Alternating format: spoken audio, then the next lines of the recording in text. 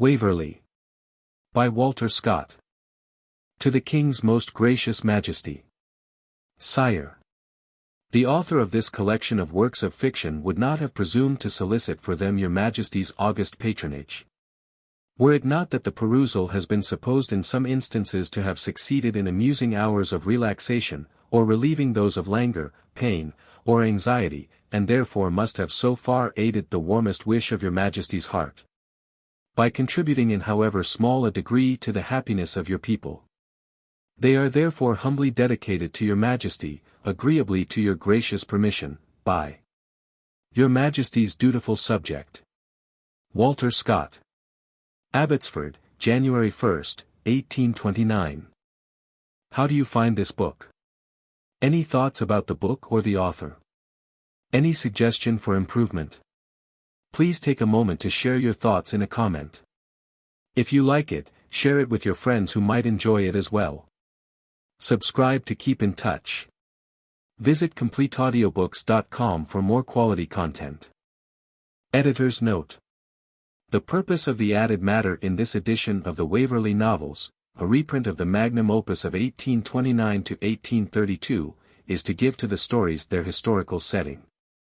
By stating the circumstances in which they were composed and made their first appearance. Sir Walter's own delightful introductions, written hastily, as Lockhart says, and with a failing memory, have occasionally been corrected by Lockhart himself. His Life of Scott must always be our first and best source, but fragments of information may be gleaned from Sir Walter's unpublished correspondence. The editor owes to the kindness of Mrs. Maxwell Scott permission to examine the 24 large volumes of letters to Sir Walter, and some other manuscripts, which are preserved at Abbotsford.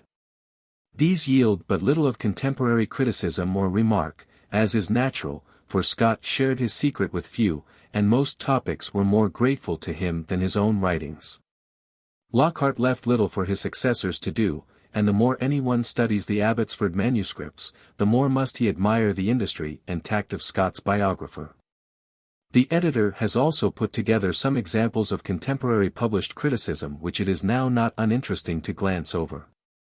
In selecting these he has been aided by the kindness of Mrs. Ogilby. From the Abbotsford manuscripts and other sources he has added notes on points which have become obscure by lapse of time. He has especially to thank, for their courteous and ready assistance, Lady Napier and Ettrick, who lent him Sir Walter's letters to her kinswoman, the Marchioness of Abercorn, Mr. David Douglas, the editor and publisher of Scott's Journal, who has generously given the help of his antiquarian knowledge, and Mr. David Macritchie, who permitted him to use the corrected proofs of Red Gauntlet. Andrew Lang. Advertisement to the Waverley novels. It has been the occasional occupation of the author of Waverley, for several years past, to revise and correct the voluminous series of novels which pass under that name, in order that, if they should ever appear as his avowed productions, he might render them in some degree deserving of a continuance of the public favour with which they have been honoured ever since their first appearance. For a long period, however, it seemed likely that the improved and illustrated edition which he meditated would be a posthumous publication. But the course of the events which occasioned the disclosure of the author's name having, in a great measure, restored to him a sort of parental control over these works, he is naturally induced to give them to the press in a corrected, and, he hopes, an improved form, while life and health permit the task of revising and illustrating them. Such being his purpose, it is necessary to say a few words on the plan of the proposed edition. In stating it to be revised and corrected, it is not to be inferred that any attempt is made to alter the tenor of the stories, the character of the actors, or the spirit of the dialogue. There is no doubt ample room for emendation in all these points, but where the tree falls it must lie. Any attempt to obviate criticism, however just, by altering a work already in the hands of the public is generally unsuccessful. In the most improbable fiction, the reader still desires some air of vraisemblance, and does not relish that the incidents of a tale familiar to him should be altered to suit the taste of critics, or the caprice of the author himself. This process of feeling is so natural, that it may be observed even in children, who cannot endure that a nursery story should be repeated to them differently from the manner in which it was first told. But without altering, in the slightest degree, either the story or the mode of telling it, the author has taken this opportunity to correct errors of the press and slips of the pen. That such should exist cannot be wondered at, when it is considered that the publishers found it their interest to hurry through the press a succession of the early editions of the various novels, and that the author had not the usual opportunity of revision. It is hoped that the present edition will be found free from errors of that accidental kind. The author has also ventured to make some emendations of a different character, which, without being such apparent deviations from the original stories as to disturb the reader's old associations, will, he thinks, add something to the spirit of the dialogue, narrative, or description. These consist in occasional pruning where the language is redundant, compression where the style is loose, infusion of vigor where it is languid, the exchange of less forcible for more appropriate epithets, slight alterations in short. Like the last touches of an artist, which contribute to heighten and finish the picture, though an inexperienced eye can hardly detect in what they consist. The general preface to the new edition, and the introductory notices to each separate work, will contain an account of such circumstances attending the first publication of the novels and tales as may appear interesting in themselves, or proper to be communicated to the public. The author also proposes to publish, on this occasion, the various legends, family traditions, or obscure historical facts which have formed the groundwork of these novels, and to give some account of the places where the scenes are laid, when these are altogether, or in part, real, as well as a statement of particular incidents founded on fact, together with a more copious glossary, and notes explanatory of the ancient customs and popular superstitions referred to in the romances. Upon the whole, it is hoped that the Waverley novels, in their new dress, will not be found to have lost any part of their attractions in consequence of receiving illustrations by the author, and undergoing his careful revision. Abbotsford, January, 1829. General Preface to the Waverley Novels. And must I revel out my weaved-up follies? Richard II, Act 4. Having undertaken to give an introductory account of the compositions which are here offered to the public, with notes and illustrations, the author, under whose name they are now for the first time collected, feels that he has the delicate task of speaking more of himself and his personal concerns than may perhaps be either graceful or prudent. In this particular he runs the risk of presenting himself to the public in the relation that the dumb wife in the jest book held to her husband, when, having spent half of his fortune to obtain the cure of her imperfection, he was willing to have bestowed the other half to restore her to her former condition. But this is a risk inseparable from the task which the author has undertaken, and he can only promise to be as little of an egotist as the situation will permit. It is perhaps an indifferent sign of a disposition to keep his word, that, having introduced himself in the third person singular, he proceeds in the second paragraph to make use of the first. But it appears to him that the seeming modesty connected with the former mode of writing is overbalanced by the inconvenience of stiffness and affectation which attends it during a narrative of some length, and which may be observed less or more in every work in which the third person is used, from the commentaries of Caesar to the autobiography of Alexander the Corrector. I must refer to a very early period of my life, were I to point out my first achievements as a tale-teller. But I believe some of my old schoolfellows can still bear witness that I had a distinguished character for that talent. At a time when the applause of my companions was my recompense for the disgraces and punishments which the future romance writer incurred for being idle himself and keeping others idle, during hours that should have been employed on our tasks. The chief enjoyment of my holidays was to escape with a chosen friend, who had the same taste with myself, and alternately to recite to each other such wild adventures as we were able to devise. We told, each in turn, interminable tales of knight-errantry and battles and enchantments, which were continued from one day to another as opportunity offered, without our ever thinking of bringing them to a conclusion. As we observed a strict secrecy on the subject of this intercourse, it acquired all the character of a concealed pleasure, and we used to select for the scenes of our indulgence long walks through the solitary and romantic environs of Arthur's Seat, Salisbury Crags, Braid Hills, and similar places in the vicinity of Edinburgh. And the recollection of those holidays still forms an oasis in the pilgrimage which I have to look back upon. I have only to add, that my friend still lives, a prosperous gentleman, but too much occupied with graver business to thank me for indicating him more plainly as a confidant of my childish mystery. When boyhood advancing into youth required more serious studies and graver cares, a long illness threw me back on the kingdom of fiction, as if it were by a species of fatality. My indisposition arose, in part at least, from my having broken a blood vessel, and motion and speech were for a long time pronounced positively dangerous. For several weeks I was confined strictly to my bed, during which time I was not allowed to speak above a whisper, to eat more than a spoonful or two of boiled rice, or to have more covering than one thin counterpane. When the reader is informed that I was at this time a growing youth, with the spirits, appetite, and impatience of 15, and suffered, of course, greatly under this severe regimen, which the repeated return of my disorder rendered indispensable, he will not be surprised that I was abandoned to my own discretion, so far as reading, my almost sole amusement, was concerned, and still less so, that I abused the indulgence which left my time so much at my own disposal. There was at this time a circulating library in Edinburgh, founded, I believe, by the celebrated Allan Ramsay, which, besides containing a most respectable collection of books of every description, was, as might have been expected, peculiarly rich in works of fiction. It exhibited specimens of every kind, from the romances of chivalry and the ponderous folios of Cyrus and Cassandra, down to the most approved works of later times. I was plunged into this great ocean of reading without compass or pilot. And, unless when someone had the charity to play at chess with me, I was allowed to do nothing save read from morning to night.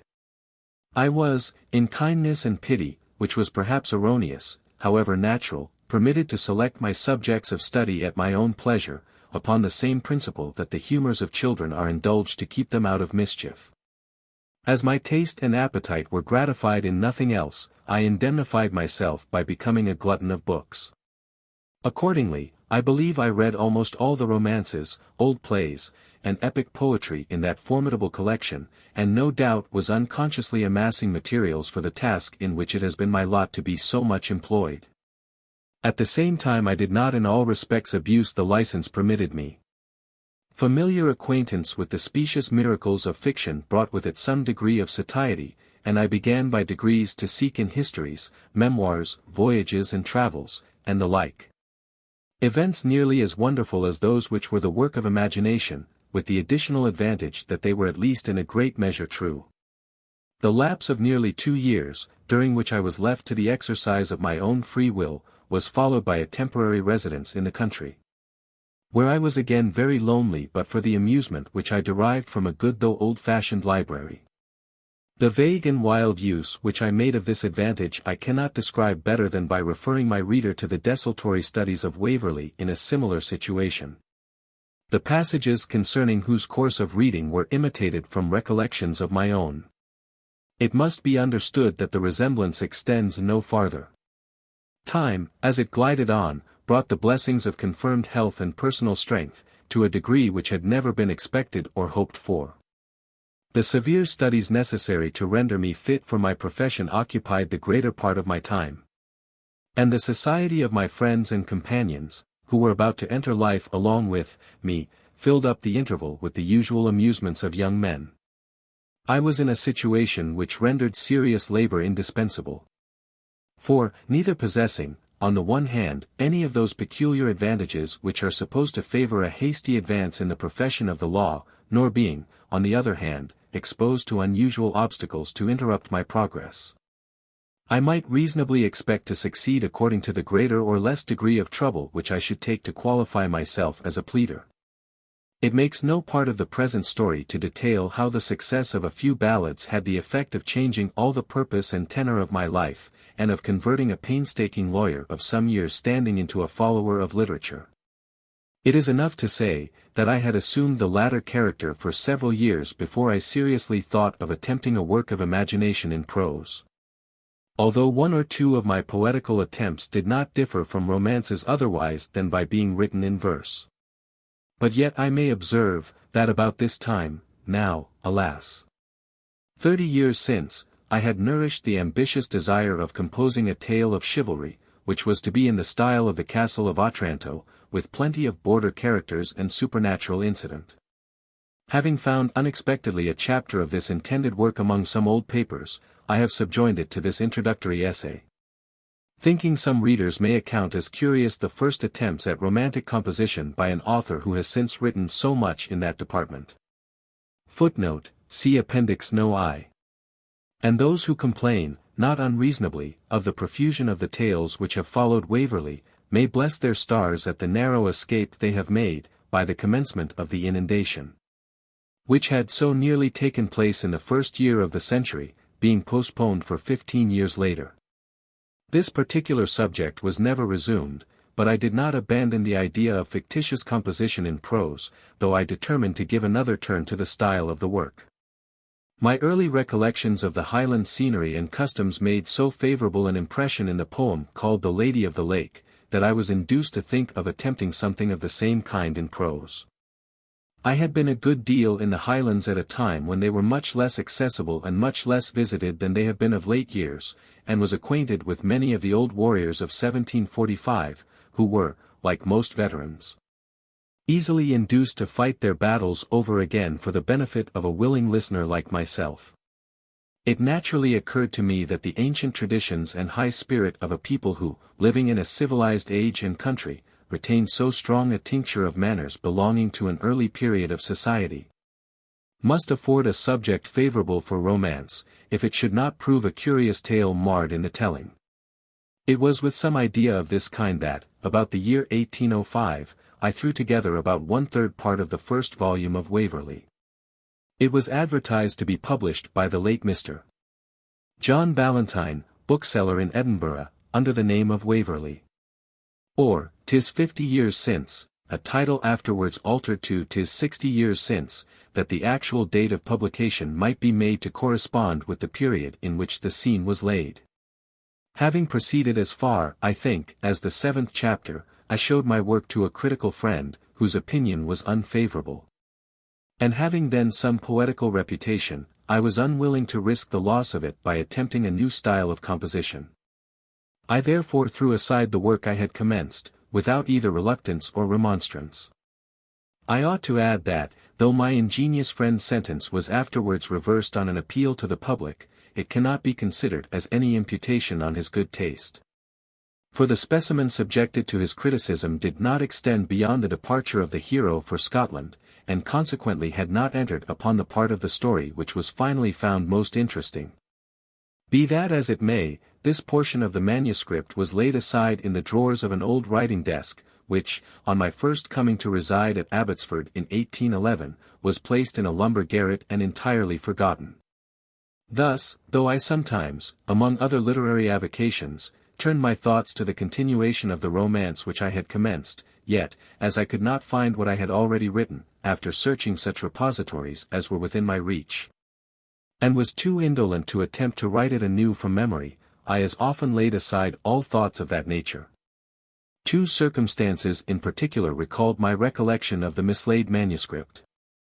The first was the extended and well-merited fame of Miss Edgeworth, whose Irish characters have gone so far to make the English familiar with the character of their gay and kind-hearted neighbours of Ireland, that she may be truly said to have done more towards completing the Union than perhaps all the legislative enactments by which it has been followed up. Without being so presumptuous as to hope to emulate the rich humour, pathetic tenderness, and admirable tact which pervade the works of my accomplished friend, I felt that something might be attempted for my own country, of the same kind with that which Miss Edgeworth so fortunately achieved for Ireland, something which might introduce her natives to those of the sister kingdom in a more favourable light than they had been placed hitherto, and tend to procure sympathy for their virtues and indulgence for their foibles. I thought also, that much of what I wanted in talent might be made up by the intimate acquaintance with the subject which I could lay claim to possess, as having travelled through most parts of Scotland, both Highland and Lowland. Having been familiar with the elder as well as more modern race, and having had from my infancy free and unrestrained communication with all ranks of my countrymen, from the Scottish peer to the Scottish ploughman. Such ideas often occurred to me, and constituted an ambitious branch of my theory, however far short I may have fallen of it in practice. But it was not only the triumphs of Miss Edgeworth which worked in me emulation, and disturbed my indolence. I chanced actually to engage in a work which formed a sort of essay piece, and gave me hope that I might in time become free of the craft of romance writing, and be esteemed a tolerable workman. In the year 1807 to 2008 I undertook, at the request of John Murray, Esq., of Albemarle Street, to arrange for publication some posthumous productions of the late Mr. Joseph Strutt, distinguished as an artist and an antiquary, amongst which was an unfinished romance, entitled Queen Who Hall. The scene of the tale was laid in the reign of Henry VI, and the work was written to illustrate the manners, customs, and language of the people of England during that period. The extensive acquaintance which Mr. Strutt had acquired with such subjects in compiling his laborious Horta Angelsinen, his regal and ecclesiastical antiquities, and his essay on the sports and pastimes of the people of England had rendered him familiar with all the antiquarian lore necessary for the purpose of composing the projected romance. And although the manuscript bore the marks of hurry and incoherence natural to the first rough draft of the author, it evinced, in my opinion, considerable powers of imagination. As the work was unfinished, I deemed it my duty, as editor, to supply such a hasty and inartificial conclusion as could be shaped out from the story, of which Mr. Strutt had laid the foundation. This concluding chapter, footnote, see Appendix No. 2, is also added to the present introduction, for the reason already mentioned regarding the preceding fragment. It was a step in my advance towards romantic composition. And to preserve the traces of these is in a great measure the object of this essay. Queen Who Hall was not, however, very successful.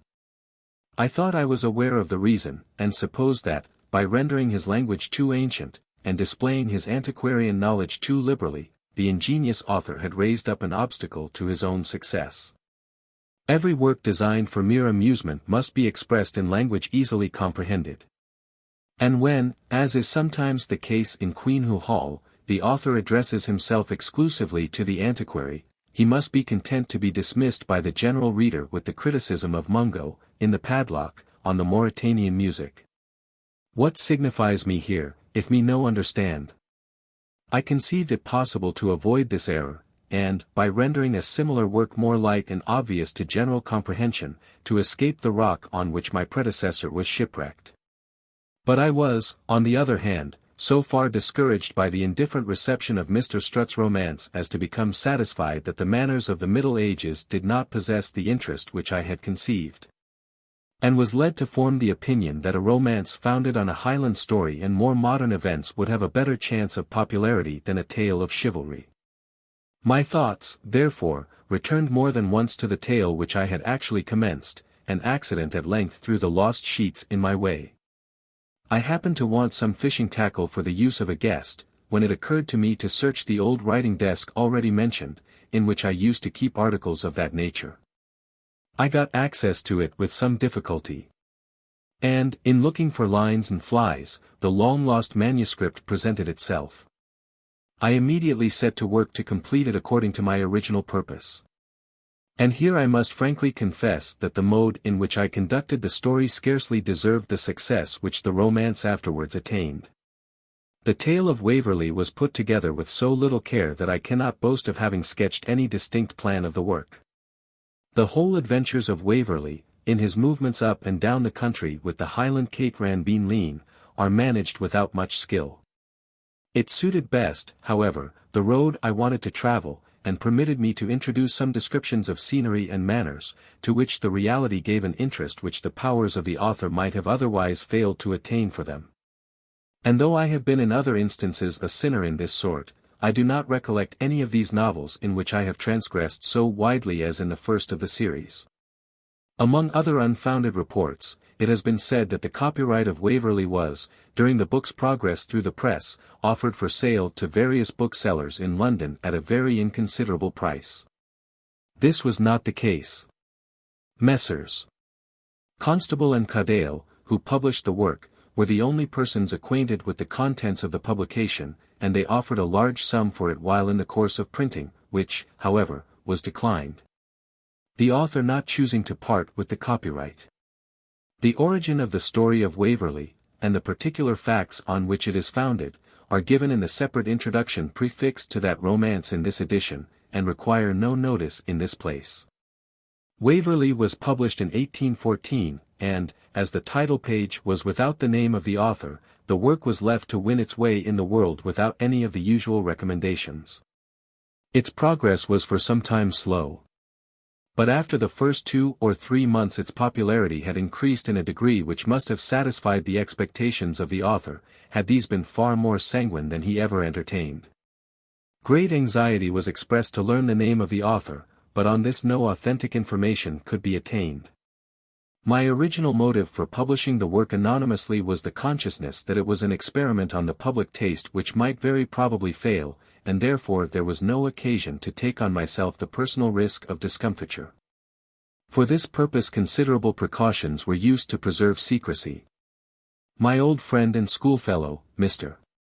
James Ballantyne, who printed these novels, had the exclusive task of corresponding with the author, who thus had not only the advantage of his professional talents, but also of his critical abilities.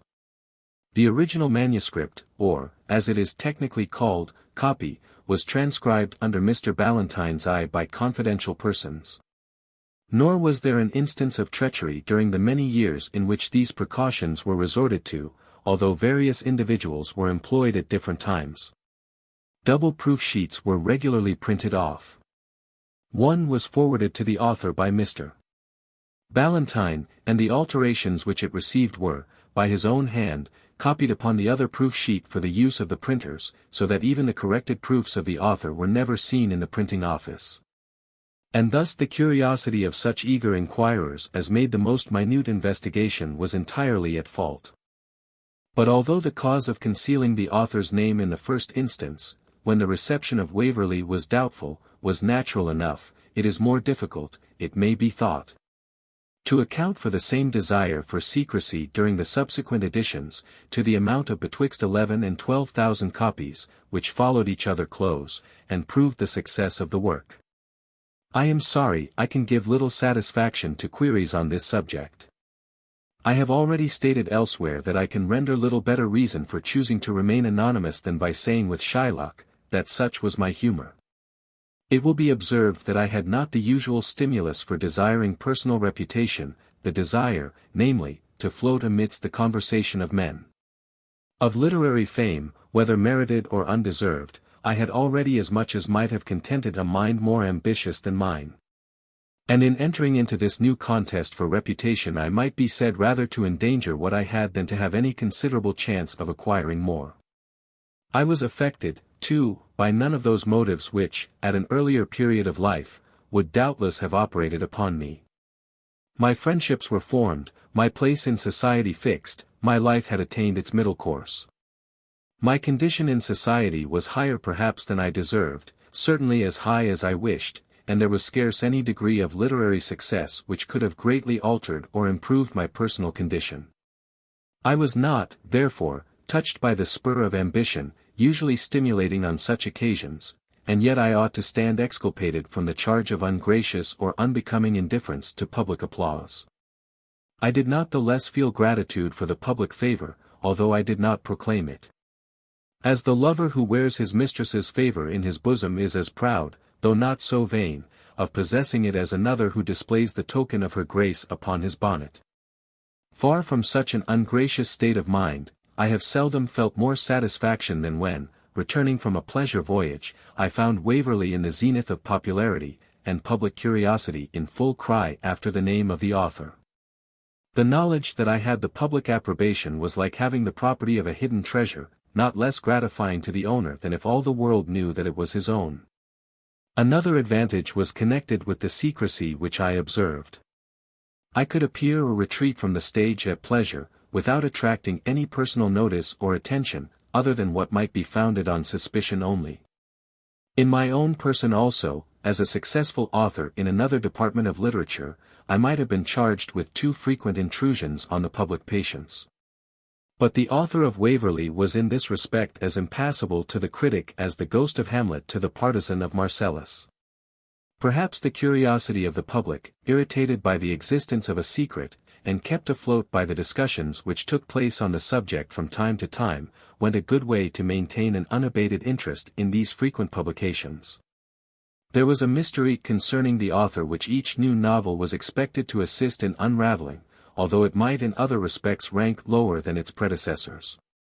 I may perhaps be thought guilty of affectation, should I allege as one reason of my silence a secret dislike to enter on personal discussions concerning my own literary labors.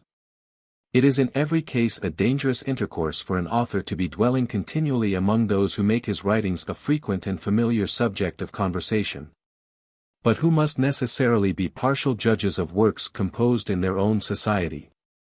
The habits of self-importance which are thus acquired by authors are highly injurious to a well-regulated mind. For the cup of flattery, if it does not, like that of Circe, reduce men to the level of beasts, is sure, if eagerly drained, to bring the best and the ablest down to that of fools. This risk was in some degree prevented by the mask which I wore. And my own stores of self-conceit were left to their natural course, without being enhanced by the partiality of friends or adulation of flatterers. If I am asked further reasons for the conduct I have long observed, I can only resort to the explanation supplied by a critic as friendly as he is intelligent. Namely, that the mental organization of the novelist must be characterized, to speak craniologically, by an extraordinary development of the passion for delicatessen. I the rather suspect some natural disposition of this kind. For, from the instant I perceived the extreme curiosity manifested on the subject, I felt a secret satisfaction in baffling it, for which, when its unimportance is considered, I do not well know how to account. My desire to remain concealed, in the character of the author of these novels, subjected me occasionally to awkward embarrassments, as it sometimes happened that those who were sufficiently intimate with me would put the question in direct terms. In this case, only one of three courses could be followed. Either I must have surrendered my secret, or have returned an equivocating answer, or, finally, must have stoutly and boldly denied the fact. The first was a sacrifice which I conceived no one had a right to force from me, since I alone was concerned in the matter. The alternative of rendering a doubtful answer must have left me open to the degrading suspicion that I was not unwilling to assume the merit, if there was any, which I dared not absolutely lay claim to. Or those who might think more justly of me must have received such an equivocal answer as an indirect avowal. I therefore considered myself entitled, like an accused person put upon trial, to refuse giving my own evidence to my own conviction, and flatly to deny all that could not be proved against me. At the same time I usually qualified my denial by stating that, had I been the author of these works, I would have felt myself quite entitled to protect my secret by refusing my own evidence, when it was asked for to accomplish a discovery of what I desired to conceal. The real truth is, that I never expected or hoped to disguise my connection with these novels from anyone who lived on terms of intimacy with me. The number of coincidences which necessarily existed between narratives recounted, modes of expression, and opinions broached in these tales and such as were used by their author in the intercourse of private life must have been far too great to permit any of my familiar acquaintances to doubt the identity betwixt their friend and the author of Waverley. And I believe they were all morally convinced of it. But while I was myself silent, their belief could not weigh much more with the world than that of others. Their opinions and reasoning were liable to be taxed with partiality, or confronted with opposing arguments and opinions. And the question was not so much whether I should be generally acknowledged to be the author, in spite of my own denial, as whether even my own avowal of the works, if such should be made, would be sufficient to put me in undisputed possession of that character. I have been often asked concerning supposed cases, in which I was said to have been placed on the verge of discovery. But, as I maintain my point with the composure of a lawyer of 30 years' standing, I never recollect being in pain or confusion on the subject. In Captain Medwin's Conversations of Lord Byron the reporter states himself to have asked my noble and highly gifted friend, if he was certain about these novels being Sir Walter Scott's. To which Lord Byron replied, Scott as much as owned himself the author of Waverley to me in Murray's shop. I was talking to him about that novel, and lamented that its author had not carried back the story nearer to the time of the Revolution. Scott, entirely off his guard, replied, I might have done so, but, there he stopped. It was in vain to attempt to correct himself, he looked confused, and relieved his embarrassment by a precipitate retreat. I have no recollection whatever of this scene taking place, and I should have thought that I was more likely to have laughed than to appear confused, for I certainly never hoped to impose upon Lord Byron in a case of the kind. And from the manner in which he uniformly expressed himself, I knew his opinion was entirely formed, and that any disclamations of mine would only have savoured of affectation. I do not mean to insinuate that the incident did not happen, but only that it could hardly have occurred exactly under the circumstances narrated, without my recollecting something positive on the subject. In another part of the same volume Lord Byron is reported to have expressed a supposition that the cause of my not avowing myself the author of Waverley may have been some surmise that the reigning family would have been displeased with the work. I can only say, it is the last apprehension I should have entertained, as indeed the inscription to these volumes sufficiently proves. The sufferers of that melancholy period have, during the last and present reign, been honoured both with the sympathy and protection of the reigning family, whose magnanimity can well pardon a sigh from others, and bestow one themselves. To the memory of brave opponents, who did nothing in hate, but all in honour. While those who were in habitual intercourse with the real author had little hesitation in assigning the literary property to him, others, and those critics of no mean rank, employed themselves in investigating with persevering patience any characteristic features which might seem to betray the origin of these novels. Amongst these, one gentleman, equally remarkable for the kind and liberal tone of his criticism, the acuteness of his reasoning, and the very gentlemanlike manner in which he conducted his inquiries, displayed not only powers of accurate investigation, but a temper of mind deserving to be employed on a subject of much greater importance. And I have no doubt made converts to his opinion of almost all who thought the point worthy of consideration. Footnote: Letters on the author of Waverley, Rodwell and Martin, London, 1822. Of those letters, and other attempts of the same kind, the author could not complain, though his incognito was endangered.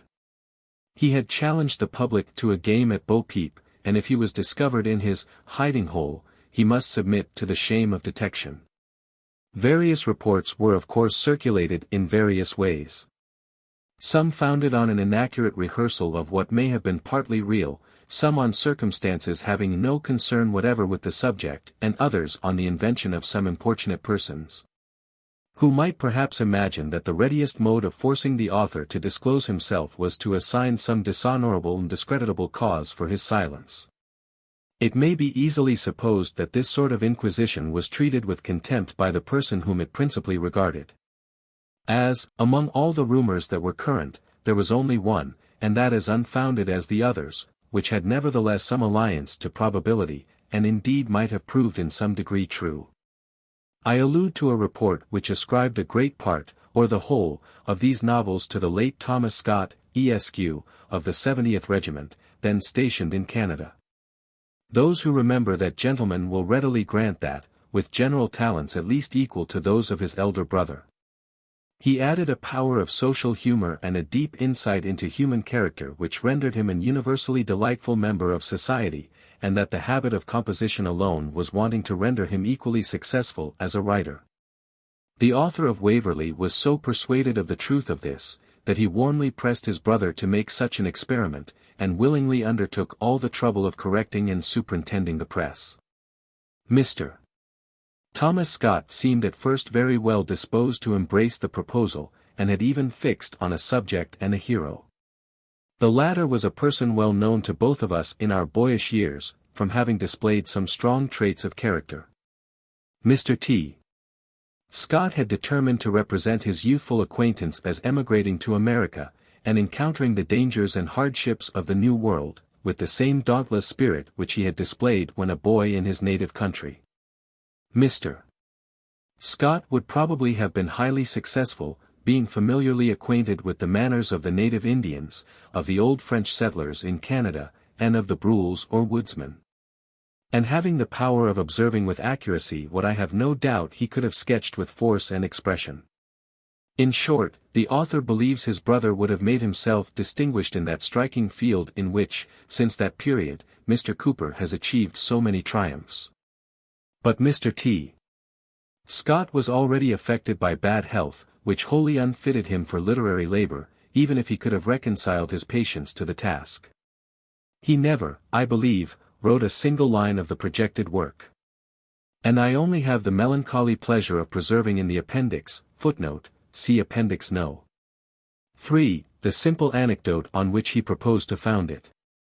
To this I may add, I can easily conceive that there may have been circumstances which gave a color to the general report of my brother being interested in these works. And in particular that it might derive strength from my having occasion to remit to him, in consequence of certain family transactions, some considerable sums of money about that period. To which it is to be added that if any person chanced to evince particular curiosity on such a subject, my brother was likely enough to divert himself with practicing on their credulity. It may be mentioned that, while the paternity of these novels was from time to time warmly disputed in Britain, the foreign booksellers expressed no hesitation on the matter, but affixed my name to the whole of the novels. And to some besides to which I had no claim. The volumes, therefore, to which the present pages form a preface are entirely the composition of the author by whom they are now acknowledged, with the exception, always, of avowed quotations.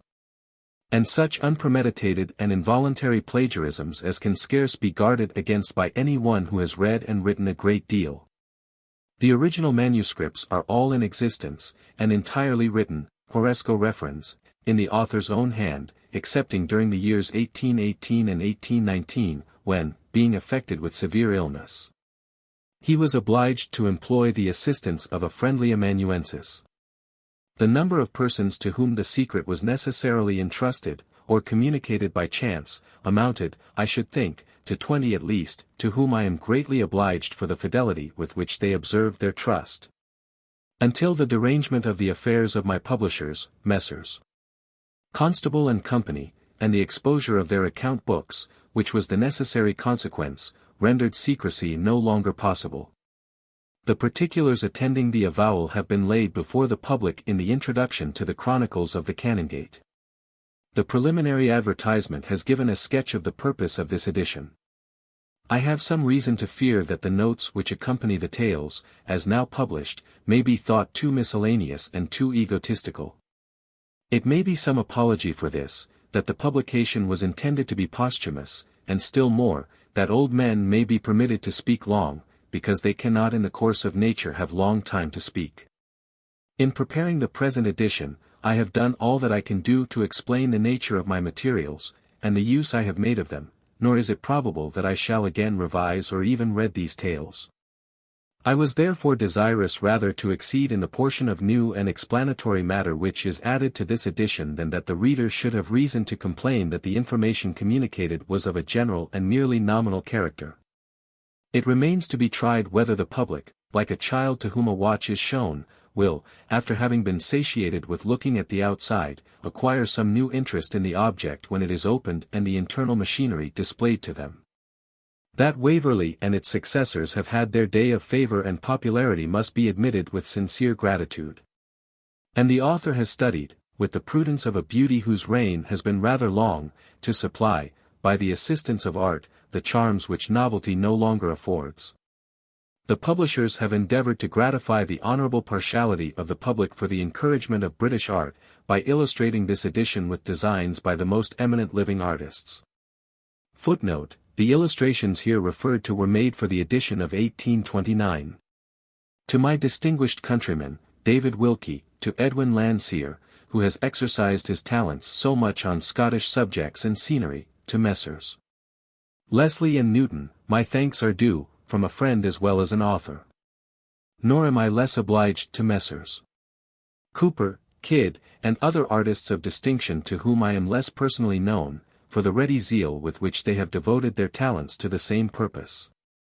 Farther explanation respecting the edition is the business of the publishers, not of the author, and here, therefore, the latter has accomplished his task of introduction and explanation. If, like a spoiled child, he has sometimes abused or trifled with the indulgence of the public, He feels himself entitled to full belief when he exculpates himself from the charge of having been at any time insensible of their kindness. Abbotsford, January 1, 1829. Appendix. No. Fragment of a romance which was to have been entitled Thomas the Rhymer. It is not to be supposed that these fragments are given as possessing any intrinsic value of themselves. But there may be some curiosity attached to them, as to the first etchings of a plate, which are accounted interesting by those who have, in any degree, been interested in the more finished works of the artist. Chapter 1. The sun was nearly set behind the distant mountains of Liddesdale, when a few of the scattered and terrified inhabitants of the village of Herseldown, which had 4 days before been burned by a predatory band of English borderers, were now busied in repairing their ruined dwellings. One high tower in the center of the village alone exhibited no appearance of devastation. It was surrounded with court walls, and the outer gate was barred and bolted. The bushes and brambles which grew around, and had even insinuated their branches beneath the gate, plainly showed that it must have been many years since it had been opened.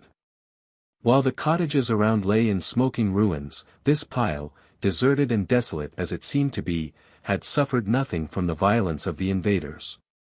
And the wretched beings who were endeavoring to repair their miserable huts against nightfall, seemed to neglect the preferable shelter which it might have afforded them, without the necessity of labor. Before the day had quite gone down, a knight, richly armed, and mounted upon an ambling hackney, rode slowly into the village. His attendants were a lady, apparently young and beautiful, who rode by his side upon a dappled palfrey. His squire, who carried his helmet and lance, and led his battle-horse, a noble steed, richly caparisoned.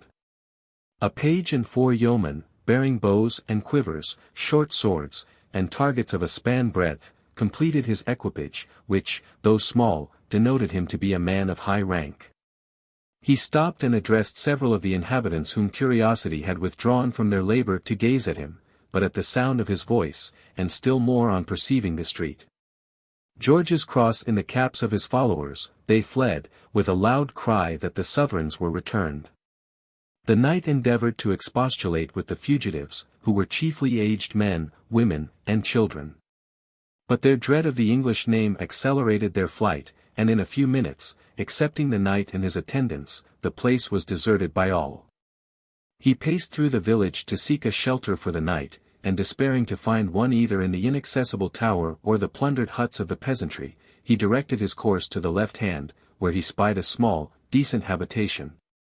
Apparently the abode of a man considerably above the common rank.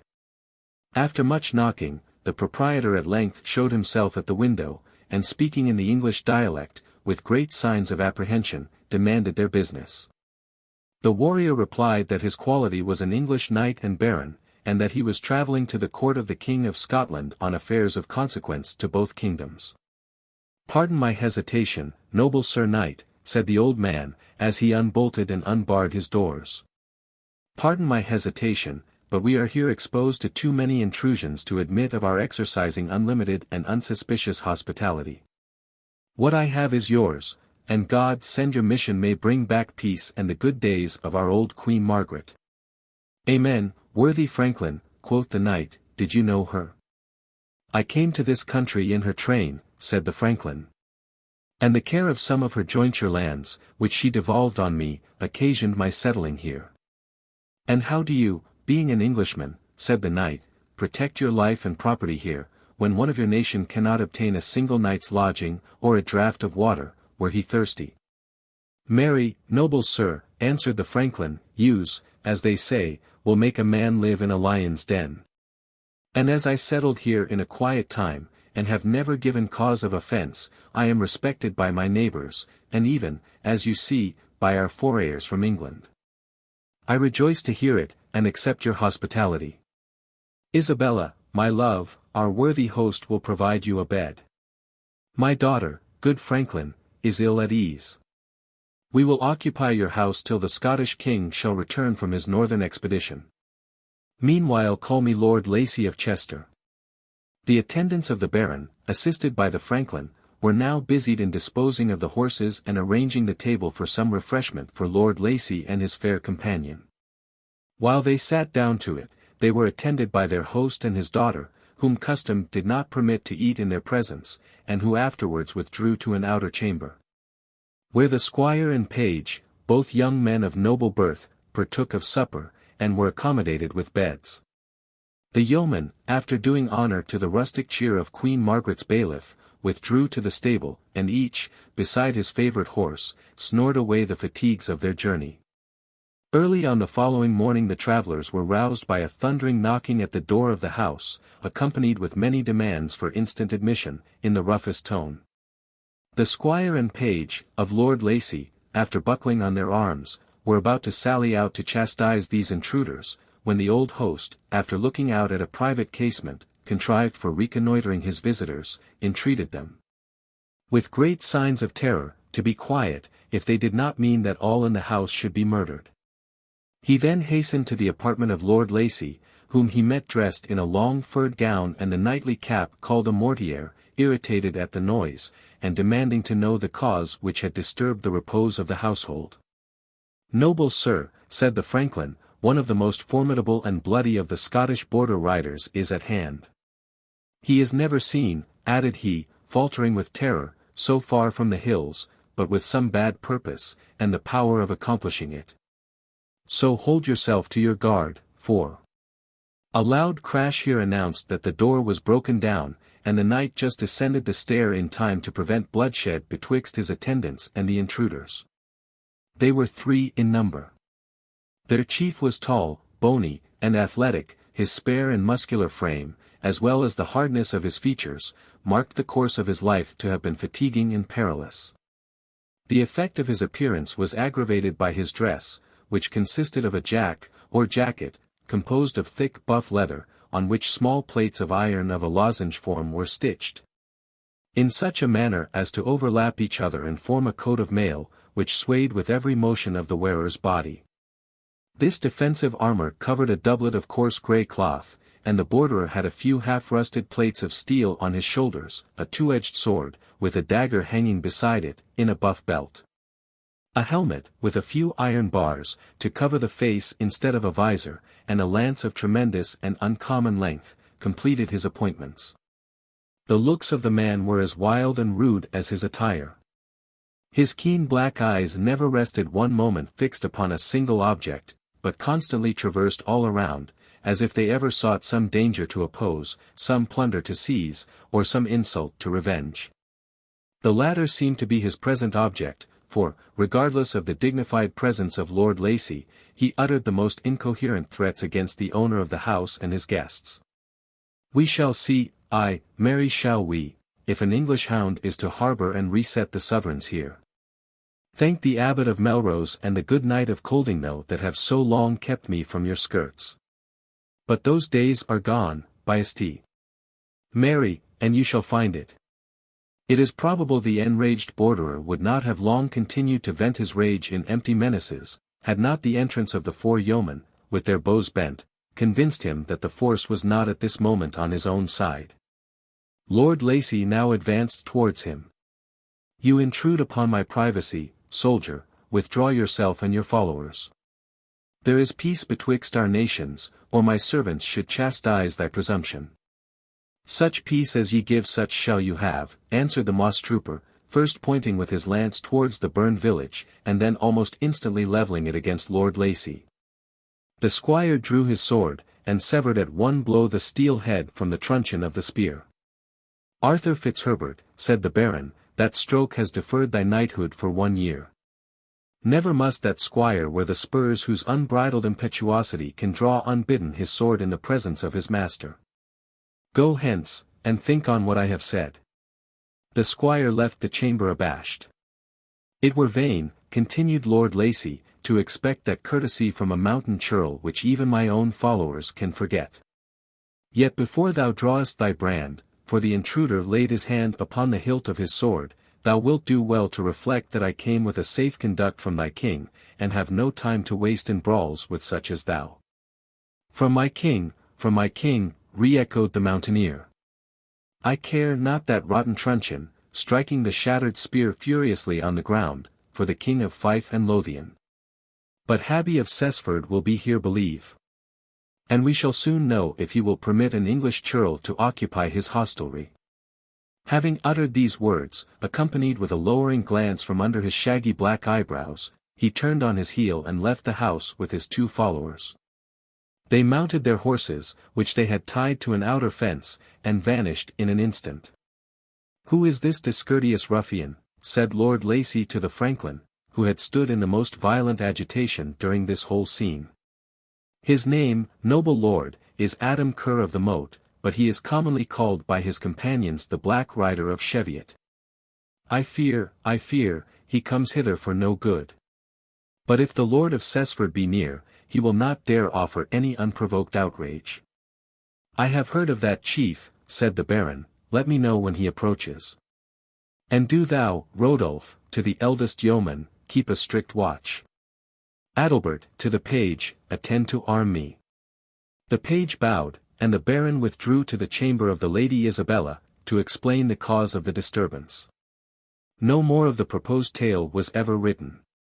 But the author's purpose was that it should turn upon a fine legend of superstition which is current in the part of the borders where he had his residence, where, in the reign of Alexander III.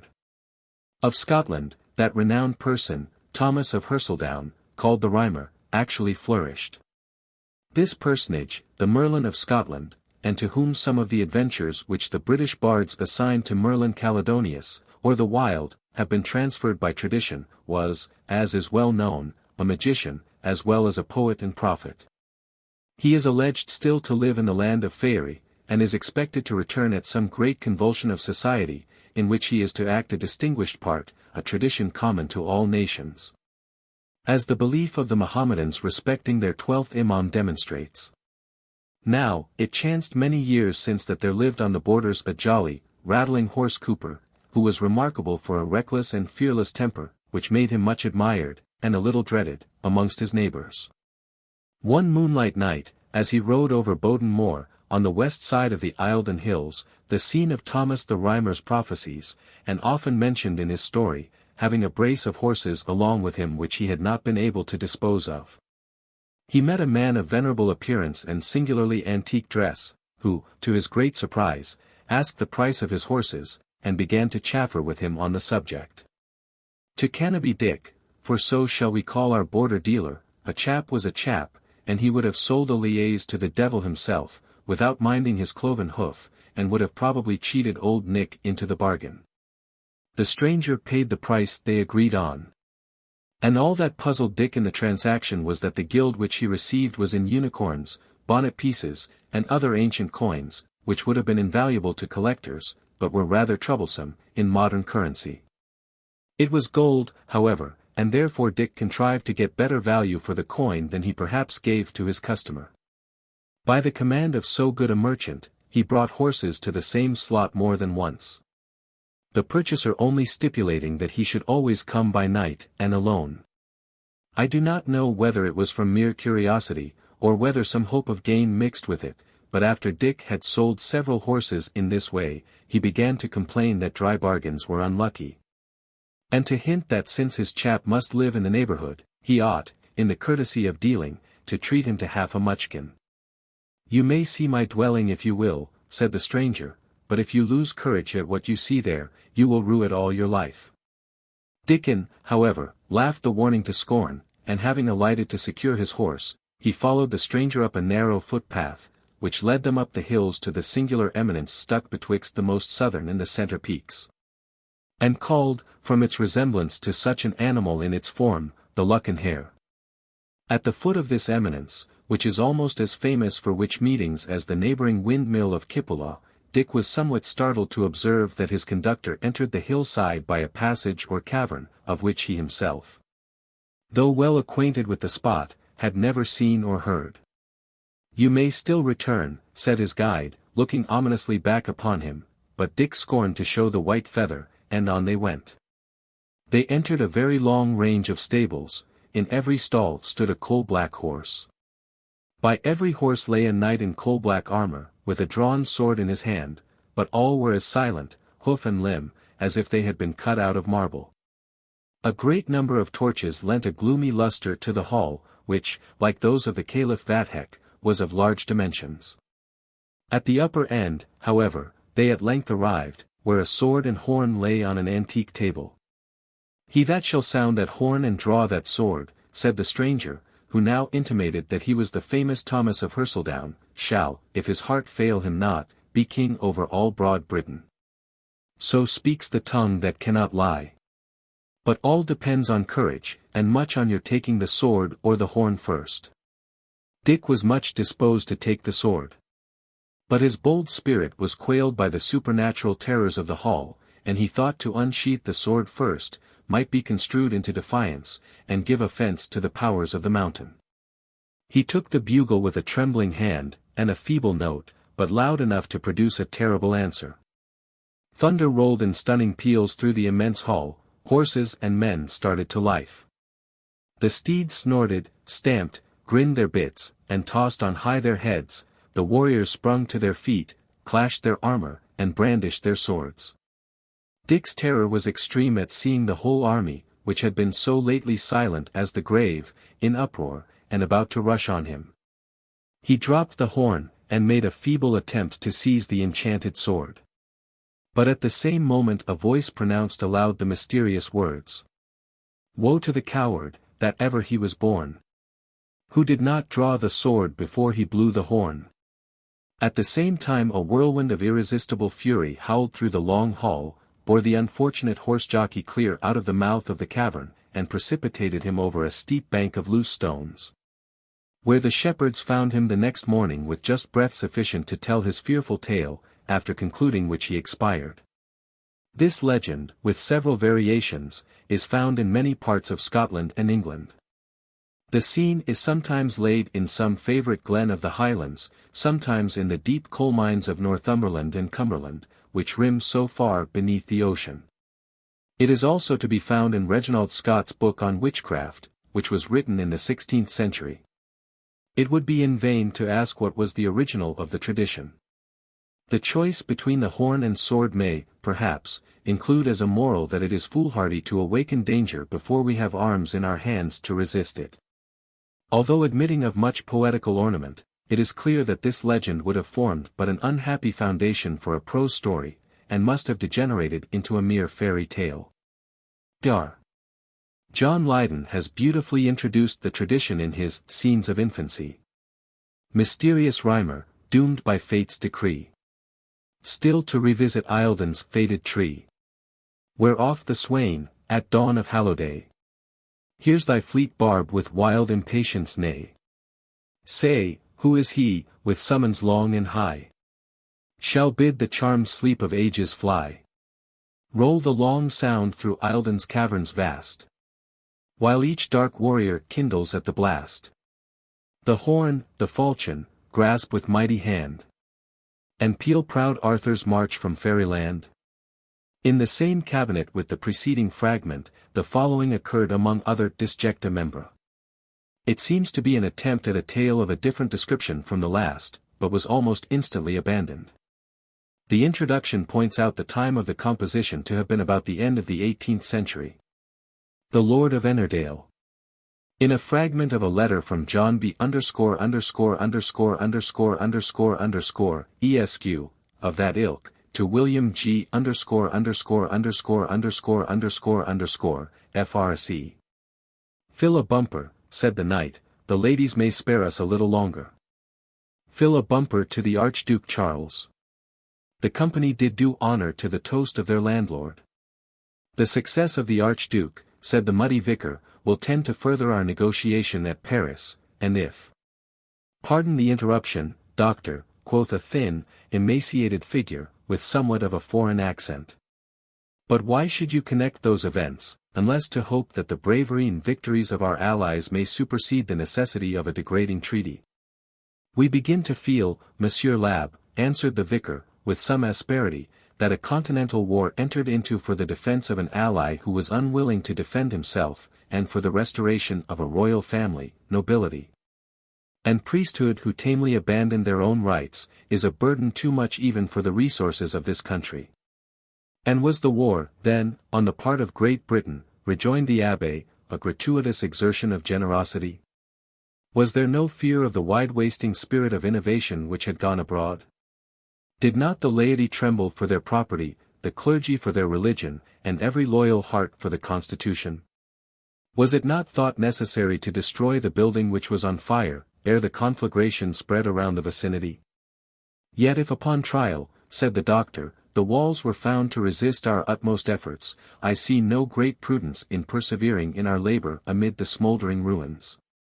What, doctor, said the baronet, must I call to your recollection your own sermon on the late general fast? Did you not encourage us to hope that the Lord of hosts would go forth with our armies, and that our enemies, who blasphemed him, should be put to shame? It may please a kind father to chasten even his beloved children, answered the vicar. I think, said a gentleman near the foot of the table, that the Covenanters made some apology of the same kind for the failure of their prophecies at the Battle of Danbar. When their mutinous preachers compelled the prudent Leslie to go down against the Philistines in Gilgal. The vicar fixed a scrutinizing and not a very complacent eye upon this intruder. He was a young man, of mean stature and rather a reserved appearance. Early and severe study had quenched in his features the gaiety peculiar to his age, and impressed upon them a premature cast of thoughtfulness. His eve had, however, retained its fire, and his gesture its animation. Had he remained silent, he would have been long unnoticed, but when he spoke, there was something in his manner which arrested attention. "Who is this young man?" said the vicar, in a low voice, to his neighbour. "A Scotchman called Maxwell, on a visit to Sir Henry," was the answer. "I thought so, from his accent and his manner," said the vicar. It may be here observed that the northern English retain rather more of the ancient hereditary aversion to their neighbours than their countrymen of the south. The interference of other disputants, each of whom urged his opinion with all the vehemence of wine and politics, rendered the summons to the drawing-room agreeable to the more sober part of the company. The company dispersed by degrees, and at length the vicar and the young Scotchman alone remained, besides the baronet, his lady, daughters, and myself. The clergyman had not, it would seem, forgot the observation which ranked him with the false prophets of Dunbar, for he addressed Mr. Maxwell upon the first opportunity. "Hem! I think, sir, you mentioned something about the civil wars of last century. You must be deeply skilled in them indeed, if you can draw any parallel betwixt those and the present evil days, daws which I am ready to maintain are the most gloomy that ever darkened the prospects of Britain. God forbid, doctor, that I should draw a comparison between the present times and those you mention. I am too sensible of the advantages we enjoy over our ancestors. Faction and ambition have introduced division among us. But we are still free from the guilt of civil bloodshed, and from all the evils which flow from it. Our foes, sir, are not those of our own household. And while we continue united and firm, from the attacks of a foreign enemy, however artful, or however inveterate, we have, I hope, little to dread. Have you found anything curious, Mr. Maxwell, among the dusty papers?" said Sir Henry, who seemed to dread a revival of political discussion. "My investigation amongst them led to reflections which I have just now hinted," said Maxwell. "And I think they are pretty strongly exemplified by a story which I have been endeavouring to arrange from some of your family manuscripts." "You are welcome to make what use of them you please," said Sir Henry. "They have been undisturbed for many a day, and I have often wished for some person as well skilled as you in these old pothooks, to tell me their meaning." "Those I just mentioned," answered Maxwell, "relate to a piece of private history savouring not a little of the marvellous, and intimately connected with your family.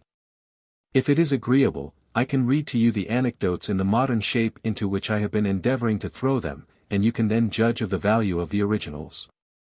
There was something in this proposal agreeable to all parties. Sir Henry had family pride, which prepared him to take an interest in whatever related to his ancestors. The ladies had dipped deeply into the fashionable reading of the present day. Lady Ratcliffe and her fair daughters had climbed every pass, viewed every pine-shrouded ruin, heard every groan, and lifted every trapdoor, in company with the noted heroine of Udolpho. They had been heard, however, to observe that the famous incident of the Black Veil singularly resembled the ancient apologue of the mountain in labour, so that they were unquestionably critics, as well as admirers. Besides all this, they had valorously mounted en croupe behind the ghostly horseman of Prague, through all his 7 translators, and followed the footsteps of More through the forest of Bohemia. Moreover, it was even hinted, but this was a greater mystery than all the rest, that a certain performance, called the Monk, in 3 neat volumes, had been seen by a prying eye in the right-hand drawer of the Indian cabinet of Lady Ratcliffe's dressing-room. Thus predisposed for wonders and signs, Lady Ratcliffe and her nymphs drew their chairs round a large blazing wood fire, and arranged themselves to listen to the tale. To that fire I also approached, moved thereunto partly by the inclemency of the season, and partly that my deafness, which you know, cousin, I acquired during my campaign under Prince Charles Edward, might be no obstacle to the gratification of my curiosity, which was awakened by what had any reference to the fate of such faithful followers of royalty as you well know the house of Ratcliffe have ever been.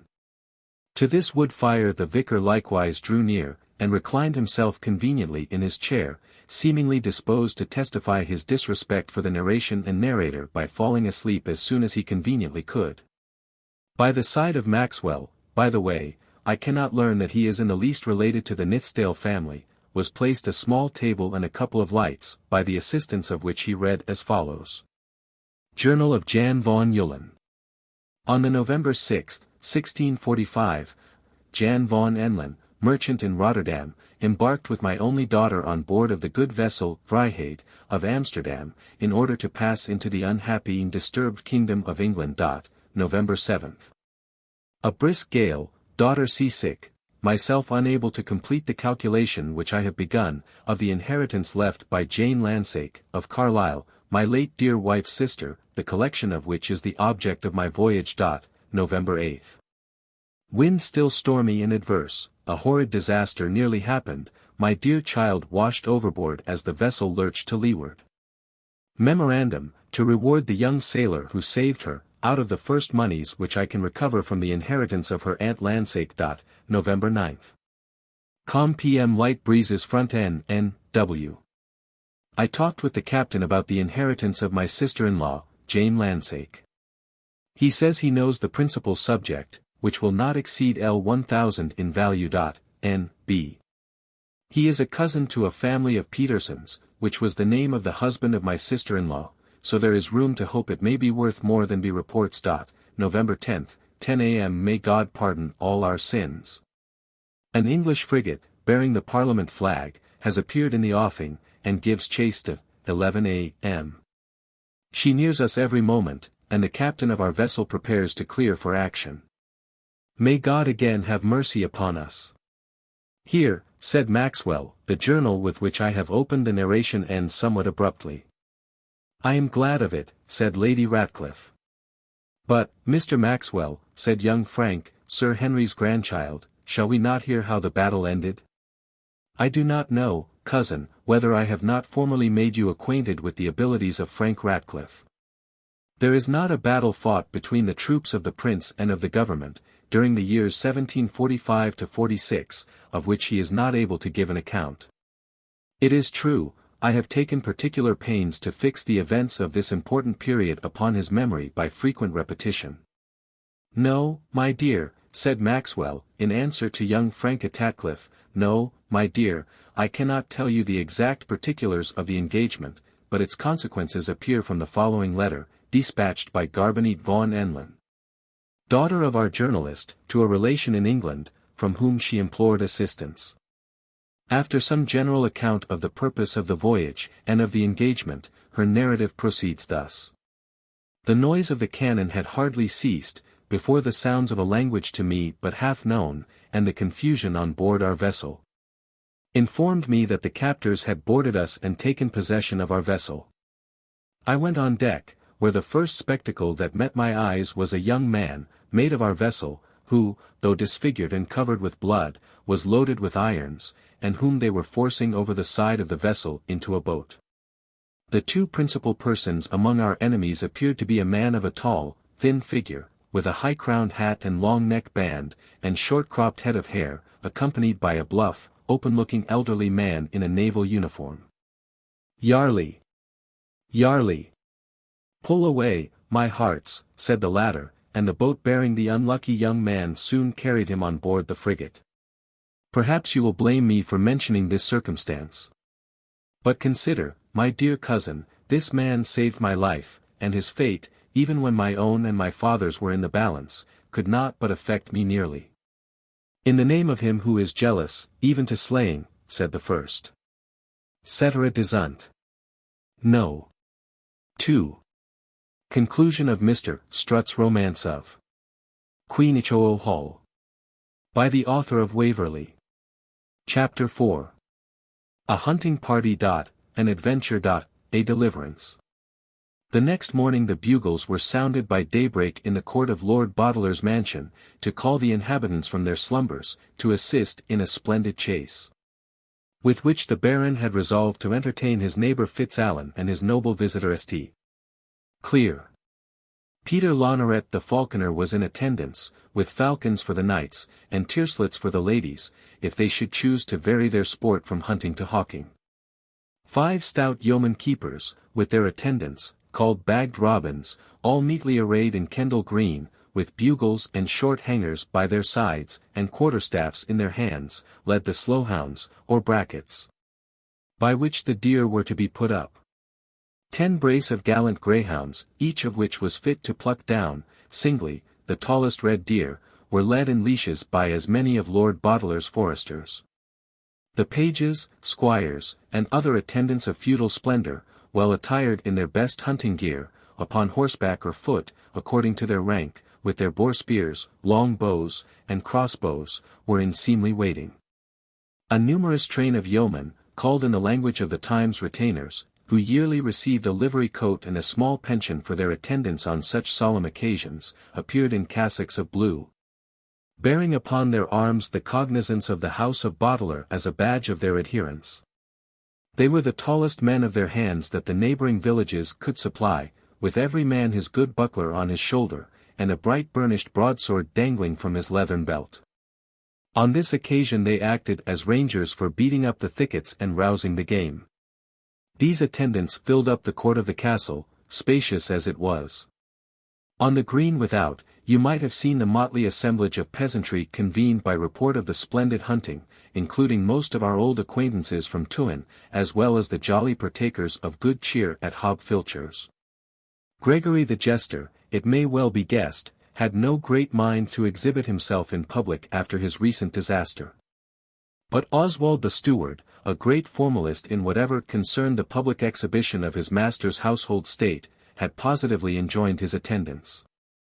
"What," quoth he, "shall the house of the brave Lord Boteler, or such a brave day as this, be without a fool? Certes, the good Lord St.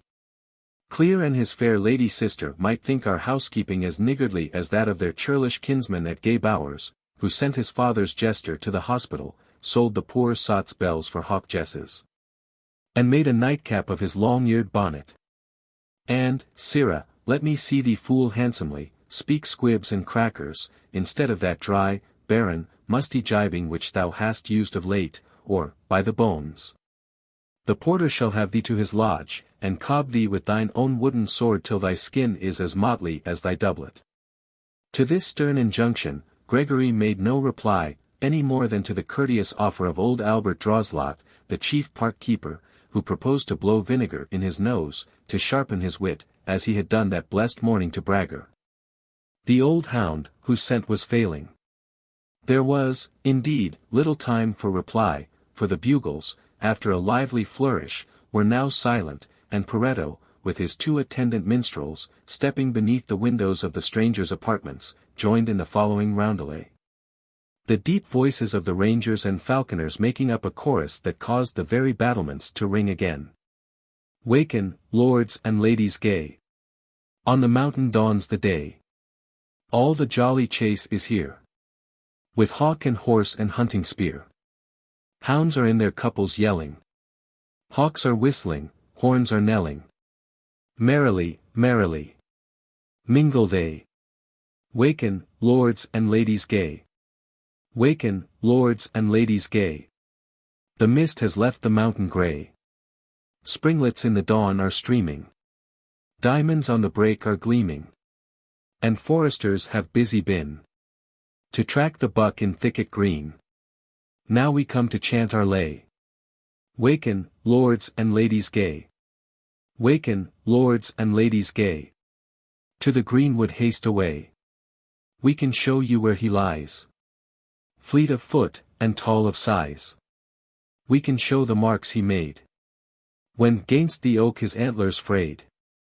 You shall see him brought to bay. Waken, lords and ladies gay. Louder, louder chant the lay.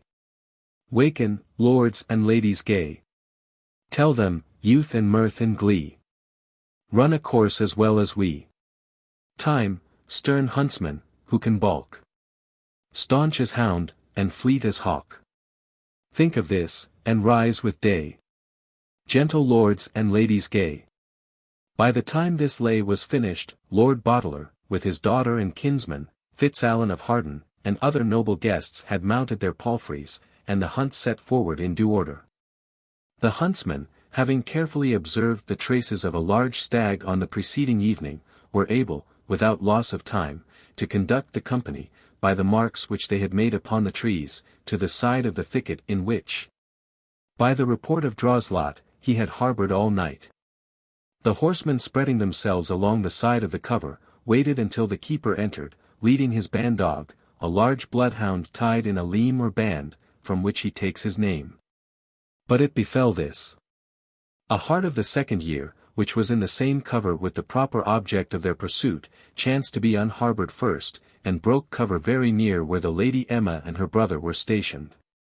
An inexperienced varlet, who was nearer to them, instantly unloosed 2 tall greyhounds, who sprung after the fugitive with all the fleetness of the north wind.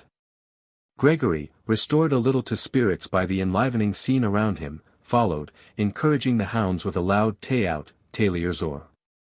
In modern phrase, tally-ho, for which he had the hearty curses of the huntsman, as well as of the baron, who entered into the spirit of the chase with all the juvenile ardour of 20. May the foul fiend, booted and spurred, ride down his bawling throat, with a scythe at his girdle, quoth Albert Draslot. Here have I been telling him that all the marks were those of a buck of the first head, and he has hollowed the hounds upon a velvet-headed nobbler. By Saint Hubert, if I break not his pate with my crossbow, may I never cast off hound more. But to it, my lords and masters.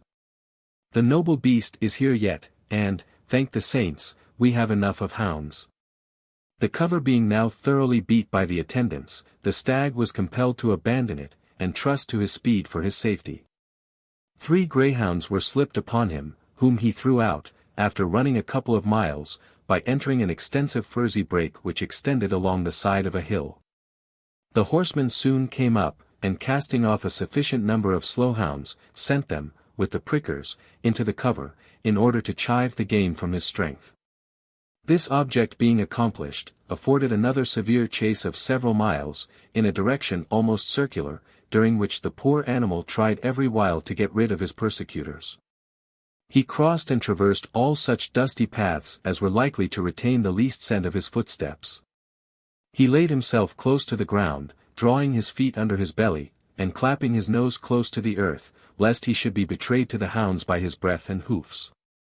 When all was in vain, and he found the hounds coming fast in upon him, his own strength failing, his mouth embossed with foam, and the tears dropping from his eyes, he turned in despair upon his pursuers, who then stood at gaze, making an hideous clamour, and awaiting their 2-footed auxiliaries. Of these, it chanced that the Lady Eleanor, taking more pleasure in the sport than Matilda, and being a less burden to her palfrey than the Lord Boteler, was the first who arrived at the spot, and taking a crossbow from an attendant, discharged a bolt at the stag. When the infuriated animal felt himself wounded, he pushed frantically towards her from whom he had received the shaft, and Lady Eleanor might have had occasion to repent of her enterprise had not young Fitzalan, who had kept near her during the whole day, at that instant galloped briskly in, and ere the stag could change his object of assault, dispatched him with his short hunting sword. Albert Droslot, who had just come up in terror for the young lady's safety, broke out into loud encomiums upon Fitzalan's strength and gallantry. "By Our Lady," said he, taking off his cap, and wiping his sunburnt face with his sleeve, "well struck, and in good time. But now, boys, doff your bonnets, and sound the mort." The sportsmen then sounded a treble mort and set up a general whoop, which, mingled with the yelping of the dogs, made the welkin ring again. The huntsman then offered his knife to Lord Boteler, that he might take the say of the deer. But the Baron courteously insisted upon Fitzalan going through that ceremony. The Lady Matilda was now come up, with most of the attendants, and the interest of the chase being ended, it excited some surprise that neither St. Clear nor his sister made their appearance. The Lord Boteler commanded the horns again to sound the reck heat, in hopes to call in the stragglers, and said to Fitzalan, "Methinks St. Clear, so distinguished for service in war, should have been more forward in the chase." "I trow," said Peter Lonoret, "I know the reason of the noble lord's absence. For when that moon calf, Gregory, hallooed the dogs upon the nobbler, and galloped like a green hilding, as he is, after them, I saw the Lady Emma's palfrey follow apace after that varlet, who should be trashed for overrunning. And I think her noble brother has followed her, lest she should come to harm. But here, by the rood, is Gregory to answer for himself." At this moment Gregory entered the circle which had been formed round the deer, out of breath, and his face covered with blood. He kept for some time uttering inarticulate cries of "Harrow!" and "Well away!" and other exclamations of distress and terror, pointing all the while to a thicket at some distance from the spot where the deer had been killed. "By my honour," said the Baron, "I would gladly know who has dared to array the poor knave thus, and I trust he should dearly abye his utter credence, were he the best, save one, in England." Gregory, who had now found more breath, cried, "Help, and ye be men. Save Lady Emma and her brother, whom they are murdering in Brockenhurst thicket." This put all in motion. Lord Boteler hastily commanded a small party of his men to abide for the defence of the ladies, while he himself, Fitzalan, and the rest made what speed they could towards the thicket, guided by Gregory, who for that purpose was mounted behind Fabian. Pushing through a narrow path, the first object they encountered was a man of small stature lying on the ground, mastered and almost strangled by two dogs, which were instantly recognized to be those that had accompanied Gregory. A little farther was an open space, where lay 3 bodies of dead or wounded men. Beside these was Lady Emma, apparently lifeless, her brother and a young forester bending over and endeavouring to recover her. By employing the usual remedies, this was soon accomplished, while Lord Boteler, astonished at such a scene, anxiously inquired at St. Clear the meaning of what he saw, and whether more danger was to be expected. "For the present, I trust not," said the young warrior, who they now observed was slightly wounded, "but I pray you, of your nobleness, let the woods here be searched. For we were assaulted by 4 of these base assassins, and I see 3 only on the sward." The attendants now brought forward the person whom they had rescued from the dogs, and Henry, with disgust, shame, and astonishment, recognized his kinsman, Gaston Street Clear. This discovery he communicated in a whisper to Lord Boteler, who commanded the prisoner to be conveyed to Queenhoo Hall and closely guarded. Meanwhile he anxiously inquired of young Street Clear about his wound. "A scratch, a trifle," cried Henry. "I am in less haste to bind it than to introduce to you one without whose aid that of the leech would have come too late. Where is he? Where is my brave deliverer?" "Here, most noble lord," said Gregory, sliding from his palfrey and stepping forward, ready to receive the guerdon which your bounty would heap on him. "Truly, friend Gregory," answered the young warrior, "thou shalt not be forgotten. For thou didst run speedily and roar manfully for aid, without which, I think verily, we had not received it. But the brave forester who came to my rescue when these 3 ruffians had nigh overpowered me, where is he?" Every one looked around. But though all had seen him on entering the thicket, he was not now to be found. They could only conjecture that he had retired during the confusion occasioned by the detention of Gaston. "Seek not for him," said the Lady Emma, who had now in some degree recovered her composure, "he will not be found of mortal, unless at his own season. The Baron, convinced from this answer that her terror had, for the time, somewhat disturbed her reason, forbore to question her. And Matilda and Eleanor, to whom a message had been dispatched with the result of this strange adventure, arriving, they took the Lady Emma between them, and all in a body returned to the castle.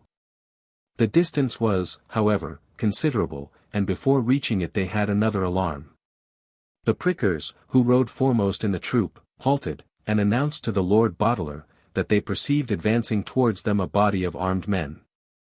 The followers of the Baron were numerous, but they were arrayed for the chase, not for battle. And it was with great pleasure that he discerned, on the pennon of the advancing body of men-at-arms, instead of the cognizance of Gaston, as he had some reason to expect, the friendly bearings of Fitz-Osborne of Diggswell. The same young lord who was present at the May games with Fitz-Alan of Marton. The knight himself advanced, sheathed in armour, and, without raising his visor, informed Lord Boteler, that having heard of a base attempt made upon a part of his train by ruffianly assassins, he had mounted and armed a small party of his retainers, to escort them to Queenhoo Hall. Having received and accepted an invitation to attend them thither, they prosecuted their journey in confidence and security, and arrived safe at home without any further accident. Chapter 5. Investigation of the Adventure of the Hunting. A Discovery. Gregory's Manhood. Fate of Gaston St. Clair. Conclusion. So soon as they arrived at the princely mansion of Boteler, the Lady Emma craved permission to retire to her chamber, that she might compose her spirits after the terror she had undergone. Henry St. Clair, in a few words, proceeded to explain the adventure to the curious audience. I had no sooner seen my sister's palfrey, in spite of her endeavours to the contrary, entering with spirit into the chase set on foot by the worshipful Gregory than I rode after to give her assistance. So long was the chase that when the greyhounds pulled down the knobbler, we were out of hearing of your bugles. And having rewarded and coupled the dogs, I gave them to be led by the jester, and we wandered in quest of our company, whom, it would seem, the sport had led in a different direction. At length, passing through the thicket where you found us, I was surprised by a crossbow bolt whizzing past mine head. I drew my sword and rushed into the thicket, but was instantly assailed by 2 ruffians, while other 2 made towards my sister and Gregory.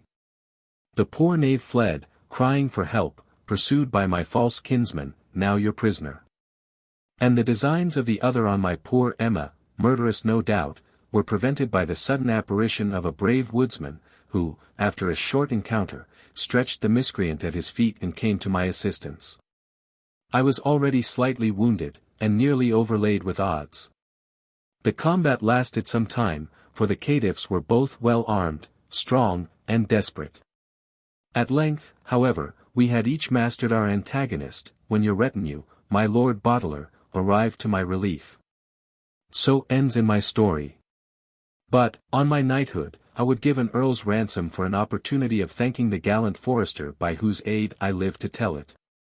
Fear not, said Lord Boteler, he shall be found if this or the 4 adjacent counties hold him. And now Lord Fitz-Osborne will be pleased to doff the armour he has so kindly assumed for our sakes, and we will all bound ourselves for the banquet. When the hour of dinner approached, the Lady Matilda and her cousin visited the chamber of the fair Darcy. They found her in a composed but melancholy posture.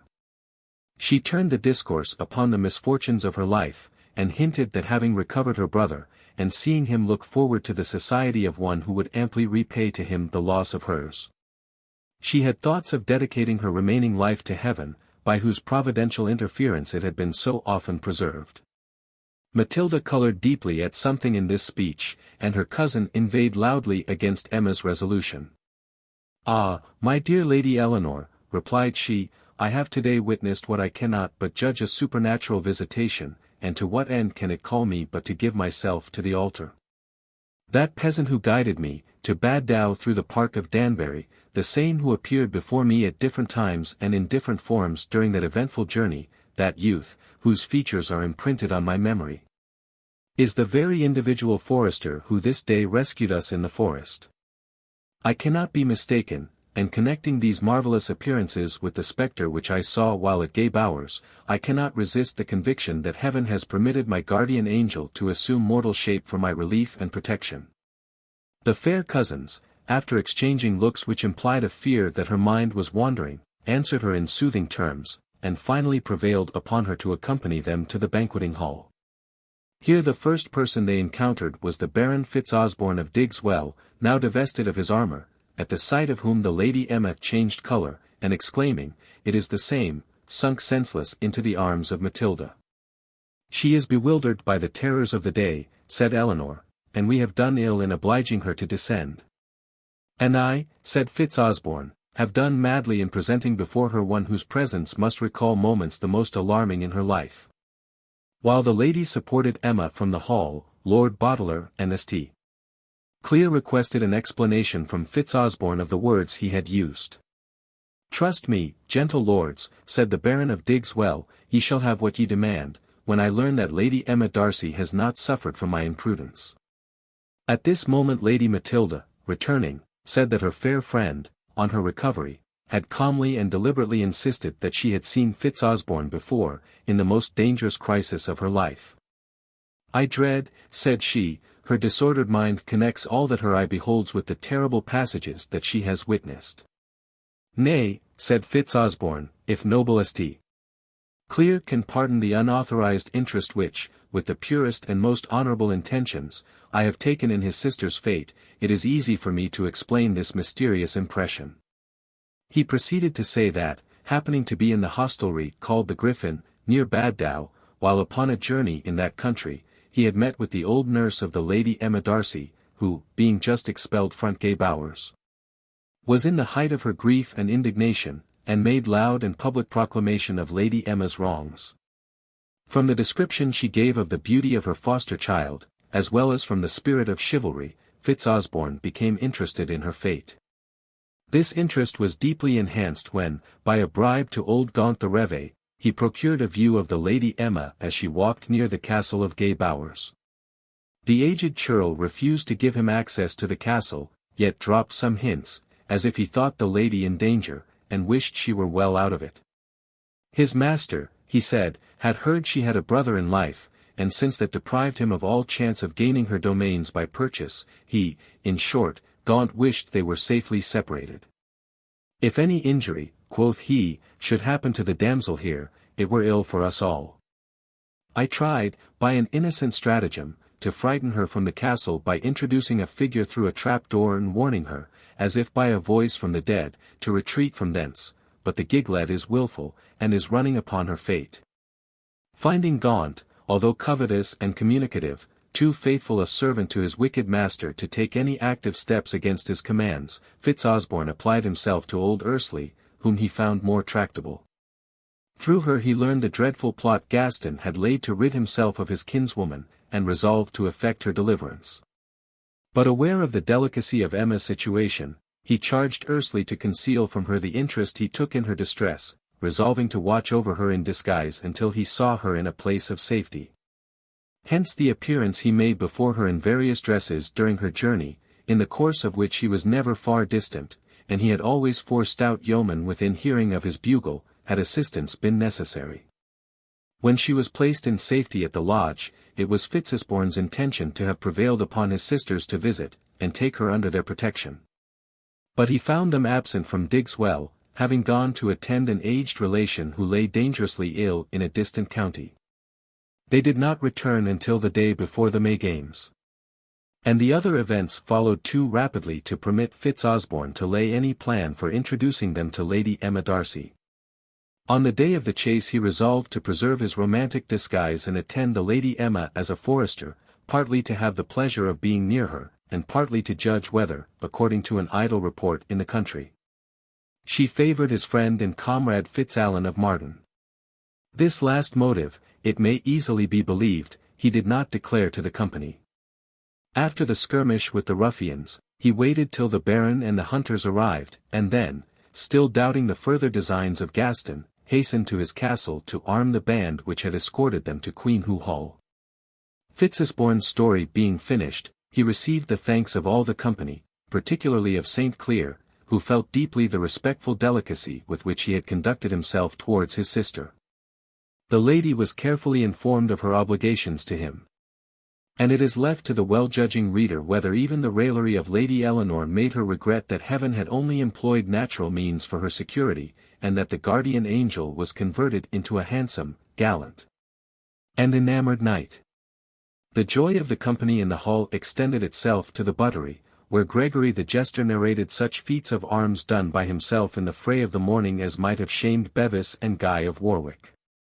He was, according to his narrative, singled out for destruction by the gigantic Baron himself, while he abandoned to meaner hands the destruction of St. Cleer and Fitzosborne. But, certes, said he, the foul Paynim met his match. For, ever as he foined at me with his brand, I parried his blows with my bauble, and closing with him upon the third venet, threw him to the ground, and made him cry recreant to an unarmed man. Tush, man! Said Draslot, thou forgettest thy best auxiliaries, the good greyhounds, Help and Holdfast. I warrant thee that when the humpbacked Baron caught thee by the cowl, which he hath almost torn off, thou hadst been in a fair plight, had they not remembered an old friend and come in to the rescue. Why, man, I found them fastened on him myself. And there was odd staving and stickling to make them wear haunch. Their mouths were full of the flecks, for I pulled a piece of the garment from their jaws. I warrant thee that when they brought him to ground, thou fledst like a fright pricket. And as for Gregory's gigantic Paynim, said Fabian, why, he lies yonder in the guard-room, the very size, shape, and colour of a spider in a yew hedge. It is false, said Gregory, Colbrand the Dane was a dwarf to him. It is as true, returned Fabian, as that the tasker is to be married on Tuesday to pretty Marjorie. Gregory, thy sheet hath brought them between a pair of blankets. I care no more for such a gill flirt, said the jester, than I do for thy leasings. Marry, thou hop o' my thumb, happy wouldst thou be could thy head reach the captive Baron's girdle. By the mass, said Peter Lonoret, I will have one peep at this burly gallant, and leaving the buttery, he went to the guard-room where Gaston Street Clear was confined. A man-at-arms, who kept sentinel on the strong studded door of the apartment, said he believed he slept, for that, after raging, stamping, and uttering the most horrid imprecations, he had been of late perfectly still. The falconer gently drew back a sliding board, of a foot square, towards the top of the door, which covered a hole of the same size, strongly latticed, through which the warder, without opening the door, could look in upon his prisoner. From this aperture he beheld the wretched Gaston suspended by the neck, by his own girdle, to an iron ring in the side of his prison. He had clambered to it by means of the table on which his food had been placed. And in the agonies of shame and disappointed malice, had adopted this mode of ridding himself of a wretched life. He was found yet warm, but totally lifeless. A proper account of the manner of his death was drawn up and certified. He was buried that evening in the chapel of the castle, out of respect to his high birth. And the chaplain of Fitzalan of Marden, who said the service upon the occasion, preached, the next Sunday, an excellent sermon upon the text, Radix malorum est cupiditas, which we have here transcribed.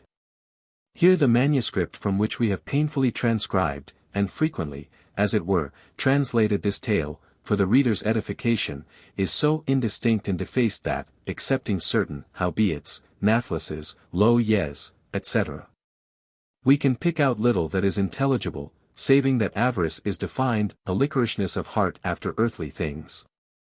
A little farther there seems to have been a gay account of Marjorie's wedding with Ralph the Tasker, the running at the quintin, and other rural games practised on the occasion. There are also fragments of a mock sermon preached by Gregory upon that occasion, as for example, M.V. Dear cursed caitiffs, there was once a king, and he wedded a young old queen, and she had a child. And this child was sent to Solomon the sage, praying he would give it the same blessing which he got from the witch of Endor when she bit him by the heel. Hereof speaks the worthy Dr. Radagundus Potator. Why should not Mass be said for all the roasted shoe soles served up in the king's dish on Saturday? For true it is that St. Peter asked Father Adam, as they journeyed to Camelot, an high, great, and doubtful question, Adam, Adam, why eatest thou the apple without paring? This tirade of gibberish is literally taken or selected from a mock discourse pronounced by a professed jester, which occurs in an ancient manuscript in the Advocate's library, the same from which the late ingenious Mr. Weber published the curious comic romance of the Limiting of the Hare. It was introduced in compliance with Mr. Strutt's plan of rendering his tale an illustration of ancient manners. A similar burlesque sermon is pronounced by the fool in Sir David Lindesay's satire of the Three Estates. The nonsense and vulgar burlesque of that composition illustrate the ground of Sir Andrew Aguecheek's eulogy on the exploits of the jester in Twelfth Night, who, reserving his sharper jests for Sir Toby, had doubtless enough of the jargon of his calling to captivate the imbecility of his brother knight, who is made to exclaim, in sooth, thou wast in very gracious fooling last night when thou spokest of Pygregrammatus, and of the vapours passing the equinoctials of Quenbus. Tea was very good, aye, faith. It is entertaining to find commentators seeking to discover some meaning in the professional jargon of such a passage as this. With much goodly gibberish to the same effect, which display of Gregory's ready wit not only threw the whole company into convulsions of laughter, but made such an impression on Rose, the potter's daughter, that it was thought it would be the jester's own fault if Jack was long without his Jill. Much pithy matter concerning the bringing the bride to bed, the loosing the bridegroom's points, the scramble which ensued for them, and the casting of the stocking, is also omitted, from its obscurity. The following song, which has been since borrowed by the worshipful author of the famous History of Friar Bacon, has been with difficulty deciphered. It seems to have been sung on occasion of carrying home the bride. Bridal Song. To the tune of, I have been a fiddler, etc. And did you not hear of a mirth befell the morrow after a wedding day, and carrying a bride at home to dwell, and away to Tuin, away, away. The quintin was set, and the garlands were made. Tea is pity old customs should ever decay. And woe be to him that was horsed on a jade, for he carried no credit away, away. We met a consort of fiddle-de-dees. We set them a cock-horse, and made them play the winning of Bullen, and Upsey fires. And away to Tuin, away, away. There was ne'er a lad in all the parish that would go to the plough that day, but on his 4-horse his wench he carries. And away to Tuin, away, away. The butler was quick, and the ale he did tap. The maidens did make the chamber full gay. The servants did give me a fuddling cup. And I did carry tea away, away. The smith of the town his liquor so took, that he was persuaded that the ground looked blue. And I dare boldly be sworn on a book, such smiths as he there s but a few. A posset was made, and the women did sip, and simpering said they could eat no more. Full many a maiden was laid on the lip. I'll say no more, but give o'er, give o'er.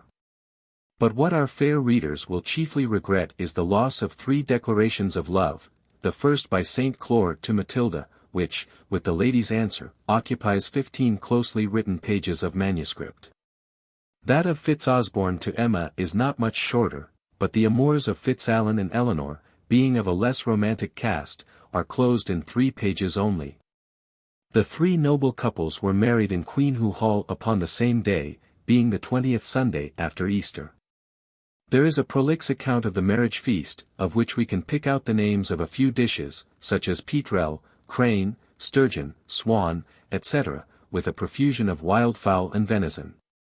We also see that a suitable song was produced by Pareto on the occasion, and that the bishop, who blessed the bridal beds which received the happy couples, was no niggard of his holy water, bestowing half a gallon upon each of the couches. We regret we cannot give these curiosities to the reader in detail, but we hope to expose the manuscript to abler antiquaries, so soon as it shall be framed and glazed by the ingenious artist who rendered that service to Mr. Ireland's Shakespeare manuscripts.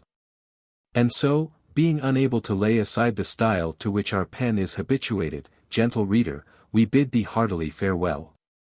No. 3. Anecdote of School Days. Upon which Mr. Thomas Scott proposed to found a tale of fiction. It is well known in the South that there is little or no boxing at the Scottish schools. About 40 or 50 years ago, however, a far more dangerous mode of fighting, in parties or factions, was permitted in the streets of Edinburgh, to the great disgrace of the police, and danger of the parties concerned. These parties were generally formed from the quarters of the town in which the combatants resided, those of a particular square or district fighting against those of an adjoining one. Hence it happened that the children of the higher classes were often pitted against those of the lower, each taking their side according to the residence of their friends. So far as I recollect, however, it was unmingled either with feelings of democracy or aristocracy, or, indeed, with malice or ill will of any kind towards the opposite party. In fact, it was only a rough mode of play. Such contests were, however, maintained with great vigor with stones and sticks and fisticuffs, when one party dared to charge, and the other stood their ground. Of course mischief sometimes happened. Boys are said to have been killed at these bickers, as they were called, and serious accidents certainly took place, as many contemporaries can bear witness. The author's father residing in George Square, in the southern side of Edinburgh, the boys belonging to that family, with others in the square, were arranged into a sort of company, to which a lady of distinction presented a handsome set of colours. Now this company, or regiment, as a matter of course, was engaged in weekly warfare with the boys inhabiting the Cross Causeway, Bristow Street, the Potter Row, in short, the neighbouring suburbs. These last were chiefly of the lower rank, but hardy loons, who threw stones to a hair's breadth, and were very rugged antagonists at close quarters. The skirmish sometimes lasted for a whole evening, until one party or the other was victorious, when, if ours were successful, we drove the enemy to their quarters, and were usually chased back by the reinforcement of bigger lads who came to their assistance. If, on the contrary, we were pursued, as was often the case, into the precincts of our square, we were in our turn supported by our elder brothers, domestic servants, and similar auxiliaries. It followed, from our frequent opposition to each other, that though not knowing the names of our enemies, we were yet well acquainted with their appearance, and had nicknames for the most remarkable of them. One very active and spirited boy might be considered as the principal leader in the cohort of the suburbs. He was, I suppose, 13 or 14 years old, finely made, tall, blue-eyed, with long fair hair, the very picture of a youthful Goth. This lad was always first in the charge, and last in the retreat, the Achilles, at once, and Ajax of the Cross Causeway.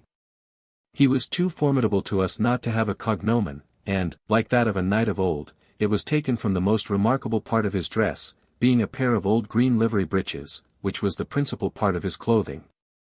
For, like Pentapolin, according to Don Quixote's account, Green Breeks, as we called him, always entered the battle with bare arms, legs, and feet.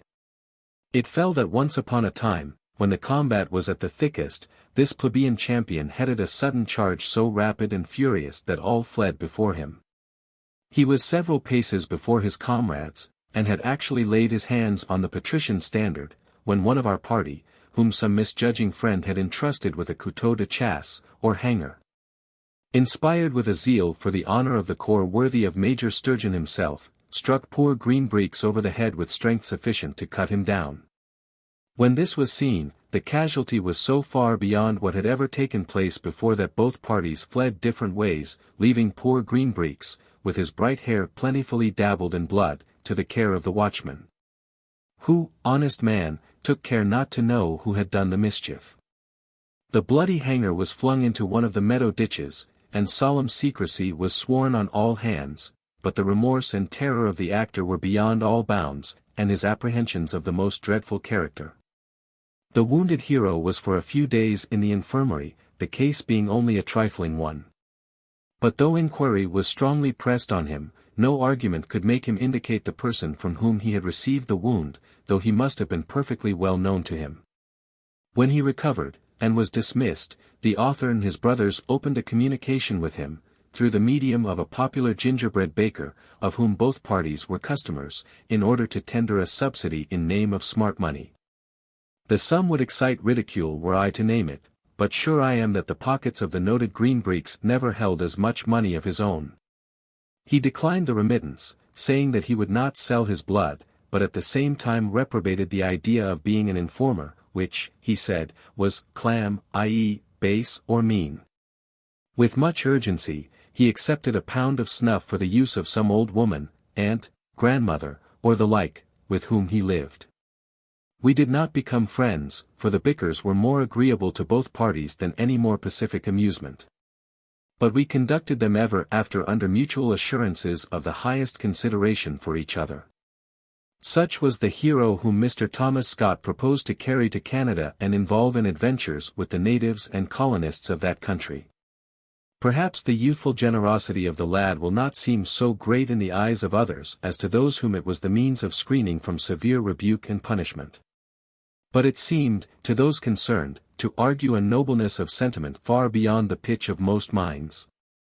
And however obscurely the lad, who showed such a frame of noble spirit, may have lived or died, I cannot help being of opinion, that if fortune had placed him in circumstances calling for gallantry or generosity, the man would have fulfilled the promises of the boy.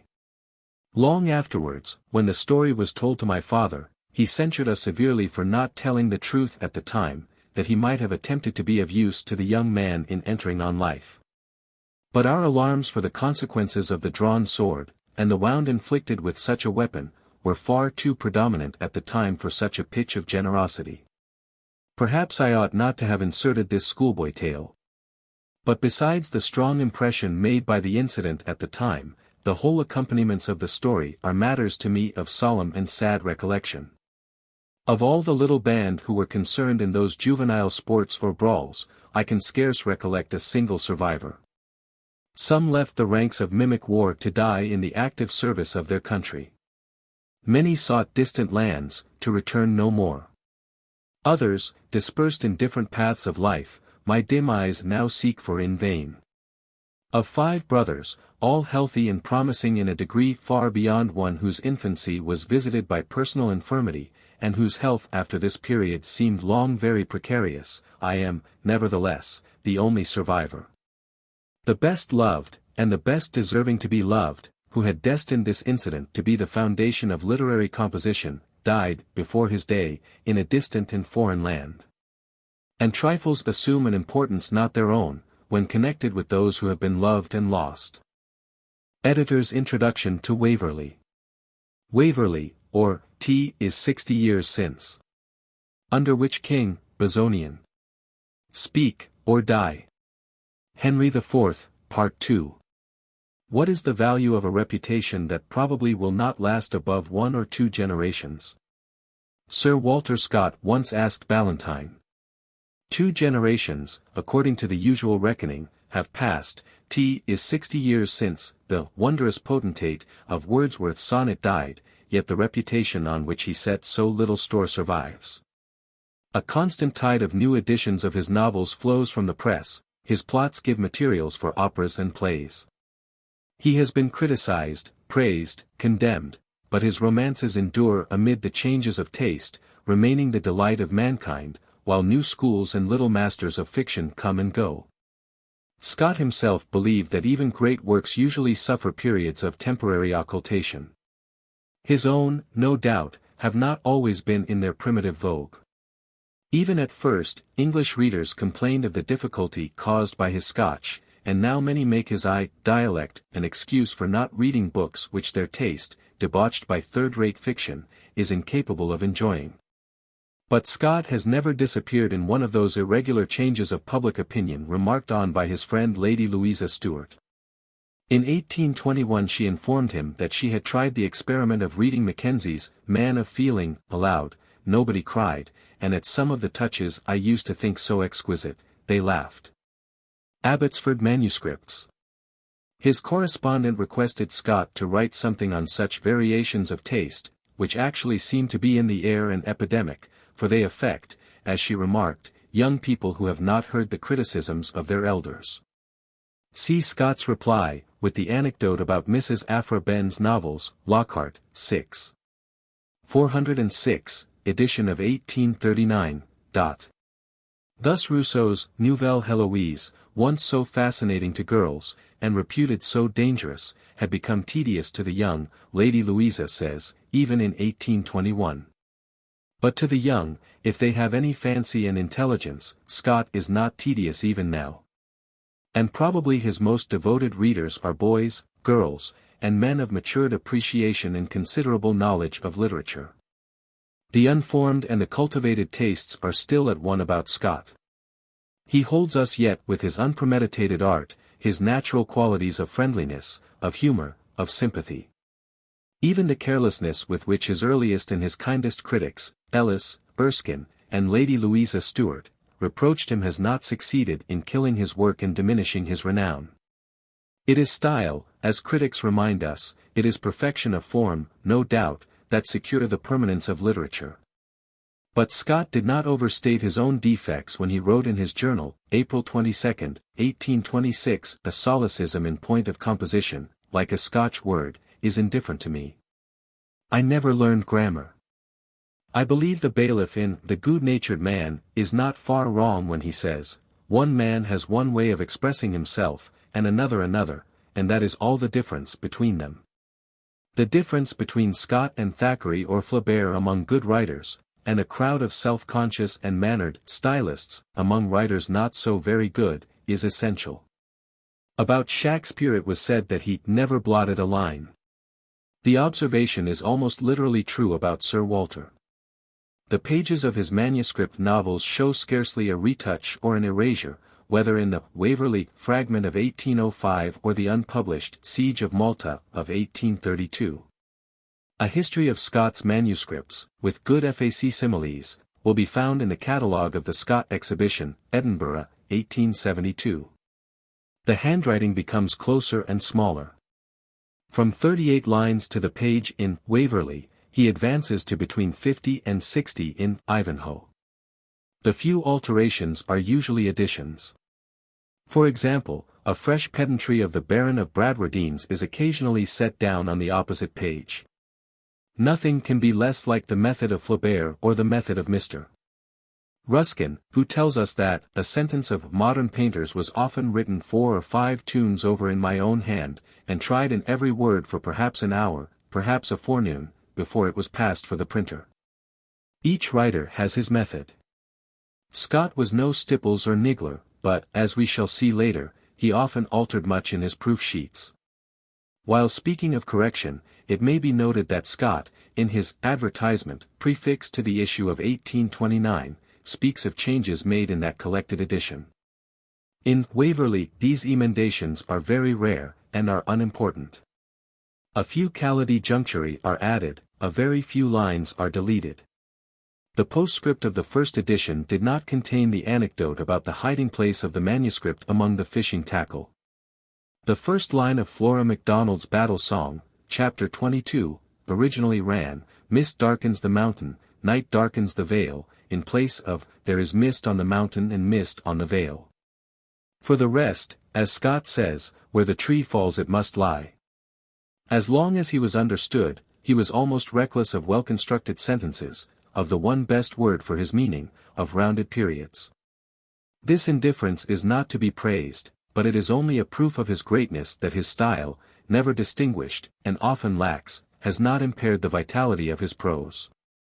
The heart which beats in his works, the knowledge of human nature, the dramatic vigor of his character, the nobility of his whole being win the day against the looseness of his manner, the negligence of his composition. Against the haste of fatigue which set him, as Lady Louisa Stuart often told him, on huddling up a conclusion anyhow, and so kicking the book out of his way. In this matter of denouements he certainly was no more careful than Shakespeare or Molière. The permanence of Sir Walter's romances is proved, as we said, by their survival among all the changes of fashion in the art of fiction.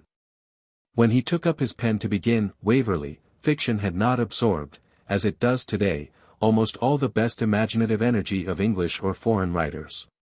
Now we hear of art on every side, and every novelist must give the world his opinion about schools and methods. Scott, on the other hand, lived in the greatest poetical ago since that of Elizabeth. Poetry or the drama, in which, to be sure, few succeeded, occupied Wordsworth, Byron, Coleridge, Shelley, Crabbe, Campbell, and Keats. Then, as Joanna Baillie hyperbolically declared, the Scotch novels put poetry out of fashion. Abbotsford Manuscripts. Hogg averred that nobody either read or wrote poetry after Sir Walter took to prose. Till they appeared, novels seem to have been left to readers like the plaintive lady's maid whom Scott met at Dalkeith, when he beheld the fair one descend from the carriage with 3 half-bound volumes of a novel in her hand. Mr. Morritt, writing to Scott in March, 1815, hopes he will restore pure narrative to the dignity from which it gradually slipped before it dwindled into a manufactory for the circulating library. Waverley, he asserted, would prevail over people otherwise averse to blue-backed volumes. Thus it was an unconsidered art which Scott took up and revived. Half a century had passed since Fielding gave us in Tom Jones his own and very different picture of life in the 45, of life with all the romance of the race to Derby, cut down to a sentence or two.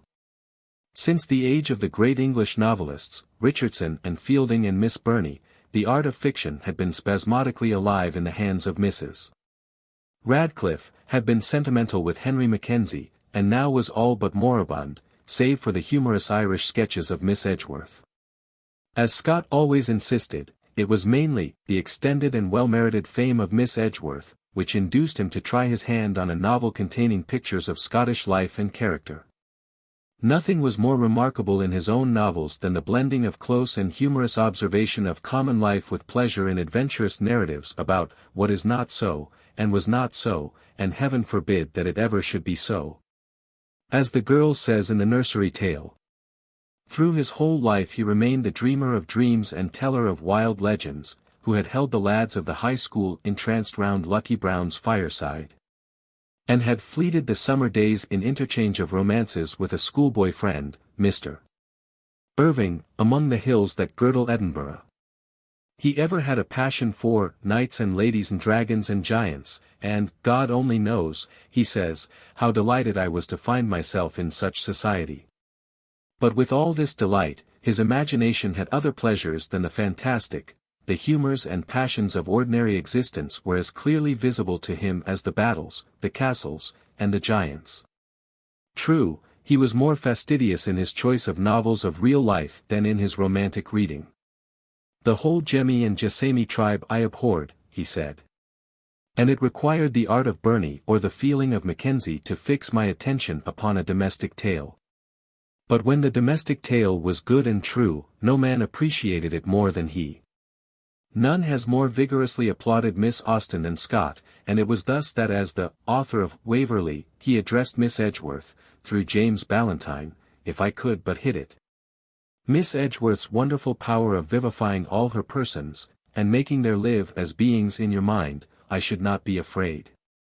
Often, Ballantyne goes on, has the author of Waverley used such language to me, and I knew that I gratified him most when I could say, positively, this is equal to Miss Edgeworth.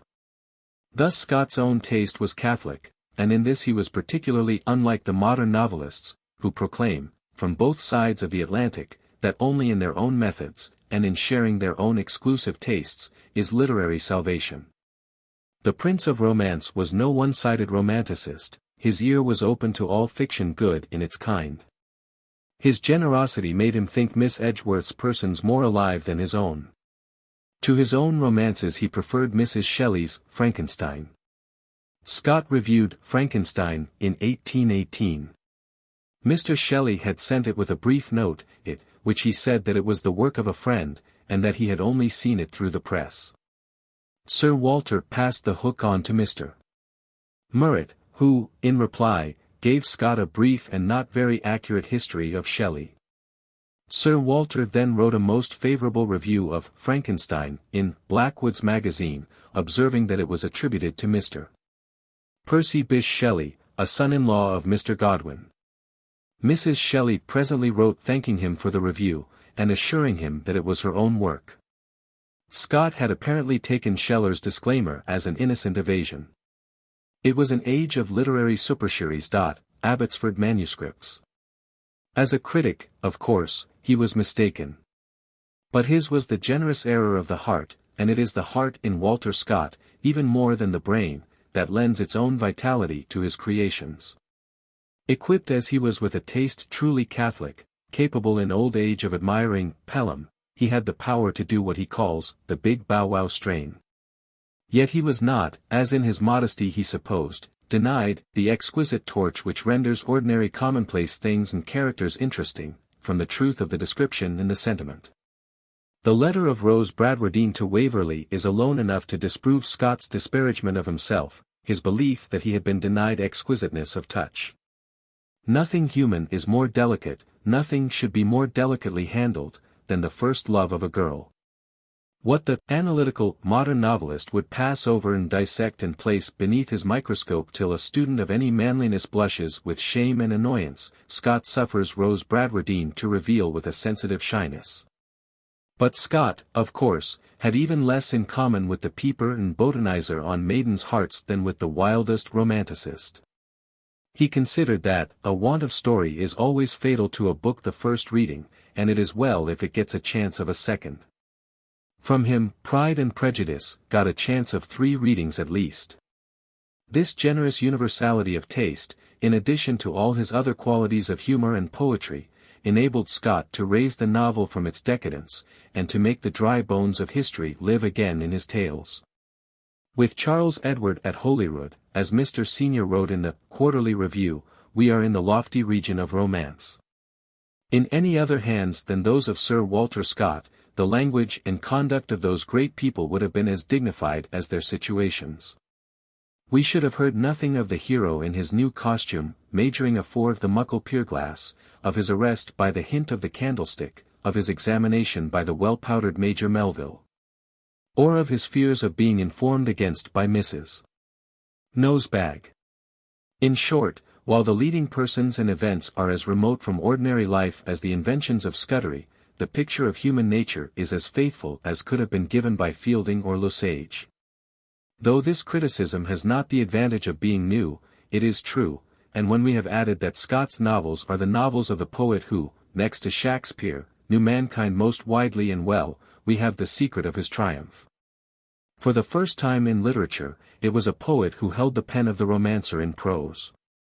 Fielding, Richardson, Defoe, Miss Rerneve, were none of them made by the gods poetical. Scott himself, with his habitual generosity, would have hailed his own predecessor in Mrs. Radcliffe. The praise may be claimed for Mrs. Radcliffe of having been the first to introduce into her prose fictions a beautiful and fanciful tone of natural description and impressive narrative, which had hitherto been exclusively applied to poetry. Mrs. Radcliffe has a title to be considered the first poetess of romantic fiction. When Guy Mannering appeared, Wordsworth sneered at it as a work of the Radcliffe school. The slight difference produced by the introduction of humor could scarcely be visible to Wordsworth. But Scott would not have been hurt by his judgment. He had the literary courage to recognize merit even when obscured by extravagance, and to applaud that in which people of culture could find neither excellence nor charm. Like Thackeray, he had been thrilled by Viva Idi in the Inquisition, and he was not the man to hide his gratitude because his author was now out of fashion. Thus we see that Scott, when he began Waverley, in 1805, brought to his labor no hard and fast theory of the art of fiction, but a kindly readiness to be pleased, and to find good in everything. He brought his wide knowledge of contemporary Scottish life, from the peer to the ploughman. He brought his well-digested wealth of antiquarian lore, and the poetic skill which had just been busied with the Lay of the Last Minstrel, and was still to be occupied, ere he finished his interrupted novel, with Marmion, the Lady of the Lake, Rokeby, and the Lord of the Isles. The comparative failure of the last named no doubt strengthened his determination to try prose romance. He had never cared much for his own poems, he says. Byron had outdone him in popularity, and the muse, the good demon, who once deserted Herrick, came now less eagerly to his call. It is curiously difficult to disentangle the statements about the composition of Waverley. Our first authority, of course, is Scott's own account, given in the general preface to the edition of 1829. Lockhart, however, remarks on the haste with which Sir Walter wrote the introductions to the magnum opus. And the lapse of 15 years, the effects of disease, and his habitual carelessness about his own works and mode of working may certainly to some extent have clouded his memory. About the year 1805, as he says, he threw together about 1/3 part of the first volume of Waverley. It was advertised to be published, he goes on, by Ballantyne, with the second title, T is 50 years since.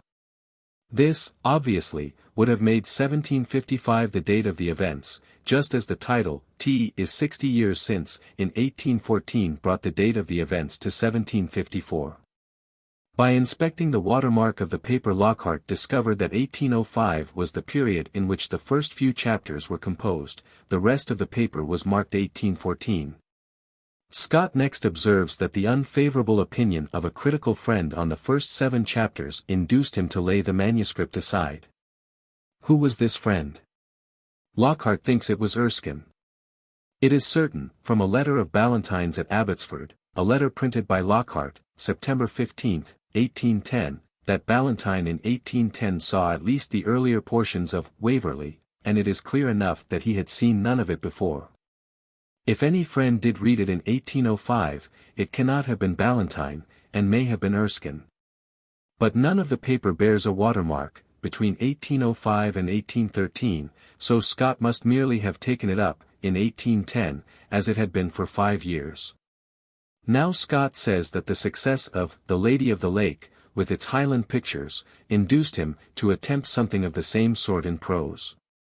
This, as Lockhart notes, cannot refer to 1805, as The Lady of the Lake did not appear till 1810. But the good fortune of the lady may very well have induced him in 1810 to reconsider his Highland prose romance.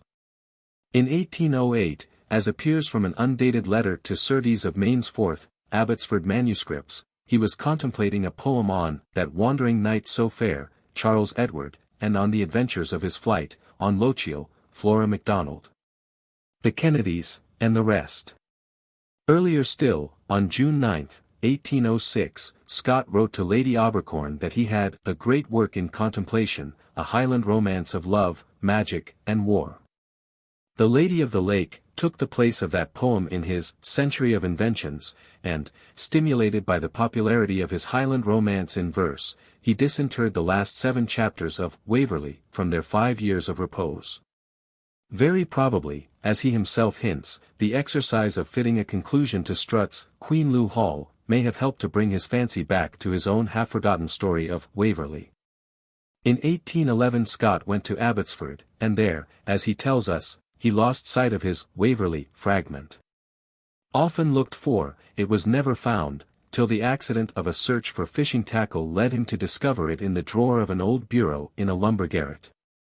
This cabinet afterwards came into the possession of Mr. William Laidlaw, Scott's friend and amanuensis, and it is still, the editor understands, in the hands of Miss Laidlaw. The fishing tackle, Miss Laidlaw tells the editor, mainly red hackles, tied on hair, not gut, still occupies the drawer, except a few flies which were given, as relics, to the late Mr. Thomas Todd Stoddart. In 1813, then, volume I of Waverley was finished. Then Scott undertook some articles for Constable, and laid the novel aside. The printing, at last, must have been very speedy. Dining in Edinburgh, in June, 1814, Lockhart saw the hand of Walter Scott busy at its task. Page after page is finished, and thrown on the heap of manuscripts, and still it goes on unwearied. The book was published on July 7, the press hardly keeping up with the activity of the author. Scott had written 2 volumes in 3 summer weeks, and the printers had not shown less activity, while binders and stitchers must have worked extra tides.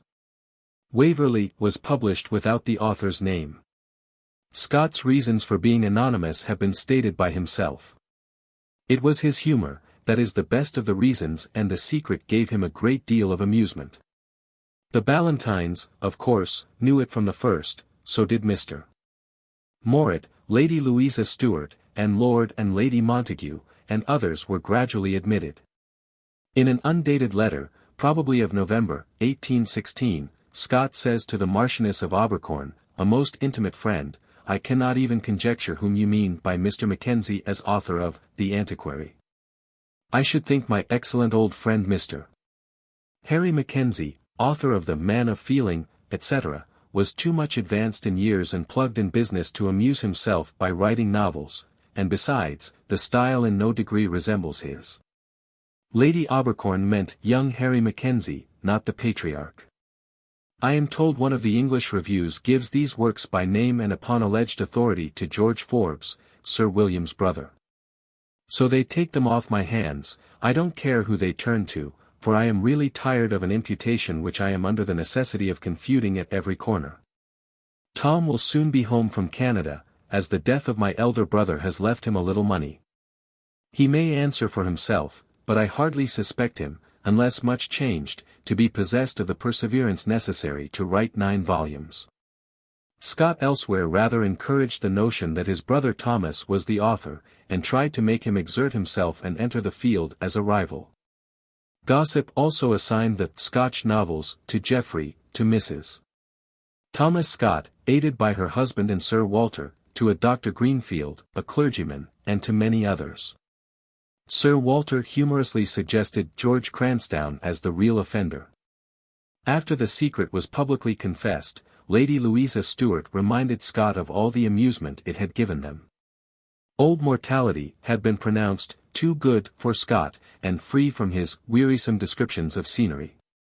Clever people had detected several separate hands in Old Mortality, as in the Iliad. All this was diverting. Moreover, Scott was in some degree protected from the bores who pester a successful author.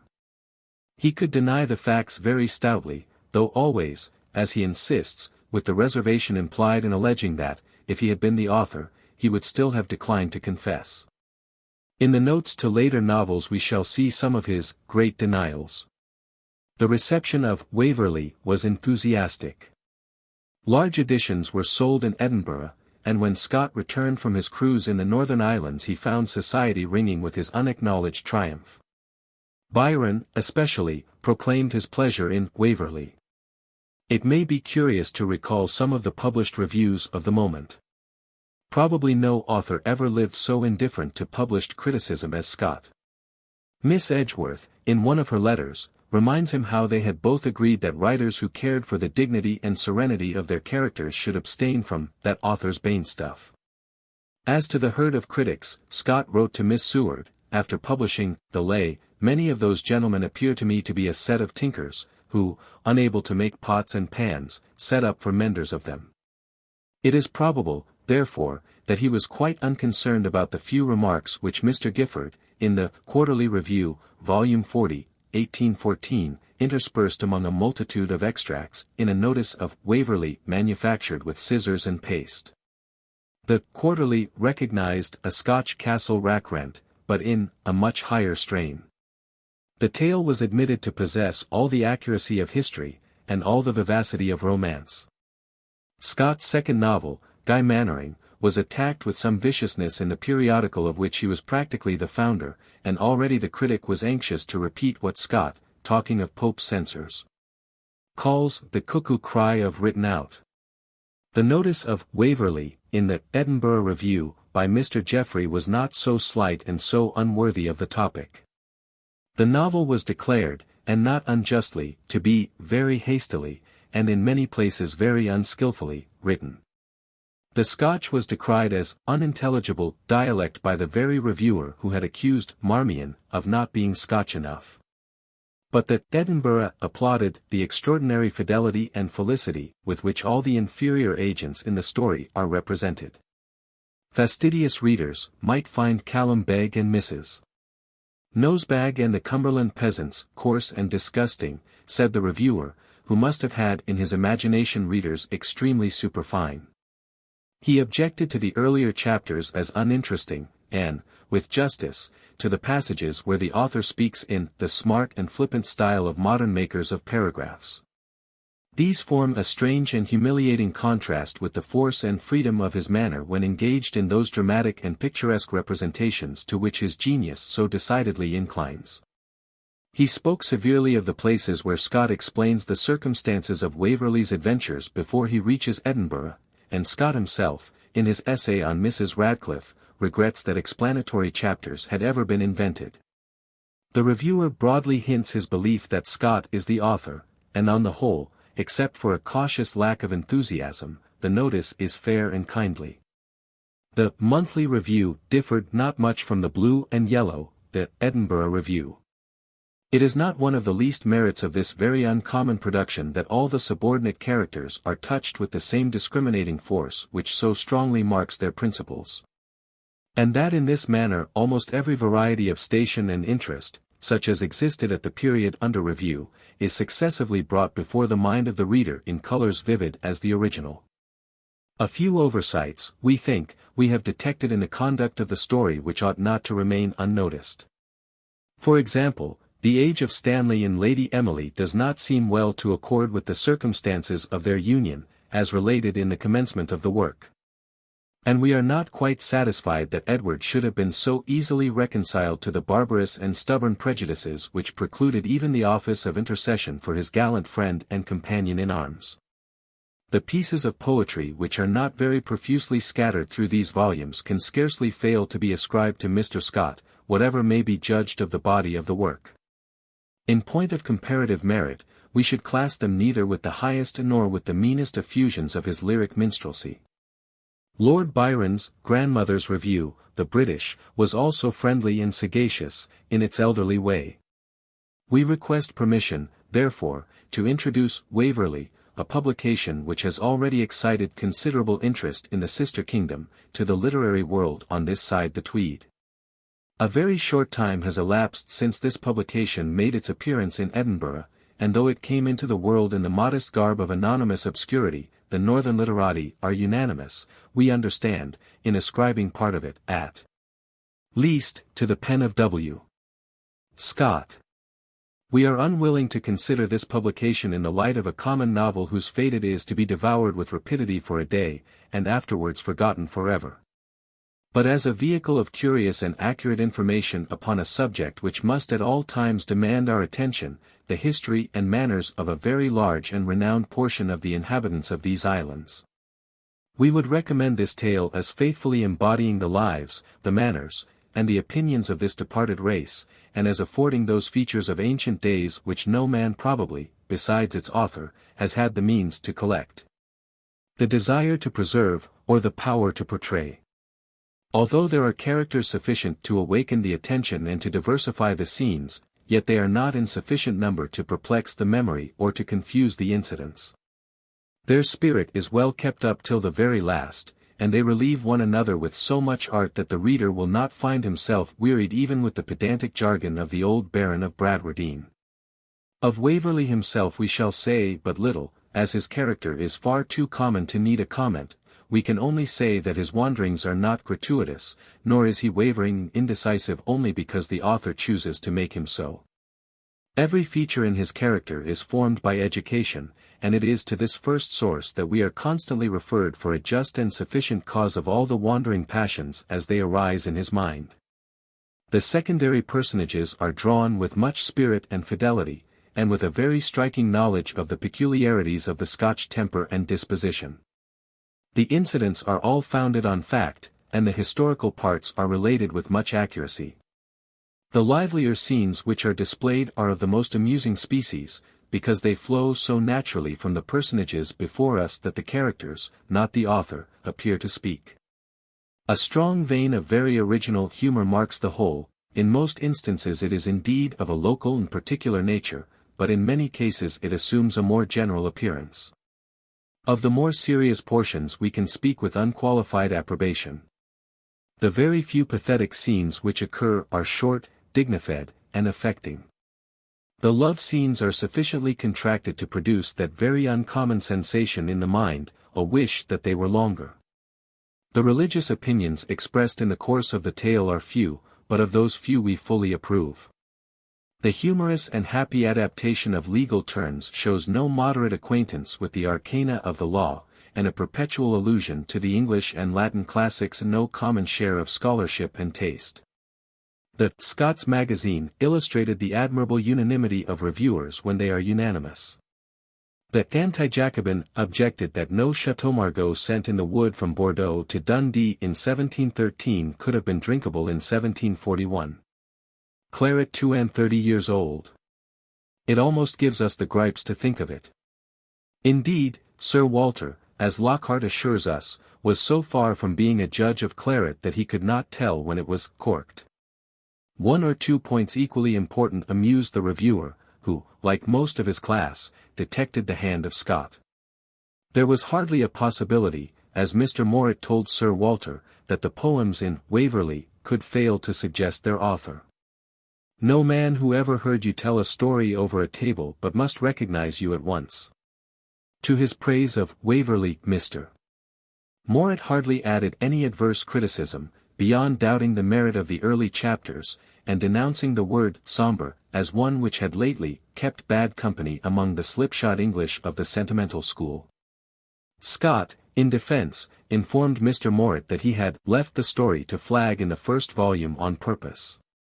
I wished, with what success heaven knows, to avoid the ordinary error of novelists, whose first volume is usually their best. It must be admitted that if Scott wished to make Waverley flag in the beginning, he succeeded extremely well, too well for many modern readers, accustomed to a leap into the midst of the story. These introductory chapters, he observes in a note on the fifth of them, have been a good deal censured as tedious and unnecessary. Yet there are circumstances recorded in them which the author has not been able to persuade himself to retract or cancel. These circumstances are probably the studies of Waverley, his romantic readings, which are really autobiographic. Scott was, apparently, seriously of opinion that the mental discipline of a proper classical education would have been better for himself than his own delightfully desultory studies. Ballantyne could not see what Waverley's reading had to do with his adventures and character. Scott persisted in being of another mind. He himself, writing to Morritt, calls his hero a sneaking piece of imbecility. But he probably started with loftier intentions of psychological analysis than he fulfilled. He knew, and often said, in private letters, as in published works, that he was no hand at a respectable hero. Borderers, buccaneers, robber, and humorsome people, like Dougal Dalgetty and Bailie Nicol Jarvie in Macwheeble, whom he said he preferred to any person in Waverley, were the characters he delighted in. We may readily believe that Shakespeare too preferred Jock and the Fat Knight to Orlando or the favoured lover of Anne Page. Your hero is a difficult person to make human, unless, indeed, he has the defects of Pendennis or Tom Jones.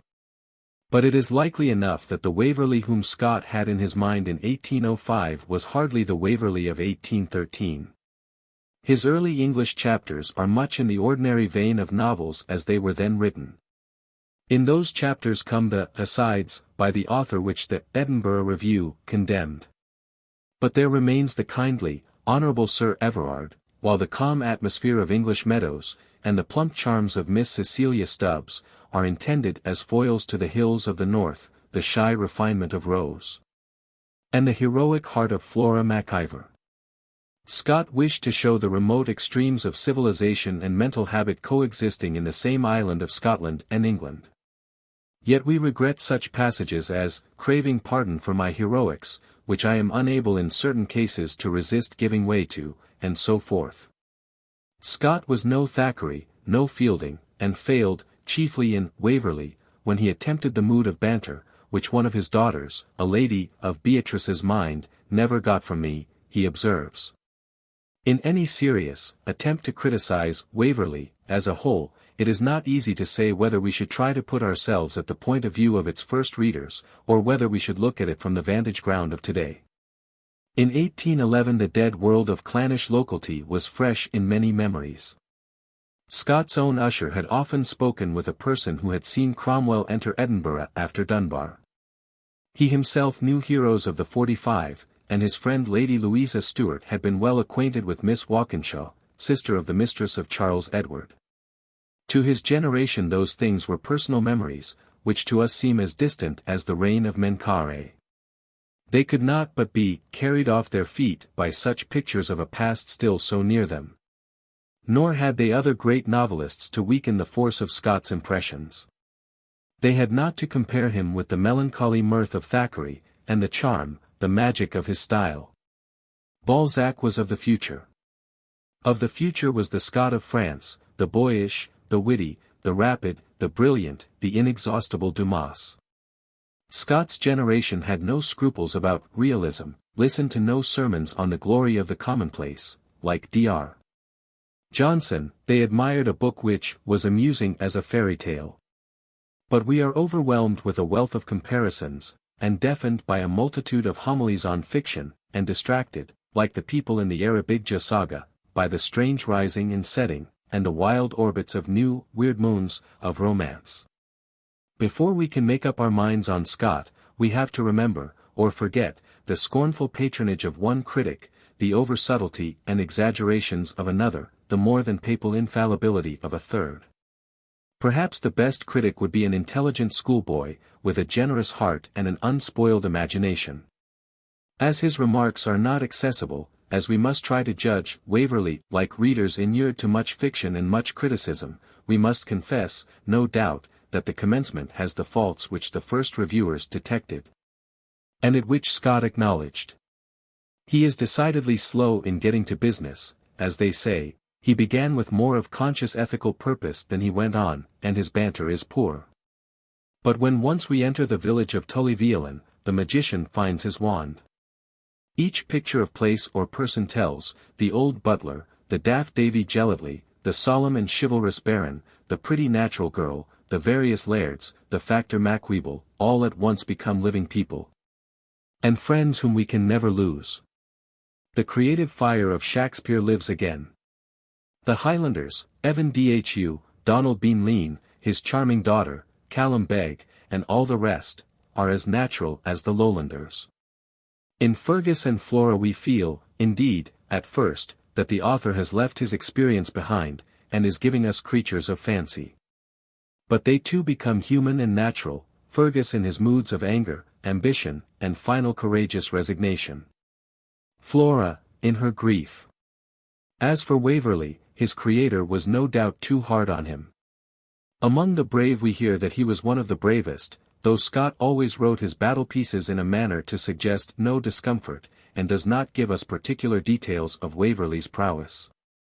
He has spirit enough, this sneaking piece of imbecility, as he shows in his quarrel with Fergus, on the march to Derby.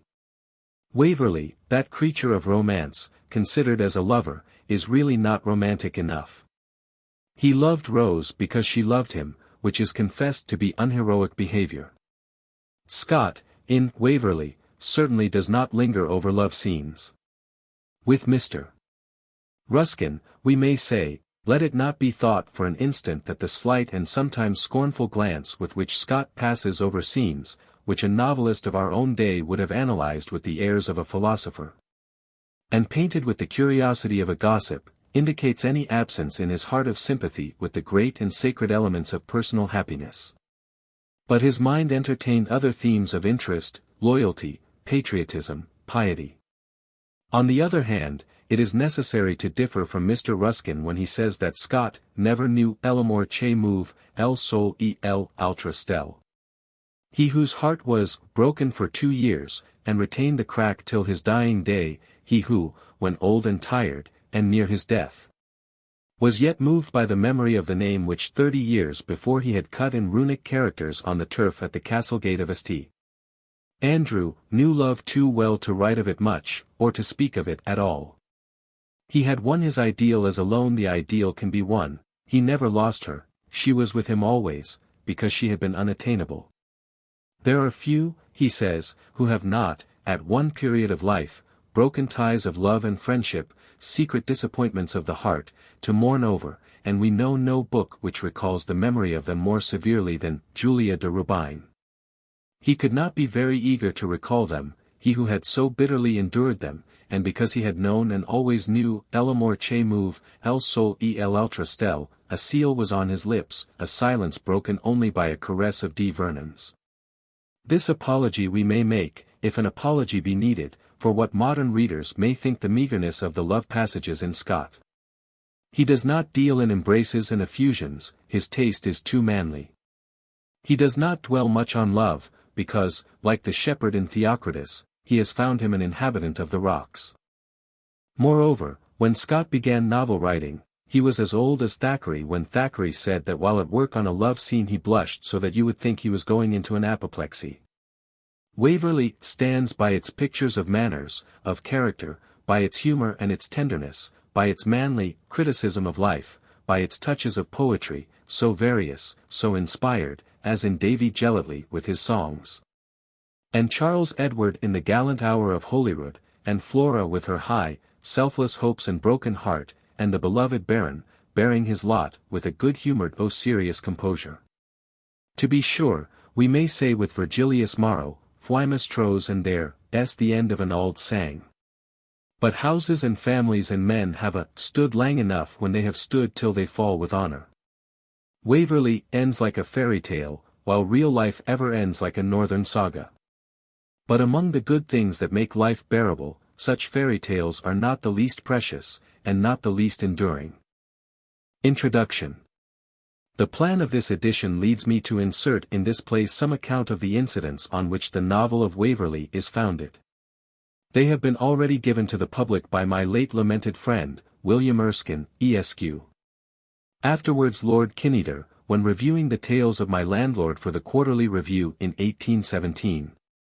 The particulars were derived by the critic from the author's information. Afterwards they were published in the preface to the Chronicles of the Canongate.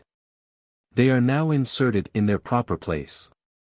The mutual protection afforded by Waverley and Talbot to each other, upon which the whole plot depends, is founded upon one of those anecdotes which soften the features even of civil war. And, as it is equally honourable to the memory of both parties, we have no hesitation to give their names at length. When the Highlanders, on the morning of the Battle of Preston, 1745, made their memorable attack on Sir John Cope's army, a battery of 4 field pieces was stormed and carried by the Camerons and the Stuarts of Appine. The late Alexander Stuart of Inverness was one of the foremost in the charge, and observing an officer of the king's forces, who, scorning to join the flight of all around, remained with his sword in his hand. As if determined to the very last to defend the post assigned to him, the Highland gentleman commanded him to surrender, and received for reply a thrust, which he caught in his target. The officer was now defenceless, and the battle-axe of a gigantic Highlander, the miller of Inverness mill, was uplifted to dash his brains out, when Mr. Stuart with difficulty prevailed on him to yield. He took charge of his enemy's property, protected his person, and finally obtained him liberty on his parole. The officer proved to be Colonel Whitefoord, an Ayrshire gentleman of high character and influence, and warmly attached to the House of Hanover. Yet such was the confidence existing between these two honourable men, though of different political principles, that, while the civil war was raging, and straggling officers from the Highland army were executed without mercy, Inverness hesitated not to pay his late captive a visit, as he returned to the Highlands to raise fresh recruits, on which occasion he spent a day or two in Ayrshire among Colonel Whitefoord's Whig friends. As pleasantly and as good-humouredly as if all had been at peace around him. After the Battle of Culloden had ruined the hopes of Charles Edward and dispersed his proscribed adherents, it was Colonel Whitefoord's turn to strain every nerve to obtain Mr. Stuart's pardon. He went to the Lord Justice Clerk, to the Lord Advocate, and to all the officers of state. And each application was answered by the production of a list in which Inverness, as the good old gentleman was wont to express it, appeared marked with the sign of the beast, as a subject unfit for favour or pardon. At length Colonel Whitefoord applied to the Duke of Cumberland in person. From him, also, he received a positive refusal. He then limited his request, for the present, to a protection for Stuart's house, wife, children, and property. This was also refused by the Duke. On which Colonel Whitefoord, taking his commission from his bosom, laid it on the table before His Royal Highness with much emotion, and asked permission to retire from the service of a sovereign who did not know how to spare a vanquished enemy. The Duke was struck, and even affected. He bade the colonel take up his commission, and granted the protection he required. It was issued just in time to save the house, corn, and cattle at Inverness from the troops, who were engaged in laying waste what it was the fashion to call the country of the enemy. A small encampment of soldiers was formed on Invernahyle's property, which they spared while plundering the country around, and searching in every direction for the leaders of the insurrection, and for Stuart in particular. He was much nearer them than they suspected, for, hidden in a cave, like the Baron of Bradwardine, he lay for many days so near the English sentinels that he could hear their muster roll called. His food was brought to him by one of his daughters, a child of 8 years old, whom Mrs. Stuart was under the necessity of entrusting with this commission, for her own motions, and those of all her elder inmates, were closely watched. With ingenuity beyond her years, the child used to stray about among the soldiers, who were rather kind to her, and thus seize the moment when she was unobserved and steal into the thicket. When she deposited whatever small store of provisions she had in charge at some marked spot, where her father might find it. Invernahyle supported life for several weeks by means of these precarious supplies, and, as he had been wounded in the Battle of Culloden, the hardships which he endured were aggravated by great bodily pain. After the soldiers had removed their quarters he had another remarkable escape. As he now ventured to his own house at night and left it in the morning, he was espied during the dawn by a party of the enemy, who fired at and pursued him. The fugitive being fortunate enough to escape their search, they returned to the house and charged the family with harboring one of the proscribed traitors. An old woman had presence of mind enough to maintain that the man they had seen was the shepherd. "Why did he not stop when we called to him?" said the soldier. "He is as deaf, poor man, as a peat stack," answered the ready-witted domestic. "Let him be sent for directly." The real shepherd accordingly was brought from the hill, and, as there was time to tutor him by the way, he was as deaf when he made his appearance as was necessary to sustain his character. Invernahyle was afterwards pardoned under the Act of Indemnity. The author knew him well, and has often heard these circumstances from his own mouth.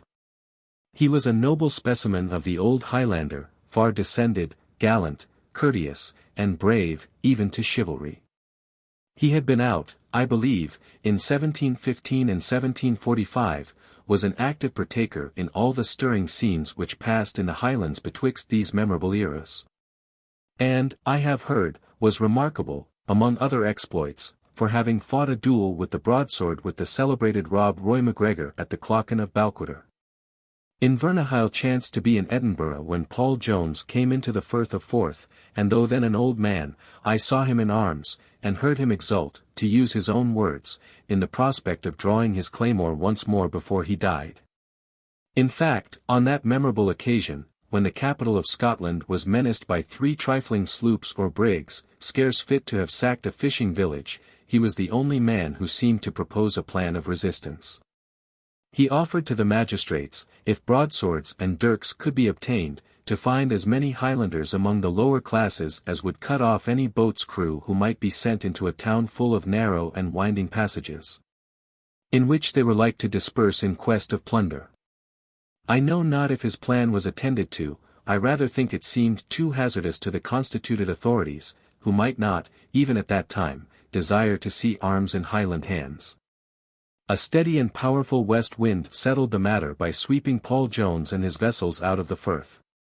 If there is something degrading in this recollection, it is not unpleasant to compare it with those of the last war, when Edinburgh, besides regular forces and militia, furnished a volunteer brigade of cavalry, infantry, and artillery to the amount of 6,000 men and upwards, which was in readiness to meet and repel a force of a far more formidable description than was commanded by the adventurous American. Time and circumstances change the character of nations and the fate of cities.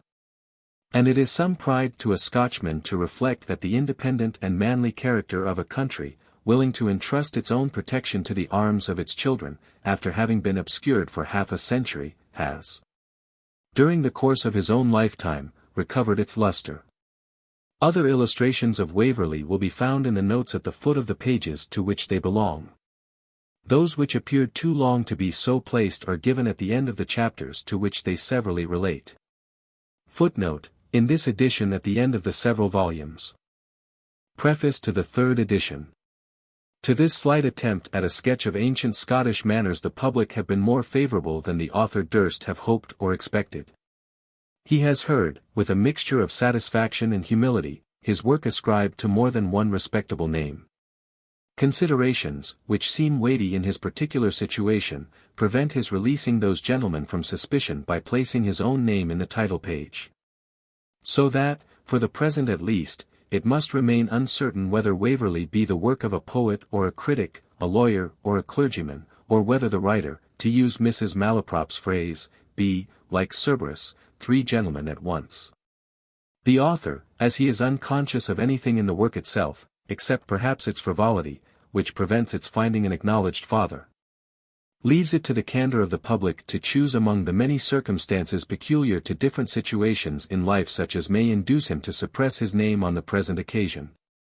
He may be a writer new to publication, and unwilling to avow a character to which he is unaccustomed.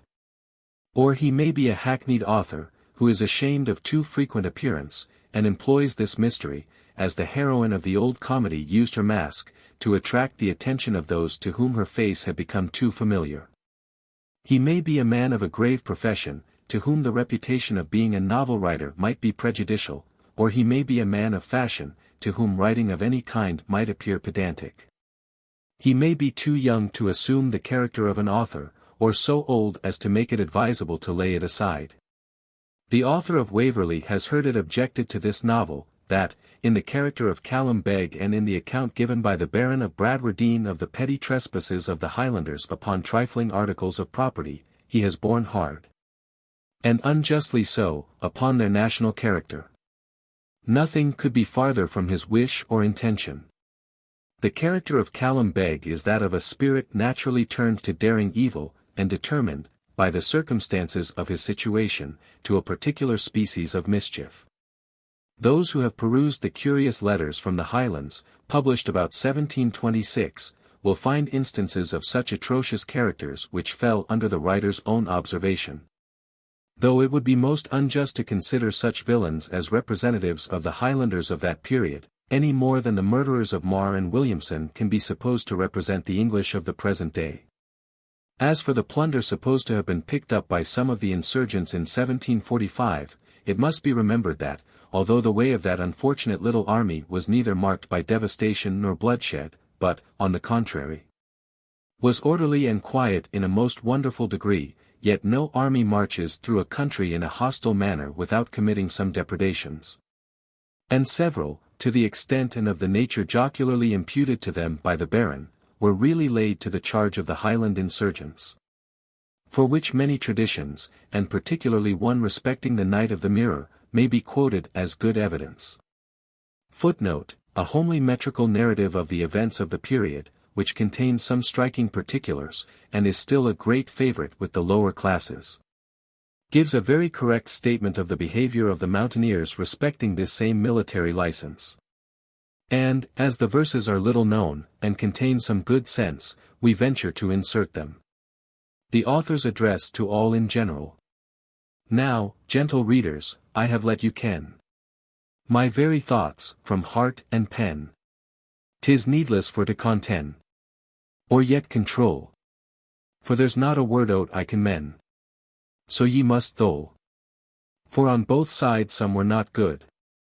I saw them murdering in cold blood, not the gentlemen, but wild and rude, the baser sort, who to the wounded had no mood, but murdering sport. Even both at Preston and Falkirk, that fatal night ere it grew murk, piercing the wounded with their dirk, caused many cry. Such pities shown from savage and Turk, as peace to die. A woe be to such hot zeal, to smite the wounded on the field. It's just they got such groats in kale, who do the same. It only teaches cruelties real to them again. I've seen the men called Highland rogues, with Lowland men make shongs of brogs, sup kale and brose, and fling the cogs out at the door, take cocks, hens, sheep, and hogs, and pay not for. I saw a Highlander, was right droll, with a string of puddings hung on a pole, whipped o'er his shoulder, skipped like a foal, coust Maggie Ban, lap o'er the midden and midden hole, and aff he ran. When checked for this, they'd often tell ye. Indeed her nainsel's a tum belly. You'll no gi eat wanting bought, nor sell me. Hersel will hate. Go tell King Shorge, and Shorty's Willie. I'll hae a meat. I saw the soldiers at Linton Brig. Because the man was not a Whig. Of meat and drink leave not a skig. Within his door. They burnt his very hat and wig. And thumped him sore. And through the Highlands they were so rude. As leave them neither clothes nor food. Then burnt their houses to conclude. Tea was tit for tat. How can her nainsel e'er be good? To think on that. And after all, oh, shame and grief. To use some worse than murdering thief. Their very gentleman and chief. Unhumanly. Like popish tortures, I believe. Such cruelty. Even what was act on open stage. At Carlisle, in the hottest rage. When mercy was clapped in a cage. And pity dead. Such cruelty approved by every age. I shook my head. So many to curse, so few to pray. And some aloud huzzah did cry. They cursed the rebel Scots that day. As they'd been knout. Brought up for slaughter, as that way. Too many wrote. Therefore, alas. Dear countrymen. Oh never do the like again. To thirst for vengeance, never ben. Your gun nor paw. But with the English e'en borrow and len. Let anger fa. Their boasts and bullying, not worth a louse. As our king's the best about the house. Is I good to be sober and douse. To live in peace. For many, I see, for being o'er crouse. Gets broken face. Volume 1. Chapter 1. Introductory.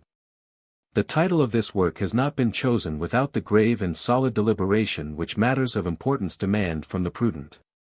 Even its first, or general denomination, was the result of no common research or selection, although, according to the example of my predecessors, I had only to seize upon the most sounding and euphonic surname that English history or topography affords, and elect it at once as the title of my work and the name of my hero.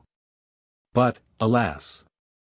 What could my readers have expected from the chivalrous epithets of Howard, Mordaunt, Mortimer, or Stanley, or from the softer and more sentimental sounds of Belmer, Belleville, Belfield, and Belgrave, but pages of inanity, similar to those which have been so christened for half a century past? I must modestly admit I am too diffident of my own merit to place it in unnecessary opposition to preconceived associations. I have, therefore, like a maiden knight with his white shield, assumed for my hero, Waverley, an uncontaminated name, bearing with it sound little of good or evil, excepting what the reader shall hereafter be pleased to affix to it.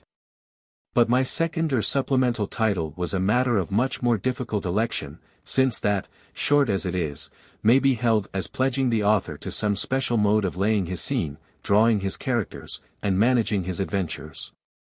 Had I, for example, announced in my frontispiece, Waverley, a tale of other days, must not every novel reader have anticipated a castle scarce less than that of Udolpho, of which the eastern wing had long been uninhabited, and the keys either lost, or consigned to the care of some aged butler or housekeeper, whose trembling steps, about the middle of the second volume, were doomed to guide the hero, or heroine, to the ruinous precincts? Would not the owl have shrieked and the cricket cried in my very title page? And could it have been possible for me, with a moderate attention to decorum, to introduce any scene more lively than might be produced by the jocularity of a clownish but faithful valet, or the garrulous narrative of the heroine's fille de chambre, when rehearsing the stories of blood and horror which she had heard in the servants' hall? Again, had my title borne, Waverley, a romance from the German, what head so obtuse as not to image forth a profligate abbot, an oppressive duke, a secret and mysterious association of Rosicrucians and Illuminati, with all their properties of black cowls, caverns, daggers, electrical machines, trapdoors, and dark lanterns? Or if I had rather chosen to call my work a sentimental tale, would it not have been a sufficient presage of a heroine with a profusion of auburn hair, and a harp, the soft solace of her solitary hours? Which she fortunately finds always the means of transporting from castle to cottage, although she herself be sometimes obliged to jump out of a 2-pair-of-stairs window, and is more than once bewildered on her journey, alone and on foot. Without any guide but a blousy peasant girl, whose jargon she hardly can understand.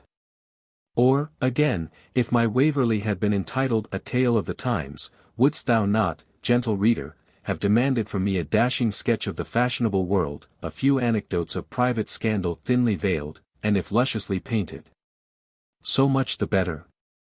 A heroine from Grosvenor Square, and a hero from the Barouche Club or the Four in Hand, with a set of subordinate characters from the elegantes of Queen and Street East, or the dashing heroes of the Bow Street office.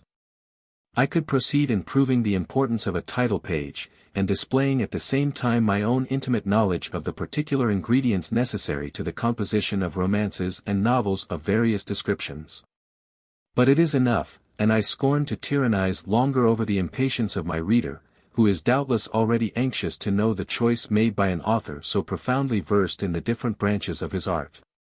By fixing, then, the date of my story 60 years before this present November 1st, 1805, I would have my readers understand that they will meet in the following pages neither a romance of chivalry nor a tale of modern manners. That my hero will neither have iron on his shoulders, as of yore, nor on the heels of his boots, as is the present fashion of Bond Street. And that my damsels will neither be clothed in purple and in pall, like the Lady Alice of an old ballad, nor reduced to the primitive nakedness of a modern fashionable at a rout. From this my choice of an era the understanding critic may farther presage that the object of my tale is more a description of men than manners. A tale of manners, to be interesting, must either refer to antiquity so great as to have become venerable, or it must bear a vivid reflection of those scenes which are passing daily before our eyes, and are interesting from their novelty. Thus the coat of mail of our ancestors, and the triple-furred pelisse of our modern beaux, may, though for very different reasons, be equally fit for the array of a fictitious character. But who, meaning the costume of his hero to be impressive, would willingly attire him in the court dress of George II's reign, with its no collar, large sleeves, and low pocket-holes? The same may be urged, with equal truth, of the Gothic hall, which, with its darkened and tinted windows, its elevated and gloomy roof, and massive oaken table garnished with boar's head and rosemary, pheasants and peacocks, cranes and cygnets, has an excellent effect in fictitious description. Much may also be gained by a lively display of a modern fate, such as we have daily recorded in that part of a newspaper entitled The Mirror of Fashion, if we contrast these, or either of them, with the splendid formality of an entertainment given 60 years since. And thus it will be readily seen how much the painter of antique or of fashionable manners gains over him who delineates those of the last generation. Considering the disadvantages inseparable from this part of my subject, I must be understood to have resolved to avoid them as much as possible, by throwing the force of my narrative upon the characters and passions of the actors. Those passions common to men in all stages of society, and which have alike agitated the human heart, whether it throbbed under the steel corselet of the 15th century, the brocaded coat of the 18th, or the blue frock and white dimity waistcoat of the present day. Footnote: alas that attire, respectable and gentlemanlike in 1805, or thereabouts, is now as antiquated as the author of Waverley has himself become since that period. The reader of fashion will please to fill up the costume with an embroidered waistcoat of purple velvet or silk, and a coat of whatever color he pleases. Upon these passions it is no doubt true that the state of manners and laws casts a necessary coloring. But the bearings, to use the language of heraldry, remain the same, though the tincture may be not only different, but opposed in strong contradistinction. The wrath of our ancestors, for example, was colored gules. It broke forth in acts of open and sanguinary violence against the objects of its fury. Our malignant feelings, which must seek gratification through more indirect channels, and undermine the obstacles which they cannot openly bear down, may be rather said to be tinctured sable. But the deep ruling impulse is the same in both cases. And the proud peer, who can now only ruin his neighbor according to law, by protracted suits, is the genuine descendant of the baron who wrapped the castle of his competitor in flames, and knocked him on the head as he endeavored to escape from the conflagration. It is from the great book of nature, the same through 1,000 editions, whether of black letter, or wire-wove and hot-pressed, that I have venturously essayed to read a chapter to the public. Some favorable opportunities of contrast have been afforded me by the state of society in the northern part of the island at the period of my history, and may serve at once to vary and to illustrate the moral lessons, which I would willingly consider as the most important part of my plan. Although I am sensible how short these will fall of their aim if I shall be found unable to mix them with amusement, a task not quite so easy in this critical generation as it was 60 years since. Chapter 2. Waverley-Honour, a Retrospect. It is, then, 60 years since Edward Waverley, the hero of the following pages, took leave of his family, to join the regiment of dragoons in which he had lately obtained a commission. It was a melancholy day at Waverley-Honour when the young officer parted with Sir Everard, the affectionate old uncle to whose title and estate he was presumptive heir. A difference in political opinions had early separated the baronet from his younger brother Richard Waverley, the father of our hero. Sir Everard had inherited from his sires the whole train of Tory or High Church predilections and prejudices which had distinguished the house of Waverley since the Great Civil War. Richard, on the contrary, who was 10 years younger, beheld himself born to the fortune of a second brother, and anticipated neither dignity nor entertainment in sustaining the character of Will Wimble. He saw early that, to succeed in the race of life, it was necessary he should carry as little weight as possible. Painters talk of the difficulty of expressing the existence of compound passions in the same features at the same moment. It would be no less difficult for the moralist to analyze the mixed motives which unite to form the impulse of our actions. Richard Waverley read and satisfied himself from history and sound argument that, in the words of the old song, passive obedience was a jest, and Shaw was non-resistance. Yet reason would have probably been unable to combat and remove hereditary prejudice could Richard have anticipated that his elder brother, Sir Everard, taking to heart an early disappointment, would have remained a bachelor at 72. The prospect of succession, however remote, might in that case have led him to endure dragging through the greater part of his life as Master Richard at the Hall, the baronet's brother, in the hope that ere its conclusion he should be distinguished as Sir Richard Waverley of Waverley-Honour, successor to a princely estate, and to extended political connections as head of the county interest in the shire where it lay. But this was a consummation of things not to be expected at Richard's outset, when Sir Everard was in the prime of life, and certain to be an acceptable suitor in almost any family, whether wealth or beauty should be the object of his pursuit. And when, indeed, his speedy marriage was a report which regularly amused the neighbourhood once a year. His younger brother saw no practicable road to independence save that of relying upon his own exertions, and adopting a political creed more consonant both to reason and his own interest than the hereditary faith of Sir Everard in High Church and in the House of Stuart. He therefore read his recantation at the beginning of his career, and entered life as an avowed Whig and friend of the Hanover succession. The ministry of George I's time were prudently anxious to diminish the phalanx of opposition. The Tory nobility, depending for their reflected lustre upon the sunshine of a court, had for some time been gradually reconciling themselves to the new dynasty. But the wealthy country gentlemen of England, a rank which retained, with much of ancient manners and primitive integrity, a great proportion of obstinate and unyielding prejudice, stood aloof in haughty and sullen opposition, and cast many a look of mingled regret and hope to Bois-le-Duc, Avignon, and Italy. Footnote: where the Chevalier St. George, or, as he was termed, the Old Pretender, held his exiled court, as his situation compelled him to shift his place of residence. The accession of the near relation of one of those steady and inflexible opponents was considered as a means of bringing over more converts. And therefore Richard Waverley met with a share of ministerial favour more than proportioned to his talents or his political importance. It was, however, discovered that he had respectable talents for public business, and the first admittance to the minister's levy being negotiated, his success became rapid. Sir Everard learned from the public newsletter, first, that Richard Waverley, Esquire, was returned for the ministerial borough of Barterfaith. Next, that Richard Waverley, Esquire, had taken a distinguished part in the debate upon the Excise Bill in the support of government. And, lastly, that Richard Waverley, Esquire, had been honoured with a seat at one of those boards where the pleasure of serving the country is combined with other important gratifications, which, to render them the more acceptable, occur regularly once a quarter. Although these events followed each other so closely that the sagacity of the editor of a modern newspaper would have presaged the two last even while he announced the first, yet they came upon Sir Everard gradually, and drop by drop, as it were, distilled through the cool and procrastinating alembic of Dyer's weekly letter. Footnote, see Note I.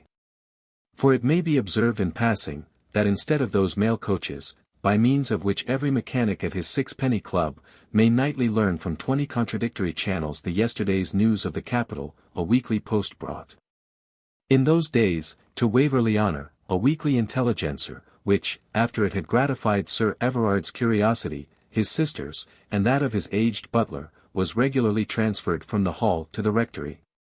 From the rectory to Squire Stubbs's at the Grange, from the squire to the Baronet Steward at his neat white house on the heath, from the steward to the bailiff, and from him through a huge circle of honest dames and gaffers, by whose hard and horny hands it was generally worn to pieces in about a month after its arrival.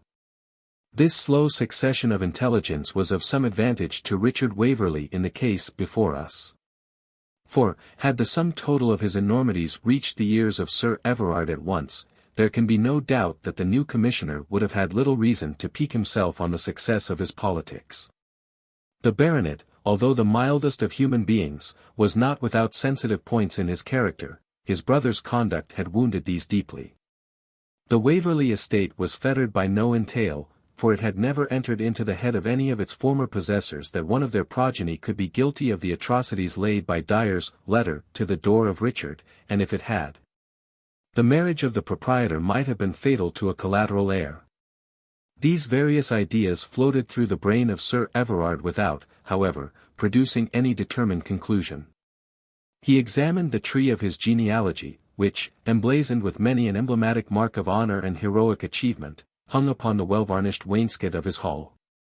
The nearest descendants of Sir Hildebrand Waverley, failing those of his eldest son Wilfrid, of whom Sir Everard and his brother were the only representatives, were, as this honoured register informed him, and, indeed, as he himself well knew, the Waverleys of Highley Park, Hants, with whom the main branch, or rather stock, of the house had renounced all connection since the great lawsuit in 1670.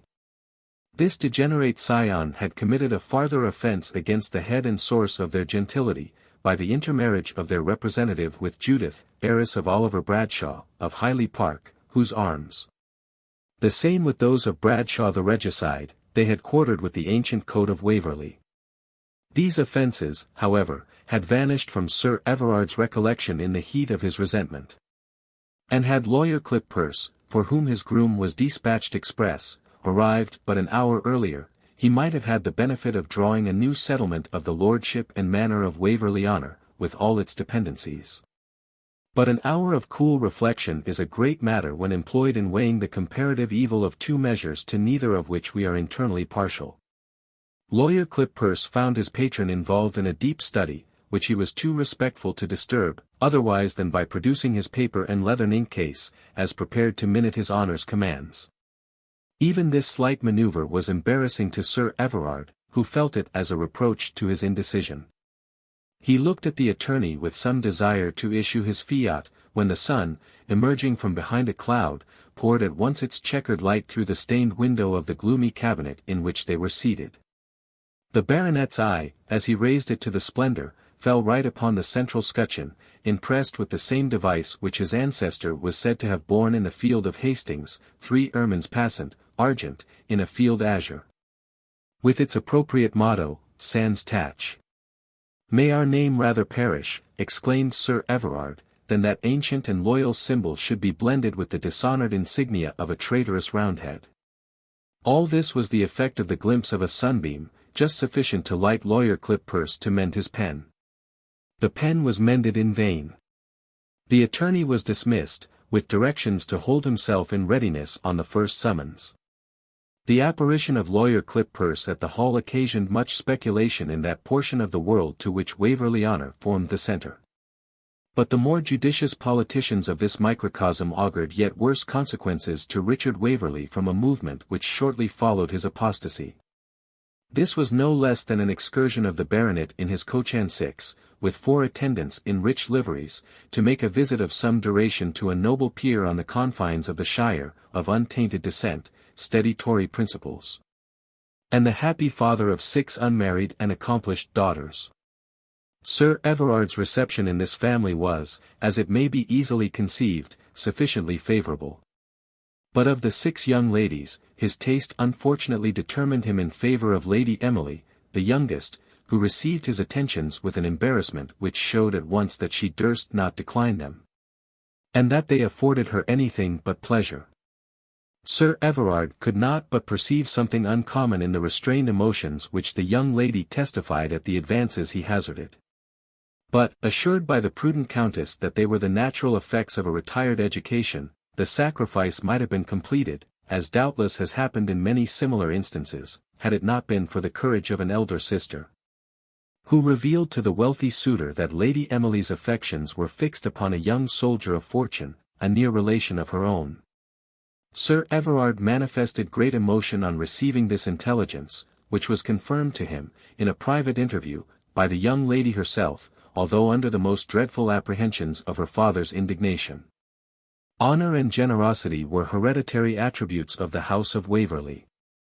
With a grace and delicacy worthy the hero of a romance, Sir Everard withdrew his claim to the hand of Lady Emily. He had even, before leaving Blandeville Castle, the address to extort from her father a consent to her union with the object of her choice.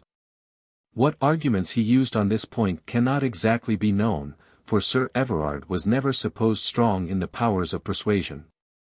But the young officer, immediately after this transaction, rose in the army with a rapidity far surpassing the usual pace of unpatronized professional merit, although, to outward appearance, that was all he had to depend upon.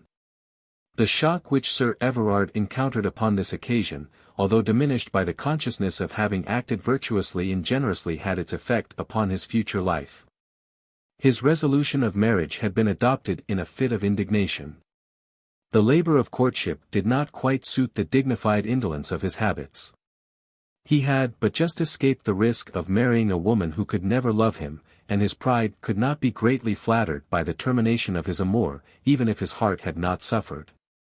The result of the whole matter was his return to Waverley-Honour without any transfer of his affections, notwithstanding the sighs and languishments of the fair tell-tale, who had revealed, in mere sisterly affection, the secret of Lady Emily's attachment, and in despite of the nods, winks, and innuendos of the officious Lady Mother, and the grave eulogiums which the Earl pronounced successively on the prudence, and good sense, and admirable dispositions of his first, second, third, fourth, and fifth daughters.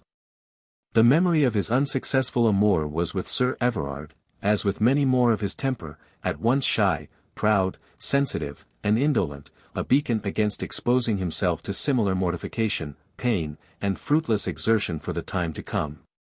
He continued to live at Waverley-Honour in the style of an old English gentleman, of an ancient descent and opulent fortune. His sister, Miss Rachel Waverley, presided at his table.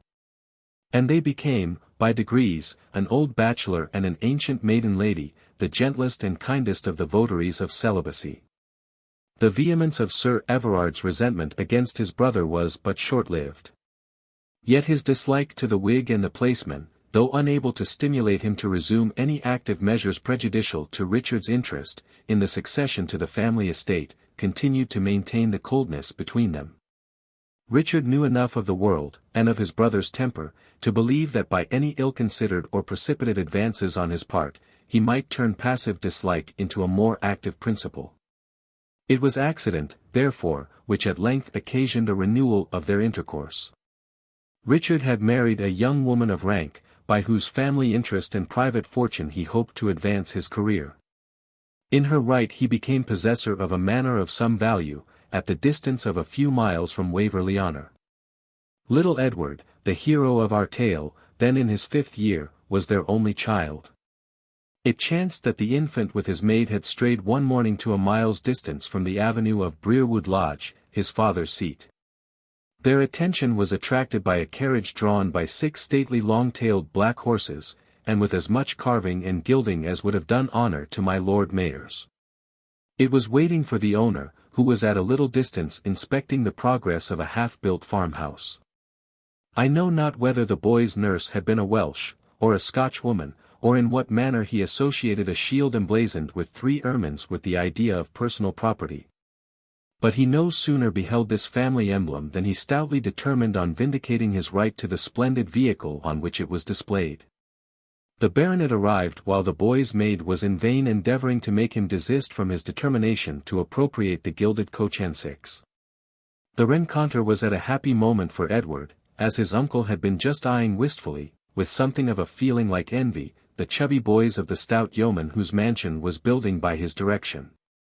In the round-faced rosy cherub before him, bearing his eye and his name, and vindicating a hereditary title to his family, affection, and patronage, by means of a tie which Sir Everard held as sacred as either garter or blue mantle.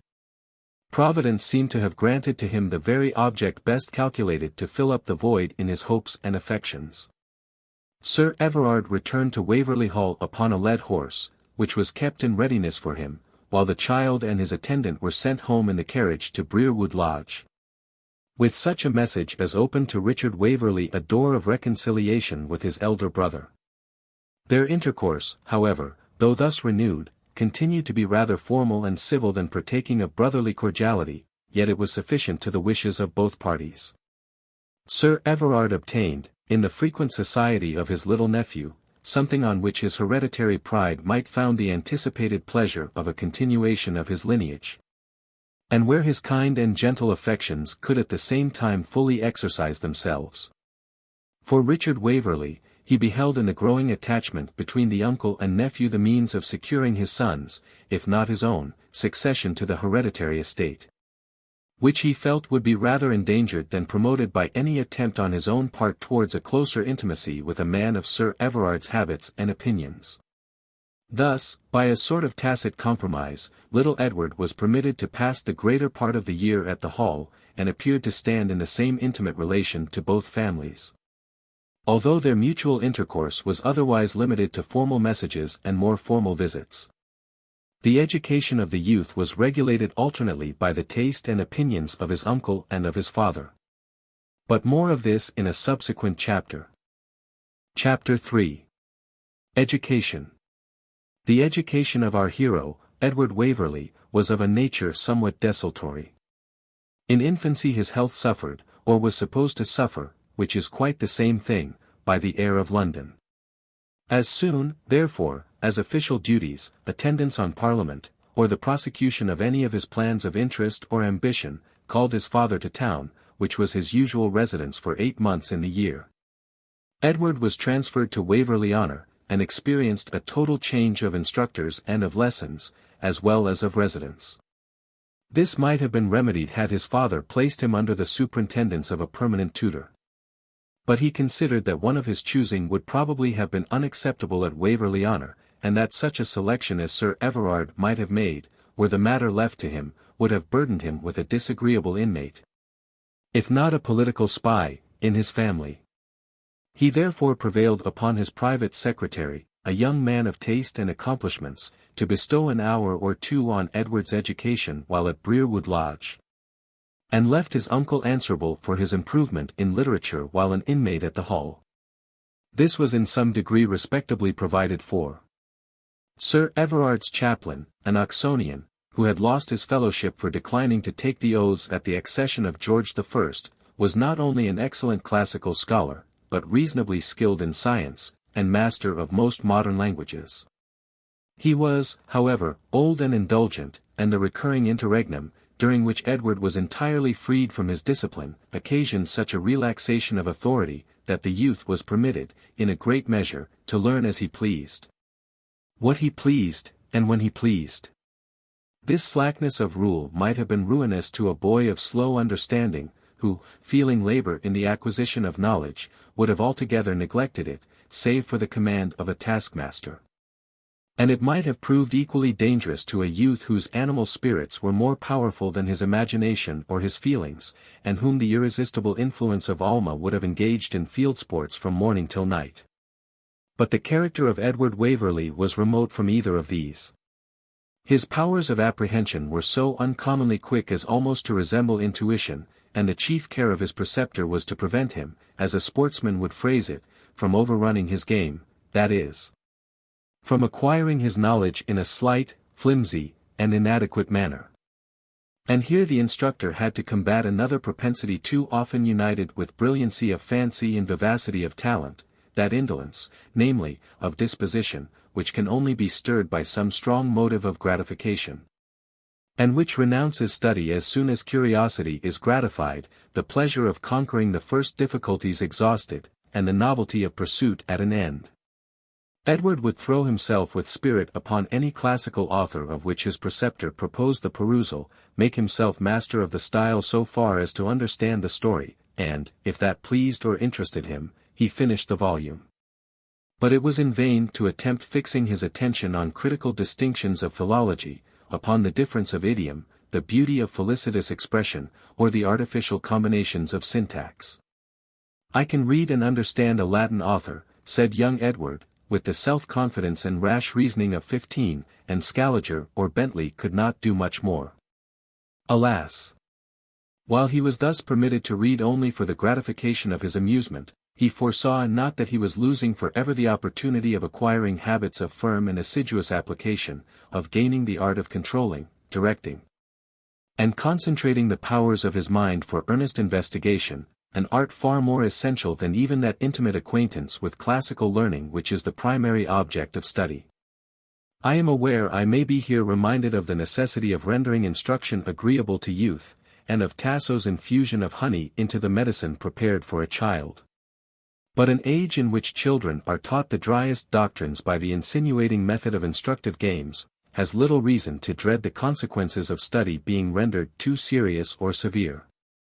The history of England is now reduced to a game at cards, the problems of mathematics to puzzles and riddles, and the doctrines of arithmetic may, we are assured, be sufficiently acquired by spending a few hours a week at a new and complicated edition of the royal game of the goose.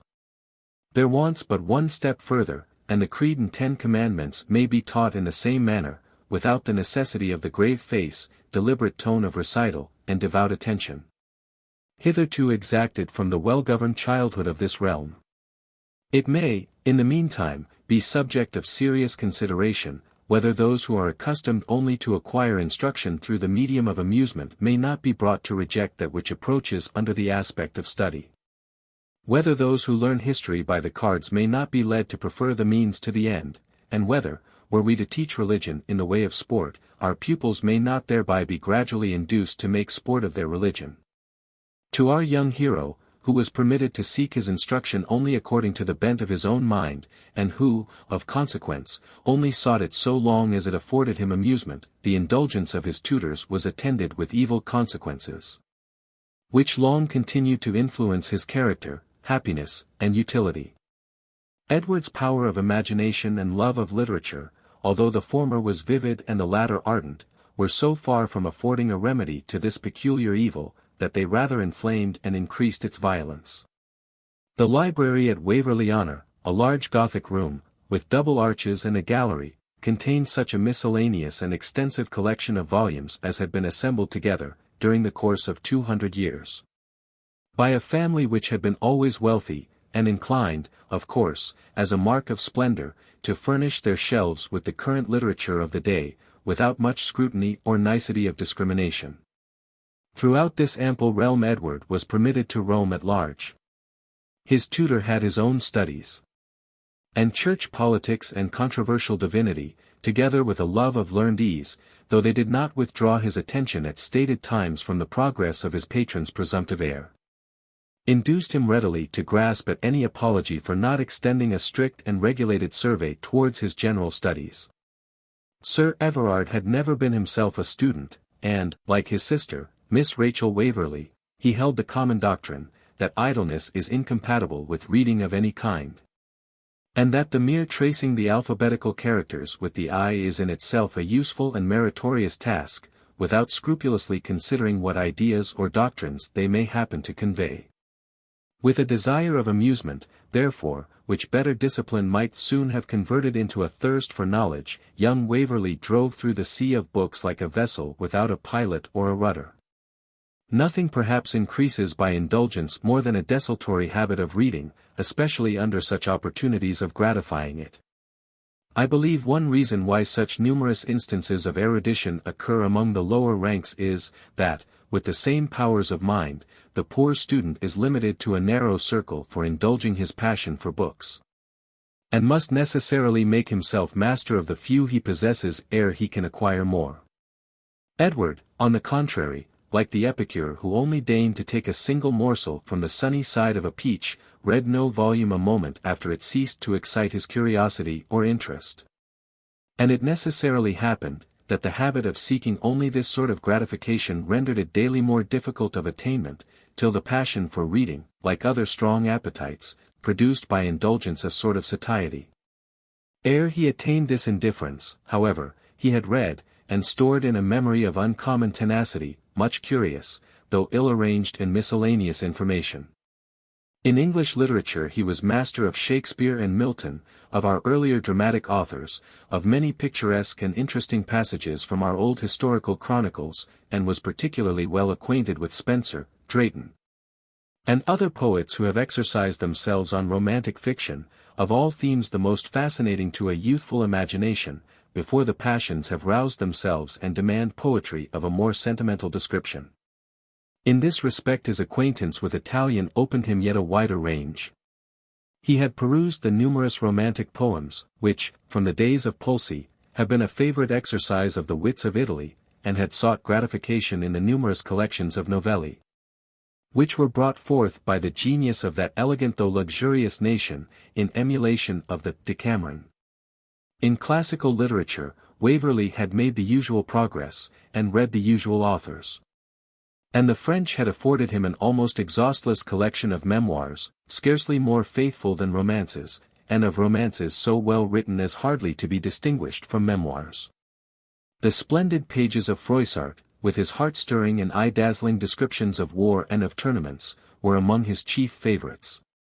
And from those of Brantome and de la Nuit he learned to compare the wild and loose, yet superstitious, character of the nobles of the League with the stern, rigid, and sometimes turbulent disposition of the Huguenot party. The Spanish had contributed to his stock of chivalrous and romantic lore. The earlier literature of the northern nations did not escape the study of one who read rather to awaken the imagination than to benefit the understanding. And yet, knowing much that is known but to few, Edward Waverley might justly be considered as ignorant, since he knew little of what adds dignity to man, and qualifies him to support and adorn an elevated situation in society. The occasional attention of his parents might indeed have been of service to prevent the dissipation of mind incidental to such a desultory course of reading. But his mother died in the 7th year after the reconciliation between the brothers, and Richard Waverley himself, who, after this event, resided more constantly in London, was too much interested in his own plans of wealth and ambition to notice more respecting Edward than that he was of a very bookish turn, and probably destined to be a bishop. If he could have discovered and analyzed his son's waking dreams, he would have formed a very different conclusion. Chapter 4. Castle Building. I have already hinted that the dainty, squeamish, and fastidious taste acquired by a surfeit of idle reading had not only rendered our hero unfit for serious and sober study, but had even disgusted him in some degree with that in which he had hitherto indulged. He was in his 16th year when his habits of abstraction and love of solitude became so much marked as to excite Sir Everard's affectionate apprehension. He tried to counterbalance these propensities by engaging his nephew in field sports, which had been the chief pleasure of his own youthful days. But although Edward eagerly carried the gun for one season, yet when practice had given him some dexterity, the pastime ceased to afford him amusement. In the succeeding spring, the perusal of old Isaac Walton's fascinating volume determined Edward to become a brother of the angle. But of all diversions which ingenuity ever devised for the relief of idleness, fishing is the worst qualified to amuse a man who is at once indolent and impatient, and our hero's rod was speedily flung aside. Society and example, which, more than any other motives, master and sway the natural bent of our passions, might have had their usual effect upon the youthful visionary. But the neighbourhood was thinly inhabited, and the homebred young squires whom it afforded were not of a class fit to form Edward's usual companions. Far less to excite him to emulation in the practice of those pastimes which composed the serious business of their lives. There were a few other youths of better education and a more liberal character, but from their society also our hero was in some degree excluded. Sir Everard had, upon the death of Queen Anne, resigned his seat in Parliament, and, as his age increased and the number of his contemporaries diminished, had gradually withdrawn himself from society. So that when, upon any particular occasion, Edward mingled with accomplished and well-educated young men of his own rank and expectations, he felt an inferiority in their company, not so much from deficiency of information, as from the want of the skill to command and to arrange that which he possessed. A deep and increasing sensibility added to this dislike of society. The idea of having committed the slightest solecism in politeness, whether real or imaginary, was agony to him. For perhaps even guilt itself does not impose upon some minds so keen a sense of shame and remorse, as a modest, sensitive, and inexperienced youth feels from the consciousness of having neglected etiquette or excited ridicule. Where we are not at ease, we cannot be happy. And therefore it is not surprising that Edward Waverley supposed that he disliked and was unfitted for society, merely because he had not yet acquired the habit of living in it with ease and comfort, and of reciprocally giving and receiving pleasure.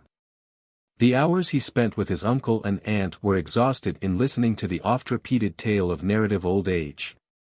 Yet even there his imagination, the predominant faculty of his mind, was frequently excited.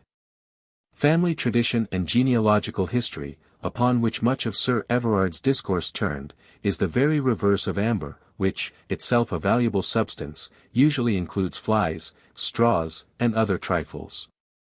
Whereas these studies, being themselves very insignificant and trifling, do nevertheless serve to perpetuate a great deal of what is rare and valuable in ancient manners, and to record many curious and minute facts which could have been preserved and conveyed through no other medium. If, therefore, Edward Waverley yawned at times over the dry deduction of his line of ancestors, with their various intermarriages, and inwardly deprecated the remorseless and protracted accuracy with which the worthy Sir Everard rehearsed the various degrees of propinquity between the house of Waverley-Honour and the doughty barons, knights, and squires to whom they stood allied. If, notwithstanding his obligations to the three ermines passant, he sometimes cursed in his heart the jargon of heraldry, its griffins, its moldwarps, its wyverns, and its dragons, with all the bitterness of Hotspur himself. There were moments when these communications interested his fancy and rewarded his attention. The deeds of Wylibert of Waverley in the Holy Land, his long absence and perilous adventures, his supposed death, and his return on the evening when the betrothed of his heart had wedded the hero who had protected her from insult and oppression during his absence. The generosity with which the Crusader relinquished his claims, and sought in a neighbouring cloister that peace which passeth not away, footnote, see note 2. To these and similar tales he would hearken till his heart glowed and his eye glistened. Nor was he less affected when his aunt, Mrs. Rachel, narrated the sufferings and fortitude of Lady Alice Waverley during the Great Civil War. The benevolent features of the venerable spinster kindled into more majestic expression as she told how Charles had, after the field of Worcester, found a day's refuge at Waverley-Honour, and how, when a troop of cavalry were approaching to search the mansion, Lady Alice dismissed her youngest son with a handful of domestics, charging them to make good with their lives an hour's diversion, that the king might have that space for escape. And, God help her, would Mrs. Rachel continue, fixing her eyes upon the heroine's portrait as she spoke, full dearly did she purchase the safety of her prince with the life of her darling child. They brought him here a prisoner, mortally wounded. And you may trace the drops of his blood from the great hall door along the little gallery, and up to the saloon, where they laid him down to die at his mother's feet. But there was comfort exchanged between them. For he knew, from the glance of his mother's eye, that the purpose of his desperate defense was attained. "Ah! I remember," she continued, "I remember well to have seen one that knew and loved him. Miss Lucy St. Aubyn lived and died a maid for his sake, though one of the most beautiful and wealthy matches in this country. All the world ran after her, but she wore widow's mourning all her life for poor William, for they were betrothed though not married, and died in, I cannot think of the date. But I remember, in the November of that very year, when she found herself sinking, she desired to be brought to Waverley-Honour once more, and visited all the places where she had been with my grand-uncle. And caused the carpets to be raised that she might trace the impression of his blood, and if tears could have washed it out, it had not been there now. For there was not a dry eye in the house. You would have thought, Edward, that the very trees mourned for her, for their leaves dropped around her without a gust of wind, and, indeed, she looked like one that would never see them green again. From such legends our hero would steal away to indulge the fancies they excited. In the corner of the large and sombre library, with no other light than was afforded by the decaying brands on its ponderous and ample hearth, he would exercise for hours that internal sorcery by which past or imaginary events are presented in action, as it were, to the eye of the muser. Then arose in long and fair array the splendour of the bridal feast at Waverley Castle. The tall and emaciated form of its real lord, as he stood in his pilgrim's weeds, an unnoticed spectator of the festivities of his supposed heir and intended bride, the electrical shock occasioned by the discovery. The springing of the vassals to arms, the astonishment of the bridegroom, the terror and confusion of the bride, the agony with which Wylibert observed that her heart as well as consent was in these nuptials. The air of dignity, yet of deep feeling, with which he flung down the half-drawn sword, and turned away for ever from the house of his ancestors. Then would he change the scene, and fancy would at his wish represent Aunt Rachel's tragedy. He saw the Lady Waverley seated in her bower, her ears strained to every sound, her heart throbbing with double agony, now listening to the decaying echo of the hoofs of the king's horse, and when that had died away, hearing in every breeze that shook the trees of the park, the noise of the remote skirmish. A distant sound is heard like the rushing of a swollen stream, it comes nearer, and Edward can plainly distinguish the galloping of horses, the cries and shouts of men, with straggling pistol shots between, rolling forwards to the hall. The lady starts up, a terrified menial rushes in, but why pursue such a description? As living in this ideal world became daily more delectable to our hero, interruption was disagreeable in proportion. The extensive domain that surrounded the hall, which, far exceeding the dimensions of a park, was usually termed Waverley Chase, had originally been forest ground, and still, though broken by extensive glades, in which the young deer were sporting, retained its pristine and savage character. It was traversed by broad avenues, in many places half grown up with brushwood, where the beauties of former days used to take their stand to see the stag coursed with greyhounds, or to gain an aim at him with the crossbow.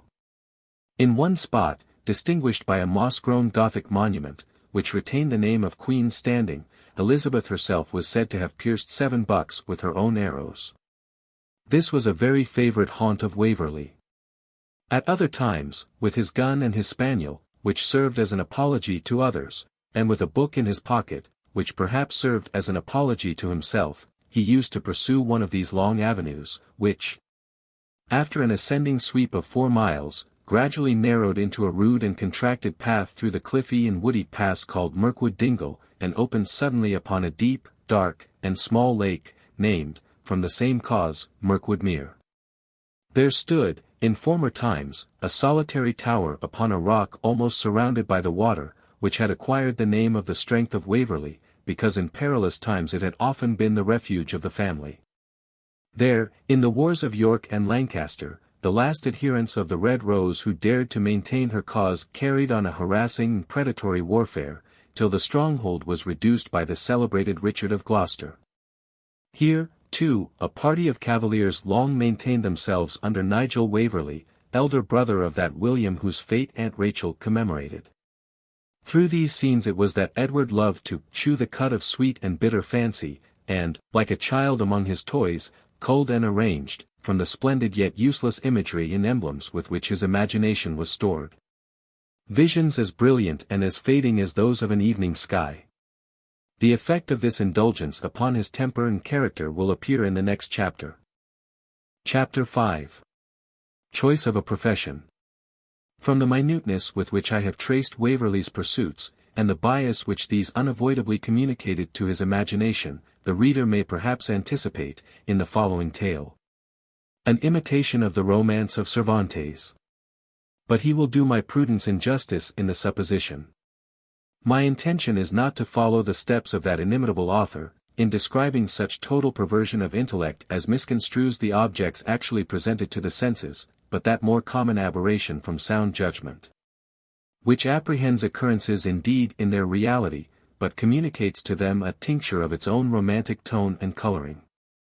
So far was Edward Waverley from expecting general sympathy with his own feelings, or concluding that the present state of things was calculated to exhibit the reality of those visions in which he loved to indulge, that he dreaded nothing more than the detection of such sentiments as were dictated by his musings.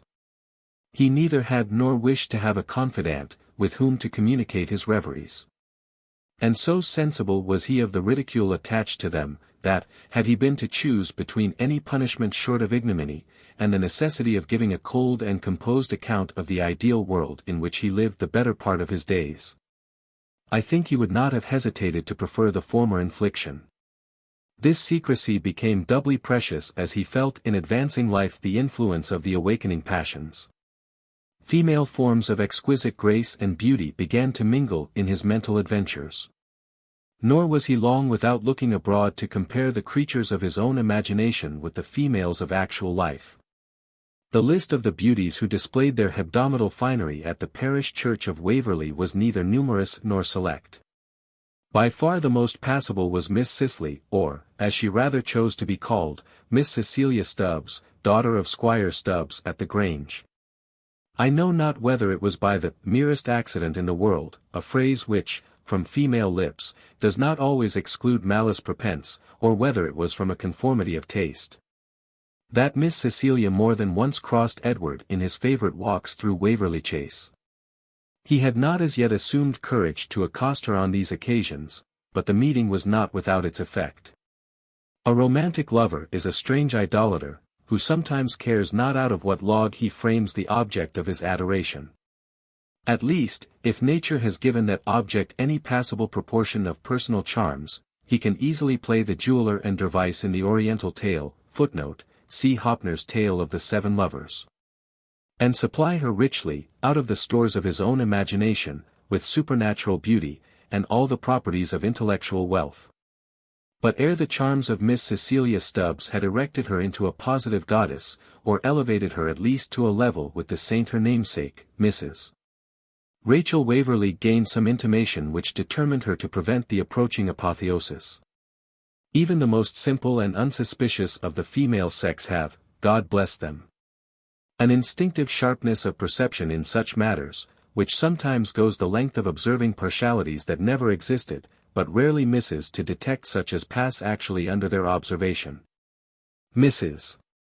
Rachel applied herself with great prudence, not to combat, but to elude, the approaching danger, and suggested to her brother the necessity that the heir of his house should see something more of the world than was consistent with constant residence at Waverley-Honour. Sir Everard would not at first listen to a proposal which went to separate his nephew from him. Edward was a little bookish, he admitted, but youth, he had always heard, was the season for learning, and, no doubt, when his rage for letters was abated, and his head fully stocked with knowledge, his nephew would take to field sports and country business. He had often, he said, himself regretted that he had not spent some time in study during his youth. He would neither have shot nor hunted with less skill, and he might have made the roof of St. Stephen's echo to longer orations than were comprised in those zealous noes, with which, when a member of the House during Godolphin's administration, he encountered every measure of government. Aunt Rachel's anxiety, however, lent her address to carry her point. Every representative of their house had visited foreign parts, or served his country in the army, before he settled for life at Waverley-Honour, and she appealed for the truth of her assertion to the genealogical pedigree. An authority which Sir Everard was never known to contradict. In short, a proposal was made to Mr. Richard Waverley, that his son should travel, under the direction of his present tutor Mr. Pembroke, with a suitable allowance from the baronet's liberality. The father himself saw no objection to this overture. But upon mentioning it casually at the table of the minister, the great man looked grave. The reason was explained in private. The unhappy turn of Sir Everard's politics, the minister observed, was such as would render it highly improper that a young gentleman of such hopeful prospects should travel on the continent with a tutor doubtless of his uncle's choosing, and directing his course by his instructions. What might Mr. Edward Waverley's society be at Paris, what at Rome, where all manner of snares were spread by the pretender and his sons, these were points for Mr. Waverley to consider. This he could himself say, that he knew his Majesty had such a just sense of Mr. Richard Waverley's merits, that, if his son adopted the army for a few years, a troop, he believed, might be reckoned upon in one of the dragoon regiments lately returned from Flanders. A hint thus conveyed and enforced was not to be neglected with impunity, and Richard Waverley, though with great dread of shocking his brother's prejudices, deemed he could not avoid accepting the commission thus offered him for his son. The truth is, he calculated much, and justly, upon Sir Everard's fondness for Edward, which made him unlikely to resent any step that he might take in due submission to parental authority. 2 letters announced this determination to the baronet and his nephew.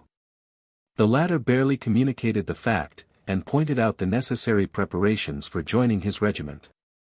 To his brother, Richard was more diffuse and circuitous. He coincided with him, in the most flattering manner, in the propriety of his son seeing a little more of the world, and was even humble in expressions of gratitude for his proposed assistance.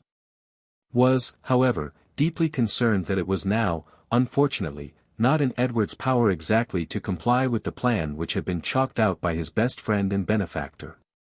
He himself had thought with pain on the boy's inactivity, at an age when all his ancestors had borne arms.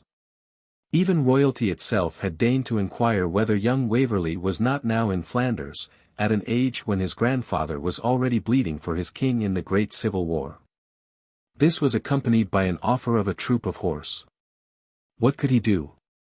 There was no time to consult his brother's inclinations, even if he could have conceived there might be objections on his part to his nephew's following the glorious career of his predecessors. And, in short, that Edward was now, the intermediate steps of cornet and lieutenant being overleapt with great agility, Captain Waverley, of Gardiner's regiment of dragoons, which he must join in their quarters at Dundee in Scotland. In the course of a month, Sir Everard Waverley received this intimation with a mixture of feelings. At the period of the Hanoverian succession he had withdrawn from Parliament, and his conduct in the memorable year 1715 had not been altogether unsuspected. There were reports of private musters of tenants and horses in Waverley Chase by moonlight, and of cases of carbines and pistols purchased in Holland, and addressed to the baronet, but intercepted by the vigilance of a riding officer of the excise, who was afterwards tossed in a blanket on a moonless night, by an association of stout yeomen, for his officiousness. Nay, it was even said, that at the arrest of Sir William Wyndham, the leader of the Tory party, a letter from Sir Everard was found in the pocket of his nightgown. But there was no overt act which an attainder could be founded on, and government, contented with suppressing the insurrection of 1715, felt it neither prudent nor safe to push their vengeance farther than against those unfortunate gentlemen who actually took up arms. Nor did Sir Everard's apprehensions of personal consequences seem to correspond with the report spread among his Whig neighbours. It was well known that he had supplied with money several of the distressed Northumbrians and Scotch men, who, after being made prisoners at Preston in Lancashire, were imprisoned in Newgate and the Minstrelsy. And it was his solicitor and ordinary counsel who conducted the defence of some of these unfortunate gentlemen at their trial.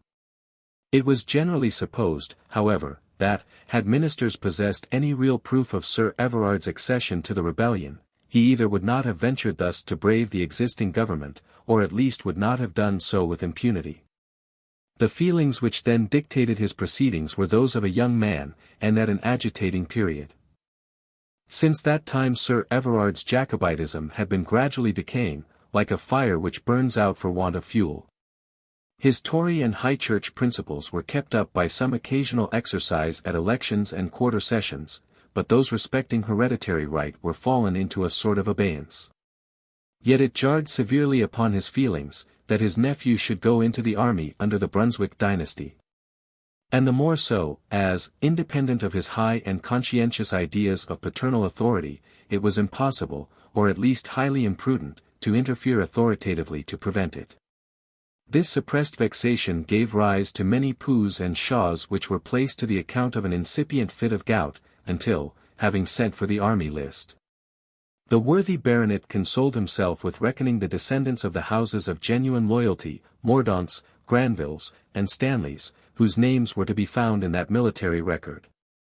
And, calling up all his feelings of family grandeur and warlike glory, he concluded, with logic something like Falstaff's, that when war was at hand, although it were shame to be on any side but one, it were worse shame to be idle than to be on the worst side, though blacker than usurpation could make it. As for Aunt Rachel, her scheme had not exactly terminated according to her wishes, but she was under the necessity of submitting to circumstances. And her mortification was diverted by the employment she found in fitting out her nephew for the campaign, and greatly consoled by the prospect of beholding him blaze in complete uniform.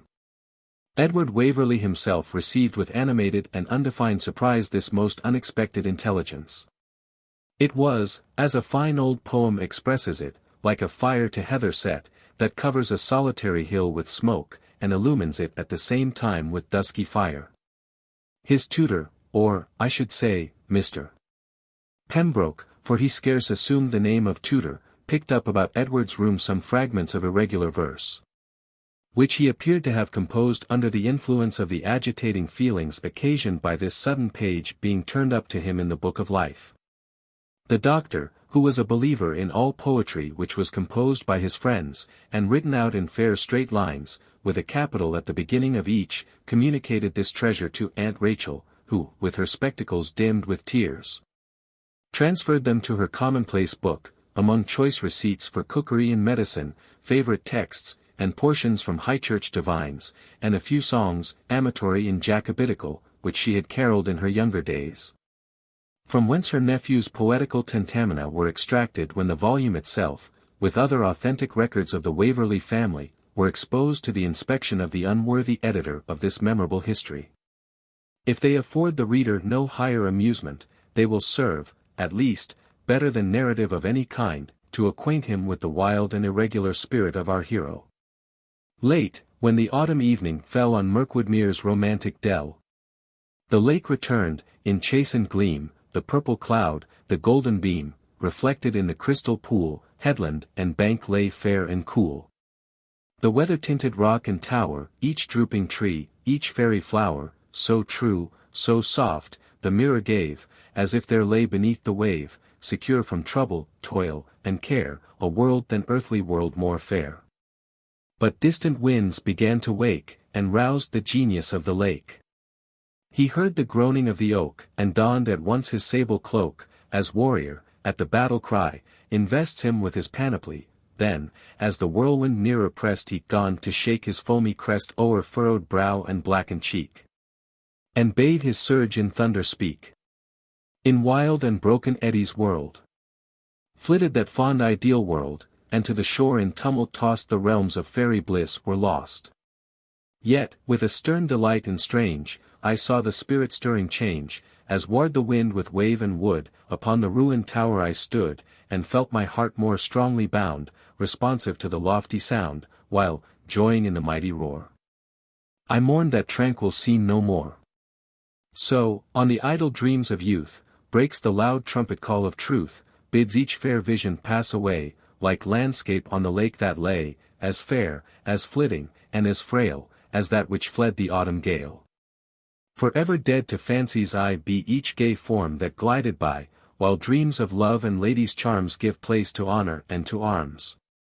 In sober prose, as perhaps these verses intimate less decidedly, the transient idea of Miss Cecilia Stubbs passed from Captain Waverley's heart amid the turmoil which his new destinies excited. She appeared, indeed, in full splendor in her father's pew upon the Sunday when he attended service for the last time at the old parish church, upon which occasion, at the request of his uncle and Aunt Rachel, he was induced, nothing both, if the truth must be told, to present himself in full uniform. There is no better antidote against entertaining too high an opinion of others than having an excellent one of ourselves at the very same time. Miss Stubbs had indeed summoned up every assistance which art could afford to beauty, but, alas! Hoop, patches, frizzled locks, and a new mantua of genuine French silk, were lost upon a young officer of dragoons who wore for the first time his gold-laced hat, jack-boots, and broadsword. I know not whether, like the champion of an old ballad, his heart was all on honor bent. He could not stoop to love. No lady in the land had power his frozen heart to move. Or whether the deep and flaming bars of embroidered gold, which now fenced his breast, defied the artillery of Cecilia's eyes, but every arrow was launched at him in vain. Yet did I mark where Cupid's shaft did light. It lighted not on little western flower, but on bold yeoman, flower of all the west. Hight Jonas Culbertfield, the steward's son. Craving pardon for my heroics, which I am unable in certain cases to resist giving way to, it is a melancholy fact, that my history must here take leave of the fair Cecilia, who, like many a daughter of Eve, after the departure of Edward, and the dissipation of certain idle visions which she had adopted, quietly contented herself with a pistolor, and gave her hand, at the distance of 6 months, to the aforesaid Jonas, son of the baronet's steward. An heir, no unfertile prospect, to a steward's fortune, besides the snug probability of succeeding to his father's office. All these advantages moved Squire Stubbs, as much as the ruddy brown and manly form of the suitor influenced his daughter, to abate somewhat in the article of their gentry, and so the match was concluded. None seemed more gratified than Aunt Rachel, who had hitherto looked rather askance upon the presumptuous damsel, as much so, peradventure, as her nature would permit, but who, on the first appearance of the new married pair at church, honored the bride with a smile and a profound curtsy, in presence of the rector, the curate, the clerk, and the whole congregation of the united parishes of Waverley-Beverley. I beg pardon, once and for all, of those readers who take up novels merely for amusement, for plaguing them so long with old-fashioned politics, and Whig and Tory, and Hanoverians and Jacobites. The truth is, I cannot promise them that this story shall be intelligible, not to say probable, without it. My plan requires that I should explain the motives on which its action proceeded. And these motives necessarily arose from the feelings, prejudices, and parties of the times. I do not invite my fair readers, whose sex and impatience give them the greatest right to complain of these circumstances, into a flying chariot drawn by hippogriffs, or moved by enchantment. Mine is a humble English post-chaise, drawn upon 4 wheels, and keeping His Majesty's highway. Such as dislike the vehicle may leave it at the next halt, and wait for the conveyance of Prince Hussein's tapestry, or Malek the weaver's flying sentry-box. Those who are contented to remain with me will be occasionally exposed to the dullness inseparable from heavy roads, steep hills, sloughs, and other terrestrial retardations. But with tolerable horses and a civil driver, as the advertisements have it, I engage to get as soon as possible into a more picturesque and romantic country, if my passengers incline to have some patience with me during my first stages. Footnote: these introductory chapters have been a good deal censured as tedious and unnecessary. Yet there are circumstances recorded in them which the author has not been able to persuade himself to retrench or cancel. Chapter 6. The Adieus of Waverley. It was upon the evening of this memorable Sunday that Sir Everard entered the library, where he narrowly missed surprising our young hero as he went through the guards of the broadsword with the ancient weapon of old Sir Hildebrand, which, being preserved as an heirloom, usually hung over the chimney in the library. Beneath a picture of the knight and his horse, where the features were almost entirely hidden by the knight's profusion of curled hair, and the bucephalus which he bestrode concealed by the voluminous robes of the bath with which he was decorated, Sir Everard entered, and after a glance at the picture and another at his nephew, began a little speech, which, however, soon dropped into the natural simplicity of his common manner, agitated upon the present occasion by no common feeling. "Nephew," he said. And then, as mending his phrase, "My dear Edward, it is God's will, and also the will of your father, whom, under God, it is your duty to obey, that you should leave us to take up the profession of arms, in which so many of your ancestors have been distinguished. I have made such arrangements as will enable you to take the field as their descendant, and as the probable heir of the house of Waverley, and, sir, in the field of battle you will remember what name you bear. And, Edward, my dear boy, remember also that you are the last of that race, and the only hope of its revival depends upon you. Therefore, as far as duty and honor will permit, avoid danger, I mean unnecessary danger, and keep no company with rakes, gamblers, and Whigs, of whom, it is to be feared, there are but too many in the service into which you are going. Your colonel, as I am informed, is an excellent man, for a Presbyterian, but you will remember your duty to God, the Church of England, and this breach ought to have been supplied, according to the rubric, with the word king. But as, unfortunately, that word conveyed a double and embarrassing sense, one meaning de facto and the other de jure, the knight filled up the blank otherwise, the Church of England, and all constituted authorities. Then, not trusting himself with any further oratory, he carried his nephew to his stables to see the horses destined for his campaign. 2 were black, the regimental color, superb chargers both.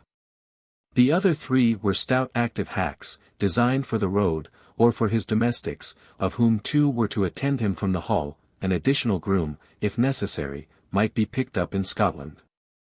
You will depart with but a small retinue, quoth the baronet, compared to Sir Hildebrand, when he mustered before the gate of the hall a larger body of horse than your whole regiment consists of. I could have wished that these 20 young fellows from my estate, who have enlisted in your troop, had been to march with you on your journey to Scotland. It would have been something, at least. But I am told their attendance would be thought unusual in these days, when every new and foolish fashion is introduced to break the natural dependence of the people upon their landlords. Sir Everard had done his best to correct this unnatural disposition of the times. For he had brightened the chain of attachment between the recruits and their young captain, not only by a copious repast of beef and ale, by way of parting feast, but by such a pecuniary donation to each individual as tended rather to improve the conviviality than the discipline of their march. After inspecting the cavalry, Sir Everard again conducted his nephew to the library, where he produced a letter, carefully folded, surrounded by a little stripe of flock silk, according to ancient form, and sealed with an accurate impression of the Waverley coat of arms. It was addressed, with great formality, to Cosmo Comyn Bradwardine, Esq., of Bradwardine, at his principal mansion of Tully-Veolan, in Perthshire, North Britain. These, by the hands of Captain Edward Waverley, nephew of Sir Everard Waverley, of Waverley-Honour, Bart. The gentleman to whom this enormous greeting was addressed, of whom we shall have more to say in the sequel, had been in arms for the exiled family of Stuart in the year 1715, and was made prisoner at Preston in Lancashire. He was of a very ancient family, and somewhat embarrassed fortune, a scholar, according to the scholarship of Scotch men, that is, his learning was more diffuse than accurate, and he was rather a reader than a grammarian. Of his zeal for the classic authors he is said to have given an uncommon instance. On the road between Preston and London, he made his escape from his guards. But being afterwards found loitering near the place where they had lodged the former night, he was recognized, and again arrested. His companions, and even his escort, were surprised at his infatuation, and could not help inquiring, why, being once at liberty, he had not made the best of his way to a place of safety.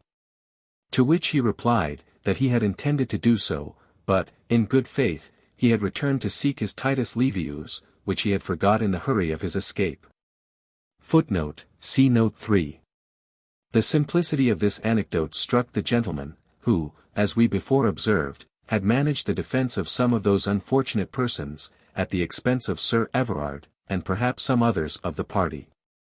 He was, besides, himself a special admirer of the old Patavinian, and though probably his own zeal might not have carried him such extravagant lengths, even to recover the addition of Swainheim and Panarts, supposed to be the princeps. He did not the less estimate the devotion of the North Briton, and in consequence exerted himself to so much purpose to remove and soften evidence, detect legal flaws, etc., that he accomplished the final discharge and deliverance of Cosmo Common Bradwardine from certain very awkward consequences of a plea before our sovereign lord the king in Westminster. The Baron of Bradwardine, for he was generally so called in Scotland, although his intimates, from his place of residence, used to denominate him Tully-Veolan, or more familiarly, Tully. No sooner stood rectus in curia than he posted down to pay his respects and make his acknowledgments at Waverley-Honour. A congenial passion for field sports, and a general coincidence in political opinions, cemented his friendship with Sir Everard, notwithstanding the difference of their habits and studies in other particulars. And, having spent several weeks at Waverley-Honour, the Baron departed with many expressions of regard, warmly pressing the Baronet to return his visit and partake of the diversion of grouse shooting, upon his moors in Perthshire next season. Shortly after, Mr. Bradwardine remitted from Scotland a sum in reimbursement of expenses incurred in the King's High Court of Westminster, which, although not quite so formidable when reduced to the English denomination, had, in its original form of Scotch pounds, shillings, and pence, such a formidable effect upon the frame of Duncan Macwheeble, the laird's confidential factor, Baron Bailey, and man of resource, that he had a fit of the colic, which lasted for 5 days, occasioned, he said, solely and utterly by becoming the unhappy instrument of conveying such a serious sum of money out of his native country into the hands of the false English. But patriotism, as it is the fairest, so it is often the most suspicious mask of other feelings. And many who knew Bailey Macwheeble concluded that his professions of regret were not altogether disinterested, and that he would have grudged the moneys paid to the loons at Westminster much less had they not come from Bradwardine estate, a fund which he considered as more particularly his own. But the Bailey protested he was absolutely disinterested. Woe, woe, for Scotland, not a whit for me. The laird was only rejoiced that his worthy friend, Sir Everard Waverley of Waverley-Honour, was reimbursed of the expenditure which he had outlaid on account of the house of Bradwardine. It concerned, he said, the credit of his own family, and of the kingdom of Scotland at large, that these disbursements should be repaid forthwith, and, if delayed, it would be a matter of national reproach.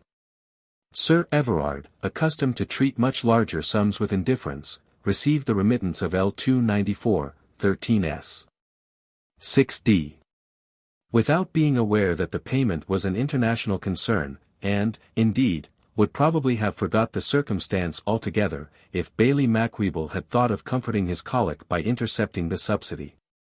A yearly intercourse took place, of a short letter and a hamper or a cask or two, between Waverley-Honour and Tully-Veolan, the English exports consisting of mighty cheeses and mightier ale, pheasants, and venison, and the Scottish returns being vested in grouse, white hares, pickled salmon, and usquebaugh.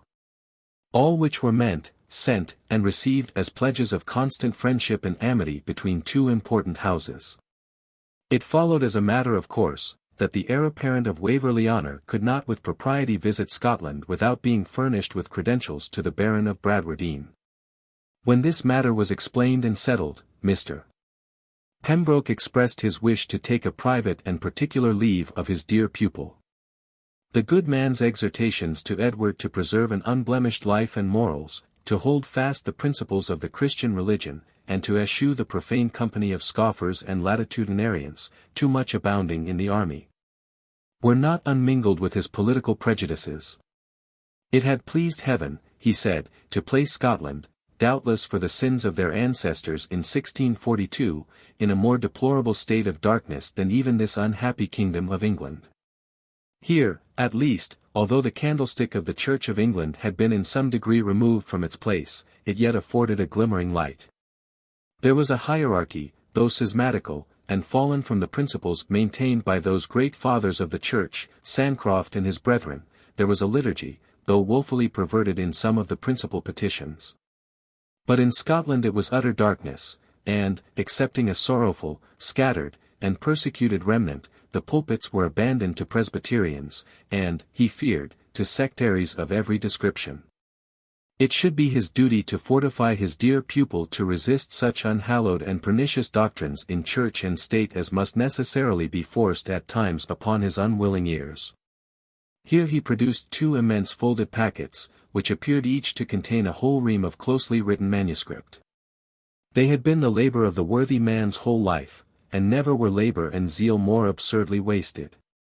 He had at one time gone to London, with the intention of giving them to the world, by the medium of a bookseller in Little Britain, well known to deal in such commodities, and to whom he was instructed to address himself in a particular phrase and with a certain sign, which, it seems, passed at that time current among the initiated Jacobites.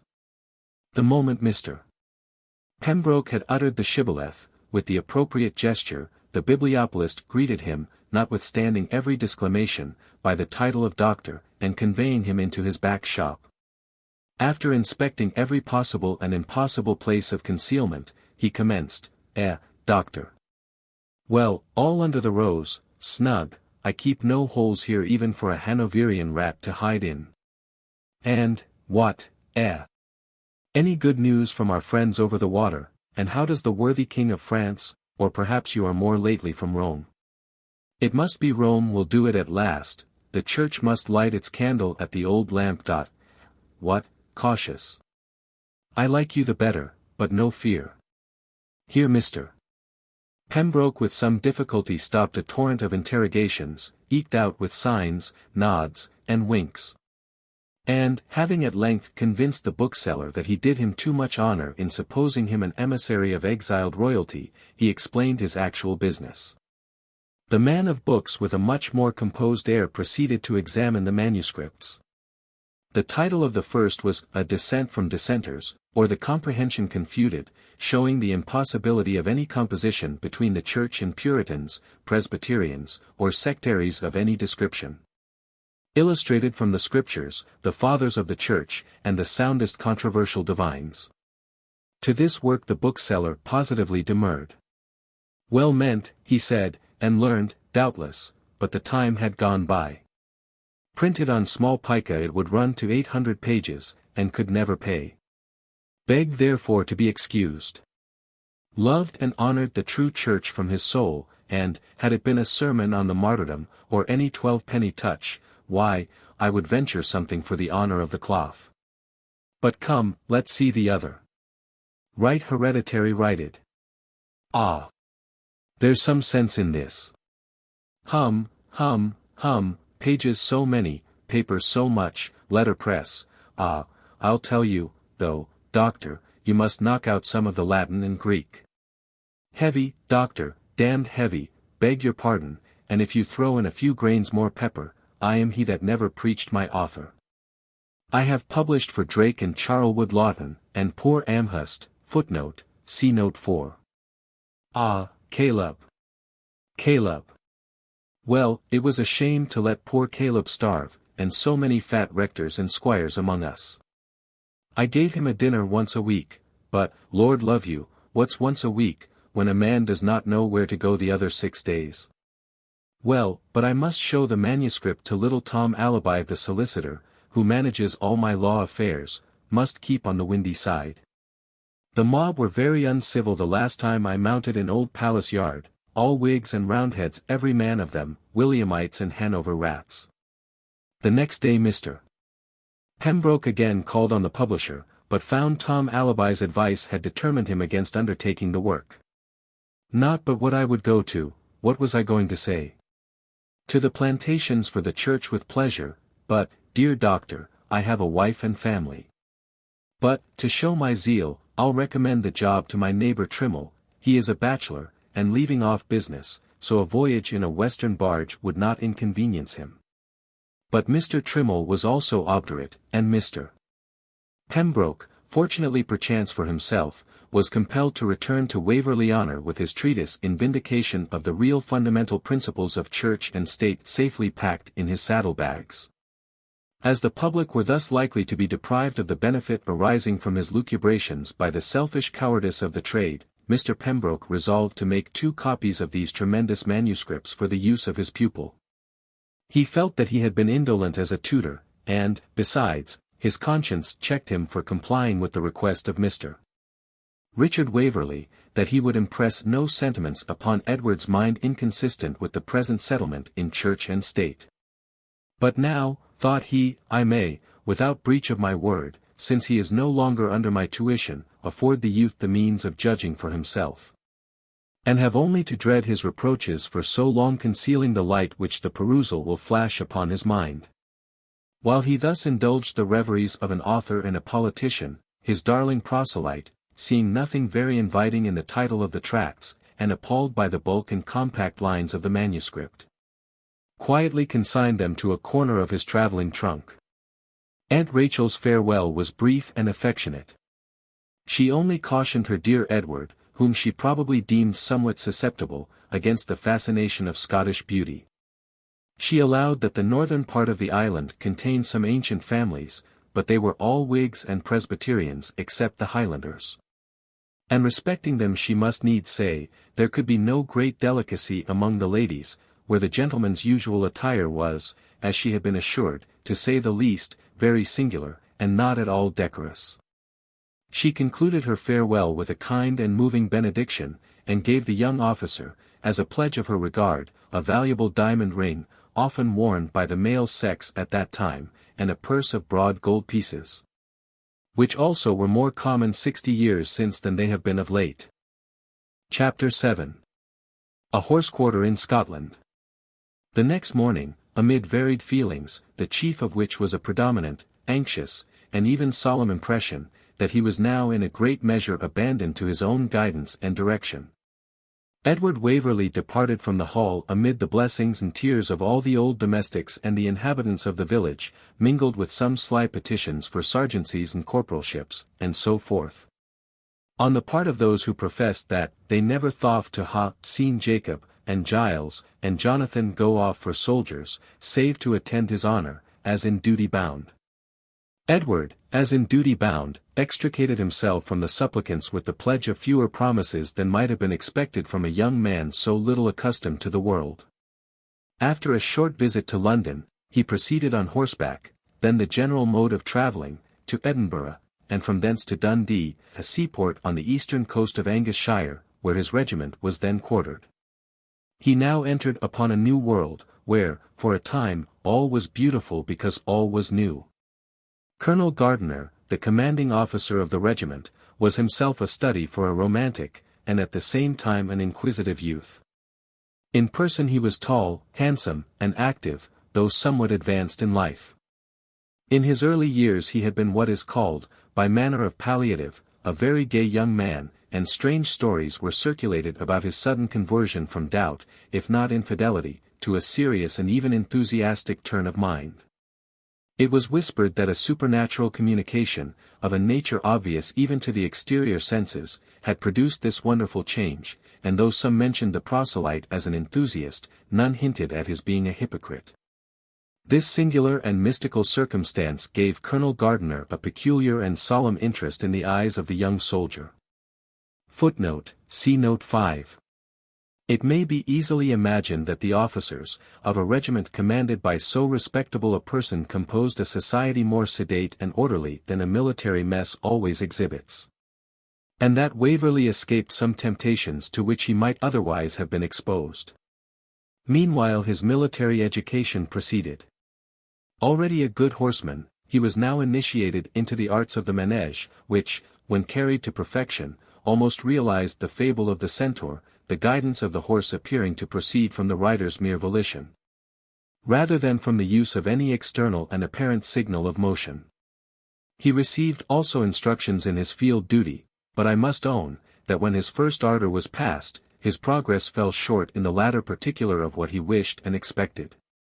The duty of an officer, the most imposing of all others to the inexperienced mind, because accompanied with so much outward pomp and circumstance, is in its essence a very dry and abstract task, depending chiefly upon arithmetical combinations, requiring much attention, and a cool and reasoning head to bring them into action. Our hero was liable to fits of absence, in which his blunders excited some mirth, and called down some reproof. This circumstance impressed him with a painful sense of inferiority in those qualities which appeared most to deserve and obtain regard in his new profession. He asked himself in vain, why his eye could not judge of distance or space so well as those of his companions, why his head was not always successful in disentangling the various partial movements necessary to execute a particular evolution. And why his memory, so alert upon most occasions, did not correctly retain technical phrases and minute points of etiquette or field discipline. Waverley was naturally modest, and therefore did not fall into the egregious mistake of supposing such minuter rules of military duty beneath his notice, or conceding himself to be born a general, because he made an indifferent subaltern. The truth was, that the vague and unsatisfactory course of reading which he had pursued, working upon a temper naturally retired and abstracted, had given him that wavering and unsettled habit of mind which is most averse to study and riveted attention. Time, in the meanwhile, hung heavy on his hands. The gentry of the neighborhood were disaffected, and showed little hospitality to the military guests. And the people of the town, chiefly engaged in mercantile pursuits, were not such as Waverley chose to associate with. The arrival of summer, and a curiosity to know something more of Scotland than he could see in a ride from his quarters, determined him to request leave of absence for a few weeks.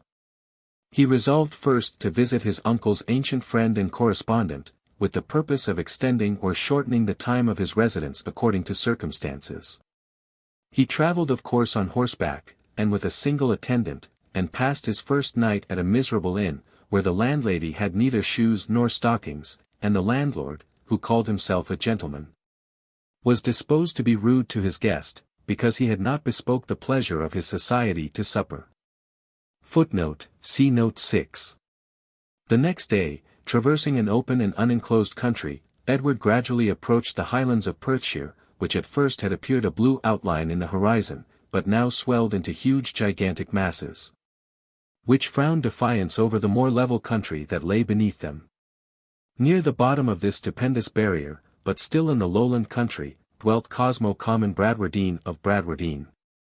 And, if grey-haired Eld can be in aught believed, there had dwelt his ancestors, with all their heritage, since the days of the gracious King Duncan. Chapter 8. A Scottish Manor-House 60 years since. It was about noon when Captain Waverley entered the straggling village, or rather hamlet, of Tully-Veolan, close to which was situated the mansion of the proprietor. The houses seemed miserable in the extreme, especially to an eye accustomed to the smiling neatness of English cottages. They stood, without any respect for regularity, on each side of a straggling kind of unpaved street, where children, almost in a primitive state of nakedness, lay sprawling, as if to be crushed by the hoofs of the first passing horse. Occasionally, indeed, when such a consummation seemed inevitable, a watchful old grandam, with her close cap, distaff, and spindle, rushed like a sibyl in frenzy out of one of these miserable cells, dashed into the middle of the path, and snatching up her own charge from among the sunburnt loiterers, saluted him with a sound cuff, and transported him back to his dungeon, the little white-headed varlet screaming all the while, from the very top of his lungs, a shrilly treble to the growling remonstrances of the enraged matron. Another part in this concert was sustained by the incessant yelping of a score of idle useless curs, which followed, snarling, barking, howling, and snapping at the horses' heels.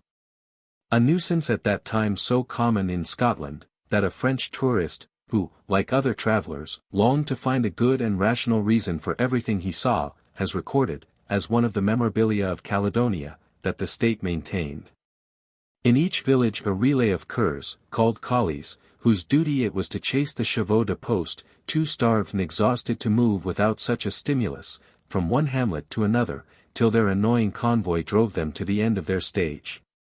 The evil and remedy, such as it is, still exists. But this is remote from our present purpose, and is only thrown out for consideration of the collectors under Mr. Dent's dog bill. As Waverley moved on, here and there an old man, bent as much by toil as years, his eyes bleared with age and smoke, tottered to the door of his hut, to gaze on the dress of the stranger and the form and motions of the horses, and then assembled with his neighbours, in a little group at the smithy, to discuss the probabilities of whence the stranger came and where he might be going. 3 or 4 village girls, returning from the well or brook with pitchers and pails upon their heads, formed more pleasing objects, and, with their thin short gowns and single petticoats, bare arms, legs, and feet, uncovered heads and braided hair, somewhat resembled Italian forms of landscape. Nor could a lover of the picturesque have challenged either the elegance of their costume or the symmetry of their shape. Although, to say the truth, a mere Englishman in search of the comfortable, a word peculiar to his native tongue, might have wished the clothes less scanty, the feet and legs somewhat protected from the weather, the head and complexion shrouded from the sun, or perhaps might even have thought the whole person and dress considerably improved by a plentiful application of spring water, with a quantum sufficit of soap. The whole scene was depressing, for it argued, at the first glance, at least a stagnation of industry, and perhaps of intellect. Even curiosity, the busiest passion of the idle, seemed of a listless cast in the village of Tully-Veolan. The curs aforesaid alone showed any part of its activity, with the villagers it was passive. They stood, and gazed at the handsome young officer and his attendant, but without any of those quick motions and eager looks that indicate the earnestness with which those who live in monotonous ease at home look out for amusement abroad.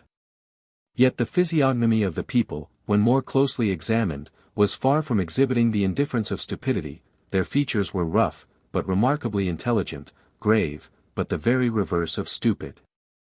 And from among the young women an artist might have chosen more than one model whose features and form resembled those of Minerva. The children also, whose skins were burnt black, and whose hair was bleached white, by the influence of the sun, had a look and manner of life and interest. It seemed, upon the whole, as if poverty, and indolence, its too frequent companion, were combining to depress the natural genius and acquired information of a hardy, intelligent, and reflecting peasantry. Some such thoughts crossed Waverley's mind as he paced his horse slowly through the rugged and flinty street of Tully-Veolan, interrupted only in his meditations by the occasional caprioles which his charger exhibited at the reiterated assaults of those canine Cossacks, the collies before mentioned. The village was more than half a mile long, the cottages being irregularly divided from each other by gardens, or yards, as the inhabitants called them, of different sizes, where, for it is 60 years since, the now universal potato was unknown, but which were stored with gigantic plants of kale or colewort, encircled with groves of nettles, and exhibited here and there a huge hemlock, or the national thistle, overshadowing a quarter of the petty enclosure. The broken ground on which the village was built had never been levelled, so that these enclosures presented declivities of every degree, here rising like terraces, there sinking like tanpits. The dry stone walls which fenced, or seemed to fence, for they were sorely breached, these hanging gardens of Tully-Veolan were intersected by a narrow lane leading to the common field, where the joint labour of the villagers cultivated alternate ridges and patches of rye, oats, barley, and peas, each of such minute extent that at a little distance the unprofitable variety of the surface resembled a tailor's book of patterns. In a few favoured instances, there appeared behind the cottages a miserable wigwam, compiled of earth, loose stones, and turf, where the wealthy might perhaps shelter a starved cow or sorely galled horse. But almost every hut was fenced in front by a huge black stack of turf on one side of the door, while on the other the family dunghill ascended in noble emulation. About a bowshot from the end of the village appeared the enclosures proudly denominated the parks of Tully-Veolan, being certain square fields, surrounded and divided by stone walls 5 feet in height. In the centre of the exterior barrier was the upper gate of the avenue, opening under an archway, battlement on the top, and adorned with 2 large weather-beaten mutilated masses of upright stone, which, if the tradition of the hamlet could be trusted, had once represented, at least had been once designed to represent, 2 rampant bears, the supporters of the family of Bradwardine. This avenue was straight and of moderate length, running between a double row of very ancient horse-chestnuts, planted alternately with sycamores, which rose to such huge height and nourished so luxuriantly, that their boughs completely overarched the broad road beneath. Beyond these venerable ranks, and running parallel to them, were 2 high walls, of apparently the like antiquity, overgrown with ivy, honeysuckle, and other climbing plants. The avenue seemed very little trodden, and chiefly by foot passengers. So that being very broad, and enjoying a constant shade, it was clothed with grass of a deep and rich verdure, excepting where a footpath, worn by occasional passengers, tracked with a natural sweep the way from the upper to the lower gate. This nether portal, like the former, opened in front of a wall ornamented with some rude sculpture, with battlements on the top, over which were seen, half hidden by the trees of the avenue, the high steep roofs and narrow gables of the mansion.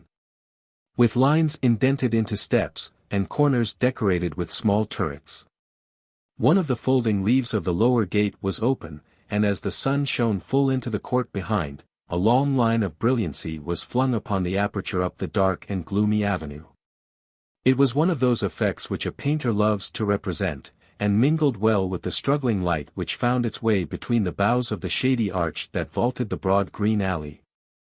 The solitude and repose of the whole scene seemed almost monastic.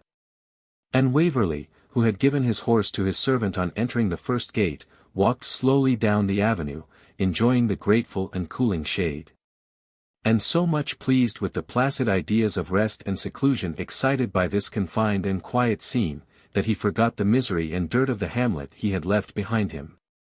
The opening into the paved courtyard corresponded with the rest of the scene. The house, which seemed to consist of 2 or 3 high, narrow, and steep-roofed buildings, projecting from each other at right angles, formed one side of the enclosure. It had been built at a period when castles were no longer necessary, and when the Scottish architects had not yet acquired the art of designing a domestic residence. The windows were numberless, but very small. The roof had some nondescript kind of projections, called bartizans, and displayed at each frequent angle a small turret, rather resembling a pepper-box than a Gothic watchtower. Neither did the front indicate absolute security from danger.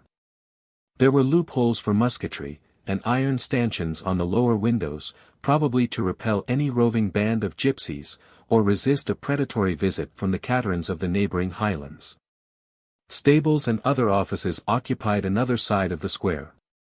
The former were low vaults, with narrow slits instead of windows, resembling, as Edward's groom observed, rather a prison for murderers, and larceners, and such like as are tried at sizes, than a place for any Christian cattle.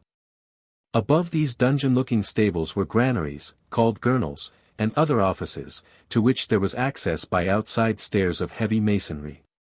2 battlement walls, one of which faced the avenue, and the other divided the court from the garden, completed the enclosure. Nor was the court without its ornaments.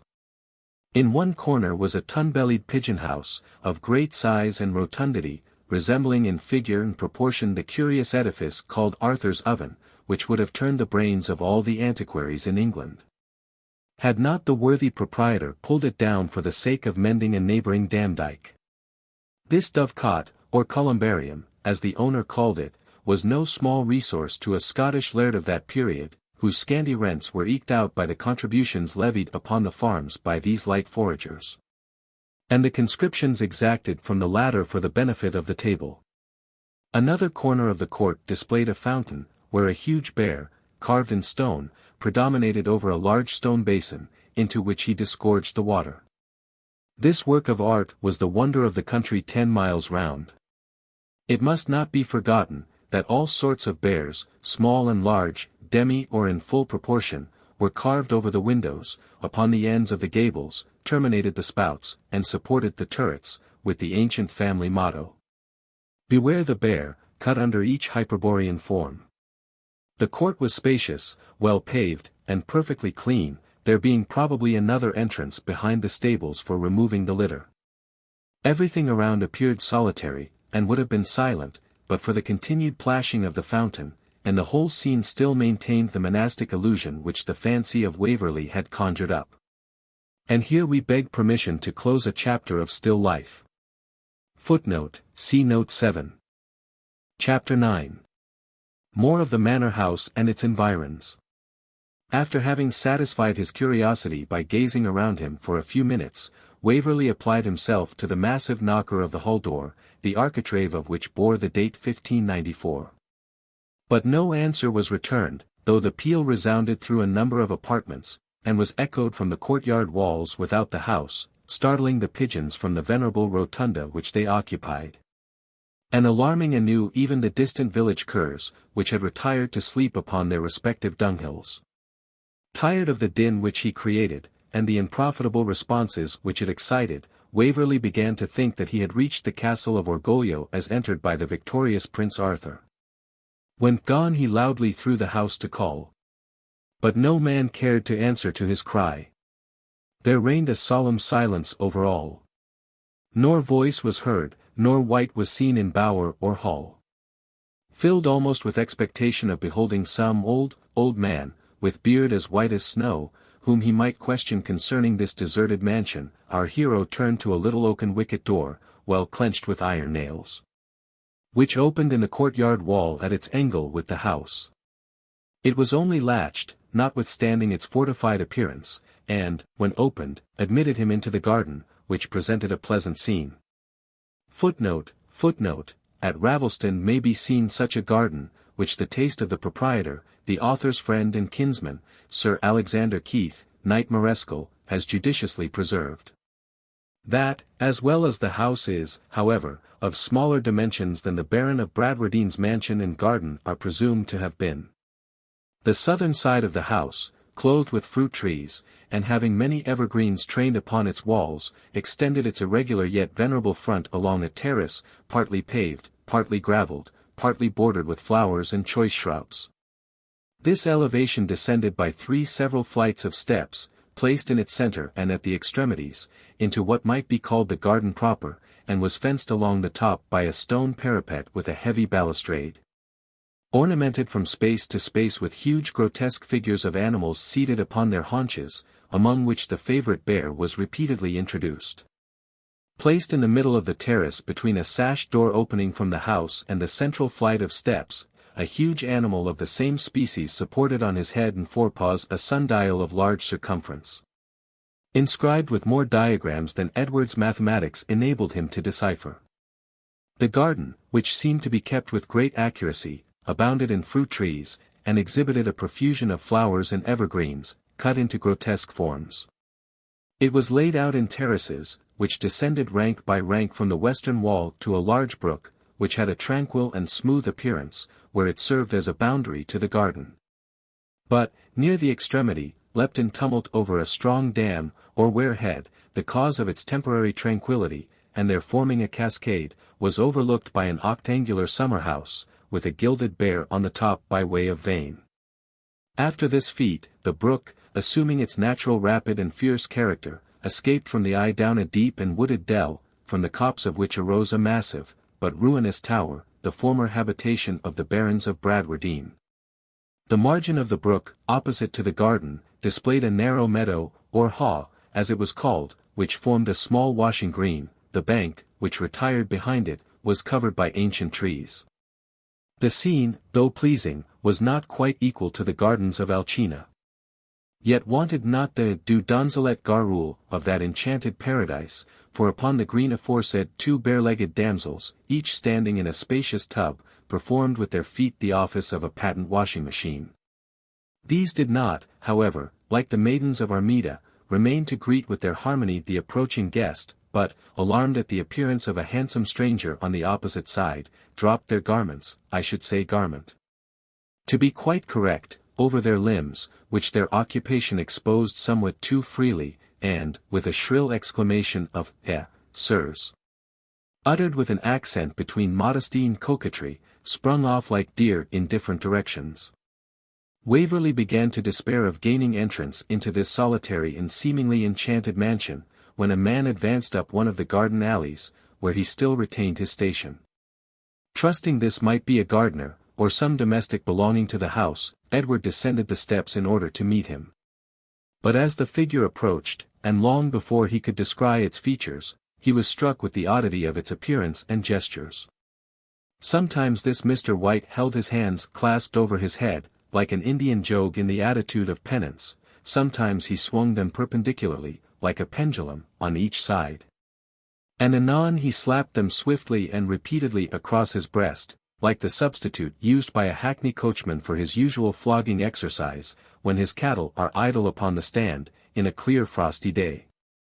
His gait was as singular as his gestures, for at times he hopped with great perseverance on the right foot, then exchanged that supporter to advance in the same manner on the left. And then putting his feet close together he hopped upon both at once. His attire also was antiquated and extravagant. It consisted in a sort of grey jerkin, with scarlet cuffs and slashed sleeves, showing a scarlet lining. The other parts of the dress corresponded in colour, not forgetting a pair of scarlet stockings, and a scarlet bonnet, proudly surmounted with a turkey's feather. Edward, whom he did not seem to observe, now perceived confirmation in his features of what the mien and gestures had already announced. It was apparently neither idiocy nor insanity which gave that wild, unsettled, irregular expression to a face which naturally was rather handsome, but something that resembled a compound of both. Where the simplicity of the fool was mixed with the extravagance of a crazed imagination. He sung with great earnestness, and not without some taste, a fragment of an old Scottish ditty. False love, and hast thou played me this? In summer among the flowers? I will repay thee back again. In winter among the showers. Unless again, my love. Unless you turn again. As you with other maidens rove. I'll smile on other men. Footnote: this is a genuine ancient fragment, with some alteration in the two last lines. Here lifting up his eyes, which had hitherto been fixed in observing how his feet kept time to the tune, he beheld Waverley, and instantly doffed his cap, with many grotesque signals of surprise, respect, and salutation. Edward, though with little hope of receiving an answer to any constant question, requested to know whether Mr. Bradwardine were at home, or where he could find any of the domestics. The questioned party replied, and, like the witch of Thalaba, still his speech was song. The knights to the mountain. His bugle to wind. The ladies to greenwood. Her garland to bind. The bower of Burd Ellen. Has moss on the floor. That the step of Lord William. Be silent and sure. This conveyed no information, and Edward, repeating his queries, received a rapid answer, in which, from the haste and peculiarity of the dialect, the word butler was alone intelligible. Waverley then requested to see the butler. Upon which the fellow, with a knowing look and nod of intelligence, made a signal to Edward to follow, and began to dance and caper down the alley up which he had made his approaches. A strange guide this, thought Edward, and not much unlike one of Shakespeare's Roynish clowns. I am not over prudent to trust to his pilotage, but wiser men have been led by fools. By this time he reached the bottom of the alley, where, turning short on a little parterre of flowers, shrouded from the east and north by a close yew hedge, he found an old man at work without his coat, whose appearance hovered between that of an upper servant and gardener. His red nose and ruffled shirt belonging to the former profession, his hale and sunburnt visage, with his green apron, appearing to indicate old Adam's likeness, set to dress this garden. The major domo, for such he was, and indisputably the second officer of state in the barony, nay, as chief minister of the interior. Superior even to Bailie Macwheeble in his own department of the kitchen and cellar, the major domo laid down his spade, slipped on his coat in haste, and with a wrathful look at Edward's guide. Probably excited by his having introduced a stranger while he was engaged in this laborious, and, as he might suppose it, degrading office, requested to know the gentleman's commands. Being informed that he wished to pay his respects to his master, that his name was Waverley, and so forth, the old man's countenance assumed a great deal of respectful importance. He could take it upon his conscience to say, his honour would have exceeding pleasure in seeing him. Would not Mr. Waverley choose some refreshment after his journey? His honour was with the folk who were getting doon the dark hag.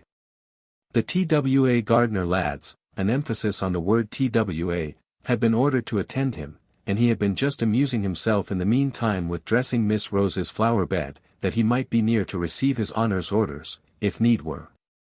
He was very fond of a garden, but had little time for such divertissements. He canna get it wrought in a bune TWA days in the week at no rate whatever, said Edward's fantastic conductor. A grim look from the butler chastised his interference, and he commanded him, by the name of Davy Gellatley, in a tone which admitted no discussion, to look for his honour at the dark hag. And tell him there was a gentleman from the south had arrived at the ha. Can this poor fellow deliver a letter? Asked Edward. With all fidelity, sir, to any one whom he respects. I would hardly trust him with a long message by word of mouth, though he is more knave than fool. Waverley delivered his credentials to Mr. Gelatly, who seemed to confirm the butler's last observation, by twisting his features at him, when he was looking another way, into the resemblance of the grotesque face on the bowl of a German tobacco pipe. After which, with an odd congé to Waverley, he danced off to discharge his errand. He is an innocent, sir, said the butler. There is one such in almost every town in the country, but ours is brought far ben. Footnote, see note 8. He used to work a day's turn well enough, but he helped Miss Rose when she was Flemmit with the Laird of Killincurate's new English bull, and since that time we see him Davy do little. Indeed we might see him Davy do nathing, for since he got that gay clothing, to please his honour and my young mistress, great folks will have their fancies, he has done nathing but dance up and down about the tune, without doing a single turn. Unless trimming the laird's fishing wand or busking his flies, or maybe catching a dish of trouts at an hour a time. But here comes Miss Rose, who, I take burden upon me for her, will be especial glad to see one of the house of Waverley at her father's mansion of Tully-Veolan. But Rose Bradwardine deserves better of her unworthy historian than to be introduced at the end of a chapter.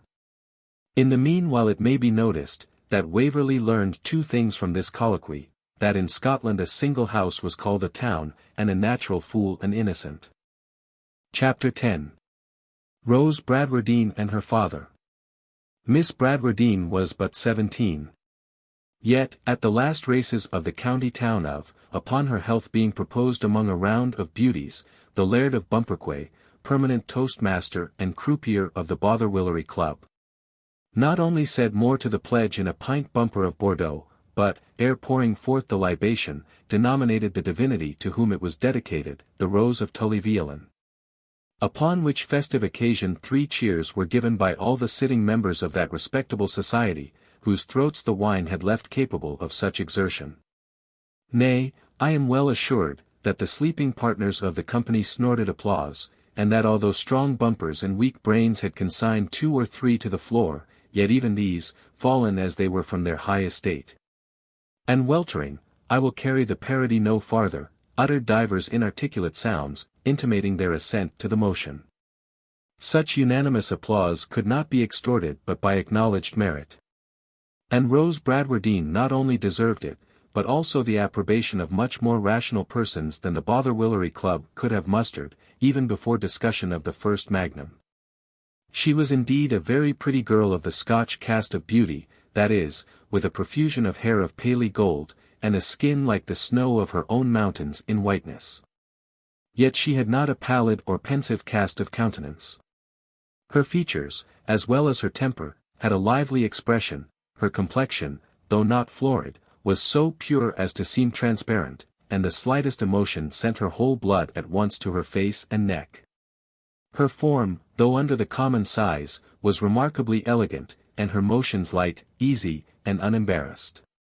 She came from another part of the garden to receive Captain Waverley, with a manner that hovered between bashfulness and courtesy. The first greetings past, Edward learned from her that the dark hag, which had somewhat puzzled him in the butler's account of his master's avocations, had nothing to do either with a black cat or a broomstick, but was simply a portion of oak copse which was to be felled that day. She offered, with diffident civility, to show the stranger the way to the spot, which, it seems, was not far distant. But they were prevented by the appearance of the Baron of Bradwardine in person, who, summoned by David Gelatly, now appeared, on hospitable thoughts intent, clearing the ground at a prodigious rate with swift and long strides, which reminded Waverley of the 7-league boots of the nursery fable. He was a tall, thin, athletic figure, old indeed and grey-haired, but with every muscle rendered as tough as whipcord by constant exercise. He was dressed carelessly, and more like a Frenchman than an Englishman of the period, while, from his hard features and perpendicular rigidity of stature, he bore some resemblance to a Swiss officer of the Guards. who had resided some time at Paris, and caught the costume, but not the ease or manner, of its inhabitants. The truth was, that his language and habits were as heterogeneous as his external appearance. Owing to his natural disposition to study, or perhaps to a very general Scottish fashion of giving young men of rank a legal education, he had been bred with a view to the bar.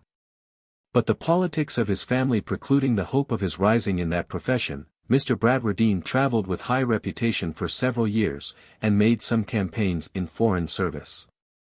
After his demesne with the law of high treason in 1715, he had lived in retirement, conversing almost entirely with those of his own principles in the vicinage.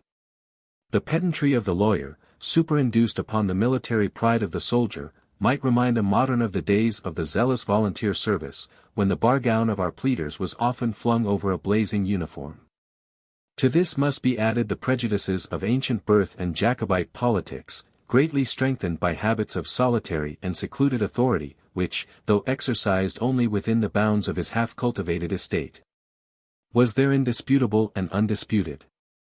For, as he used to observe, the lands of Bradwardine, Tully-Veolan, and others, had been erected into a free barony by a charter from David I, cum liberali potest.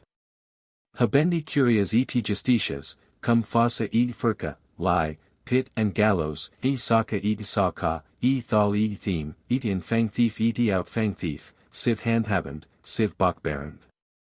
The peculiar meaning of all these cabalistical words few or none could explain, but they implied, upon the whole, that the Baron of Bradwardine might, in case of delinquency, imprison, try, and execute his vassals at his pleasure. Like James I, however, the present possessor of this authority was more pleased in talking about prerogative than in exercising it. And excepting that he imprisoned 2 poachers in the dungeon of the old tower of Tully-Veolan, where they were sorely frightened by ghosts, and almost eaten by rats. And that he set an old woman in the jugs, or Scottish pillory, for saying, there were mair fools in the laird's house than Davy Gellatley, I do not learn that he was accused of abusing his high powers. Still, however, the conscious pride of possessing them gave additional importance to his language and deportment. At his first address to Waverley, it would seem that the hearty pleasure he felt to behold the nephew of his friend had somewhat discomposed the stiff and upright dignity of the Baron of Bradwardine's demeanour. For the tears stood in the old gentleman's eyes, when, having first shaken Edward heartily by the hand in the English fashion, he embraced him a la mode Françoise, and kissed him on both sides of his face. While the hardness of his gripe, and the quantity of Scotch snuff which his accolade communicated, called corresponding drops of moisture to the eyes of his guest. Upon the honour of a gentleman, he said, but it makes me young again to see you here, Mr. Waverley. A worthy scion of the old stock of Waverley-Honour, spes altera, as Marrow hath it, and you have the look of the old line, Captain Waverley. Not so portly yet as my old friend Sir Everard, mais c'est la viendra avec le temps, as my Dutch acquaintance, Baron Kicketbroke, said of the sagesse of Madame son épouse. And so ye have mounted the cockade? Right, right. Though I could have wished the colour different, and so I would ha deemed might Sir Everard. But no more of that, I am old, and times are changed. And how does the worthy knight baronet, and the fair Mrs. Rachel, ah, ye laugh, young man. In troth she was the fair Mrs. Rachel in the year of grace 1716, but time passes, e singula predanter anni, that is most certain. But once again ye are most heartily welcome to my poor house of Tully-Veolan. Hie to the house, Rose, and see that Alexander Saunderson looks out the old Chateau Margaux, which I sent from Bordeaux to Dundee in the year 1713. Rose tripped off demurely enough till she turned the first corner, and then ran with the speed of a fairy, that she might gain leisure, after discharging her father's commission, to put her own dress in order, and produce all her little finery. An occupation for which the approaching dinner hour left but limited time. We cannot rival the luxuries of your English table, Captain Waverley, or give you the epulae laudatiours of Waverley-Honour. I say epulae rather than prandium, because the latter phrase is popular, epulae ad senatum, prandium vero ad populum adinet, says Suetonius Tranquillus. But I trust ye will applaud my Bordeaux. Se de duo riles, as Captain Vinsoff used to say, vinum primi noti, the principle of St. Andrews denominated it. And, once more, Captain Waverley, right glad am I that ye are here to drink the best my cellar can make forthcoming.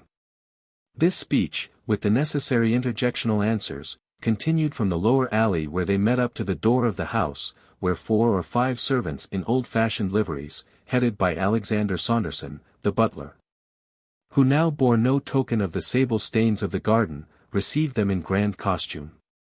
In an old hall hung round with pikes and with bows, with old bucklers and corslets that had borne many shrewd blows. With much ceremony, and still more real kindness, the Baron, without stopping in any intermediate apartment, conducted his guest through several into the great dining parlour, wainscot with black oak, and hung round with the pictures of his ancestry, where a table was set forth in form for 6 persons, and an old-fashioned buffet displayed all the ancient and massive plate of the Bradwardine family. A bell was now heard at the head of the avenue, for an old man, who acted as porter upon gala days, had caught the alarm given by Waverley's arrival, and, repairing to his post, announced the arrival of other guests.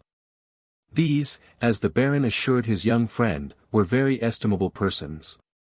There was the young Laird of Balmawhapple, a falconer by surname, of the house of Glenfarquhar, given right much to field sports, cadet equus eti cannabis, but a very discreet young gentleman. Then there was the Laird of Killancureit, who had devoted his leisure until tillage and agriculture, and boasted himself to be possessed of a bull of matchless merit, brought from the county of Devon, the Damnonia of the Romans. If we can trust Robert of Cirencester. He is, as ye may well suppose from such a tendency, but of yeoman extraction, servobit odorum testadio, and I believe, between ourselves, his grandsire was from the wrong side of the border, one bull's egg, who came hither as a steward, or bailiff, or ground officer, or something in that department, to the last Glennaquoich of Killancureit, who died of an atrophy. After his master's death, sir, ye would hardly believe such a scandal, but this bull's egg, being portly and comely of aspect, intermarried with the Lady Dowager, who was young and amorous, and possessed himself of the estate, which devolved on this unhappy woman by a settlement of her while husband, in direct contravention of an unrecorded tale lie, and to the prejudice of the disponer's own flesh and blood, in the person of his natural heir and 7th cousin, Glennaquoich of Tipperhute, whose family was so reduced by the ensuing lawsuit, that his representative is now serving as a private gentleman sentinel in the Highland Black Watch. But this gentleman, Mr. Bullsegg of Killancureit that now is, has good blood in his veins by the mother and grandmother, who were both of the family of Pickletillim, and he is well liked and looked upon, and knows his own place. And God forbid, Captain Waverley, that we of irreproachable lineage should exult over him, when it may be, that in the 8th, 9th, or 10th generation, his progeny may rank, in a manner, with the old gentry of the country. Rank and ancestry, sir, should be the last words in the mouths of us of unblemished race, vix ea nostra voco, as Naso saith. There is, besides, a clergyman of the true, though suffering, Episcopal Church of Scotland. Footnote, see Note 9. He was a confessor in her cause after the year 1715, when a Whiggish mob destroyed his meeting house, tore his surplice, and plundered his dwelling house of 4 silver spoons, intermitting also with his mart and his meal ark, and with 2 barrels, one of single and one of double ale, besides 3 bottles of brandy. My Baron Bailey in Dewar, Mr. Duncan Macweeble, is the 4th on our list. There is a question, owing to the incertitude of ancient orthography, whether he belongs to the clan of Weedle or of Quibble, but both have produced persons eminent in the law. As such he described them by person and name. They entered, and dinner was served as they came. Chapter 11. The Banquet. The entertainment was ample and handsome, according to the Scotch ideas of the period, and the guests did great honour to it. The Baron eat like a famished soldier, the Laird of Balmawhapple like a sportsman, Bullsegg of Killancureit like a farmer, Waverley himself like a traveller, and Bailey Macweeble like all 4 together. Though, either out of more respect, or in order to preserve that proper declination of person which showed a sense that he was in the presence of his patron, he sat upon the edge of his chair, placed at 3 feet distance from the table, and achieved a communication with his plate by projecting his person towards it in a line which obliqued from the bottom of his spine, so that the person who sat opposite to him could only see the foretop of his riding periwig. This stooping position might have been inconvenient to another person, but long habit made it, whether seated or walking, perfectly easy to the worthy Bailey. In the latter posture it occasioned, no doubt, an unseemly projection of the person towards those who happened to walk behind, but those being at all times his inferiors, for Mr. Macwheeble was very scrupulous in giving place to all others. He cared very little what inference of contempt or slight regard they might derive from the circumstance. Hence, when he waddled across the court to and from his old grey pony, he somewhat resembled a turnspit walking upon its hind legs. The non-juring clergyman was a pensive and interesting old man, with much of the air of a sufferer for conscience' sake. He was one of those who, undeprived, their benefice forsook. For this whim, when the Baron was out of hearing, the Bailey used sometimes gently to rally Mr. Rubrick, upbraiding him with the nicety of his scruples. Indeed, it must be owned, that he himself, though at heart a keen partisan of the exiled family, had kept pretty fair with all the different turns of state in his time. So that Davy Gellatley once described him as a particularly good man, who had a very quiet and peaceful conscience, that never did him any harm. When the dinner was removed, the Baron announced the health of the king, politely leaving to the consciences of his guests to drink to the sovereign de facto or de jure, as their politics inclined. The conversation now became general. And, shortly afterwards, Miss Bradwardine, who had done the honours with natural grace and simplicity, retired, and was soon followed by the clergyman. Among the rest of the party, the wine, which fully justified the encomiums of the landlord, flowed freely round, although Waverley, with some difficulty, obtained the privilege of sometimes neglecting the glass. At length, as the evening grew more late, the Baron made a private signal to Mr. Saunders Saunderson, or, as he facetiously denominated him, Alexander of Alexandro, who left the room with a nod, and soon after returned, his grave countenance mantling with a solemn and mysterious smile, and placed before his master a small oaken casket, mounted with brass ornaments of curious form. The Baron, drawing out a private key, unlocked the casket, raised the lid, and produced a golden goblet of a singular and antique appearance, moulded into the shape of a rampant bear, which the owner regarded with a look of mingled reverence, pride, and delight, that irresistibly reminded Waverley of Ben Jonson's Tom Otter, with his bull, horse, and dog, as that wag wittily denominated his chief carousing cups. But Mr. Bradwardine, turning towards him with complacency, requested him to observe this curious relic of the olden time. It represents, he said, the chosen crest of our family, a bear, as ye observe, and rampant. Because a good herald will depict every animal in its noblest posture, as a horse salient, a greyhound current, and, as may be inferred, a ravenous animal in active ferociore, or in a voracious, lacerating, and devouring posture. Now, sir, we hold this most honourable achievement by the Wapenbrief, or concession of arms, of Frederick Redbeard, Emperor of Germany, to my predecessor, Godmund Bradwardine, it being the crest of a gigantic Dane, whom he slew in the lists in the Holy Land, on a quarrel touching the chastity of the emperor's spouse or daughter, tradition saith not precisely which, and thus, as Virgilius hath it.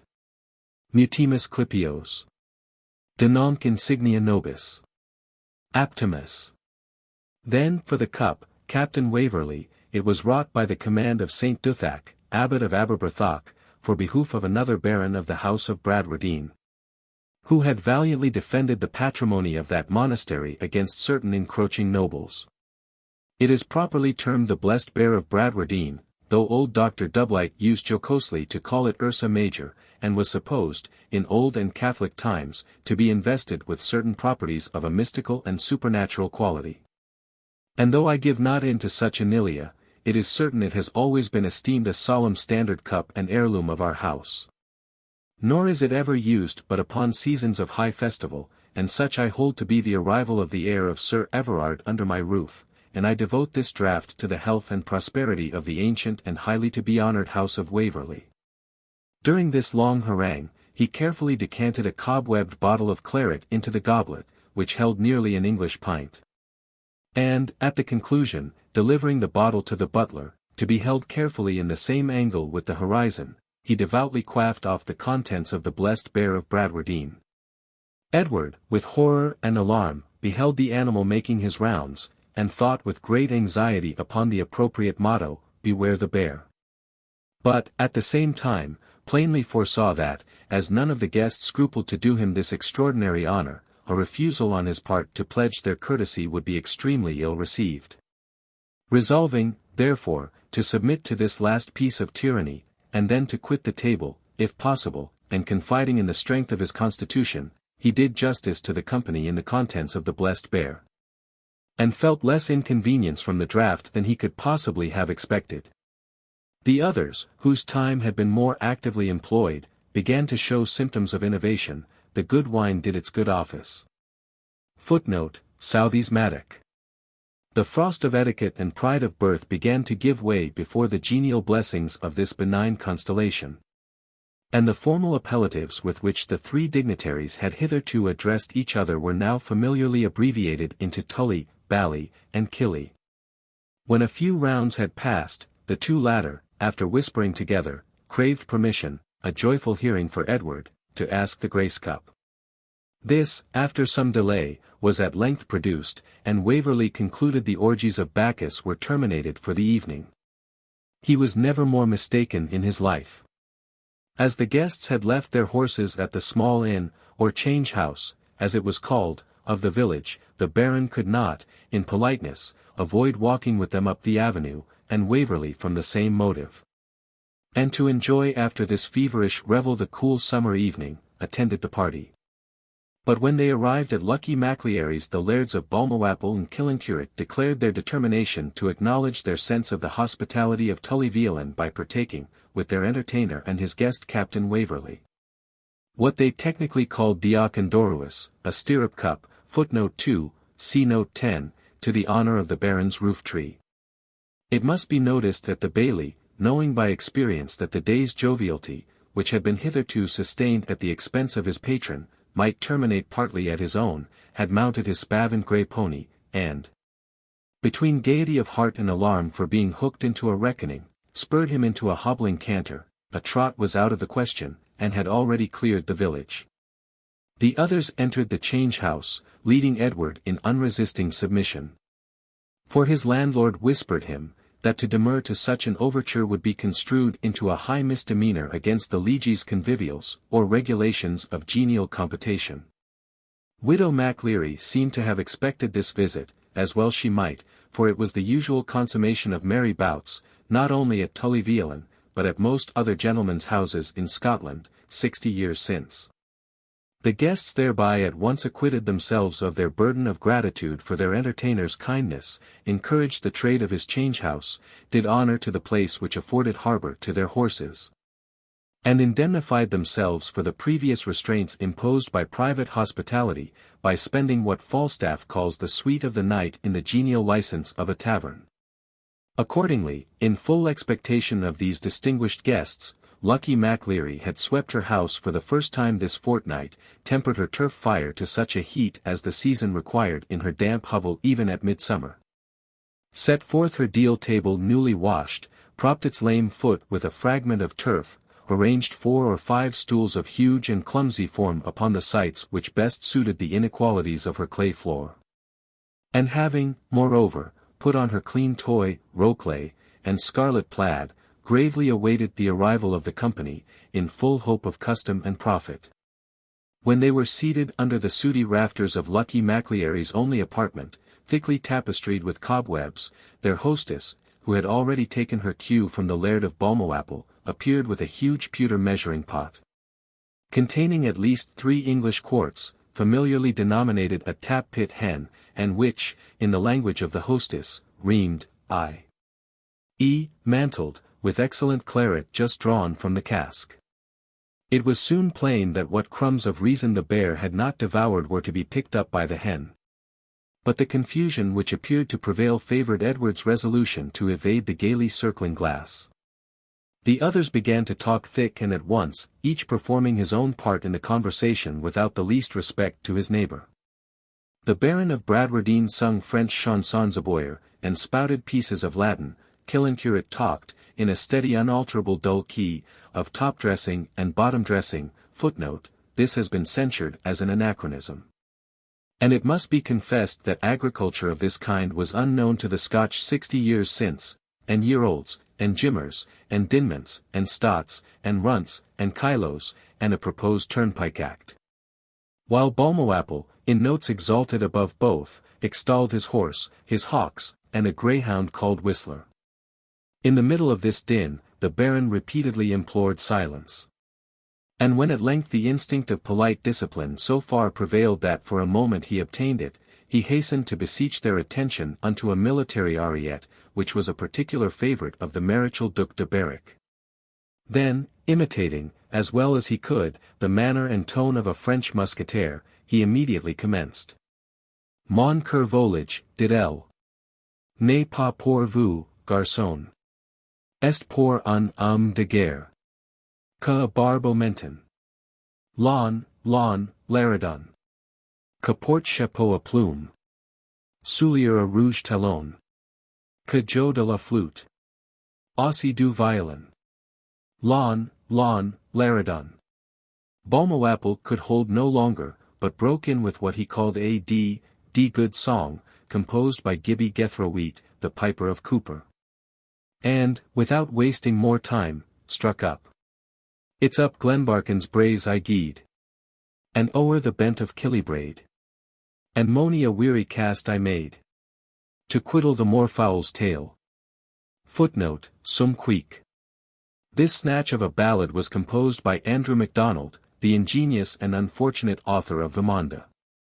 The Baron, whose voice was drowned in the louder and more obstreperous strains of Balmawhapple, now dropped the competition, but continued to hum L'on, l'aradon. And to regard the successful candidate for the attention of the company with an eye of disdain, while Balmawhapple proceeded. If up a bonny black cock should spring, to whistle him down why, a slug in his wing, and strap him on to my lunsey string. Right seldom would I fail.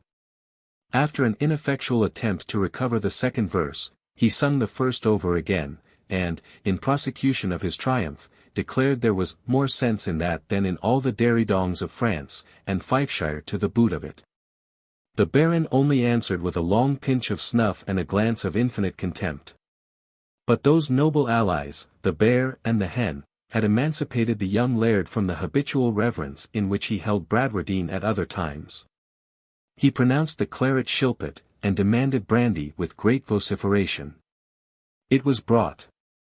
And now the demon of politics envied even the harmony arising from this Dutch concert, merely because there was not a wrathful note in the strange compound of sounds which it produced. Inspired by her, the Laird of Balmawhapple, now superior to the nods and winks with which the Baron of Bradwardine, in delicacy to Edward, had hitherto checked his entering upon political discussion, demanded a bumper, with the lungs of a stentor. To the little gentleman in black velvet who did such service in 1702, and may the white horse break his neck over a mound of his making. Edward was not at that moment clear-headed enough to remember that King William's fall, which occasioned his death, was said to be owing to his horse stumbling at a molehill. Yet felt inclined to take umbrage at a toast which seemed, from the glance of Balmawhapple's eye, to have a peculiar and uncivil reference to the government which he served. But, ere he could interfere, the Baron of Bradwardine had taken up the quarrel. "Sir," he said, "whatever my sentiments tanquam privatus may be in such matters, I shall not tamely endure your saying anything that may impinge upon the honourable feelings of a gentleman under my roof. Sir, if you have no respect for the laws of urbanity, do ye not respect the military oath, the sacramenta militare, by which every officer is bound to the standards under which he is enrolled? Look at Titus Livius, what he says of those Roman soldiers who were so unhappy as exura sacramentum, to renounce their legionary oath, but you are ignorant, sir, alike of ancient history and modern courtesy." "Not so ignorant as ye would pronounce me," roared Balmawhapple. "I ken well that you mean the solemn league and covenant. But if the Whigs in hell had taken the Here the Baron and Waverley both spoke at once, the former calling out, "Be silent, sir. Ye not only show your ignorance, but disgrace your native country before a stranger and an Englishman." And Waverley, at the same moment, entreating Mr. Bradwardine to permit him to reply to an affront which seemed levelled at him personally. But the Baron was exalted by wine, wrath, and scorn above all sublunary considerations. "I crave you to be hushed, Captain Waverley, you are elsewhere, peradventure, sui juris, foris familiated, that is, and entitled, it may be, to think and resent for yourself. But in my domain, in this poor barony of Bradwardine, and under this roof, which is quasi mine, being held by tacit relocation by a tenant at will, I am in loco parentis to you, and bound to see you scathless. And for you, Mr. Falconer of Balmawhapple, I warn ye, let me see no more aberrations from the paths of good manners. And I tell you, Mr. Cosmo Common Bradwardine of Bradwardine and Tully-Veolan, retorted the sportsman in huge disdain, that I'll make a moorcock of the man that refuses my toast, whether it be a crop-eared English Whig a black rib band at his lug. Or ane what deserts his ain friends to claw favour the rats of Hanover." In an instant both rapiers were brandished, and some desperate passes exchanged. Balmawhapple was young, stout, and active. But the Baron, infinitely more master of his weapon, would, like Sir Toby Belch, have tickled his opponent other gates than he did had he not been under the influence of Ursa Major. Edward rushed forward to interfere between the combatants, but the prostrate bulk of the Laird of Killancureit, over which he stumbled, intercepted his passage. How Killancureit happened to be in this recumbent posture at so interesting a moment was never accurately known. Some thought he was about to ensconce himself under the table. He himself alleged that he stumbled in the act of lifting a joint stool, to prevent mischief, by knocking down Balmawhapple. Be that as it may, if readier aid than either his or Waverley's had not interposed, there would certainly have been bloodshed. But the well-known clash of swords, which was no stranger to her dwelling, aroused Lucky MacLeary as she sat quietly beyond the hallan, or earthen partition of the cottage, with eyes employed on Boston's "Crook the Lot." While her ideas were engaged in summing up the reckoning, she boldly rushed in, with the shrill expostulation, "Wad their honours slay ane another there, and bring discredit on an honest widow woman's house, when there was the lee land in the country to fight upon?" A remonstrance which she seconded by flinging her plaid with great dexterity over the weapons of the combatants. The servants by this time rushed in, and being, by great chance, tolerably sober, separated the incensed opponents, with the assistance of Edward and Killancureit.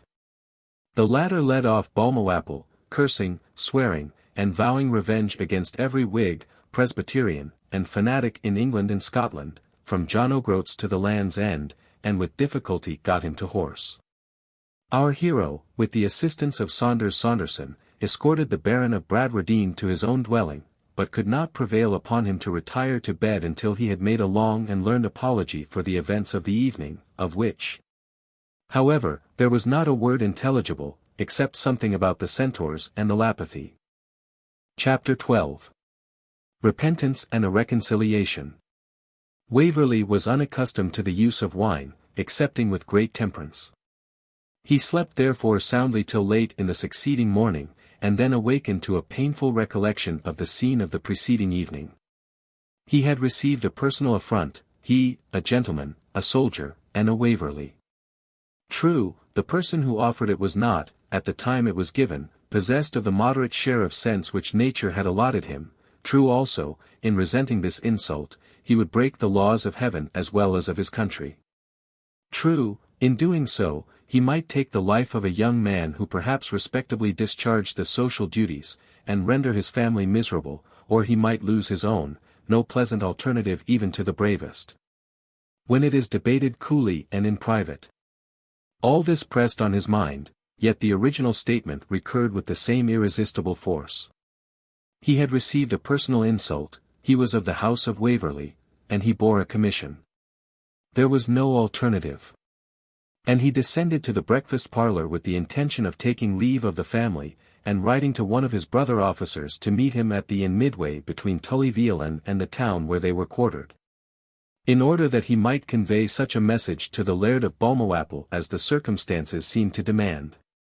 He found Miss Bradwardine presiding over the tea and coffee, the table loaded with warm bread, both of flour, oatmeal, and barley meal, in the shape of loaves, cakes, biscuits, and other varieties, together with eggs, reindeer ham, mutton and beef ditto, smoked salmon, marmalade, and all the other delicacies which induced even Johnson himself to extol the luxury of a Scotch breakfast above that of all other countries. A mess of oatmeal porridge, flanked by a silver jug, which held an equal mixture of cream and buttermilk, was placed for the Baron's share of this repast. But Rose observed, he had walked out early in the morning, after giving orders that his guest should not be disturbed. Waverley sat down almost in silence, and with an air of absence and abstraction which could not give Miss Bradwardine a favourable opinion of his talents for conversation. He answered at random one or two observations which she ventured to make upon ordinary topics. So that, feeling herself almost repulsed in her efforts at entertaining him, and secretly wondering that a scarlet coat should cover no better breeding, she left him to his mental amusement of cursing Dr. Dublight's favourite constellation of Ursa Major as the cause of all the mischief which had already happened and was likely to ensue. At once he started, and his colour heightened, as, looking toward the window, he beheld the Baron and young Balmawhapple pass arm in arm, apparently in deep conversation, and he hastily asked, "Did Mr. Falconer sleep here last night?" Rose, not much pleased with the abruptness of the first question which the young stranger had addressed to her, answered drily in the negative, and the conversation again sunk into silence. At this moment Mr. Saunderson appeared, with a message from his master, requesting to speak with Captain Waverley in another apartment. With a heart which beat a little quicker, not indeed from fear, but from uncertainty and anxiety, Edward obeyed the summons. He found the two gentlemen standing together, an air of complacent dignity on the brow of the Baron, while something like sullenness or shame, or both, blanked the bold visage of Balmawhapple. The former slipped his arm through that of the latter, and thus seeming to walk with him, while in reality he led him, advanced to meet Waverley, and, stopping in the midst of the apartment, made in great state the following oration: "Captain Waverley, my young and esteemed friend, Mr. Falconer of Balmawhapple, has craved of my age and experience, as of one not wholly unskilled in the dependencies and punctilios of the duello or monomachia, to be his interlocutor in expressing to you the regret with which he calls to remembrance certain passages of our symposium last night, which could not but be highly displeasing to you, as serving for the time under this present existing government. He craves you, sir, to drown in oblivion the memory of such solecisms against the laws of politeness, as being what his better reason disavows, and to receive the hand which he offers you in amity. And I must needs assure you that nothing less than a sense of being don son tort, as a gallant French chevalier, Mons. Le Bretailleur, once said to me on such an occasion, and an opinion also of your peculiar merit, could have extorted such concessions. For he and all his family are, and have been, time out of mind, Mavortia pectora, as Buchanan saith, a bold and warlike sept, or people. Edward immediately, and with natural politeness, accepted the hand which Balmawhapple, or rather the Baron in his character of mediator, extended towards him. It was impossible, he said, for him to remember what a gentleman expressed his wish he had not uttered, and he willingly imputed what had passed to the exuberant festivity of the day. "That is very handsomely said," answered the Baron. "For undoubtedly, if a man be ebrious, or intoxicated, an incident which on solemn and festive occasions may and will take place in the life of a man of honour. And if the same gentleman, being fresh and sober, recants the contumelies which he hath spoken in his liquor, it must be held vinum locutum est, the word ceased to be his own. Yet would I not find this exculpation relevant in the case of one who was ebriosus, or an habitual drunkard. Because, if such a person choose to pass the greater part of his time in the predicament of intoxication, he hath no title to be exempt from the obligations of the code of politeness, but should learn to deport himself peaceably and courteously when under influence of the vinous stimulus. And now let us proceed to breakfast, and think no more of this daft business. I must confess, whatever inference may be drawn from the circumstance, that Edward, after so satisfactory an explanation, did much greater honour to the delicacies of Miss Bradwardine's breakfast table than his commencement had promised. Balmawhapple, on the contrary, seemed embarrassed and dejected, and Waverley now, for the first time, observed that his arm was in a sling, which seemed to account for the awkward and embarrassed manner with which he had presented his hand. To a question from Miss Bradwardine, he muttered in answer something about his horse having fallen. And seeming desirous to escape both from the subject and the company, he arose as soon as breakfast was over, made his bow to the party, and, declining the Baron's invitation to tarry till after dinner, mounted his horse and returned to his own home. Waverley now announced his purpose of leaving Tully-Veolan early enough after dinner to gain the stage at which he meant to sleep. But the unaffected and deep mortification with which the good-natured and affectionate old gentleman heard the proposal quite deprived him of courage to persist in it. No sooner had he gained Waverley's consent to lengthen his visit for a few days than he laboured to remove the grounds upon which he conceived he had meditated a more early retreat. I would not have you opine, Captain Waverley, that I am by practice or precept an advocate of ebriety, though it may be that, in our festivity of last night, some of our friends, if not perchance altogether ebrii, or drunken, were, to say the least, ebrioli, by which the ancients designed those who were fuddled, or, as your English vernacular and metaphorical phrase goes, half-seas over.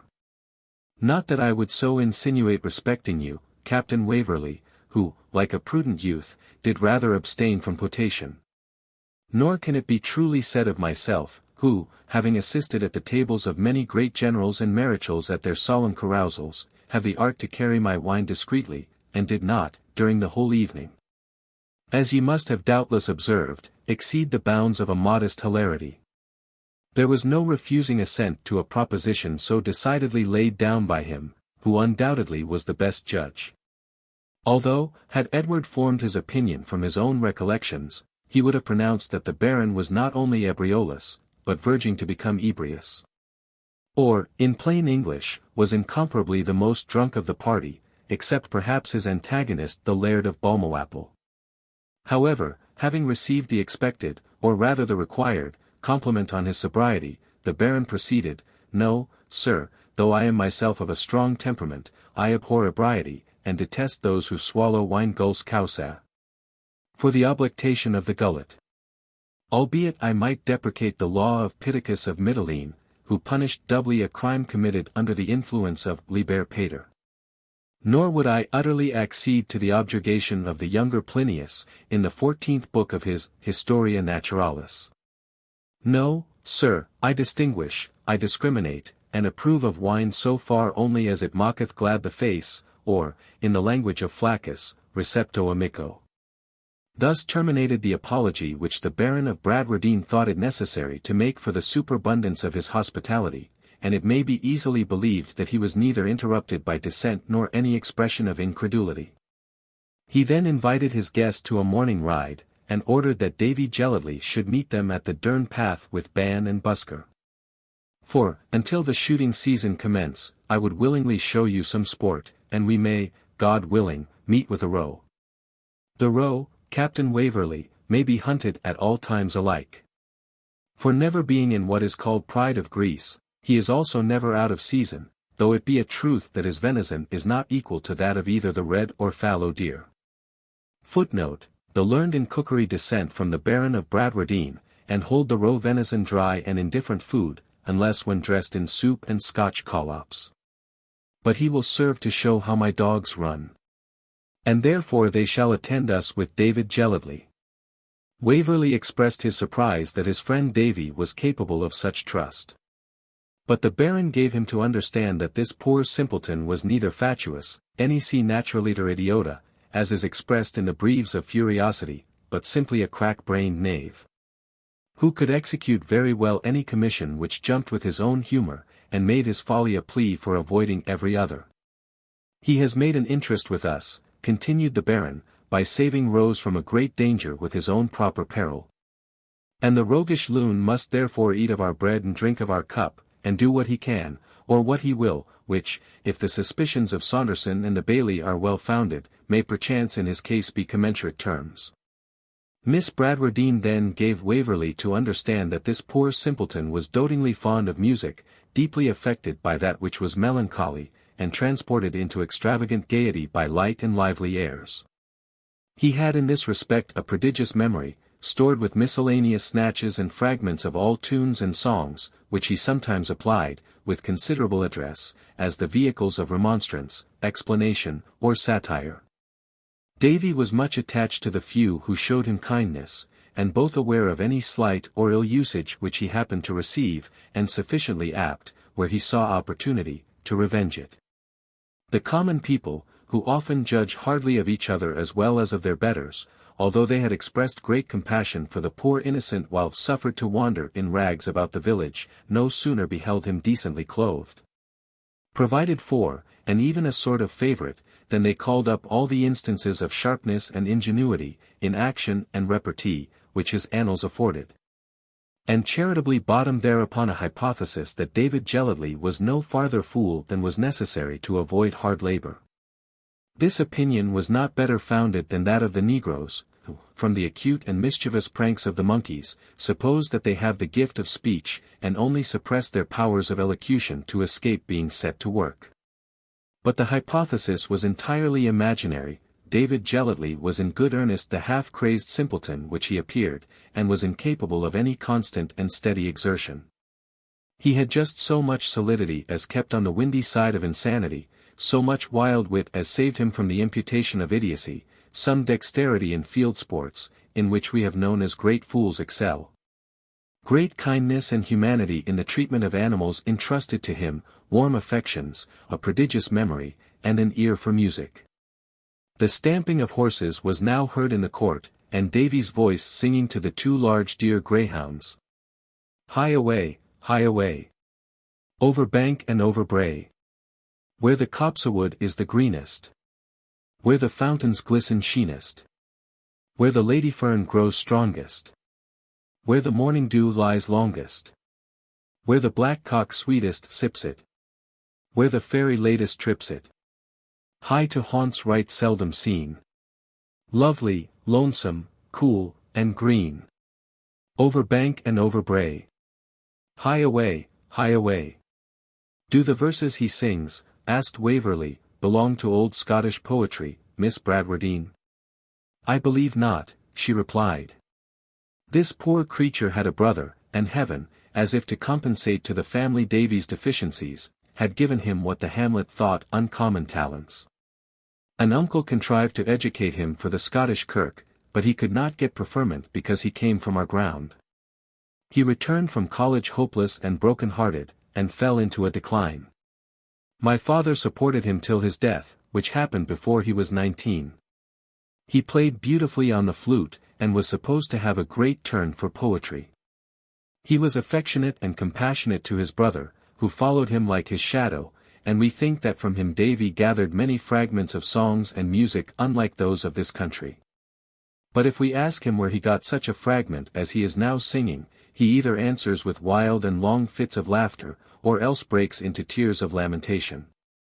But was never heard to give any explanation, or to mention his brother's name since his death. Surely, said Edward, who was readily interested by a tale bordering on the romantic, surely more might be learned by more particular inquiry.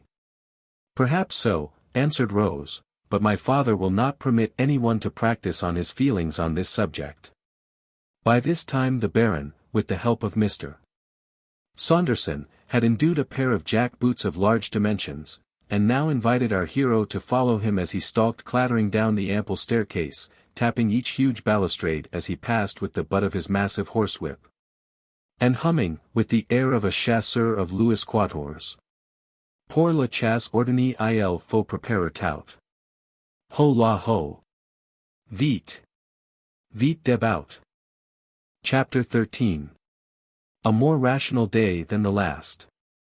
The Baron of Bradwardine, mounted on an active and well-managed horse, and seated on a demi-peak saddle, with deep housings to agree with his livery, was no bad representative of the old school. His light-coloured embroidered coat, and superbly barred waistcoat, his brigadier wig, surmounted by a small gold-laced cocked hat, completed his personal costume. But he was attended by 2 well-mounted servants on horseback, armed with holster pistols. In this guise he ambled forth over hill and valley, the admiration of every farmyard which they passed in their progress, till, low down in a grassy vale, they found David jealously leading 2 very tall deer greyhounds, and presiding over half a dozen curs, and about as many bare-legged and bare-headed boys, who, to procure the chosen distinction of attending on the chase, had not failed to tickle his ears with the dulcet appellation of Maester Jealously. Though probably all and each had hooted him on former occasions in the character of Daft Davy. But this is no uncommon strain of flattery to persons in office, nor altogether confined to the bare-legged villagers of Tully-Veolan. It was in fashion 60 years since, is now, and will be 600 years hence, if this admirable compound of folly and knavery, called the world, shall be then in existence. These gilly-wet-foots, as they were called, were destined to beat the bushes, which they performed with so much success, that, after half an hour's search, a row was started, coursed, and killed. The Baron following on his white horse, like Earl Percy of yore, and magnanimously flaying and embowelling the slain animal, which, he observed, was called by the French chasseurs, faire la curie, with his own baronial couteau de chasse. After this ceremony, he conducted his guest homeward by a pleasant and circuitous route, commanding an extensive prospect of different villages and houses, to each of which Mr. Bradwardine attached some anecdote of history or genealogy, told in language whimsical from prejudice and pedantry, but often respectable for the good sense and honourable feelings which his narrative displayed, and almost always curious, if not valuable, for the information they contained. The truth is, the ride seemed agreeable to both gentlemen, because they found amusement in each other's conversation, although their characters and habits of thinking were in many respects totally opposite. Edward, we have informed the reader, was warm in his feelings, wild and romantic in his ideas and in his taste of reading, with a strong disposition towards poetry. Mr. Bradwardine was the reverse of all this, and piqued himself upon stalking through life with the same upright, starched, stoical gravity which distinguished his evening promenade upon the terrace of Tully-Veolan, where for hours together, the very model of old Hardenut, stately stepped he east the wa, and stately stepped he west. As for literature, he read the classic poets, to be sure, and the epithalamium of Georges Buchanan and Arthur Johnston's Psalms, of a Sunday, and the Delitii Poetarum Scatorum, and Sir David Lindsay's Works, and Barber's Brace, and Blind Harry's Wallace, and The Gentle Shepherd, and The Cherry and the Sleigh. But though he thus far sacrificed his time to the Muses, he would, if the truth must be spoken, have been much better pleased had the pious or sapient apothegms, as well as the historical narratives, which these various works contained, been presented to him in the form of simple prose. And he sometimes could not refrain from expressing contempt of the vain and unprofitable art of poem-making, in which, he said, the only one who had excelled in his time was Allan Ramsay, the periwig-maker. Footnote: the Baron ought to have remembered that the joyous Allan literally drew his blood from the house of the noble Earl whom he terms Dalhousie of an old descent. My stoop, my pride, my ornament. But although Edward and he differed toto scylla, as the Baron would have said, upon this subject, yet they met upon history as on a neutral ground, in which each claimed an interest. The Baron, indeed, only cumbered his memory with matters of fact, the cold, dry, hard outlines which history delineates. Edward, on the contrary, loved to fill up and round the sketch with the colouring of a warm and vivid imagination, which gives light and life to the actors and speakers in the drama of past ages. Yet with tastes so opposite, they contributed greatly to each other's amusement. Mr. Bradwardine's minute narratives and powerful memory supplied to Waverley fresh subjects of the kind upon which his fancy loved to labour, and opened to him a new mine of incident and of character. And he repaid the pleasure thus communicated by an earnest attention, valuable to all storytellers, more especially to the Baron, who felt his habits of self-respect flattered by it, and sometimes also by reciprocal communications, which interested Mr. Bradwardine, as confirming or illustrating his own favourite anecdotes. Besides, Mr. Bradwardine loved to talk of the scenes of his youth, which had been spent in camps and foreign lands, and had many interesting particulars to tell of the generals under whom he had served and the actions he had witnessed. Both parties returned to Tully-Veolan in great good humour with each other. Waverley, desirous of studying more attentively what he considered as a singular and interesting character, gifted with a memory containing a curious register of ancient and modern anecdotes. And Bradwardine disposed to regard Edward as pure, or rather juvenis, boni spe et magni indoles, a youth devoid of that petulant volatility which is impatient of, or vilipends, the conversation and advice of his seniors. From which he predicted great things of his future success and deportment in life. There was no other guest except Mr. Rubrick, whose information and discourse, as a clergyman and a scholar, harmonized very well with that of the Baron and his guest. Shortly after dinner, the Baron, as if to show that his temperance was not entirely theoretical, proposed a visit to Rose's apartment, or, as he termed it, her troisième étage. Waverley was accordingly conducted through one or two of those long awkward passages with which ancient architects studied to puzzle the inhabitants of the houses which they planned, at the end of which Mr. Bradwardine began to ascend, by 2 steps at once, a very steep, narrow, and winding stair, leaving Mr. Rubrick and Waverley to follow at more leisure, while he should announce their approach to his daughter. After having climbed this perpendicular corkscrew until their brains were almost giddy, they arrived in a little matted lobby, which served as an anteroom to Rose's sanctum sanctorum, and through which they entered her parlour. It was a small, but pleasant apartment, opening to the south, and hung with tapestry, adorned besides with 2 pictures, one of her mother, in the dress of a shepherdess, with a bell hoop. The other of the Baron, in his 10th year, in a blue coat, embroidered waistcoat, laced hat, and bag-wig, with a bough in his hand. Edward could not help smiling at the costume, and at the odd resemblance between the round, smooth, red-cheeked, staring visage in the portrait, and the gaunt, bearded, hollow-eyed, swarthy features, which travelling, fatigues of war, and advanced age, had bestowed on the original. The Baron joined in the laugh. "Truly," he said, "that picture was a woman's fantasy of my good mother's, a daughter of the Laird of Tully-Veolan, Captain Waverley. I indicated the house to you when we were on the top of the Shinnehuch. It was burnt by the Dutch auxiliaries brought in by the government in 1715, I never sate for my portraiture but once since that was painted, and it was at the special and reiterated request of the Marichal Duke of Berwick." The good old gentleman did not mention what Mr. Rubrick afterwards told Edward, that the Duke had done him this honour on account of his being the first to mount the breach of a fort in Savoy during the memorable campaign of 1709. And his having there defended himself with his half-pike for nearly 10 minutes before any support reached him. To do the Baron justice, although sufficiently prone to dwell upon, and even to exaggerate, his family dignity in consequence, he was too much a man of real courage ever to allude to such personal acts of merit as he had himself manifested. Miss Rose now appeared from the interior room of her apartment, to welcome her father and his friends. The little labours in which she had been employed obviously showed a natural taste, which required only cultivation. Her father had taught her French and Italian, and a few of the ordinary authors in those languages ornamented her shelves. He had endeavoured also to be her preceptor in music. But as he began with the more abstruse doctrines of the science, and was not perhaps master of them himself, she had made no proficiency farther than to be able to accompany her voice with the harpsichord. But even this was not very common in Scotland at that period. To make amends, she sung with great taste and feeling, and with a respect to the sense of what she uttered that might be proposed in example to ladies of much superior musical talent. Her natural good sense taught her that, if, as we are assured by high authority, music be married to immortal verse, they are very often divorced by the performer in a most shameful manner.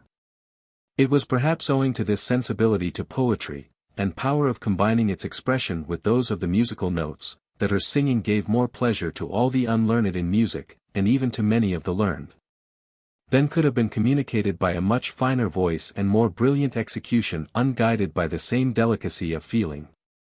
A bartizan, or projecting gallery, before the windows of her parlour, served to illustrate another of Rose's pursuits, for it was crowded with flowers of different kinds, which she had taken under her special protection. A projecting turret gave access to this Gothic balcony, which commanded a most beautiful prospect. The formal garden, with its high bounding walls, lay below, contracted, as it seemed, to a mere parterre. While the view extended beyond them down a wooded glen, where the small river was sometimes visible, sometimes hidden in copse. The eye might be delayed by a desire to rest on the rocks, which here and there rose from the dell with massive or spiry fronts, or it might dwell on the noble, though ruined tower, which was here beheld in all its dignity, frowning from a promontory over the river.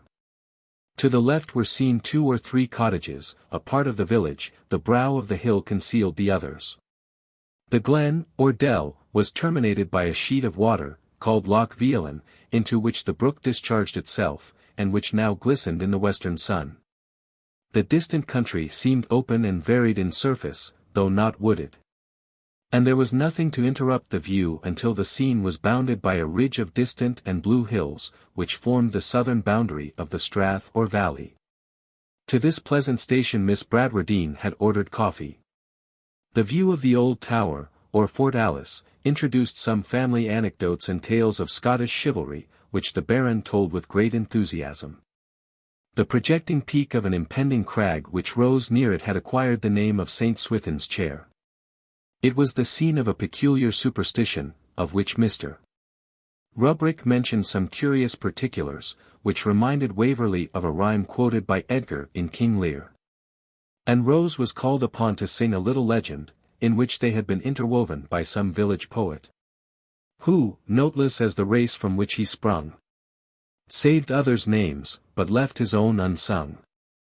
The sweetness of her voice, and the simple beauty of her music, gave all the advantage which the minstrel could have desired, and which his poetry so much wanted. I almost doubt if it can be read with patience, destitute of these advantages, although I conjecture the following copy to have been somewhat corrected by Waverley, to suit the taste of those who might not relish pure antiquity. St. Swithin's Chair. On Hallowmas Eve, ere ye boune ye to rest, ever beware that your couch be blessed. Sign it with cross, and sain it with bead. Sing the Ave, and say the Creed. For on Hallowmas Eve the night hag will ride, and all her ninefold sweeping on by her side. Whether the wind sing lowly or loud, sailing through moonshine or swathed in the cloud, the lady she sat in St. Swithin's chair. The dew of the night has damped her hair. Her cheek was pale, but resolved and high, was the word of her lip and the glance of her eye. She muttered the spell of Swithin bold, when his naked foot traced the midnight wold. When he stopped the hag as she rode the night, and bade her descend, and her promise plight. He that dare sit on St. Swithin's chair, when the night hag wings the troubled air. Questions 3, when he speaks the spell, he may ask, and she must tell. The Baron has been with King Robert his liege, these 3 long years in battle and siege. News are there none of his weal or his woe, and fain the lady his fate would know. She shudders and stops as the charm she speaks. Is it the moody owl that shrieks? Or is it that sound, betwixt laughter and scream, the voice of the demon who haunts the stream? The moan of the wind sunk silent and low, and the roaring torrent had ceased to flow. The calm was more dreadful than raging storm, when the cold grey mist brought the ghastly form.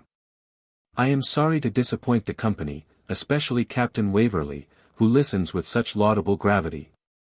It is but a fragment, although I think there are other verses, describing the return of the Baron from the wars, and how the lady was found, clay-cold upon the ground-sill ledge. It is one of those figments, observed Mr. Bradwardine, with which the early history of distinguished families was deformed in the times of superstition. As that of Rome, and other ancient nations, had their prodigies, sir, the which you may read in ancient histories, or in the little work compiled by Julius Obsequens, and inscribed by the learned Scheffer, the editor, to his patron, Benedictus Skit, Baron of Dudershof. My father has a strange defiance of the marvellous, Captain Waverley, observed Rose, and once stood firm when a whole synod of Presbyterian divines were put to the rout by a sudden apparition of the foul fiend. Waverley looked as if desirous to hear more. "Must I tell my story as well as sing my song? Well, once upon a time there lived an old woman, called Janet Gellatley, who was suspected to be a witch, on the infallible grounds that she was very old, very ugly, very poor, and had 2 sons, one of whom was a poet and the other a fool. Which visitation, all the neighbourhood agreed, had come upon her for the sin of witchcraft. And she was imprisoned for a week in the steeple of the parish church, and sparely supplied with food, and not permitted to sleep until she herself became as much persuaded of her being a witch as her accusers. And in this lucid and happy state of mind was brought forth to make a clean breast, that is, to make open confession of her sorceries, before all the Whig gentry and ministers in the vicinity, who were no conjurers themselves. My father went to see fair play between the witch and the clergy, for the witch had been born on his estate. And while the witch was confessing that the enemy appeared, and made his addresses to her as a handsome black man, which, if you could have seen poor old blear-eyed Janet, reflected little honour on Apollyon's taste. And while the auditors listened with astonished ears, and the clerk recorded with a trembling hand, she, all of a sudden, changed the low mumbling tone with which she spoke into a shrill yell, and exclaimed, "Look to yourselves! Look to yourselves! I see the evil one sitting in the midst of ye." The surprise was general, and terror and flight its immediate consequences. Happy were those who were next the door. And many were the disasters that befell hats, bands, cuffs, and wigs, before they could get out of the church, where they left the obstinate prelatist to settle matters with the witch and her admirer at his own peril or pleasure. "Risu solvuntur tabuli," said the Baron. When they recovered their panic trepidation they were too much ashamed to bring any wakening of the process against Janet Gellatley. Footnote, see note 36. This anecdote led to a long discussion of all those idle thoughts and fantasies, devices, dreams, opinions unsound, shows, visions, soothsays, and prophecies, and all that feigned is, as leasings, tales, and lies. With such conversation, and the romantic legends which it introduced, closed our hero's second evening in the house of Tully-Veolan. Chapter 14. A discovery, Waverley becomes domesticated at Tully-Veolan. The next day Edward arose betimes, and in a morning walk around the house and its vicinity came suddenly upon a small court in front of the dog kennel, where his friend Davy was employed about his 4-footed charge.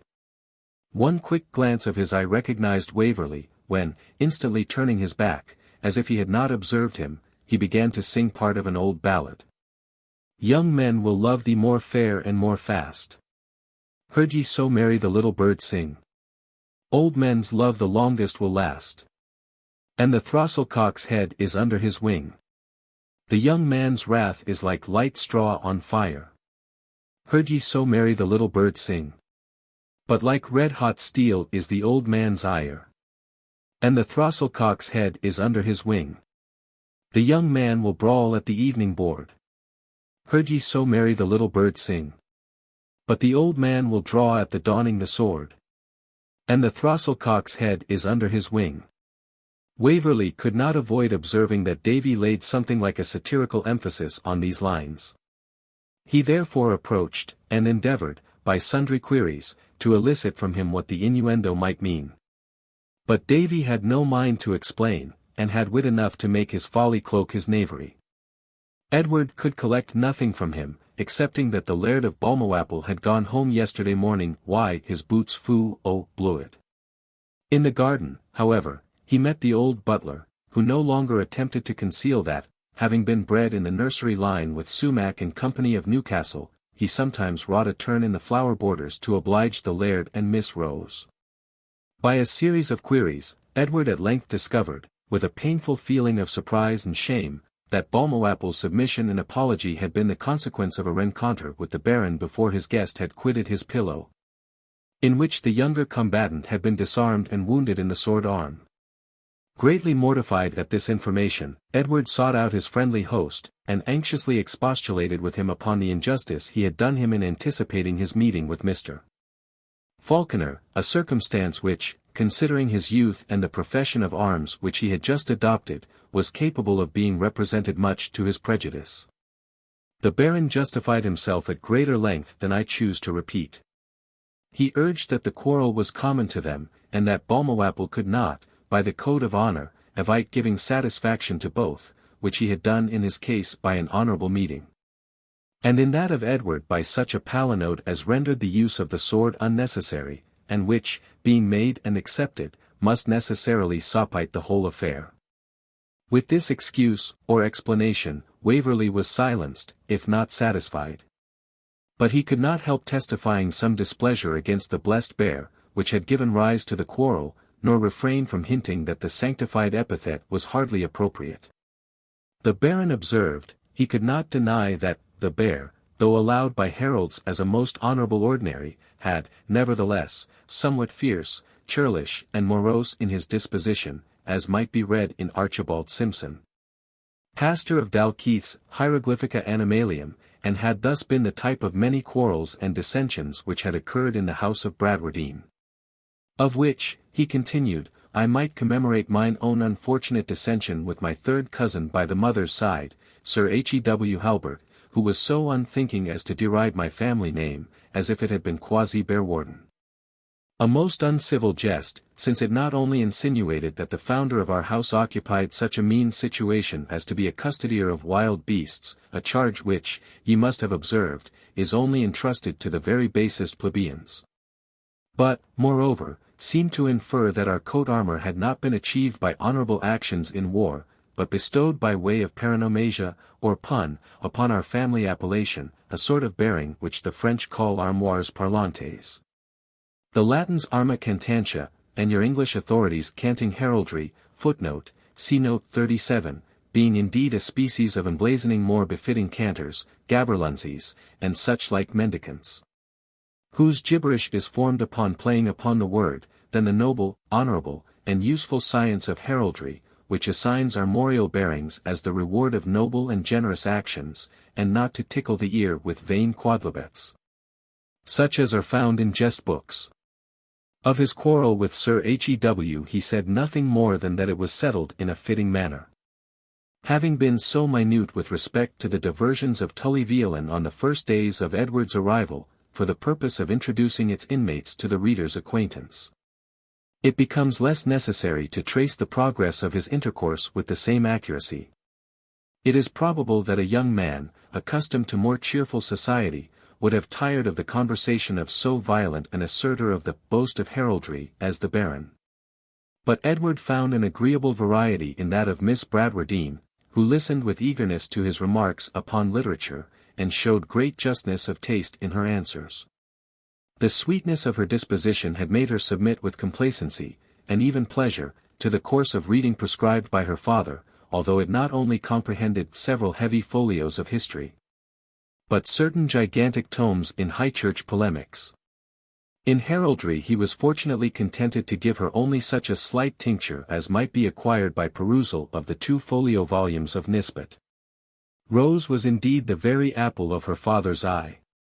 Her constant liveliness, her attention to all those little observances most gratifying to those who would never think of exacting them, her beauty, in which he recalled the features of his beloved wife, her unfeigned piety, and the noble generosity of her disposition, would have justified the affection of the most doting father.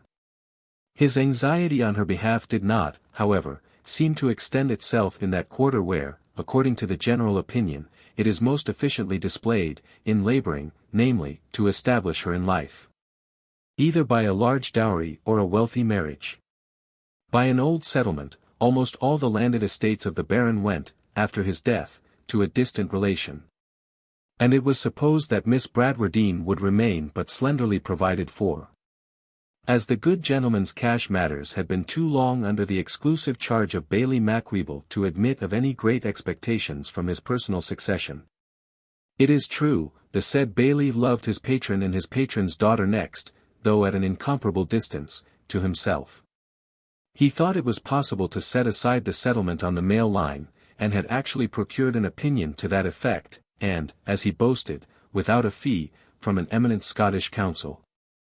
under whose notice he contrived to bring the point while consulting him regularly on some other business. But the Baron would not listen to such a proposal for an instant. On the contrary, he used to have a perverse pleasure in boasting that the barony of Bradwardine was a male fief, the first charter having been given at that early period when women were not deemed capable to hold a feudal grant. Because, according to Les Customs de Normandie, sail home qui se bast et qui conceal. Or, as is yet more ungallantly expressed by other authorities, all of whose barbarous names he delighted to quote at full length, because a woman could not serve the superior, or feudal lord, in war, on account of the decorum of her sex. Nor assist him with advice, because of her limited intellect, nor keep his counsel, owing to the infirmity of her disposition. He would triumphantly ask, how it would become a female, and that female of Bradwardine, to be seen employed in servitio exuendi, seu detrahendi, caligas regis post battalium. That is, in pulling off the king's boots after an engagement, which was the feudal service by which he held the barony of Bradwardine. No, he said, beyond hesitation, procul dubio, many females, as worthy as Rose, had been excluded, in order to make way for my own succession, and heaven forbid that I should do aught that might contravene the destination of my forefathers. Or impinge upon the right of my kinsman, Malcolm Bradwardine of Inchgrabbit, an honourable, though decayed branch of my own family. The Bailey, as Prime Minister, having received this decisive communication from his sovereign, durst not press his own opinion any farther, but contented himself with deploring, on all suitable occasions, to Saunderson, the Minister of the Interior, the Laird's self-willedness, and with laying plans for uniting Rose with the young Laird of Balmawhapple, who had a fine estate, only moderately burdened, and was a faultless young gentleman. Being as sober as a saint, if you keep brandy from him and him from brandy, and who, in brief, had no imperfection but that of keeping light company at a time. Such as Jinker, the horse cooer, and Gibbie Gethroweet, the piper Cooper, Wilk Follies, Mr. Saunderson, he'll mend, pronounced the Bailey. Like sour ale in simmer, added Davy Gelatly, who happened to be nearer the conclave than they were aware of. Miss Bradwardine, such as we have described her, with all the simplicity and curiosity of a recluse, attached herself to the opportunities of increasing her store of literature which Edward's visit afforded her. He sent for some of his books from his quarters, and they opened to her sources of delight of which she had hitherto had no idea. The best English poets, of every description, and other works on belles lettres, made a part of this precious cargo. Her music, even her flowers, were neglected, and Saunders not only mourned over, but began to mutiny against, the labour for which he now scarce received thanks. These new pleasures became gradually enhanced by sharing them with one of a kindred taste. Edward's readiness to comment, to recite, to explain difficult passages, rendered his assistance invaluable. And the wild romance of his spirit delighted a character too young and inexperienced to observe its deficiencies.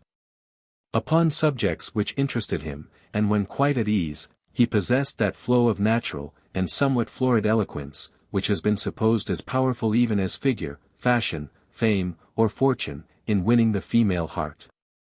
There was, therefore, an increasing danger in this constant intercourse to poor Rose's peace of mind, which was the more imminent as her father was greatly too much abstracted in his studies, and wrapped up in his own dignity, to dream of his daughters incurring it. The daughters of the House of Bradwardine were, in his opinion, like those of the House of Bourbon or Austria, placed high above the clouds of passion which might obfuscate the intellects of meaner females. They moved in another sphere, were governed by other feelings, and amenable to other rules than those of idle and fantastic affection. In short, he shut his eyes so resolutely to the natural consequences of Edward's intimacy with Miss Bradwardine, that the whole neighbourhood concluded that he had opened them to the advantages of a match between his daughter and the wealthy young Englishman, and pronounced him much less a fool than he had generally shown himself in cases where his own interest was concerned. If the Baron, however, had really meditated such an alliance, the indifference of Waverley would have been an insuperable bar to his project. Our hero, since mixing more freely with the world, had learned to think with great shame and confusion upon his mental legend of Saint Cecilia, and the vexation of these reflections was likely, for some time at least. To counterbalance the natural susceptibility of his disposition. Besides, Rose Bradwardine, beautiful and amiable as we have described her, had not precisely the sort of beauty or merit which captivates a romantic imagination in early youth. She was too frank, too confiding, too kind. Amiable qualities, undoubtedly, but destructive of the marvellous, with which a youth of imagination delights to dress the empress of his affections. Was it possible to bow, to tremble, and to adore, before the timid, yet playful little girl, who now asked Edward to mend her pen, now to construe a stanza in Tasso, and now how to spell a very, very long word in her version of it? All these incidents have their fascination on the mind at a certain period of life, but not when a youth is entering it. And rather looking out for some object whose affection may dignify him in his own eyes than stooping to one who looks up to him for such distinction. Hence, though there can be no rule in so capricious a passion, early love is frequently ambitious in choosing its object. Or, which comes to the same, selects her, as in the case of Saint Cecilia aforesaid, from a situation that gives fair scope for le beau ideal, which the reality of intimate and familiar life rather tends to limit and impair. I knew a very accomplished and sensible young man cured of a violent passion for a pretty woman, whose talents were not equal to her face and figure, by being permitted to bear her company for a whole afternoon. Thus, it is certain, that had Edward enjoyed such an opportunity of conversing with Miss Stubbs, Aunt Rachel's precaution would have been unnecessary, for he would as soon have fallen in love with the dairymaid. And although Miss Bradwardine was a very different character, it seems probable that the very intimacy of their intercourse prevented his feeling for her other sentiments than those of a brother for an amiable and accomplished sister. While the sentiments of poor Rose were gradually, and without her being conscious, assuming a shade of warmer affection. I ought to have said that Edward, when he sent to Dundee for the books before mentioned, had applied for, and received permission, extending his leave of absence. But the letter of his commanding officer contained a friendly recommendation to him not to spend his time exclusively with persons who, estimable as they might be in a general sense, could not be supposed well affected to a government which they declined to acknowledge by taking the oath of allegiance. The letter further insinuated, though with great delicacy, that although some family connections might be supposed to render it necessary for Captain Waverley to communicate with gentlemen who were in this unpleasant state of suspicion, yet his father's situation and wishes ought to prevent his prolonging those attentions into exclusive intimacy. And it was intimated, that, while his political principles were endangered by communicating with laymen of this description, he might also receive erroneous impressions in religion from the prelatic clergy, who so perversely labored to set up the royal prerogative in things sacred. This last insinuation probably induced Waverley to set both down to the prejudices of his commanding officer. He was sensible that Mr. Bradwardine had acted with the most scrupulous delicacy, in never entering upon any discussion that had the most remote tendency to bias his mind in political opinions, although he was himself not only a decided partisan of the exiled family, but had been trusted at different times with important commissions for their service. Sensible, therefore, that there was no risk of his being perverted from his allegiance, Edward felt as if he should do his uncle's old friend injustice in removing from a house where he gave and received pleasure and amusement, merely to gratify a prejudiced and ill-judged suspicion. He therefore wrote a very general answer, assuring his commanding officer that his loyalty was not in the most distant danger of contamination, and continued an honoured guest and inmate of the house of Tully-Veolan. Chapter 15. A Creagh, and its consequences. When Edward had been a guest at Tully-Veolan nearly 6 weeks, he descried, one morning, as he took his usual walk before the breakfast hour, signs of uncommon perturbation in the family. For bare-legged dairymaids, with each an empty milk pail in her hand, ran about with frantic gestures, and uttering loud exclamations of surprise, grief, and resentment. From their appearance, a pagan might have conceived them a detachment of the celebrated Belides, just come from their bailing penance. As nothing was to be got from this distracted chorus, excepting "Lord guide us," and "Sirs," ejaculations which threw no light upon the cause of their dismay, Waverley repaired to the forecourt, as it was called, where he beheld Bailie Macwheeble cantering his white pony down the avenue with all the speed it could muster. He had arrived, it would seem, upon a hasty summons, and was followed by half a score of peasants from the village who had no great difficulty in keeping pace with him. The Bailie, greatly too busy and too important to enter into explanations with Edward, summoned forth Mr. Saunderson, who appeared with a countenance in which dismay was mingled with solemnity, and they immediately entered into close conference. Davy Gellatley was also seen in the group, idle as Diogenes at Sinope while his countrymen were preparing for a siege. His spirits always rose with anything, good or bad, which occasioned tumult, and he continued frisking, hopping, dancing, and singing the burden of an old ballad. Our gears again. Until, happening to pass too near the Bailie, he received an admonitory hint from his horsewhip, which converted his songs into lamentation. Passing from thence towards the garden, Waverley beheld the Baron in person, measuring and remeasuring, with swift and tremendous strides, the length of the terrace. His countenance clouded with offended pride and indignation, and the whole of his demeanour such as seemed to indicate, that any inquiry concerning the cause of his discomposure would give pain at least, if not offence. Waverley therefore glided into the house, without addressing him, and took his way to the breakfast parlour, where he found his young friend Rose, who, though she neither exhibited the resentment of her father, the turbid importance of Bailie Macwheeble, nor the despair of the handmaidens, seemed vexed and thoughtful. A single word explained the mystery. "Your breakfast will be a disturbed one, Captain Waverley. A party of caterans have come down upon us last night, and have driven off all our milch cows." "A party of caterans?" "Yes. Robbers from the neighbouring Highlands. We used to be quite free from them while we paid blackmail to Fergus MacIver Vich Ian Vor, but my father thought it unworthy of his rank and birth to pay it any longer, and so this disaster has happened. It is not the value of the cattle, Captain Waverley, that vexes me, but my father is so much hurt at the affront, and is so bold and hot, that I fear he will try to recover them by the strong hand. And if he is not hurt himself, he will hurt some of these wild people, and then there will be no peace between them and us perhaps for our lifetime, and we cannot defend ourselves as in old times, for the government have taken all our arms. And my dear father is so rash, oh what will become of us?"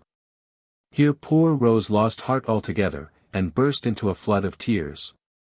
The Baron entered at this moment, and rebuked her with more asperity than Waverley had ever heard him use to any one.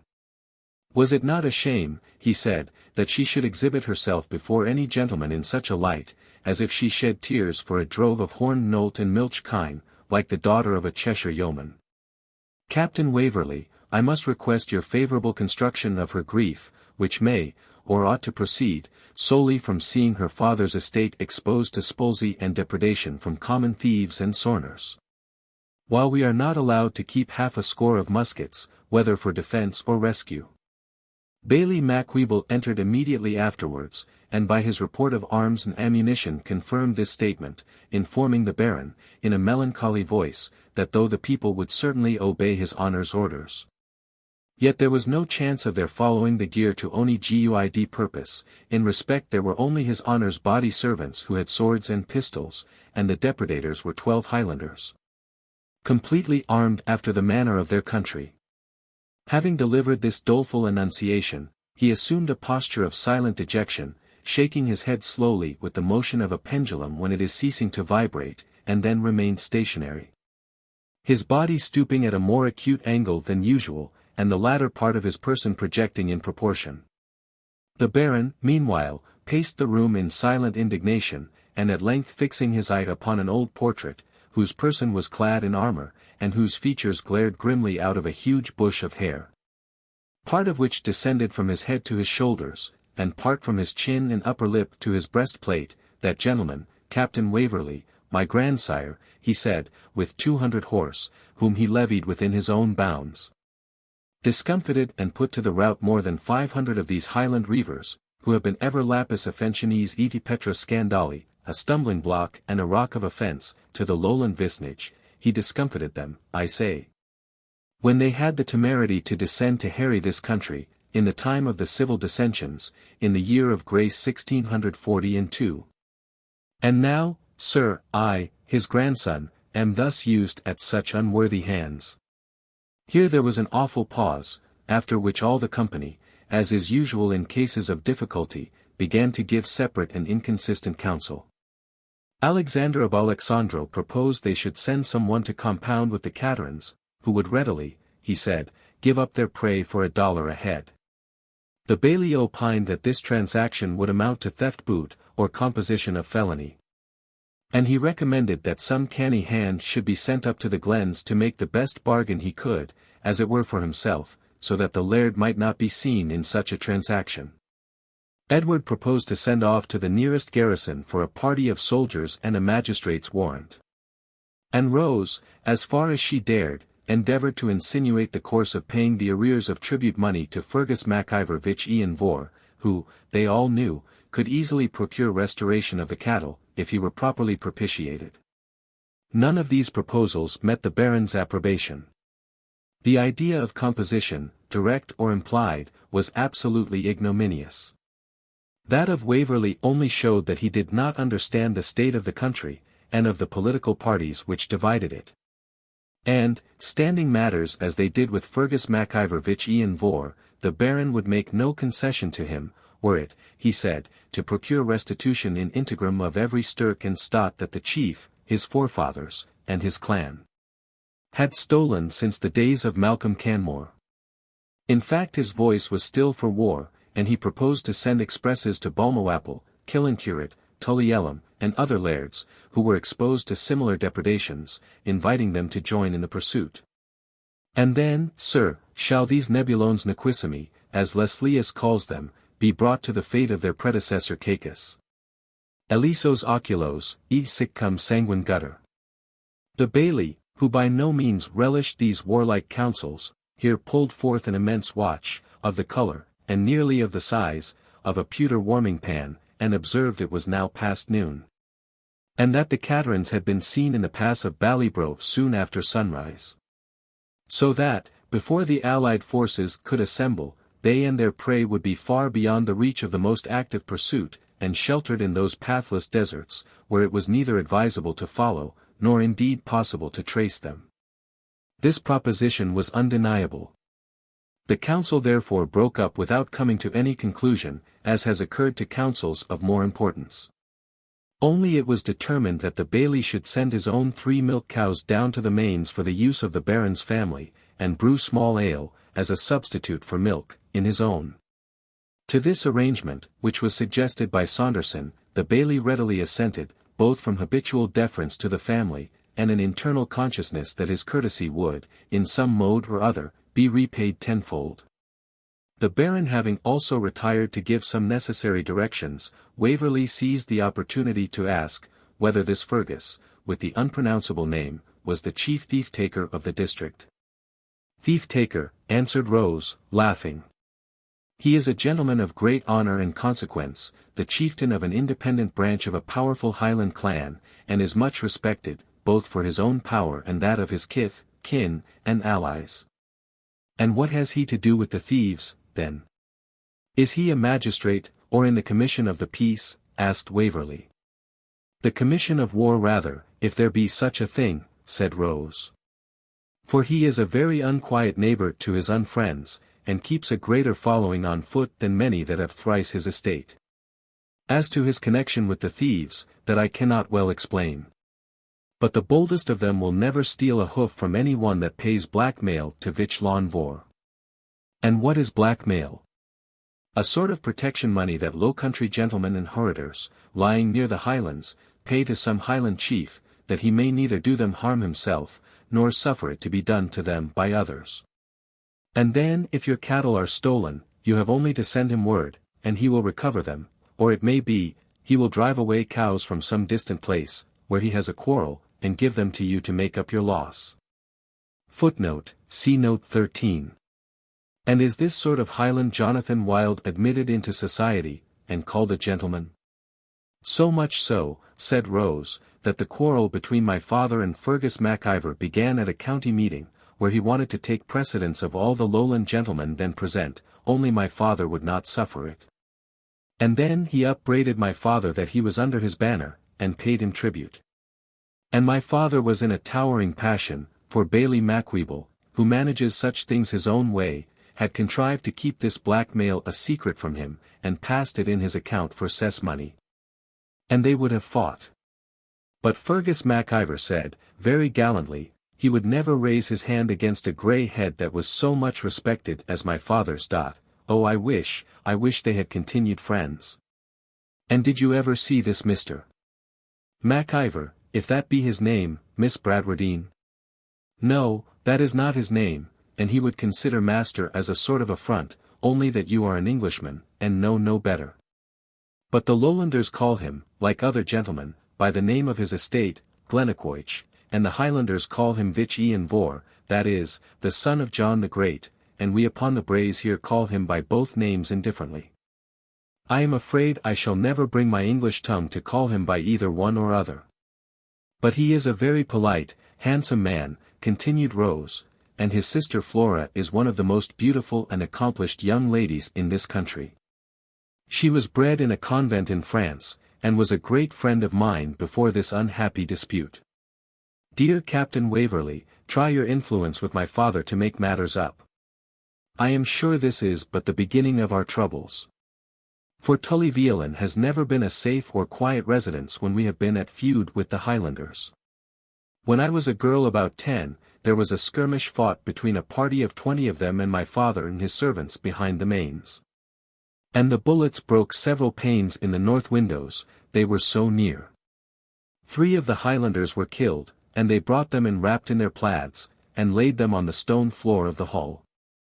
And next morning, their wives and daughters came, clapping their hands, and crying the coronach, and shrieking, and carried away the dead bodies, with the pipes playing before them. I could not sleep for 6 weeks without starting and thinking I heard these terrible cries, and saw the bodies lying on the steps, all stiff and swathed up in their bloody tartans. But since that time there came a party from the garrison at Stirling, with a warrant from the Lord Justice Clerk, or some such great man, and took away all our arms, and now, how are we to protect ourselves if they come down in any strength? Waverley could not help starting at a story which bore so much resemblance to one of his own daydreams. Here was a girl scarce 17, the gentlest of her sex, both in temper and appearance, who had witnessed with her own eyes such a scene as he had used to conjure up in his imagination, as only occurring in ancient times, and spoke of it coolly, as one very likely to recur. He felt at once the impulse of curiosity, and that slight sense of danger which only serves to heighten its interest. He might have said with Malvolio, I do not now fool myself, to let imagination jade me. I am actually in the land of military and romantic adventures, and it only remains to be seen what will be my own share in them. The whole circumstances now detailed concerning the state of the country seemed equally novel and extraordinary. He had indeed often heard of Highland thieves, but had no idea of the systematic mode in which their depredations were conducted. And that the practice was connived at, and even encouraged, by many of the Highland chieftains, who not only found the craze, or forays, useful for the purpose of training individuals of their clan to the practice of arms, but also of maintaining a wholesome terror among their lowland neighbours, and levying, as we have seen, a tribute from them, under colour of protection money. Bailie Macwheeble, who soon afterwards entered, expatiated still more at length upon the same topic. This honest gentleman's conversation was so formed upon his professional practice, that Davy Gellatley once said his discourse was like a charge of horning. He assured our hero, that, from the most ancient times of record, the lawless thieves, limmers, and broken men of the Highlands, had been in fellowship together by reason of their surnames, for the committing of divers thefts, rifes, and herships upon the honest men of the Low Country, when they not only intromitted with their whole goods and gear, corn, cattle, horse, nolt, sheep, outside and inside plenishing, at their wicked pleasure, but moreover made prisoners, ransomed them or concussed them into giving boroughs, pledges, to enter into captivity again. All which was directly prohibited in divers parts of the statute book, both by the Act 1567, and various others. The Wilk statutes, with all that had followed and might follow thereupon, were shamefully broken and vilipended by the said sorners, limmers, and broken men, associated into fellowships, for the aforesaid purposes of theft, stouthreif, fire-raising, murder, raptus mulierum, or forcible abduction of women, and such like as aforesaid. It seemed like a dream to Waverley that these deeds of violence should be familiar to men's minds, and currently talked of as falling within the common order of things, and happening daily in the immediate vicinity. Without his having crossed the seas, and while he was yet in the otherwise well-ordered island of Great Britain. Chapter 16. An unexpected ally appears. The Baron returned at the dinner hour, and had in a great measure recovered his composure and good humour. He not only confirmed the stories which Edward had heard from Rose and Bailie Macwheeble, but added many anecdotes from his own experience, concerning the state of the Highlands and their inhabitants. The chiefs he pronounced to be, in general, gentlemen of great honour and high pedigree, whose word was accounted as a law by all those of their own sept, or clan. It did not indeed, he said, become them, as had occurred in late instances, to propone their prosapia, a lineage which rested for the most part on the vain and fond rhymes of their Siannikes or Bairds. As equiponderate with the evidence of ancient charters and royal grants of antiquity, conferred upon distinguished houses in the Low Country by divers Scottish monarchs. Nevertheless, such was their utter credence and presumption, as to undervalue those who possessed such evidence, as if they held their lands in a sheep's skin. This, by the way, pretty well explained the cause of quarrel between the Baron and his Highland ally. But he went on to state so many curious particulars concerning the manners, customs, and habits of this patriarchal race that Edward's curiosity became highly interested. And he inquired whether it was possible to make with safety an excursion into the neighbouring Highlands, whose dusky barrier of mountains had already excited his wish to penetrate beyond them. The Baron assured his guest that nothing would be more easy, providing this quarrel were first made up, since he could himself give him letters to many of the distinguished chiefs, who would receive him with the utmost courtesy and hospitality. While they were on this topic, the door suddenly opened, and, ushered by Saunders Saunderson, a Highlander, fully armed and equipped, entered the apartment. Had it not been that Saunders acted the part of master of the ceremonies to this martial apparition, without appearing to deviate from his usual composure, and that neither Mr. Bradwardine nor Rose exhibited any emotion, Edward would certainly have thought the intrusion hostile. As it was, he started at the sight of what he had not yet happened to see, a mountaineer in his full national costume. The individual Gael was a stout, dark, young man, of low stature, the ample folds of whose plaid added to the appearance of strength which his person exhibited. The short kilt, or petticoat, showed his sinewy and clean-made limbs. The goatskin purse, flanked by the usual defences, a dirk and steel-wrought pistol, hung before him. His bonnet had a short feather, which indicated his claim to be treated as a duinwassel, or sort of gentleman. A broadsword dangled by his side, a target hung upon his shoulder, and a long Spanish fowling-piece occupied one of his hands. With the other hand he pulled off his bonnet, and the Baron, who well knew their customs, and the proper mode of addressing them, immediately said, with an air of dignity, but without rising, and much, as Edward thought, in the manner of a prince receiving an embassy, "Welcome, Evan Dhu Maccombich. What news from Fergus MacIvor Vich Lawnvor?" "Fergus MacIvor Vich Lawnvor," said the ambassador, in good English, "greets you well, Baron of Bradwardine and Tully-Veolan, and is sorry there has been a thick cloud interposed between you and him, which has kept you from seeing and considering the friendship and alliances that have been between your houses and forebears of old. And he prays you that the cloud may pass away, and that things may be as they have been heretofore between the clan Ivor and the house of Bradwardine, when there was an egg between them for a flint and a knife for a sword. And he expects you will also say, you are sorry for the cloud, and no man shall hereafter ask whether it descended from the bill to the valley, or rose from the valley to the hill. For they never struck with the scabbard who did not receive with the sword, and woe to him who would lose his friend for the stormy cloud of a spring morning.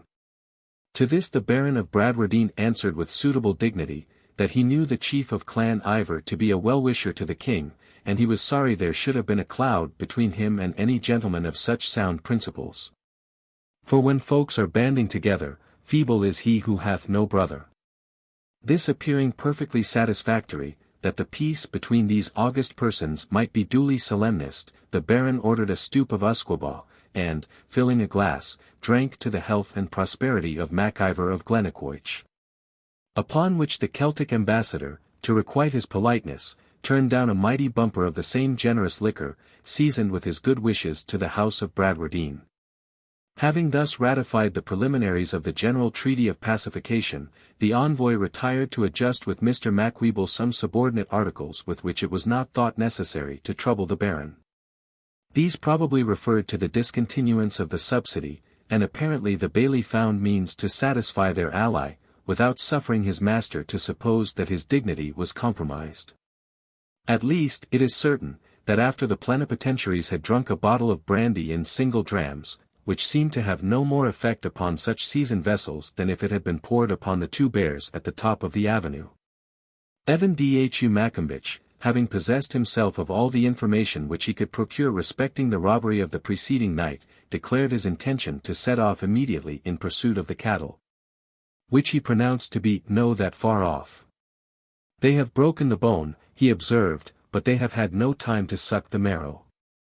Our hero, who had attended Evan Dhu during his perquisitions, was much struck with the ingenuity which he displayed in collecting information, and the precise and pointed conclusions which he drew from it. Evan Dhu, on his part, was obviously flattered with the attention of Waverley, the interest he seemed to take in his inquiries, and his curiosity about the customs and scenery of the Highlands. Without much ceremony he invited Edward to accompany him on a short walk of 10 or 15 miles into the mountains, and see the place where the cattle were conveyed to. Adding, if it be as I suppose, you never saw such a place in your life, nor ever will, unless you go with me or the like of me. Our hero, feeling his curiosity considerably excited by the idea of visiting the den of a Highland caicus, took, however, the precaution to inquire if his guide might be trusted. He was assured that the invitation would on no account have been given had there been the least danger, and that all he had to apprehend was a little fatigue. And, as Evan proposed he should pass a day at his chieftain's house in returning, where he would be sure of good accommodation and an excellent welcome, there seemed nothing very formidable in the task he undertook. Rose, indeed, turned pale when she heard of it. But her father, who loved the spirited curiosity of his young friend, did not attempt to damp it by an alarm of danger which really did not exist, and a knapsack, with a few necessaries, being bound on the shoulders of a sort of deputy gamekeeper.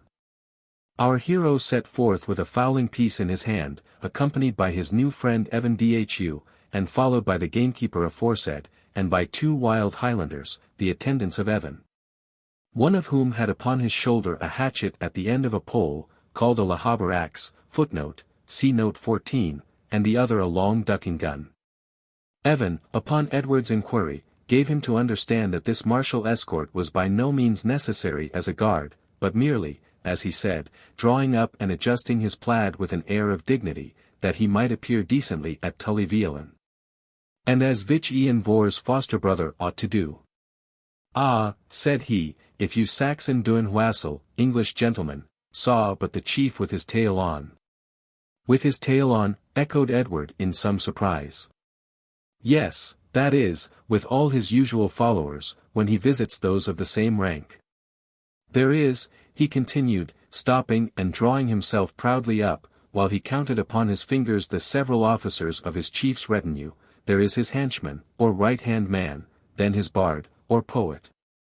Then his bladier, or orator, to make harangues to the great folks whom he visits, then his gilly-more, or armor-bearer, to carry his sword and target, and his gun, then his gilly-casfliuch, who carries him on his back through the sykes and brooks. Then his gilly-comstrian, to lead his horse by the bridle in steep and difficult paths, then his gilly-trush-harnish, to carry his knapsack. And the piper and the piper's man, and it may be a dozen young lads beside, that have no business, but are just boys of the belt, to follow the laird and do his honour's bidding. And does your chief regularly maintain all these men? Demanded Waverley. All these, replied Evan, aye, and many a fair head beside, that would not ken where to lay itself, but for the mickle barn at Glennaquoich. With similar tales of the grandeur of the chief in peace and war, Evan Dhu beguiled the way till they approached more closely those huge mountains which Edward had hitherto only seen at a distance. It was towards evening as they entered one of the tremendous passes which afford communication between the high and low country. The path, which was extremely steep and rugged, winded up a chasm between two tremendous rocks, following the passage which a foaming stream, that brawled far below, appeared to have worn for itself in the course of ages. A few slanting beams of the sun, which was now setting, reached the water in its darksome bed, and showed it partially, chafed by 100 rocks and broken by 100 falls. The descent from the path to the stream was a mere precipice, with here and there a projecting fragment of granite, or a scathed tree, which had warped its twisted roots into the fissures of the rock. On the right hand, the mountain rose above the path with almost equal inaccessibility, but the hill on the opposite side displayed a shroud of copsewood, with which some pines were intermingled. "This," said Evan, "is the pass of Ballybruff, which was kept in former times by 10 of the clan Donachie against 100 of the Low Country carls.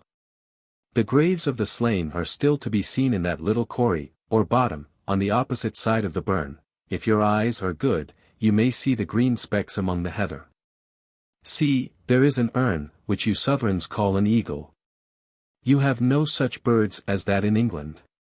He is going to fetch his supper from the Laird of Bradwardine's braes, but I'll send a slug after him."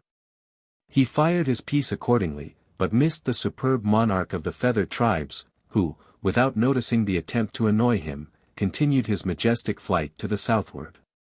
1,000 birds of prey, hawks, kites, carrion crows, and ravens, disturbed from the lodgings which they had just taken up for the evening, rose at the report of the gun, and mingled their hoarse and discordant notes with the echoes which replied to it, and with the roar of the mountain cataracts. Evan, a little disconcerted at having missed his mark, when he meant to have displayed peculiar dexterity, covered his confusion by whistling part of a pibroch as he reloaded his piece, and proceeded in silence up the pass. It issued in a narrow glen, between two mountains, both very lofty and covered with heath. The brook continued to be their companion, and they advanced up its mazes, crossing them now and then, on which occasions Evan Dhu uniformly offered the assistance of his attendants to carry over Edward. But our hero, who had been always a tolerable pedestrian, declined the accommodation, and obviously rose in his guide's opinion, by showing that he did not fear wetting his feet. Indeed he was anxious, so far as he could without affectation, to remove the opinion which Evan seemed to entertain of the effeminacy of the Lowlanders, and particularly of the English. Through the gorge of this glen they found access to a black bog, of tremendous extent, full of large pit-holes, which they traversed with great difficulty and some danger, by tracks which no one but a Highlander could have followed. The path itself, or rather the portion of more solid ground on which the travellers half walked, half waded, was rough, broken, and in many places quaggy and unsound. Sometimes the ground was so completely unsafe that it was necessary to spring from one hillock to another, the space between being incapable of bearing the human weight. This was an easy matter to the Highlanders, who wore thin-soled brogues fit for the purpose, and moved with a peculiar springing step, but Edward began to find the exercise, to which he was unaccustomed, more fatiguing than he expected. The lingering twilight served to show them through this Serbonian bog, but deserted them almost totally at the bottom of a steep and very stony hill, which it was the travellers' next toilsome task to ascend. The night, however, was pleasant, and not dark. And Waverley, calling up mental energy to support personal fatigue, held on his march gallantly, though envying in his heart his Highland attendants, who continued, without a symptom of abated vigour, the rapid and swinging pace, or rather trot, which, according to his computation, had already brought them 15 miles upon their journey. After crossing this mountain and descending on the other side towards a thick wood, Evan Dhu held some conference with his Highland attendants, in consequence of which Edward's baggage was shifted from the shoulders of the gamekeeper to those of one of the gillies, and the former was sent off with the other mountaineer in a direction different from that of the 3 remaining travellers. On asking the meaning of this separation, Waverley was told that the Lowlander must go to a hamlet about 3 miles off for the night. For unless it was some very particular friend, Donald Bean Lean, the worthy person whom they supposed to be possessed of the cattle, did not much approve of strangers approaching his retreat. This seemed reasonable, and silenced a qualm of suspicion which came across Edward's mind when he saw himself, at such a place and such an hour, deprived of his only Lowland companion. And Evan immediately afterwards added, that indeed he himself had better get forward, and announce their approach to Donald Bean Lean, as the arrival of a City Roy, red soldier, might otherwise be a disagreeable surprise. And without waiting for an answer, in jockey phrase, he trotted out, and putting himself to a very round pace, was out of sight in an instant. Waverley was now left to his own meditations, for his attendant with the battle-axe spoke very little English. They were traversing a thick, and, as it seemed, an endless wood of pines, and consequently the path was altogether indiscernible in the murky darkness which surrounded them. The Highlander, however, seemed to trace it by instinct, without the hesitation of a moment, and Edward followed his footsteps as close as he could.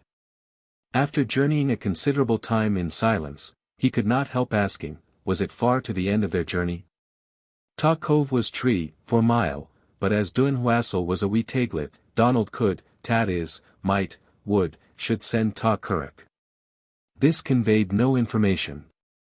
The curragh which was promised might be a man, a horse, a cart, or chaise, and no more could be got from the man with the battle-axe but a repetition of Hi.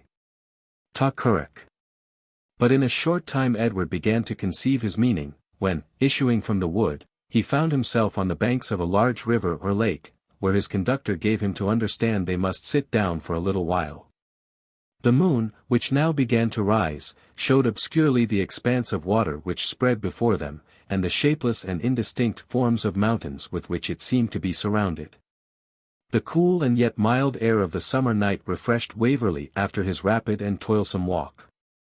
And the perfume which it wafted from the birch trees, footnote, it is not the weeping birch, the most common species in the Highlands, but the woolly-leaved lowland birch, that is distinguished by this fragrance. Bathed in the evening dew, was exquisitely fragrant. He had now time to give himself up to the full romance of his situation.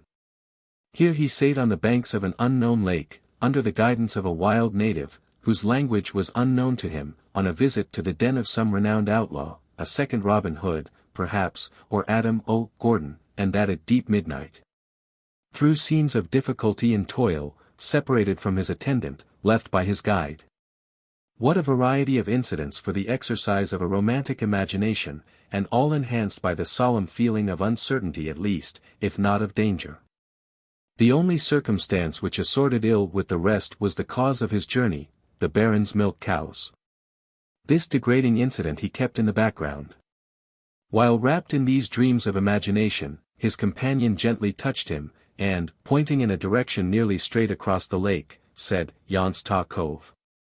A small point of light was seen to twinkle in the direction in which he pointed, and, gradually increasing in size and luster, seemed to flicker like a meteor upon the verge of the horizon. While Edward watched this phenomenon, the distant dash of oars was heard. The measured sound approached near and more near, and presently a loud whistle was heard in the same direction. His friend with the battle-axe immediately whistled clear and shrill, in reply to the signal, and a boat, manned with 4 or 5 Highlanders, pushed for a little inlet, near which Edward was sitting. He advanced to meet them with his attendant, was immediately assisted into the boat by the officious attention of 2 stout mountaineers, and had no sooner seated himself than they resumed their oars, and began to row across the lake with great rapidity. Chapter 17. The Hold of a Highland Robber. The party preserved silence, interrupted only by the monotonous and murmured chant of a Gaelic song, sung in a kind of low recitative by the steersman, and by the dash of the oars, which the notes seemed to regulate, as they dipped to them in cadence. The light, which they now approached more nearly, assumed a broader, redder and more irregular splendor. It appeared plainly to be a large fire, but whether kindled upon an island or the mainland Edward could not determine. As he saw it, the red glaring orb seemed to rest on the very surface of the lake itself, and resembled the fiery vehicle in which the evil genius of an oriental tale traverses land and sea. They approached nearer, and the light of the fire sufficed to show that it was kindled at the bottom of a huge dark crag or rock, rising abruptly from the very edge of the water. Its front, changed by the reflection to dusky red, formed a strange and even awful contrast to the banks around, which were from time to time faintly and partially illuminated by pallid moonlight. The boat now neared the shore, and Edward could discover that this large fire, amply supplied with branches of pine wood by two figures, who, in the red reflection of its light, appeared like demons, was kindled in the jaws of a lofty cavern, into which an inlet from the lake seemed to advance. And he conjectured, which was indeed true, that the fire had been lighted as a beacon to the boatmen on their return. They rowed right for the mouth of the cave, and then, shifting their oars, permitted the boat to enter in obedience to the impulse which it had received. The skiff passed the little point or platform of rock on which the fire was blazing, and running about 2 boats' lengths farther, stopped where the cavern, for it was already arched overhead, ascended from the water by 5 or 6 broad ledges of rock, so easy and regular that they might be termed natural steps. At this moment a quantity of water was suddenly flung upon the fire, which sunk with a hissing noise, and with it disappeared the light it had hitherto afforded. 4 or 5 active arms lifted Waverley out of the boat, placed him on his feet, and almost carried him into the recesses of the cave. He made a few paces in darkness, guided in this manner, and advancing towards a hum of voices, which seemed to sound from the centre of the rock, at an acute turn Donald Bean Lean and his whole establishment were before his eyes. The interior of the cave, which here rose very high, was illuminated by torches made of pine tree, which emitted a bright and bickering light, attended by a strong though not unpleasant odour. Their light was assisted by the red glare of a large charcoal fire, round which were seated 5 or 6 armed Highlanders, while others were indistinctly seen couched on their plaids in the more remote recesses of the cavern. In one large aperture, which the robber facetiously called his spence, or pantry, there hung by the heels the carcasses of a sheep, or ewe, and 2 cows lately slaughtered. The principal inhabitant of this singular mansion, attended by Evan Dhu as master of the ceremonies, came forward to meet his guest, totally different in appearance and manner from what his imagination had anticipated. The profession which he followed, the wilderness in which he dwelt, the wild warrior forms that surrounded him, were all calculated to inspire terror. From such accompaniments, Waverley prepared himself to meet a stern, gigantic, ferocious figure, such as Salvator would have chosen to be the central object of a group of banditti. Footnote, see Note 15. Donald Bean Lean was the very reverse of all these.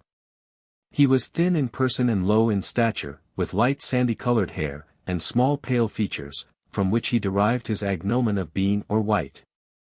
And although his form was light, well-proportioned and active, he appeared, on the whole, rather a diminutive and insignificant figure. He had served in some inferior capacity in the French army, and in order to receive his English visitor in great form, and probably meaning, in his way, to pay him a compliment, he had laid aside the Highland dress for the time, to put on an old blue and red uniform and a feathered hat, in which he was far from showing to advantage, and indeed looked so incongruous, compared with all around him, that Waverley would have been tempted to laugh, had laughter been either civil or safe. The robber received Captain Waverley with a profusion of French politeness and Scottish hospitality, seemed perfectly to know his name and connections, and to be particularly acquainted with his uncle's political principles.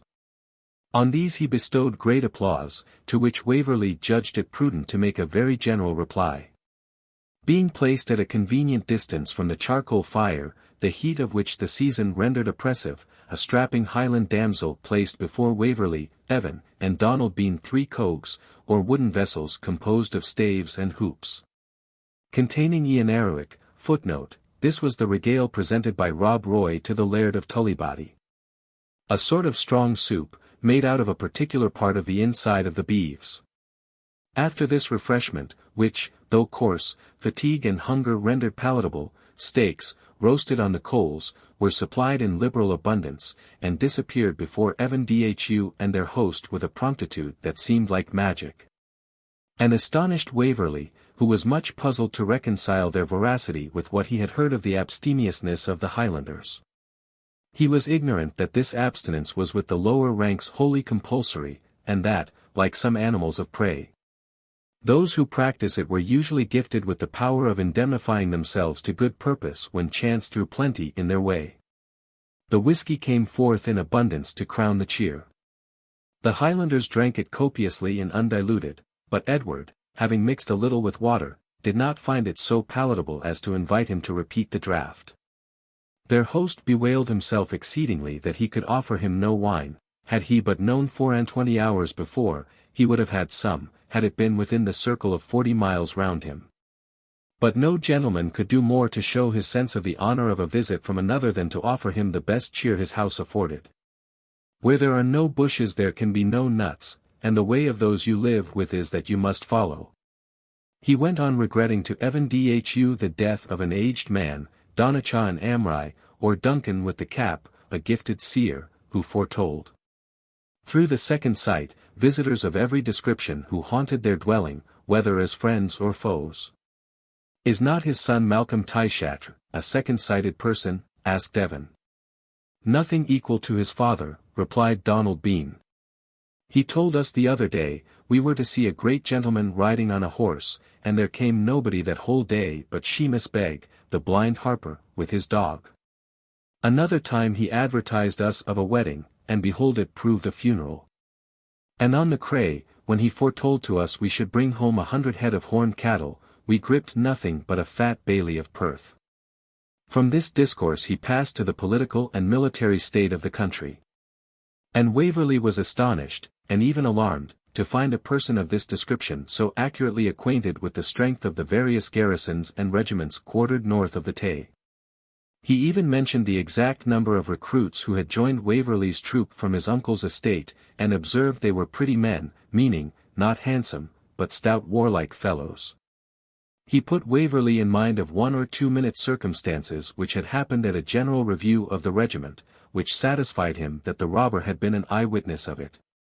And Evandhu having by this time retired from the conversation, and wrapped himself up in his plaid to take some repose, Donald asked Edward, in a very significant manner, whether he had nothing particular to say to him.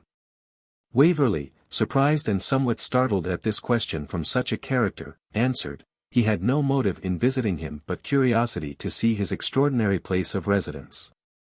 Donald Bean Lean looked him steadily in the face for an instant, and then said, with a significant nod, you might as well have confided in me, I am as much worthy of trust as either the Baron of Bradwardine or Vich Ian Vor.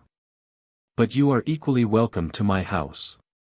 Waverley felt an involuntary shudder creep over him at the mysterious language held by this outlawed and lawless bandit, which, in despite of his attempts to master it, deprived him of the power to ask the meaning of his insinuations. A heath pallet, with the flowers stuck uppermost, had been prepared for him in a recess of the cave, and here, covered with such spare plaids as could be mustered, he lay for some time watching the motions of the other inhabitants of the cavern. Small parties of 2 or 3 entered or left the place, without any other ceremony than a few words in Gaelic to the principal outlaw, and, when he fell asleep, to a tall Highlander who acted as his lieutenant, and seemed to keep watch during his repose. Those who entered seemed to have returned from some excursion, of which they reported the success, and went without farther ceremony to the larder, where, cutting with their dirks their rations from the carcasses which were there suspended, they proceeded to broil and eat them at their own pleasure and leisure. The liquor was under strict regulation, being served out either by Donald himself, his lieutenant, or the strapping Highland girl aforesaid, who was the only female that appeared. The allowance of whisky, however, would have appeared prodigal to any but Highlanders, who, living entirely in the open air and in a very moist climate, can consume great quantities of ardent spirits without the usual baneful effects either upon the brain or constitution. At length the fluctuating groups began to swim before the eyes of our hero as they gradually closed. Nor did he reopen them till the morning sun was high on the lake without, though there was but a faint and glimmering twilight in the recesses of Wayman Ree, or the King's Cavern, as the abode of Donald Bean Lean was proudly denominated. Chapter 18. Waverley proceeds on his journey. When Edward had collected his scattered recollection, he was surprised to observe the cavern totally deserted. Having arisen and put his dress in some order, he looked more accurately round him. But all was still solitary. If it had not been for the decayed brands of the fire, now sunk into grey ashes, and the remnants of the festival, consisting of bones half burnt and half gnawed, and an empty keg or two, there remained no traces of Donald and his band. When Waverley sallied forth to the entrance of the cave, he perceived that the point of rock, on which remained the marks of last night's beacon, was accessible by a small path either natural or roughly hewn in the rock. Along the little inlet of water which ran a few yards up into the cavern, where, as in a wet dock, the skiff which brought him there the night before was still lying moored. When he reached the small projecting platform on which the beacon had been established, he would have believed his further progress by land impossible. Only that it was scarce probable but what the inhabitants of the cavern had some mode of issuing from it otherwise than by the lake. Accordingly, he soon observed 3 or 4 shelving steps, or ledges of rock, at the very extremity of the little platform. And, making use of them as a staircase, he clambered by their means around the projecting shoulder of the crag on which the cavern opened, and, descending with some difficulty on the other side, he gained the wild and precipitous shores of a Highland loch, about 4 miles in length and 1.5 miles across, surrounded by heathy and savage mountains, on the crests of which the morning mist was still sleeping. Looking back to the place from which he came, he could not help admiring the address which had adopted a retreat of such seclusion and secrecy. The rock, round the shoulder of which he had turned by a few imperceptible notches, that barely afforded place for the foot, seemed, in looking back upon it, a huge precipice, which barred all further passage by the shores of the lake in that direction. There could be no possibility, the breadth of the lake considered, of descrying the entrance of the narrow and low-browed cave from the other side. So that, unless the retreat had been sought for with boats, or disclosed by treachery, it might be a safe and secret residence to its garrison as long as they were supplied with provisions. Having satisfied his curiosity in these particulars, Waverley looked around for Evan Dhu and his attendants, who, he rightly judged, would be at no great distance, whatever might have become of Donald Bean Lean and his party, whose mode of life was, of course, liable to sudden migrations of abode. Accordingly, at the distance of about 1/2 mile, he beheld a Highlander, Evan apparently, angling in the lake, with another attending him, whom, from the weapon which he shouldered, he recognized for his friend with the battle-axe. Much nearer to the mouth of the cave he heard the notes of a lively Gaelic song, guided by which, in a sunny recess, shaded by a glittering birch tree, and carpeted with a bank of firm white sand, he found the damsel of the cavern, whose lay had already reached him, busy, to the best of her power, in arranging to advantage a morning repast of milk, eggs, barley bread, fresh butter, and honeycomb. The poor girl had already made a circuit of 4 miles that morning in search of the eggs, of the meal which baked her cakes, and of the other materials of the breakfast, being all delicacies which she had to beg or borrow from distant cottagers. The followers of Donald Bean Lean used little food except the flesh of the animals which they drove away from the Lowlands. Bread itself was a delicacy seldom thought of, because hard to be obtained, and all the domestic accommodations of milk, poultry, butter, etc., were out of the question in this Scythian camp. Yet it must not be omitted that, although Alice had occupied a part of the morning in providing those accommodations for her guest which the cavern did not afford, she had secured time also to arrange her own person in her best trim. Her finery was very simple. A short russet-colored jacket and a petticoat of scanty longitude was her whole dress, but these were clean, and neatly arranged. A piece of scarlet embroidered cloth, called the snood, confined her hair, which fell over it in a profusion of rich dark curls. The scarlet plaid, which formed part of her dress, was laid aside, that it might not impede her activity in attending the stranger. I should forget Alice's proudest ornament were I to omit mentioning a pair of gold earrings and a golden rosary, which her father, for she was the daughter of Donald Bean Lean, had brought from France, the plunder, probably, of some battle or storm. Her form, though rather large for her years, was very well proportioned, and her demeanor had a natural and rustic grace, with nothing of the sheepishness of an ordinary peasant.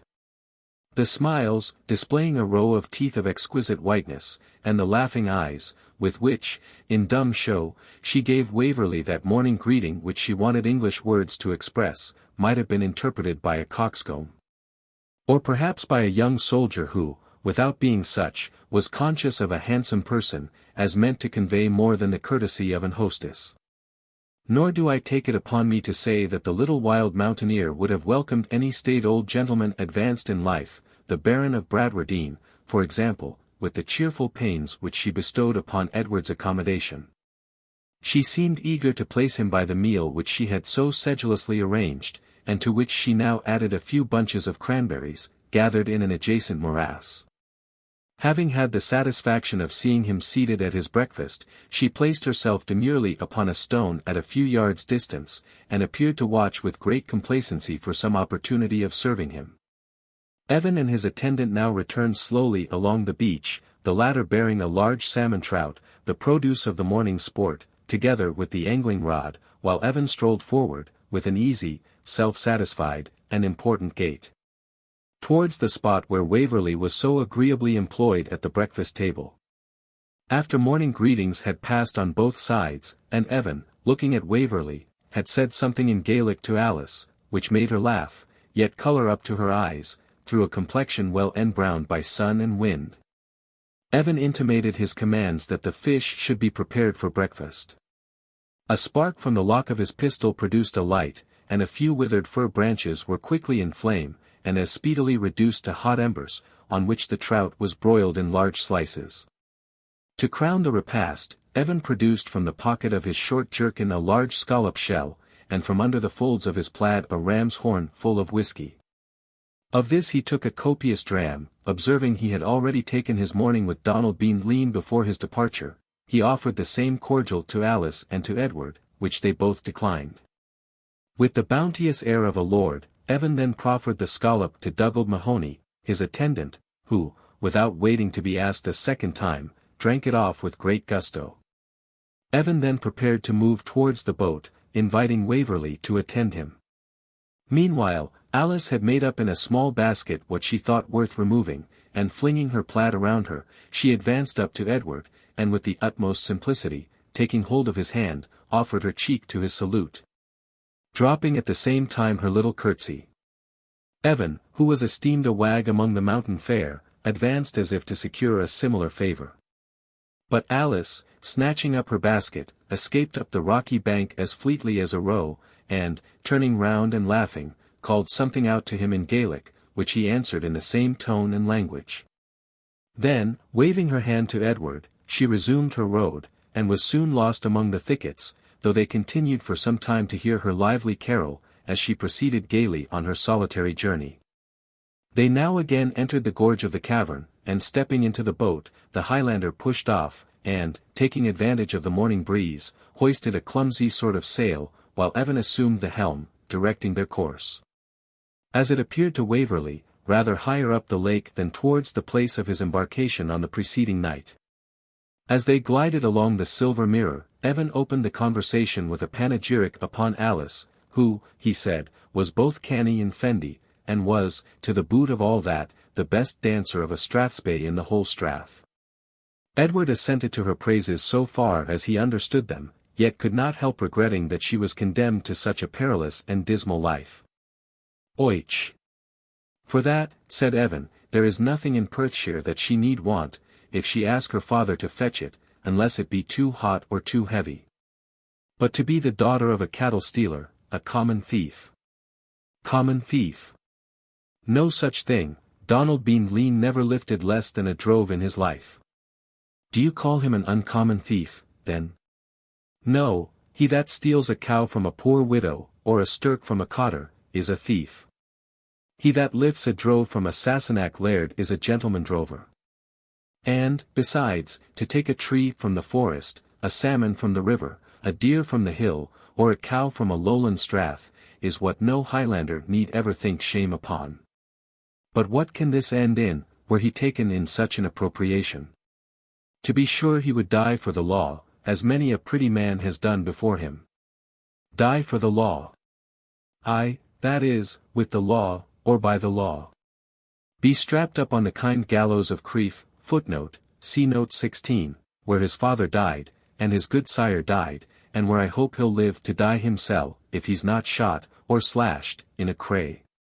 You hope such a death for your friend, Evan? And that do I, Ian. Would you have me wish him to die on a bundle of wet straw in yon den of his, like a mangy tyke? But what becomes of Alice, then? Troth, if such an accident were to happen, as her father would not need her help ony langer, I ken not to hinder me to marry her missile. Gallantly resolved, said Edward. But, in the meanwhile, Evan, what has your father-in-law, that shall be, if he have the good fortune to be hanged, done with the Baron's cattle? Oich, answered Evan, they were all trudging before your lad and Alan Kennedy before the sun blinked our Ben Lawers this morning. And they'll be in the pass of Ballybruff by this time, in their way back to the parks of Tully-Veolan, all but 2, that were unhappily slaughtered before I got last night to Waverley. And where are we going, Evan, if I may be so bold as to ask, said Waverley. Where would you be ganging, but to the laird's own house of Glennaquoich? Ye would not think to be in his country, without ganging to see him? It would be as much as a man's life's worth. And are we far from Glennaquoich? But 5 bits of miles, and Vich Ian Vor will meet us. In about half an hour they reached the upper end of the lake, where, after landing Waverley, the 2 Highlanders drew the boat into a little creek among thick flags and reeds, where it lay perfectly concealed. The oars they put in another place of concealment, both for the use of Donald Bean Lean probably, when his occasions should next bring him to that place. The travellers followed for some time a delightful opening into the hills, down which a little brook found its way to the lake. When they had pursued their walk a short distance, Waverley renewed his questions about their host of the cavern. Does he always reside in that cave? Out, no. It's past the skill of man to tell where he's to be found at times. There's not a dern nook, or cove, or corrie, in the whole country that he's not acquainted with. And do others beside your master shelter him? My master? My master is in heaven, answered Evan, haughtily, and then immediately assuming his usual civility of manner, but you mean my chief. No, he does not shelter Donald Bean Lean, nor any that are like him, he only allows him, with a smile, wood and water. No great boon, I should think, Evan, when both seem to be very plenty. Ah! But ye dinna see through it. When I say wood and water, I mean the loch and the land, and I fancy Donald would be put till if the laird were to look for him 60 men in the wood of Calichat yonder. And if our boats, with a score or twa mare, were to come down the loch to Waverley, headed by Missile, or ony other pretty man. But suppose a strong party came against him from the low country, would not your chief defend him? Na, he would not wear the spark of a flint for him, if they came with the law. And what must Donald do, then? He behoved to rid this country of himself, and fall back, it may be, over the mount upon letter scriven. And if he were pursued to that place? I.se. warrant he would go to his cousins at Rannoch. Well, but if they followed him to Rannoch? That, quoth Evan, is beyond all belief. And, indeed, to tell you the truth, there durst not a Lowlander in all Scotland follow the fray a gunshot beyond Ballybruff, unless he had the help of the Cidier Dhu. Whom do you call so? The Cidier Dhu? The black soldier. That is what they call the independent companies that were raised to keep peace and law in the Highlands. Vich Ian Vor commanded one of them for 5 years, and I was Sergeant Missile, I shall warrant ye. They call them Cidier Dhu because they wear the tartans, as they call your men, King George's men, Cidier Roy, or Red Soldiers. Well, but when you were in King George's pay, Evan, you were surely King George's soldiers? Troth, and you must ask Vich Ian Vor about that, for we are for his king, and care not much which them it is. At ony rate, nobody can say we are King George's men now, when we have not seen his pay this 12-month. This last argument admitted of no reply, nor did Edward attempt any, he rather chose to bring back the discourse to Donald Bean Lean. Does Donald confine himself to cattle, or does he lift, as you call it, anything else that comes in his way? Troth, he's nae nice body, and he'll just tack a nithing, but most readily cattle, horse, or live Christians, for sheep are slow of travel, and inside plenishing is cumbrous to carry, and not easy to put away for siller in this country. But does he carry off men and women? Out, aye. Did not ye hear him speak o' the Perth Bailey? It cost that body 500 merks ere he got to the south of Ballybruff. And ance Donald played a pretty sport. Footnote, see note 17. There was to be a blithe bridal between the Lady Cramfeasor, in the how o' the Mearns, she was the auld laird's widow, and no sae young as she had been hersel, and young Gillyhacket, who had spent his heirship and movables, like a gentleman. At cock matches, bull baitings, horse races, and the like. Now, Donald being lean, being aware that the bridegroom was in request, and wanting to cleek the cunsy, that is, to hook the siller. He cannily carried off Gillyhacket ae night when he was riding dovering hame, why, the malt rather abune the meal, and with the help of his gillies he gat him into the hills with the speed of light. And the first place he wakened in was the cove of Wayman Ree. So there was old to do about ransoming the bridegroom, for Donald would not lower a farthing of 1,000 punds. The devil! Punds Scottish, ye shall understand. And the lady had not the siller if she had pawned her gown. And they applied to the governor o' Stirling Castle, and to the major o' the Black Watch, and the governor said it was far to the northward, and out of his district. And the major said his men were gane hame to the shearing, and he would not call them out before the victual was got in for all the Cramfeasors in Christendom, let alane the Mearns, for that it would prejudice the country. And in the meanwhile ye'll no hinder Gillyhacket to take the smallpox. There was not the doctor in Perth or Stirling would look near the poor lad. And I cannot blame them, for Donald had been misguggled by ane of these doctors about Paris, and he swore he would fling the first into the loch that he catched beyond the pass. However some cailiacs, that is, old women, that were about Donald's hand nursed Gillyhacket sae will that, between the free open air in the cove and the fresh way. Deal and he did not recover maybe as weel as if he had been closed in a glazed chamber and a bed with curtains, and fed with red wine and white meat. And Donald was sae vexed about it that, when he was stout and will, he even sent him free home, and said he would be pleased with a nithing they would like to gie him for the plague and trouble which he had about Gillyhacket to an unkenned degree. And I cannot tell you precisely how they sorted, but they agreed sae right that Donald was invited to dance at the wedding in his Highland trews, and they said that there was never sae meikle siller clinked in his purse either before or since. And to the boot of all that, Gillyhacket said that, be the evidence what it liked, if he had the luck to be on Donald's inquest, he would bring him in guilty of nothing whatever, unless it were wilful arson or murder under trust. With such bald and disjointed chat Evan went on illustrating the existing state of the Highlands, more perhaps to the amusement of Waverley than that of our readers. At length, after having marched over bank and brae, moss and heather, Edward, though not unacquainted with the Scottish liberality in computing distance, began to think that Evan's 5 miles were nearly doubled. His observation on the large measure which the Scottish allowed of their land, in comparison to the computation of their money, was readily answered by Evan with the old jest, the deal take them wha have the least pint stoop. Footnote, the Scotch are liberal in computing their land and liquor, the Scottish pint corresponds to 2 English quarts. As for their coin, every one knows the couplet. How can the rogues pretend to sense? Their pound is only 20 pence. And now the report of a gun was heard, and a sportsman was seen, with his dogs and attendant, at the upper end of the glen. Shaw, said Dougald Mahoney, tats ta chief. It is not, said Evan, imperiously. Do you think he would come to meet a Sassenach duin Wassel in such a way as that? But as they approached a little nearer, he said, with an appearance of mortification, and it is even he, sure enough. And he has not his tail on after all, there is no living creature with him but Callum Beg. In fact, Fergus MacIver, of whom a Frenchman might have said as truly as of any man in the Highlands.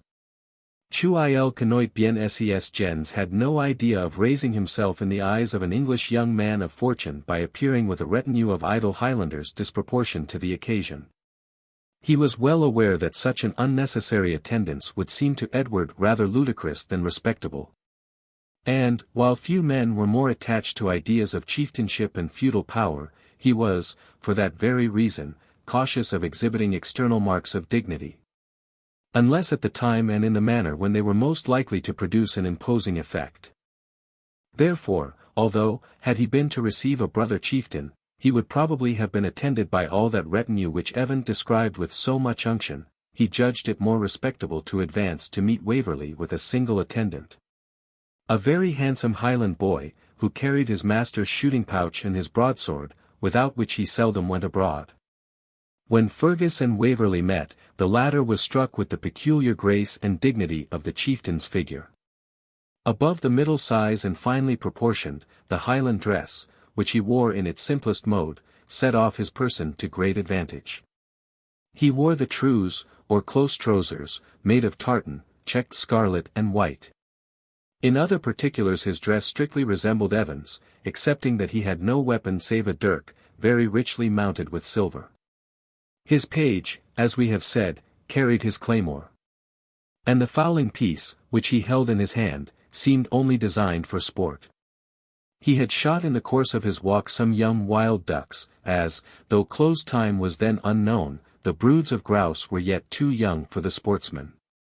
His countenance was decidedly Scottish, with all the peculiarities of the northern physiognomy, but yet had so little of its harshness and exaggeration that it would have been pronounced in any country extremely handsome. The martial air of the bonnet, with a single eagle's feather as a distinction, added much to the manly appearance of his head, which was besides ornamented with a far more natural and graceful cluster of close black curls than ever were exposed to sail in Bond Street. An air of openness and affability increased the favourable impression derived from this handsome and dignified exterior. Yet a skilful physiognomist would have been less satisfied with the countenance on the second than on the first view.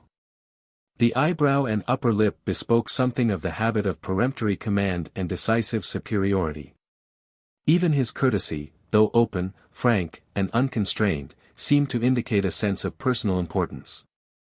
And, upon any check or accidental excitation, a sudden, though transient lower of the eye showed a hasty, haughty, and vindictive temper, not less to be dreaded because it seemed much under its owner's command. In short, the countenance of the chieftain resembled a smiling summer's day, in which, notwithstanding, we are made sensible by certain, though slight signs that it may thunder and lighten before the close of evening. It was not, however, upon their first meeting that Edward had an opportunity of making these less favourable remarks. The chief received him as a friend of the Baron of Bradwardine, with the utmost expression of kindness and obligation for the visit, upbraided him gently with choosing so rude an abode as he had done the night before, and entered into a lively conversation with him about Donald Bean's housekeeping, but without the least hint as to his predatory habits, or the immediate occasion of Waverley's visit, a topic which, as the chief did not introduce it, our hero also avoided. While they walked merrily on towards the house of Glennaquoich, Evan, who now fell respectfully into the rear, followed with Callum Beg and Dougald Mahony. We shall take the opportunity to introduce the reader to some particulars of Fergus MacIvor's character and history, which were not completely known to Waverley till after a connection which, though arising from a circumstance so casual, had for a length of time the deepest influence upon his character, actions, and prospects. But this, being an important subject, must form the commencement of a new chapter. Chapter 19. The Chief and his Mansion. The ingenious licentiate Francisco de Ubeda, when he commenced his history of La Pícara Justina Díez, which, by the way, is one of the most rare books of Spanish literature, complained of his pen having caught up a hare, and forthwith begins, with more eloquence than common sense, an affectionate expostulation with that useful implement, upbraiding it with being the quill of a goose, a bird inconstant by nature, as frequenting the three elements of water, earth, and air indifferently, and being, of course, to one thing constant never. Now I protest to thee, gentle reader, that I entirely dissent from Francisco de Ubeda in this matter, and hold it the most useful quality of my pen, that it can speedily change from grave to gay. And from description and dialogue to narrative and character.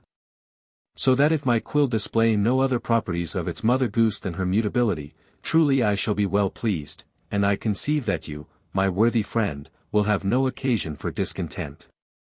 From the jargon, therefore, of the Highland gillies I pass to the character of their chief. It is an important examination, and therefore, like Dogberry, we must spare no wisdom. The ancestor of Fergus Mac Ivor, about 3 centuries before, had set up a claim to be recognized as chief of the numerous and powerful clan to which he belonged, the name of which it is unnecessary to mention. Being defeated by an opponent who had more justice, or at least more force, on his side, he moved southwards, with those who adhered to him, in quest of new settlements, like a second Aeneas. The state of the Perthshire Highlands favoured his purpose. A great baron in that country had lately become traitor to the crown. Ian, which was the name of our adventurer, united himself with those who were commissioned by the king to chastise him, and did such good service that he obtained a grant of the property, upon which he and his posterity afterwards resided. He followed the king also in war to the fertile regions of England, where he employed his leisure hours so actively in raising subsidies among the boors of Northumberland and Durham, that upon his return he was enabled to erect a stone tower. Or Fort Alice, so much admired by his dependents and neighbours that he, who had hitherto been called Ian Mac Ivor, or John the son of Ivor, was thereafter distinguished, both in song and genealogy, by the high title of Ian nan Chaistel, or John of the Tower. The descendants of this worthy were so proud of him that the reigning chief always bore the patronymic title of Vich Ian Vor, i.e. the son of John the Great. While the clan at large, to distinguish them from that from which they had seceded, were denominated Sliach nan Ivor, the race of Ivor. The father of Fergus, the 10th in direct descent from John of the Tower, engaged heart and hand in the insurrection of 1715, and was forced to fly to France, after the attempt of that year in favour of the Stuarts had proved unsuccessful. More fortunate than other fugitives, he obtained employment in the French service, and married a lady of rank in that kingdom, by whom he had 2 children, Fergus and his sister Flora. The Scottish estate had been forfeited and exposed to sale, but was repurchased for a small price in the name of the young proprietor, who in consequence came to reside upon his native domains. Footnote, see Note 18.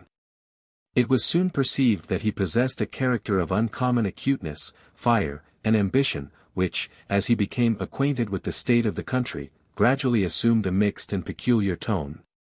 That could only have been acquired 60 years since. Had Fergus Mac Ivor lived 60 years sooner than he did, he would in all probability have wanted the polished manner and knowledge of the world which he now possessed.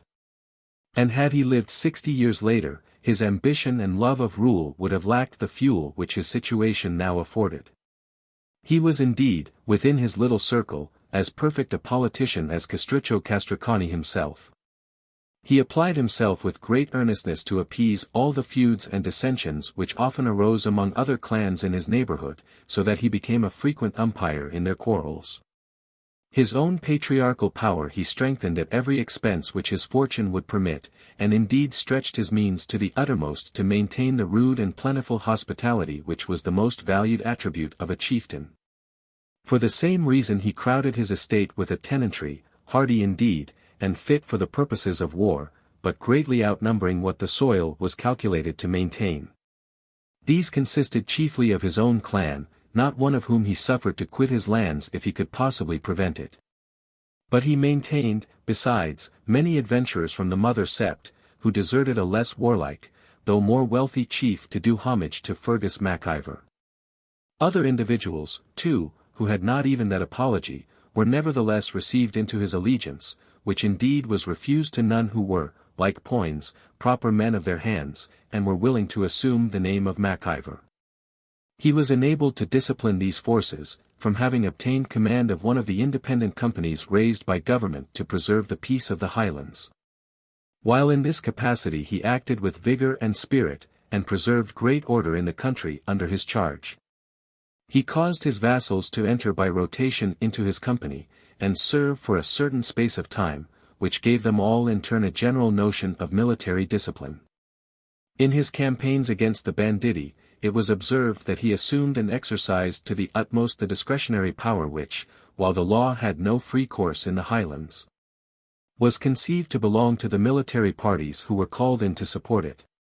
He acted, for example, with great and suspicious lenity to those freebooters who made restitution on his summons and offered personal submission to himself, while he rigorously pursued, apprehended, and sacrificed to justice all such interlopers as dared to despise his admonitions or commands. On the other hand, if any officers of justice, military parties, or others, presumed to pursue thieves or marauders through his territories, and without applying for his consent and concurrence, nothing was more certain than that they would meet with some notable foil or defeat. Upon which occasions Fergus MacIvor was the first to condole with them, and after gently blaming their rashness, never failed deeply to lament the lawless state of the country. These lamentations did not exclude suspicion, and matters were so represented to government that our chieftain was deprived of his military command. Footnote, see Note 19. Whatever Fergus MacIvor felt on this occasion, he had the art of entirely suppressing every appearance of discontent, but in a short time the neighbouring country began to feel bad effects from his disgrace. Donald Bean Lean, and others of his class, whose depredations had hitherto been confined to other districts, appeared from thenceforward to have made a settlement on this devoted border. And their ravages were carried on with little opposition, as the lowland gentry were chiefly Jacobites, and disarmed. This forced many of the inhabitants into contracts of blackmail with Fergus MacIvor, which not only established him their protector, and gave him great weight in all their consultations, but, moreover, supplied funds for the waste of his feudal hospitality, which the discontinuance of his pay might have otherwise essentially diminished. In following this course of conduct, Fergus had a further object than merely being the great man of his neighbourhood, and ruling despotically over a small clan. From his infancy upward he had devoted himself to the cause of the exiled family, and had persuaded himself, not only that their restoration to the crown of Britain would be speedy, but that those who assisted them would be raised to honour and rank. It was with this view that he laboured to reconcile the Highlanders among themselves, and augmented his own force to the utmost, to be prepared for the first favourable opportunity of rising. With this purpose also he conciliated the favour of such lowland gentlemen in the vicinity as were friends to the good cause, and for the same reason, having incautiously quarrelled with Mr. Bradwardine, who, notwithstanding his peculiarities, was much respected in the country, he took advantage of the foray of Donald Bean Lean to solder up the dispute in the manner we have mentioned. Some, indeed, surmised that he caused the enterprise to be suggested to Donald, on purpose to pave the way to a reconciliation, which, supposing that to be the case, cost the Laird of Bradwardine 2 good milch cows. This zeal in their behalf the House of Stuart repaid with a considerable share of their confidence, an occasional supply of Louis d'Or, abundance of fair words, and a parchment, with a huge waxen seal appended, purporting to be an earl's patent, granted by no less a person than James III King of England, and 8th King of Scotland, to his right feel, trusty, and well-beloved Fergus MacIvor of Glennaquoich, in the county of Perth, and kingdom of Scotland. With this future coronet glittering before his eyes, Fergus plunged deeply into the correspondence and plots of that unhappy period, and, like all such active agents, easily reconciled his conscience to going certain lengths in the service of his party, from which honour and pride would have deterred him had his sole object been the direct advancement of his own personal interest. With this insight into a bold, ambitious, and ardent, yet artful and politic character, we resume the broken thread of our narrative. The chief and his guest had by this time reached the house of Glennaquoich, which consisted of Ian Nan Chastel's mansion, a high rude-looking square tower, with the addition of a lofted house, that is, a building of 2 stories. Constructed by Fergus's grandfather when he returned from that memorable expedition, well remembered by the western shires under the name of the Highland host. Upon occasion of this crusade against the Ayrshire Whigs and Covenanters, the Vich Ian Vohr of the time had probably been as successful as his predecessor was in harrying Northumberland, and therefore left to his posterity a rival edifice as a monument of his magnificence. Around the house, which stood on an eminence in the midst of a narrow highland valley, there appeared none of that attention to convenience, far less to ornament and decoration, which usually surrounds a gentleman's habitation. An enclosure or two, divided by dry stone walls, were the only part of the domain that was fenced. As to the rest, the narrow slips of level ground which lay by the side of the brook exhibited a scanty crop of barley, liable to constant depredations from the herds of wild ponies and black cattle that grazed upon the adjacent hills. These ever and anon made an incursion upon the arable ground, which was repelled by the loud, uncouth, and dissonant shouts of half a dozen Highland swains, all running as if they had been mad, and every one hallooing a half-starved dog to the rescue of the forage. At a little distance up the glen was a small and stunted wood of birch. The hills were high and heathy, but without any variety of surface, so that the whole view was wild and desolate rather than grand and solitary. Yet, such as it was, no genuine descendant of Ian nan Chaistel would have changed the domain for Stow or Blenheim. There was a site, however, before the gate, which perhaps would have afforded the first owner of Blenheim more pleasure than the finest view in the domain assigned to him by the gratitude of his country. This consisted of about 100 Highlanders, in complete dress and arms, at sight of whom the chieftain apologized to Waverley in a sort of negligent manner. He had forgot, he said, that he had ordered a few of his clan out, for the purpose of seeing that they were in a fit condition to protect the country, and prevent such accidents as, he was sorry to learn, had befallen the Baron of Bradwardine. Before they were dismissed, perhaps Captain Waverley might choose to see them go through a part of their exercise. Edward assented, and the men executed with agility and precision some of the ordinary military movements. They then practiced individually at a mark, and showed extraordinary dexterity in the management of the pistol and firelock. They took aim, standing, sitting, leaning, or lying prostrate, as they were commanded, and always with effect upon the target. Next, they paired off for the broadsword exercise. And, having manifested their individual skill and dexterity, united in two bodies, and exhibited a sort of mock encounter, in which the charge, the rally, the flight, the pursuit, and all the current of a heady fight, were exhibited to the sound of the great war bagpipe. On a signal made by the chief, the skirmish was ended. Matches were then made for running, wrestling, leaping, pitching the bar, and other sports, in which this feudal militia displayed incredible swiftness, strength, and agility, and accomplished the purpose which their chieftain had at heart, by impressing on Waverley no light sense of their merit as soldiers, and of the power of him who commanded them by his nod. Footnote, see Note 20. "And what number of such gallant fellows have the happiness to call you leader?" asked Waverley. "In a good cause, and under a chieftain whom they loved, the race of Ivor have seldom taken the field under 500 claymores. But you are aware, Captain Waverley, that the Disarming Act, passed about 20 years ago, prevents their being in the complete state of preparation as in former times. And I keep no more of my clan under arms than may defend my own or my friend's property, when the country is troubled with such men as your last night's landlord. And government, which has removed other means of defense, must connive at our protecting ourselves. But, with your force, you might soon destroy or put down such gangs as that of Donald Bean Lean." "Yes, doubtless. And my reward would be a summons to deliver up to General Blakeney, at Stirling, the few broadswords they have left us. There were little policy in that, methinks. But come, Captain, the sound of the pipes informs me that dinner is prepared. Let me have the honor to show you into my rude mansion." Chapter 20. A Highland Feast.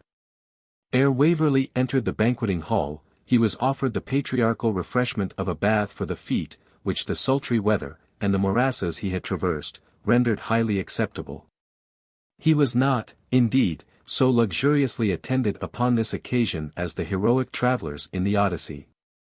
The task of ablution and abstersion being performed, not by a beautiful damsel, trained to chafe the limb, and pour the fragrant oil, but by a smoke-dried skinny old Highland woman, who did not seem to think herself much honoured by the duty imposed upon her, but muttered between her teeth, "Our father's herds did not feed so near together that I should do you this service." A small donation, however, amply reconciled this ancient handmaiden to the supposed degradation, and, as Edward proceeded to the hall, she gave him her blessing in the Gaelic proverb, "May the open hand be filled the fullest." The hall, in which the feast was prepared, occupied all the first story of Lon Nan Chastel's original erection, and a huge oaken table extended through its whole length. The apparatus for dinner was simple, even to rudeness, and the company numerous, even to crowding. At the head of the table was the chief himself, with Edward, and 2 or 3 Highland visitors of neighbouring clans. The elders of his own tribe, wadsetters and tacksmen, as they were called, who occupied portions of his estate as mortgagers or lessees, sat next in rank, beneath them, their sons and nephews and foster brethren. Then the officers of the chief's household, according to their order, and lowest of all, the tenants who actually cultivated the ground. Even beyond this long perspective, Edward might see upon the green, to which a huge pair of folding doors opened, a multitude of Highlanders of a yet inferior description, who, nevertheless, were considered as guests, and had their share both of the countenance of the entertainer and of the cheer of the day. In the distance, and fluctuating round this extreme verge of the banquet, was a changeful group of women, ragged boys and girls, beggars, young and old, large greyhounds, and terriers, and pointers, and curs of low degree.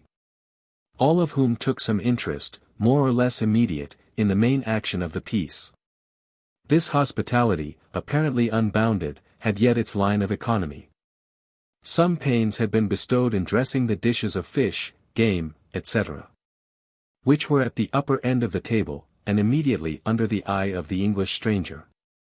Lower down stood immense clumsy joints of mutton and beef, which, but for the absence of pork, footnote, see note 21. Abhorred in the Highlands, resembled the rude festivity of the banquet of Penelope's suitors. But the central dish was a yearling lamb, called a hog in harst, roasted whole.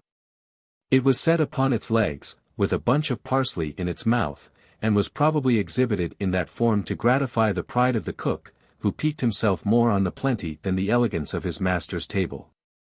The sides of this poor animal were fiercely attacked by the clansmen, some with dirks, others with the knives which were usually in the same sheath with the dagger, so that it was soon rendered a mangled and rueful spectacle. Lower down still, the victuals seemed of yet coarser quality, though sufficiently abundant. Broth, onions, cheese, and the fragments of the feast regaled the sons of Ivor who feasted in the open air. The liquor was supplied in the same proportion, and under similar regulations.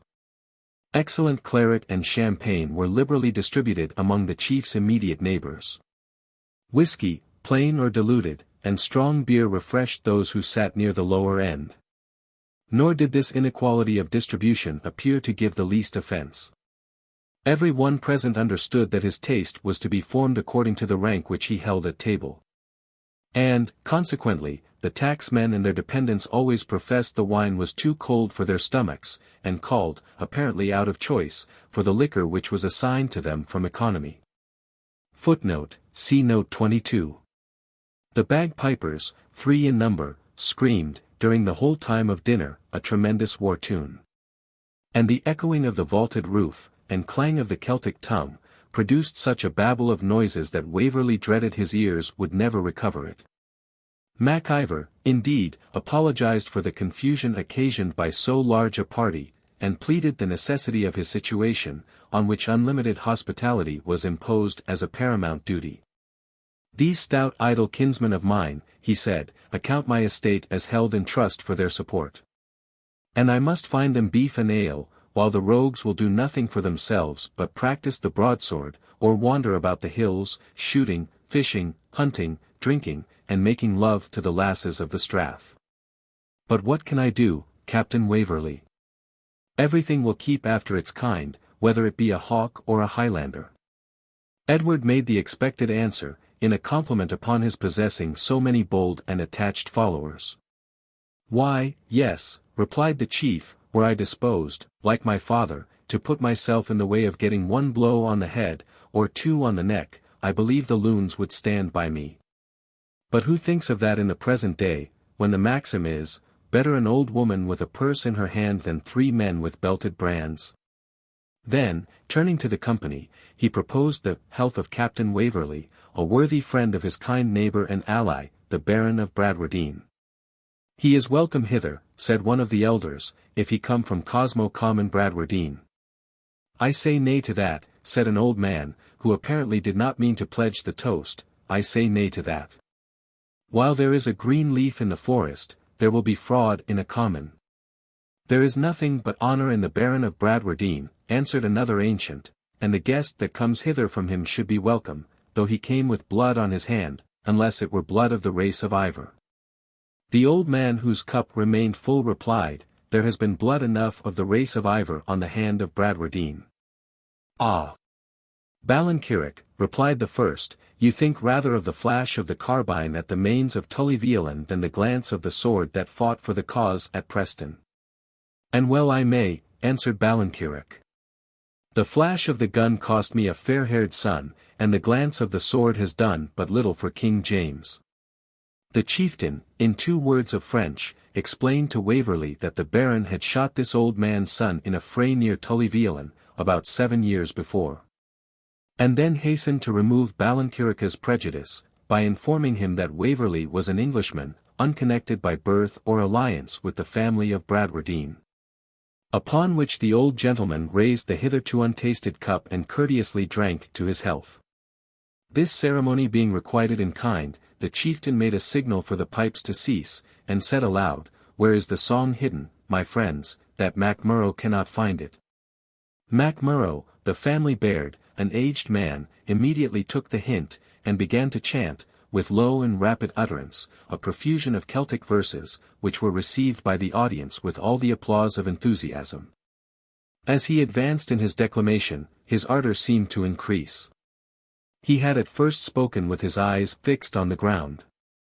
He now cast them around as if beseeching, and anon as if commanding, attention, and his tones rose into wild and impassioned notes, accompanied with appropriate gestures. He seemed to Edward, who attended to him with much interest, to recite many proper names, to lament the dead, to apostrophize the absent, to exhort, and entreat, and animate those who were present. Waverley thought he even discerned his own name, and was convinced his conjecture was right from the eyes of the company being at that moment turned towards him simultaneously. The ardour of the poet appeared to communicate itself to the audience. Their wild and sunburnt countenances assumed a fiercer and more animated expression, all bent forward towards the reciter, many sprung up and waved their arms in ecstasy, and some laid their hands on their swords. When the song ceased, there was a deep pause, while the aroused feelings of the poet and of the hearers gradually subsided into their usual channel. The chieftain, who, during this scene had appeared rather to watch the emotions which were excited than to partake their high tone of enthusiasm, filled with claret a small silver cup which stood by him. "Give this," he said to an attendant, "to Mac Murrough nan Fawn, i.e. of the songs, and when he has drank the juice, bid him keep, for the sake of Vich Ian Vor, the shell of the gourd which contained it." The gift was received by Mac Murrough with profound gratitude. He drank the wine, and, kissing the cup, shrouded it with reverence in the plaid which was folded on his bosom. He then burst forth into what Edward justly supposed to be an extemporaneous effusion of thanks and praises of his chief. It was received with applause, but did not produce the effect of his first poem. It was obvious, however, that the clan regarded the generosity of their chieftain with high approbation. Many approved Gaelic toasts were then proposed, of some of which the chieftain gave his guest the following versions. "To him that will not turn his back on friend or foe. To him that never forsook a comrade. To him that never bought or sold justice. Hospitality to the exile, and broken bones to the tyrant. The lads with the kilts. Highlanders, shoulder to shoulder," with many other pithy sentiments of the like nature. Edward was particularly solicitous to know the meaning of that song which appeared to produce such effect upon the passions of the company, and hinted his curiosity to his host. "As I observe," said the chieftain, "that you have passed the bottle during the last 3 rounds, I was about to propose to you to retire to my sister's tea-table, who can explain these things to you better than I can. Although I cannot stint my clan in the usual current of their festivity, yet I neither am addicted myself to exceed in its amount, nor do I, added he, smiling, keep a bear to devour the intellects of such as can make good use of them. Edward readily assented to this proposal, and the chieftain, saying a few words to those around him, left the table, followed by Waverley. As the door closed behind them, Edward heard Vich Ian Vor's health invoked with a wild and animated cheer, that expressed the satisfaction of the guests and the depth of their devotion to his service. Chapter 21. The Chieftain's Sister. The drawing-room of Flora MacIvor was furnished in the plainest and most simple manner. For at Glennaquoich every other sort of expenditure was retrenched as much as possible, for the purpose of maintaining, in its full dignity, the hospitality of the chieftain, and retaining and multiplying the number of his dependents and adherents. But there was no appearance of this parsimony in the dress of the lady herself, which was in texture elegant, and even rich, and arranged in a manner which partook partly of the Parisian fashion and partly of the more simple dress of the Highlands, blended together with great taste. Her hair was not disfigured by the art of the friseur, but fell in jetty ringlets on her neck, confined only by a circlet, richly set with diamonds. This peculiarity she adopted in compliance with the Highland prejudices, which could not endure that a woman's head should be covered before wedlock. Flora MacIvor bore a most striking resemblance to her brother Fergus. So much so that they might have played Viola and Sebastian with the same exquisite effect produced by the appearance of Mrs. Henry Siddons and her brother, Mr. William Murray, in these characters. They had the same antique and regular correctness of profile, the same dark eyes, eyelashes, and eyebrows, the same clearness of complexion, excepting that Fergus's was embrowned by exercise and Flora's possessed the utmost feminine delicacy. But the haughty and somewhat stern regularity of Fergus's features was beautifully softened in those of Flora. Their voices were also similar in tone, though differing in the key. That of Fergus, especially while issuing orders to his followers during their military exercise, reminded Edward of a favourite passage in the description of Emetrius, whose voice was heard around, loud as a trumpet with a silver sound. That of Flora, on the contrary, was soft and sweet, an excellent thing in woman. Yet, in urging any favourite topic, which she often pursued with natural eloquence, it possessed as well the tones which impress awe and conviction as those of persuasive insinuation. The eager glance of the keen black eye, which, in the chieftain, seemed impatient even of the material obstacles it encountered, had in his sister acquired a gentle pensiveness. His look seemed to seek glory, power, all that could exalt him above others in the race of humanity. While those of his sister, as if she were already conscious of mental superiority, seemed to pity, rather than envy, those who were struggling for any farther distinction. Her sentiments corresponded with the expression of her countenance. Early education had impressed upon her mind, as well as on that of the chieftain, the most devoted attachment to the exiled family of Stuart. She believed it the duty of her brother, of his clan, of every man in Britain, at whatever personal hazard, to contribute to that restoration which the partisans of the Chevalier St. George had not ceased to hope for. For this she was prepared to do all, to suffer all, to sacrifice all. But her loyalty, as it exceeded her brother's in fanaticism, excelled it also in purity. Accustomed to petty intrigue, and necessarily involved in 1,000 paltry and selfish discussions, ambitious also by nature, his political faith was tinctured, at least, if not tainted, by the views of interest and advancement so easily combined with it. And at the moment he should unsheath his claymore, it might be difficult to say whether it would be most with the view of making James Stuart a king or Fergus MacIvor an earl. This, indeed, was a mixture of feeling which he did not avow even to himself, but it existed, nevertheless, in a powerful degree. In Flora's bosom, on the contrary, the zeal of loyalty burnt pure and unmixed with any selfish feeling. She would have as soon made religion the mask of ambitious and interested views as have shrouded them under the opinions which she had been taught to think patriotism. Such instances of devotion were not uncommon among the followers of the unhappy race of Stuart, of which many memorable proofs will recur to the minds of most of my readers. But peculiar attention on the part of the Chevalier d'Este, George and his princess to the parents of Fergus and his sister, and to themselves when orphans, had riveted their faith. Fergus, upon the death of his parents, had been for some time a page of honour in the train of the Chevalier's lady, and, from his beauty and sprightly temper, was uniformly treated by her with the utmost distinction.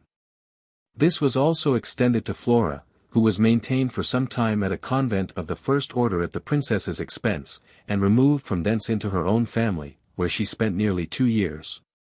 Both brother and sister retained the deepest and most grateful sense of her kindness.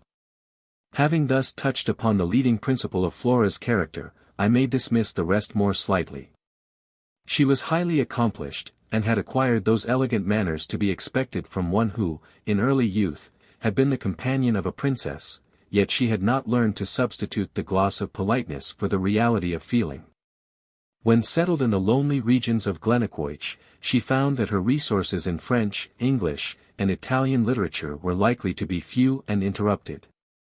And, in order to fill up the vacant time, she bestowed a part of it upon the music and poetical traditions of the Highlanders, and began really to feel the pleasure in the pursuit which her brother, whose perceptions of literary merit were more blunt, rather affected for the sake of popularity than actually experienced. Her resolution was strengthened in these researches by the extreme delight which her inquiries seemed to afford those to whom she resorted for information. Her love of her clan, an attachment which was almost hereditary in her bosom, was, like her loyalty, a more pure passion than that of her brother.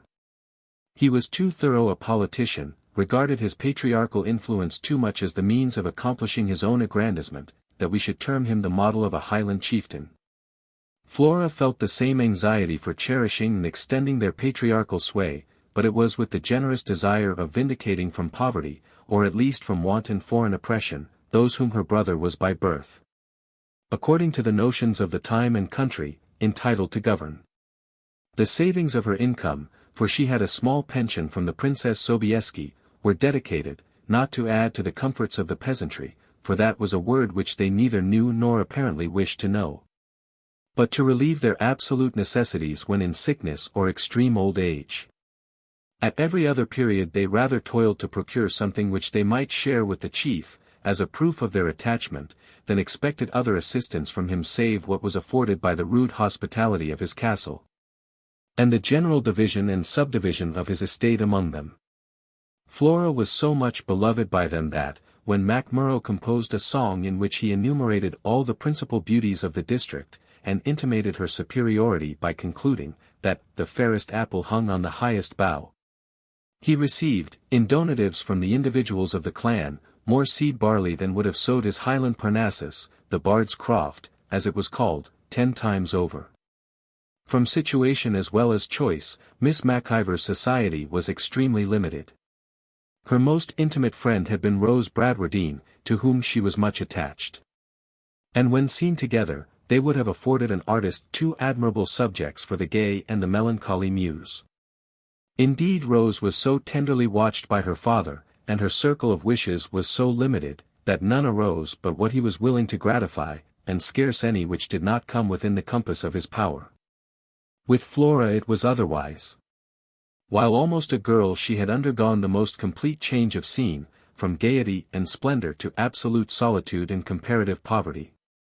And the ideas and wishes which she chiefly fostered respected great national events, and changes not to be brought round without both hazard and bloodshed, and therefore not to be thought of with levity. Her manner, consequently, was grave, though she readily contributed her talents to the amusement of society, and stood very high in the opinion of the old Baron, who used to sing along with her such French duets of Linder and Chloris, etc., as were in fashion about the end of the reign of old Louis le Grand. It was generally believed, though no one durst have hinted it to the Baron of Bradwardine, that Flora's entreaties had no small share in allaying the wrath of Fergus upon occasion of their quarrel. She took her brother on the assailable side, by dwelling first upon the Baron's age, and then representing the injury which the cause might sustain, and the damage which must arise to his own character in point of prudence, so necessary to a political agent, if he persisted in carrying it to extremity. Otherwise it is probable it would have terminated in a duel, both because the Baron had, on a former occasion, shed blood of the clan, though the matter had been timely accommodated, and on account of his high reputation for address at his weapon. which Fergus almost condescended to envy. For the same reason she had urged their reconciliation, which the chieftain the more readily agreed to as it favoured some ulterior projects of his own. To this young lady, now presiding at the female empire of the tea-table, Fergus introduced Captain Waverley, whom she received with the usual forms of politeness. Chapter 22. Highland Minstrelsy. When the first salutations had passed, Fergus said to his sister, "My dear Flora, before I return to the barbarous ritual of our forefathers, I must tell you that Captain Waverley is a worshipper of the Celtic muse. Not the less so perhaps that he does not understand a word of her language. I have told him you are eminent as a translator of Highland poetry, and that Mac Murrough admires your version of his songs upon the same principle that Captain Waverley admires the original, because he does not comprehend them. Will you have the goodness to read or recite to our guest in English the extraordinary string of names which Mac Murrough has tacked together in Gaelic? My life to a moorfowl's feather, you are provided with a version. For I know you are in all the bard's councils, and acquainted with his songs long before he rehearses them in the hall. How can you say so, Fergus? You know how little these verses can possibly interest an English stranger, even if I could translate them as you pretend. Not less than they interest me, lady fair. Today your joint composition, for I insist you had a share in it, has cost me the last silver cup in the castle, and I suppose will cost me something else next time I hold cour pleniere, if the muse descends on Mac Murrough. For you know our proverb, when the hand of the chief ceases to bestow, the breath of the bard is frozen in the utterance. Well, I would it were even so. There are three things that are useless to a modern Highlander: a sword which he must not draw, a bard to sing of deeds which he dare not imitate, and a large goatskin purse without a Louis d'Or to put into it. Well, brother, since you betray my secrets, you cannot expect me to keep yours. I assure you, Captain Waverley, that Fergus is too proud to exchange his broadsword for a marechal's baton, that he esteems Mac Murrough a far greater poet than Homer, and would not give up his goatskin purse for all the Louis d'Or which it could contain. Well pronounced, Flora, blow for blow, as Conan, footnote, see note 23, said to the devil. Now do you two talk of bards and poetry, if not of purses and claymores, while I return to do the final honours to the senators of the tribe of Ivor. So saying, he left the room. The conversation continued between Flora and Waverley, for two well-dressed young women, whose character seemed to hover between that of companions and dependents, took no share in it. They were both pretty girls, but served only as foils to the grace and beauty of their patroness. The discourse followed the turn which the chieftain had given it, and Waverley was equally amused and surprised with the account which the lady gave him of Celtic poetry. The recitation, she said, of poems recording the feats of heroes, the complaints of lovers, and the wars of contending tribes, forms the chief amusement of a winter fireside in the Highlands. Some of these are said to be very ancient, and if they are ever translated into any of the languages of civilized Europe, cannot fail to produce a deep and general sensation. Others are more modern, the composition of those family bards whom the chieftains of more distinguished name and power retain as the poets and historians of their tribes. These, of course, possess various degrees of merit. But much of it must evaporate in translation, or be lost on those who do not sympathize with the feelings of the poet. And your bard, whose effusions seem to produce such effect upon the company today, is he reckoned among the favorite poets of the mountains? That is a trying question. His reputation is high among his countrymen, and you must not expect me to depreciate it. Footnote: the Highland poet almost always was an improvisatore. Captain Burt met one of them at Lovat's table. But the song, Miss Mac Ivor, seemed to awaken all those warriors, both young and old. The song is little more than a catalogue of names of the Highland clans under their distinctive peculiarities, and an exhortation to them to remember and to emulate the actions of their forefathers. And am I wrong in conjecturing, however extraordinary the guess appears, that there was some allusion to me in the verses which he recited? You have a quick observation, Captain Waverley, which in this instance has not deceived you. The Gaelic language, being uncommonly vocalic, is well adapted for sudden and extemporaneous poetry. And a bard seldom fails to augment the effects of a premeditated song by throwing in any stanzas which may be suggested by the circumstances attending the recitation. I would give my best horse to know what the Highland bard could find to say of such an unworthy Southron as myself. It shall not even cost you a lock of his mane. Una, Mavourneen. She spoke a few words to one of the young girls in attendance, who instantly curtsied and tripped out of the room. I have sent Una to learn from the bard the expressions he used, and you shall command my skill as dragoman. Una returned in a few minutes, and repeated to her mistress a few lines in Gaelic. Flora seemed to think for a moment, and then, slightly colouring, she turned to Waverley. It is impossible to gratify your curiosity, Captain Waverley, without exposing my own presumption. If you will give me a few moments for consideration, I will endeavour to engraft the meaning of these lines upon a rude English translation which I have attempted of a part of the original. The duties of the tea-table seem to be concluded, and, as the evening is delightful, Una will show you the way to one of my favourite haunts, and Kathleen and I will join you there. Una, having received instructions in her native language, conducted Waverley out by a passage different from that through which he had entered the apartment. At a distance he heard the hall of the chief still resounding with the clang of bagpipes and the high applause of his guests. Having gained the open air by a postern door, they walked a little way up the wild, bleak, and narrow valley in which the house was situated, following the course of the stream that winded through it. In a spot, about a quarter of a mile from the castle, two brooks, which formed the little river, had their junction. The larger of the two came down the long bare valley, which extended, apparently without any change or elevation of character, as far as the hills which formed its boundary permitted the eye to reach. But the other stream, which had its source among the mountains on the left hand of the strath, seemed to issue from a very narrow and dark opening betwixt two large rocks. These streams were different also in character. The larger was placid, and even sullen in its course, wheeling in deep eddies, or sleeping in dark blue pools. But the motions of the lesser brook were rapid and furious, issuing from between precipices, like a maniac from his confinement, all foam and uproar. It was up the course of this last stream that Waverley, like a knight of romance, was conducted by the fair Highland damsel, his silent guide.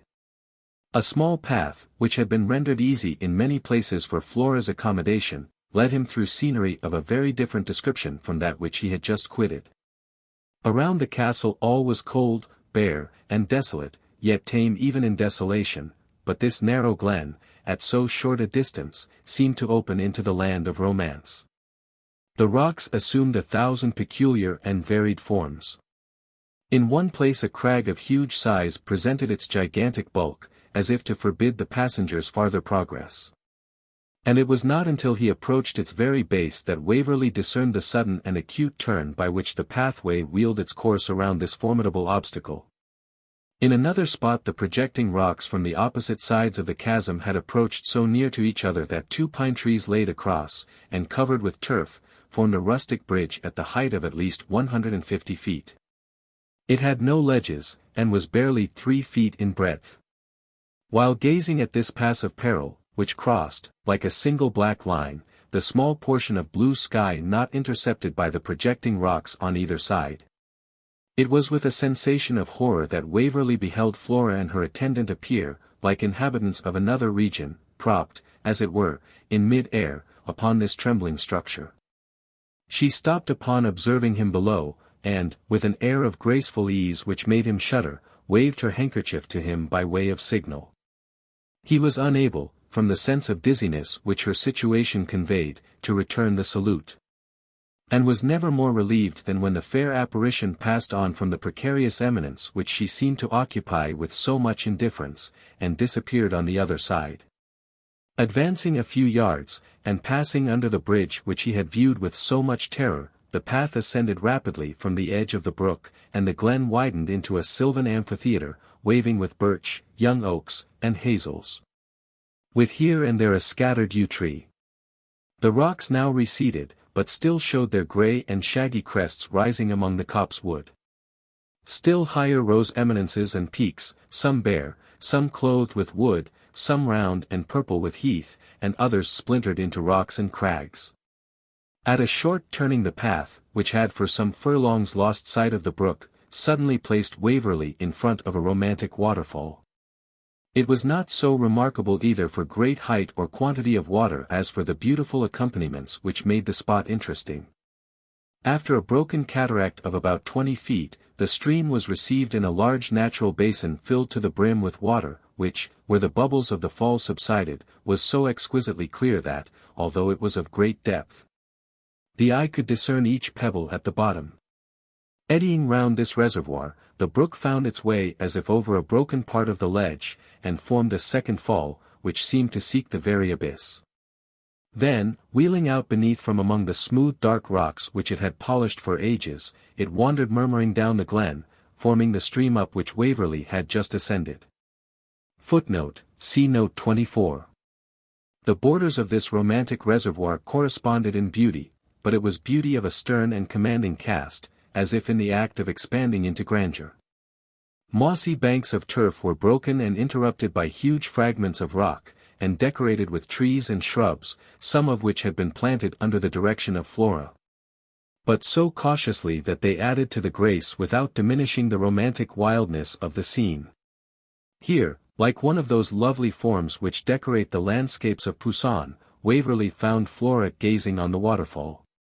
2 paces further back stood Kathleen, holding a small Scottish harp, the use of which had been taught to Flora by Rory Dall, one of the last harpers of the Western Highlands. The sun, now stooping in the west, gave a rich and varied tinge to all the objects which surrounded Waverley, and seemed to add more than human brilliancy to the full expressive darkness of Flora's eye. Exalted the richness and purity of her complexion, and enhanced the dignity and grace of her beautiful form. Edward thought he had never, even in his wildest dreams, imagined a figure of such exquisite and interesting loveliness. The wild beauty of the retreat, bursting upon him as if by magic, augmented the mingled feeling of delight and awe with which he approached her, like a fair enchantress of Boiardo or Ariosto, by whose nod the scenery around seemed to have been created in Eden in the wilderness. Flora, like every beautiful woman, was conscious of her own power, and pleased with its effects, which she could easily discern from the respectful yet confused address of the young soldier. But, as she possessed excellent sense, she gave the romance of the scene and other accidental circumstances full weight in appreciating the feelings with which Waverley seemed obviously to be impressed. And, unacquainted with the fanciful and susceptible peculiarities of his character, considered his homage as the passing tribute which a woman of even inferior charms might have expected in such a situation. She therefore quietly led the way to a spot at such a distance from the cascade that its sound should rather accompany than interrupt that of her voice and instrument, and, sitting down upon a mossy fragment of rock, she took the harp from Kathleen. "I have given you the trouble of walking to this spot, Captain Waverley, both because I thought the scenery would interest you, and because a Highland song would suffer still more from my imperfect translation were I to introduce it without its own wild and appropriate accompaniments. To speak in the poetical language of my country, the seat of the Celtic muse is in the midst of the secret and solitary hill, and her voice in the murmur of the mountain stream. He who woos her must love the barren rock more than the fertile valley, and the solitude of the desert better than the festivity of the hall." Few could have heard this lovely woman make this declaration, with a voice where harmony was exalted by pathos, without exclaiming that the muse whom she invoked could never find a more appropriate representative. But Waverley, though the thought rushed on his mind, found no courage to utter it. Indeed, the wild feeling of romantic delight with which he heard the few first notes she drew from her instrument amounted almost to a sense of pain. He would not for worlds have quitted his place by her side, yet he almost longed for solitude, that he might decipher and examine at leisure the complication of emotions which now agitated his bosom. Flora had exchanged the measured and monotonous recitative of the bard for a lofty and uncommon Highland air, which had been a battle song in former ages. A few irregular strains introduced a prelude of a wild and peculiar tone, which harmonized well with the distant waterfall, and the soft sigh of the evening breeze in the rustling leaves of an aspen, which overhung the seat of the fair harpress. The following verses convey but little idea of the feelings with which, so sung and accompanied, they were heard by Waverley. There is mist on the mountain, and night on the vale. But more dark is the sleep of the sons of the gale. A stranger commanded, it sunk on the land. It has frozen each heart, and benumbed every hand. The dirk and the target lie sordid with dust.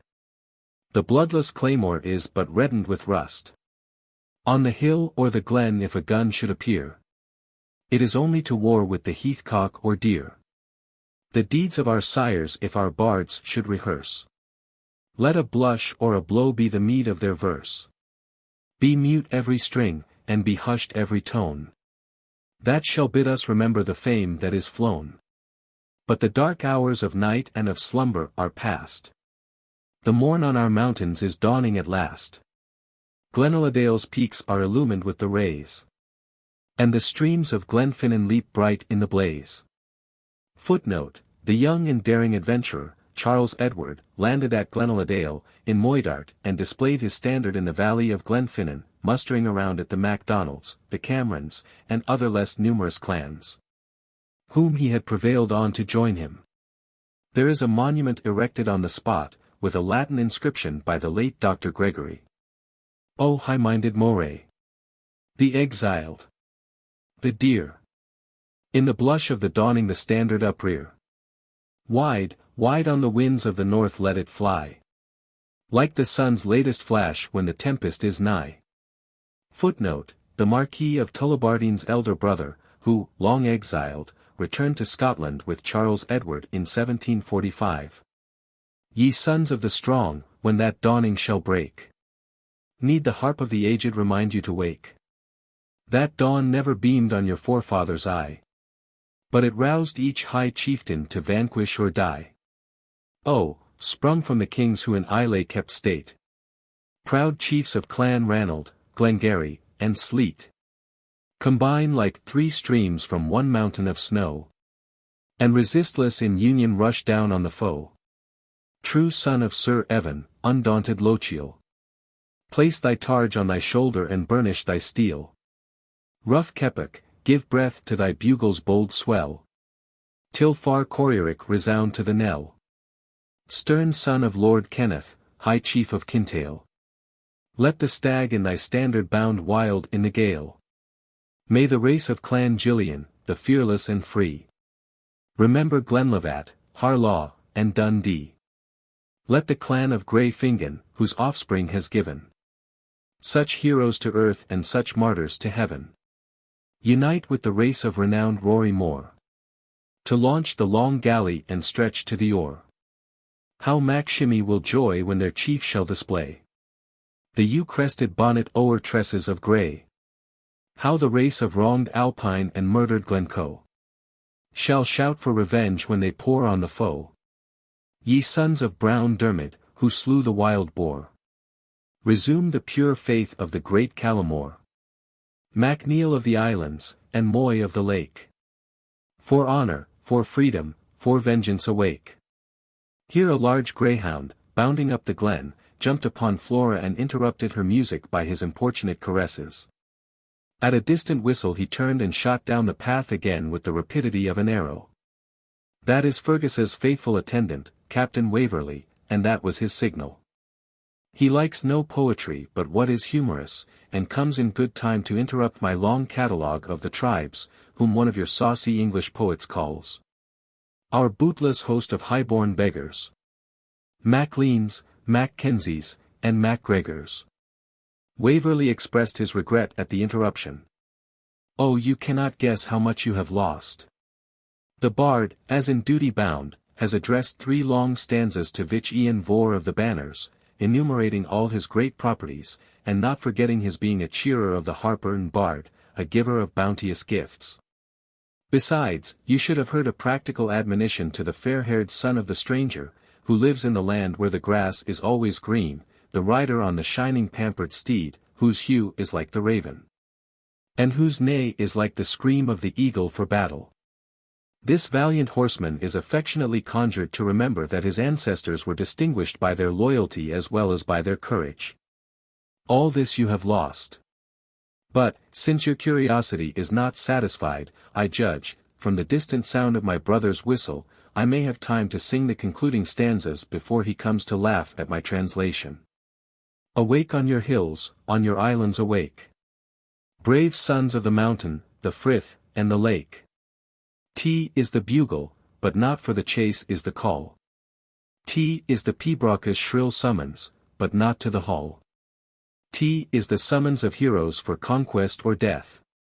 When the banners are blazing on mountain and heath, they call to the dirk, the claymore, and the targe. To the march and the muster, the line and the charge. Be the brand of each chieftain like fins in his ire. May the blood through his veins flow like currents of fire. Burst the base foreign yoke as your sires did of yore. Or die like your sires, and endure it no more. Chapter 23. Waverley continues at Glennaquoich. As Flora concluded her song, Fergus stood before them.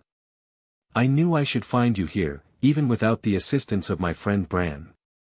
A simple and unsublime taste now, like my own, would prefer a jet d'eau at Versailles to this cascade, with all its accompaniments of rock and roar, but this is Flora's Parnassus, Captain Waverley, and that fountain her Helicon.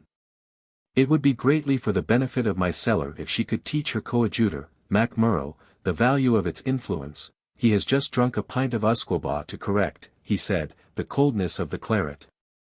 Let me try its virtues. He sipped a little water in the hollow of his hand, and immediately commenced, with a theatrical air. O Lady of the Desert, hail! That lovest the harping of the gale. Through fair and fertile regions born, where never yet grew grass or corn. But English poetry will never succeed under the influence of a Highland Helicon. Allons, courage! O vous, que buvez, à tasse pleine. À cette heureuse fontaine. O on y voit, sur le rivage. Que quelques vilains troupeaux. Suavis de nymphs de village. Que les escortent sans sabots. A truce, dear Fergus. Spare us those most tedious and insipid persons of all Arcadia. Do not, for heaven's sake, bring down Corydon and Linder upon us. Nay, if you cannot relish la houlette et le chalumeau, have with you in heroic strains. Dear Fergus, you have certainly partaken of the inspiration of Mac Murrough's cup rather than of mine. I disclaim it, ma belle demoiselle, although I protest it would be the more congenial of the two. Which of your crack-brained Italian romancers is it that says? Io dialicona niente. Mi curo, in fe de Dio, che el ber diac. B chi ber en vol, semper mi spiac. Footnote. Good sooth, I reck not of your Helicon.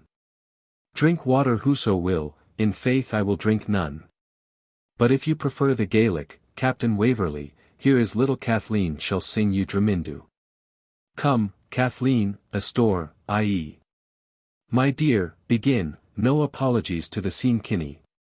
Kathleen sung with much liveliness a little Gaelic song, the burlesque elegy of a countryman on the loss of his cow, the comic tones of which, though he did not understand the language, made Waverley laugh more than once. Footnote: This ancient Gaelic ditty is still well known, both in the Highlands and in Ireland. It was translated into English, and published, if I mistake not, under the auspices of the facetious Tom Durfee, by the title of, Collie, My Cow. Admirable, Kathleen, cried the chieftain, I must find you a handsome husband among the clansmen one of these days. Kathleen laughed, blushed, and sheltered herself behind her companion. In the progress of their return to the castle, the chieftain warmly pressed Waverley to remain for a week or two, in order to see a grand hunting party, in which he and some other Highland gentlemen proposed to join. The charms of melody and beauty were too strongly impressed in Edward's breast to permit his declining an invitation so pleasing. It was agreed, therefore, that he should write a note to the Baron of Bradwardine, expressing his intention to stay a fortnight at Glennaquoich, and requesting him to forward by the bearer, a gillie of the chieftains, any letters which might have arrived for him. This turned the discourse upon the Baron, whom Fergus highly extolled as a gentleman and soldier. His character was touched with yet more discrimination by Flora, who observed he was the very model of the old Scottish cavalier, with all his excellencies and peculiarities. It is a character, Captain Waverley, which is fast disappearing. For its best point was a self-respect which was never lost sight of till now. But in the present time the gentlemen whose principles do not permit them to pay court to the existing government are neglected and degraded, and many conduct themselves accordingly. And, like some of the persons you have seen at Tully-Veolan, adopt habits and companions inconsistent with their birth and breeding. The ruthless proscription of party seems to degrade the victims whom it brands, however unjustly. But let us hope a brighter day is approaching, when a Scottish country gentleman may be a scholar without the pedantry of our friend the Baron, a sportsman without the low habits of Mr. Falconer, and a judicious improver of his property without becoming a boorish two-legged steer like Killancureit.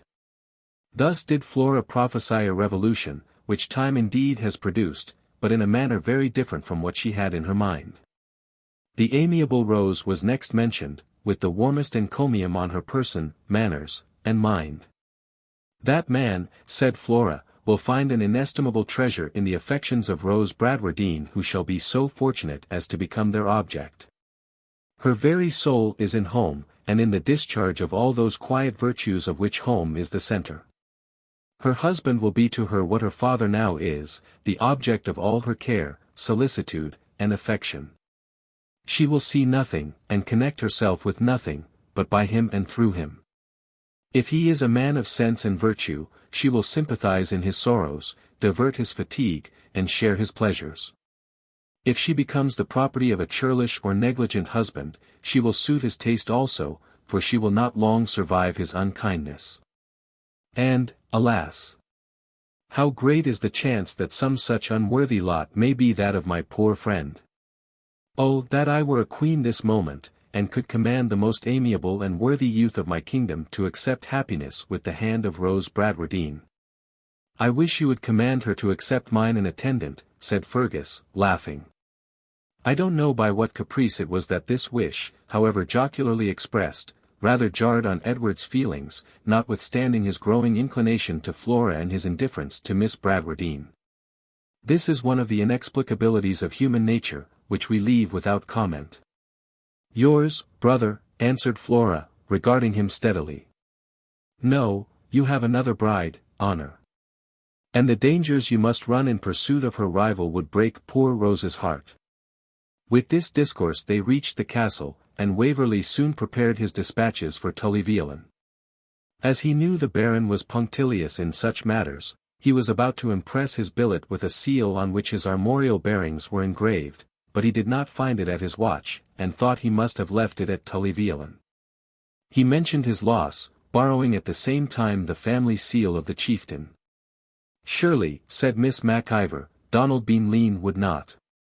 My life for him in such circumstances, answered her brother. Besides, he would never have left the watch behind.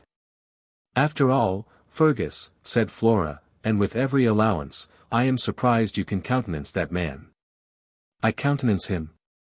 This kind sister of mine would persuade you, Captain Waverley, that I take what the people of old used to call a stake raid, that is, a collop of the foray, or, in plainer words, a portion of the robber's booty, paid by him to the laird, or chief, through whose grounds he drove his prey. Oh, it is certain that, unless I can find some way to charm Flora's tongue, General Blakeney will send a sergeant's party from Stirling, this he said with haughty and emphatic irony, to seize Vichlon Vor, as they nickname me, in his own castle. Now, Fergus, must not our guest be sensible that all this is folly and affectation? You have men enough to serve you without enlisting banditti, and your own honour is above taint. Why don't you send this Donald Bean Lean, whom I hate for his smoothness and duplicity even more than for his rapine, out of your country at once? No cause should induce me to tolerate such a character. No cause, Flora, said the chieftain significantly. No cause, Fergus. Not even that which is nearest to my heart. Spare it the omen of such evil supporters. Oh but, sister, rejoined the chief gaily, you don't consider my respect for la belle passion. Evan Dhu Maccombich is in love with Donald's daughter, Alice, and you cannot expect me to disturb him in his amours. Why, the whole clan would cry shame on me. You know it is one of their wise sayings, that a kinsman is part of a man's body, but a foster brother is a piece of his heart. Well, Fergus, there is no disputing with you, but I would all this may end well. Devoutly prayed, my dear and prophetic sister, and the best way in the world to close a dubious argument. But hear ye not the pipes, Captain Waverley? Perhaps you will like better to dance to them in the hall than to be deafened with their harmony without taking part in the exercise they invite us to. Waverley took Flora's hand. The dance, song, and merrymaking proceeded, and closed the day's entertainment at the castle of Vich-Ian-Vohr. Edward at length retired, his mind agitated by a variety of new and conflicting feelings, which detained him from rest for some time, in that not unpleasing state of mind in which fancy takes the helm. And the soul rather drifts passively along with the rapid and confused tide of reflections than exerts itself to encounter, systematize, or examine them. At a late hour he fell asleep, and dreamed of Flora MacIvor. Chapter 24. A Stag Hunt and its Consequences. Shall this be a long or a short chapter? This is a question in which you, gentle reader, have no vote, however much you may be interested in the consequences. Just as you may, like myself, probably have nothing to do with the imposing a new tax, excepting the trifling circumstance of being obliged to pay it. More happy surely in the present case, since, though it lies within my arbitrary power to extend my materials as I think proper, I cannot call you into exchequer if you do not think proper to read my narrative. Let me therefore consider. It is true that the annals and documents in my hand say but little of this Highland chase, but then I can find copious materials for description elsewhere. There is old Lindsay of Pitscotty ready at my elbow, with his at-hole hunting, and his lofted and joisted palace of green timber, with all kind of drink to be had in burg and land, as ale, beer, wine, muscadel, malvaise, hippocras, and aquavity. With wheat bread, main bread, gingerbread, beef, mutton, lamb, veal, venison, goose, grice, capon, coney, crane, swan, partridge, plover, duck, drake, bristlecock, pawnies, blackcock, muirfowl, and capercailzies. Not forgetting the costly bedding, vaiselle, and napery, and least of all the excelling stewards, cunning Baxters, excellent cooks, and pottingars, with confections and drugs for the desserts. Besides the particulars which may be thence gleaned for this Highland feast, the splendour of which induced the Pope's legate to dissent from an opinion which he had hitherto held, that Scotland, namely, was the latter end of the world. Besides these, might I not illuminate my pages with Taylor the water poet's hunting in the braes of Mar, where, through heather, moss, mong frogs, and bogs, and fogs, mongst craggy cliffs and thunder-battered hills, hares, hinds, bucks, roes, are chased by men and dogs. Where 2 hours hunting fourscore fat deer kills. Lowland, your sports are low as is your seat. The Highland games and mines are high and great. But without further tyranny over my readers, or display of the extent of my own reading, I shall content myself with borrowing a single incident from the memorable hunting at Lude, commemorated in the ingenious Mr. Gunn's essay on the Caledonian harp, and so proceed in my story with all the brevity that my natural style of composition, partaking of what scholars call the periphrastic and embagitory, and the vulgar the circumbendibus, will permit me. The solemn hunting was delayed, from various causes, for about 3 weeks. The interval was spent by Waverley with great satisfaction at Glennaquoich, for the impression which Flora had made on his mind at their first meeting grew daily stronger. She was precisely the character to fascinate a youth of romantic imagination. Her manners, her language, her talents for poetry and music, gave additional and varied influence to her eminent personal charms. Even in her hours of gaiety she was in his fancy exalted above the ordinary daughters of Eve, and seemed only to stoop for an instant to those topics of amusement and gallantry which others appear to live for. In the neighbourhood of this enchantress, while sport consumed the morning music and the dance led on the hours of evening, Waverley became daily more delighted with his hospitable landlord, and more enamoured of his bewitching sister. At length the period fixed for the grand hunting arrived, and Waverley and the chieftain departed for the place of rendezvous, which was a day's journey to the northward of Glennaquoich. Fergus was attended on this occasion by about 300 of his clan, well armed and accoutred in their best fashion. Waverley complied so far with the custom of the country as to adopt the trews. He could not be reconciled to the kilt, brogues, and bonnet, as the fittest dress for the exercise in which he was to be engaged, and which least exposed him to be stared at as a stranger when they should reach the place of rendezvous. They found on the spot appointed several powerful chiefs, to all of whom Waverley was formally presented, and by all cordially received. Their vassals and clansmen, a part of whose feudal duty it was to attend on these parties, appeared in such numbers as amounted to a small army. These active assistants spread through the country far and near, forming a circle, technically called the tinchel, which, gradually closing, drove the deer in herds together towards the glen where the chiefs and principal sportsmen lay in wait for them. In the meanwhile these distinguished personages bivouacked among the flowery heath, wrapped up in their plaids, a mode of passing a summer's night which Waverley found by no means unpleasant. For many hours after sunrise the mountain ridges and passes retained their ordinary appearance of silence and solitude, and the chiefs, with their followers, amused themselves with various pastimes, in which the joys of the shell, as Ossian has it, were not forgotten. Others apart sate on a hill retired, probably as deeply engaged in the discussion of politics and news as Milton's spirits in metaphysical disquisition. At length signals of the approach of the game were descried and heard. Distant shouts resounded from valley to valley, as the various parties of Highlanders, climbing rocks, struggling through copses, wading brooks, and traversing thickets, approached more and more near to each other, and compelled the astonished deer, with the other wild animals that fled before them, into a narrower circuit. Every now and then the report of muskets was heard, repeated by 1,000 echoes. The baying of the dogs was soon added to the chorus, which grew ever louder and more loud. At length the advanced parties of the deer began to show themselves. And as the stragglers came bounding down the pass by 2 or 3 at a time, the chiefs showed their skill by distinguishing the fattest deer, and their dexterity in bringing them down with their guns. Fergus exhibited remarkable address, and Edward was also so fortunate as to attract the notice and applause of the sportsmen.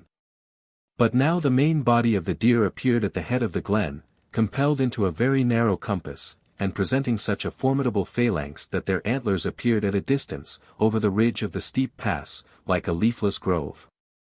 Their number was very great, and from a desperate stand which they made, with the tallest of the red deer stags arranged in front, in a sort of battle array, gazing on the group which barred their passage down the glen, the more experienced sportsmen began to augur danger. The work of destruction, however, now commenced on all sides. Dogs and hunters were at work, and muskets and fusées resounded from every quarter. The deer, driven to desperation, made at length a fearful charge right upon the spot where the more distinguished sportsmen had taken their stand. The word was given in Gaelic to fling themselves upon their faces. But Waverley, on whose English ears the signal was lost, had almost fallen a sacrifice to his ignorance of the ancient language in which it was communicated. Fergus, observing his danger, sprung up and pulled him with violence to the ground, just as the whole herd broke down upon them. The tide being absolutely irresistible, and wounds from a stag's horn highly dangerous, the activity of the chieftain may be considered, on this occasion, as having saved his guest's life. He detained him with a firm grasp until the whole herd of deer had fairly run over them. Waverley then attempted to rise, but found that he had suffered several very severe contusions, and, upon a further examination, discovered that he had sprained his ankle violently. Footnote: the thrust from the tines, or branches, of the stag's horns was accounted far more dangerous than those of the boar's tusk. If thou be hurt with horn of stag, it brings thee to thy bier. But barber's hand shall boar's hurt heal. Thereof have thou no fear. This checked the mirth of the meeting, although the Highlanders, accustomed to such incidents, and prepared for them, had suffered no harm themselves. A wigwam was erected almost in an instant, where Edward was deposited on a couch of heather. The surgeon, or he who assumed the office, appeared to unite the characters of a leech and a conjurer. He was an old smoke-dried Highlander, wearing a venerable grey beard, and having for his sole garment a tartan frock, the skirts of which descended to the knee, and, being undivided in front, made the vestments serve at once for doublet and breeches. Footnote: This garb, which resembled the dress often put on children in Scotland, called a polony, i.e. polonaise, is a very ancient modification of the Highland garb. It was, in fact, the hauberk or shirt of mail, only composed of cloth instead of rings of armour. He observed great ceremony in approaching Edward.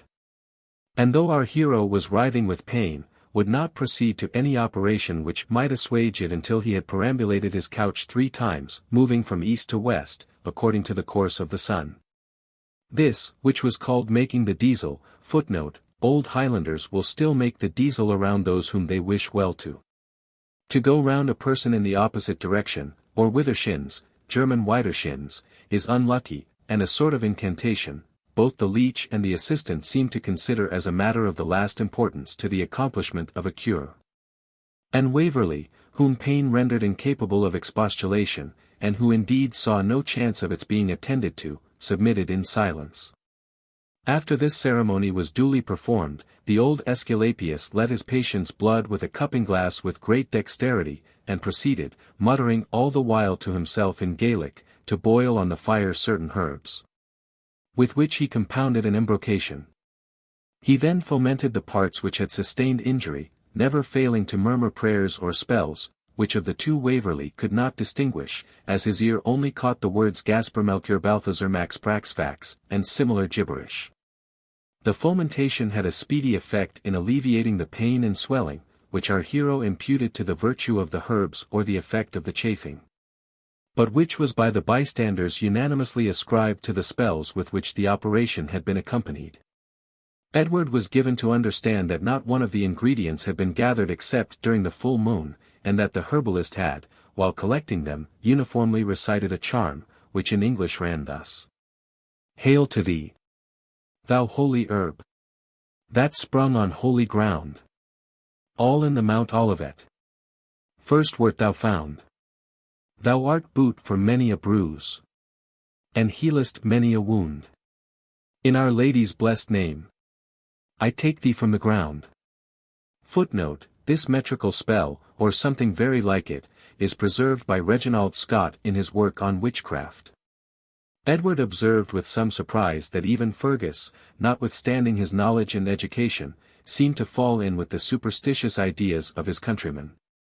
Either because he deemed it impolitic to affect skepticism on a matter of general belief, or more probably because, like most men who do not think deeply or accurately on such subjects, he had in his mind a reserve of superstition which balanced the freedom of his expressions and practice upon other occasions. Waverley made no commentary, therefore, on the manner of the treatment, but rewarded the professor of medicine with a liberality beyond the utmost conception of his wildest hopes. He uttered on the occasion so many incoherent blessings in Gaelic and English that Mac Ivor, rather scandalized at the excess of his acknowledgments, cut them short by exclaiming, Sud mile maloich ort, i.e., 100,000 curses on you. And so pushed the helper of men out of the cabin. After Waverley was left alone, the exhaustion of pain and fatigue, for the whole day's exercise had been severe, threw him into a profound, but yet a feverish sleep, which he chiefly owed to an opiate draught administered by the old Highlander from some decoction of herbs in his pharmacopoeia. Early the next morning, the purpose of their meeting being over, and their sports damped by the untoward accident, in which Fergus and all his friends expressed the greatest sympathy, it became a question how to dispose of the disabled sportsman.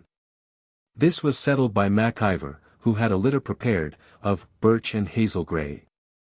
Footnote: On the morrow they made their biers of birch and hazel grey, Chevy Chase, which was borne by his people with such caution and dexterity as renders it not improbable that they may have been the ancestors of some of those sturdy Gael who have now the happiness to transport the belles of Edinburgh in their sedan chairs to 10 routs in one evening.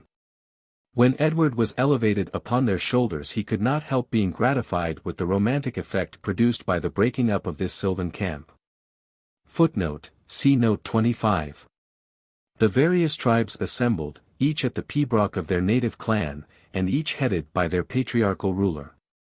Some, who had already begun to retire, were seen winding up the hills, or descending the passes which led to the scene of action, the sound of their bagpipes dying upon the ear. Others made still a moving picture upon the narrow plain, forming various changeful groups, their feathers and loose plaids waving in the morning breeze, and their arms glittering in the rising sun. Most of the chiefs came to take farewell of Waverley, and to express their anxious hope they might again, and speedily, meet, but the care of Fergus abridged the ceremony of taking leave. At length, his own men being completely assembled and mustered, Mac Ivor commenced his march, but not towards the quarter from which they had come. He gave Edward to understand that the greater part of his followers now on the field were bound on a distant expedition, and that when he had deposited him in the house of a gentleman, who he was sure would pay him every attention, he himself should be under the necessity of accompanying them the greater part of the way, but would lose no time in rejoining his friend. Waverley was rather surprised that Fergus had not mentioned this ulterior destination when they set out upon the hunting party, but his situation did not admit of many interrogatories. The greater part of the clansmen went forward under the guidance of old Ballinkirk and Evan Dhu Maccombich, apparently in high spirits. A few remained for the purpose of escorting the chieftain, who walked by the side of Edward's litter, and attended him with the most affectionate assiduity.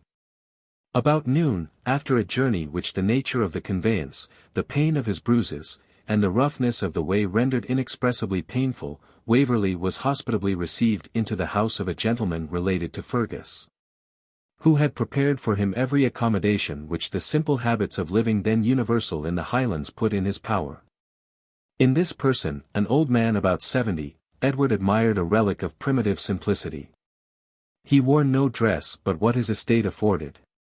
The cloth was the fleece of his own sheep, woven by his own servants, and stained into tartan by the dyes produced from the herbs and lichens of the hills around him.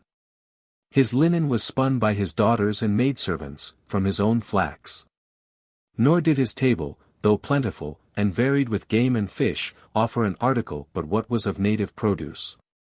Claiming himself no rights of clanship or vassalage, he was fortunate in the alliance and protection of Vich Ian Vohr and other bold and enterprising chieftains, who protected him in the quiet unambitious life he loved.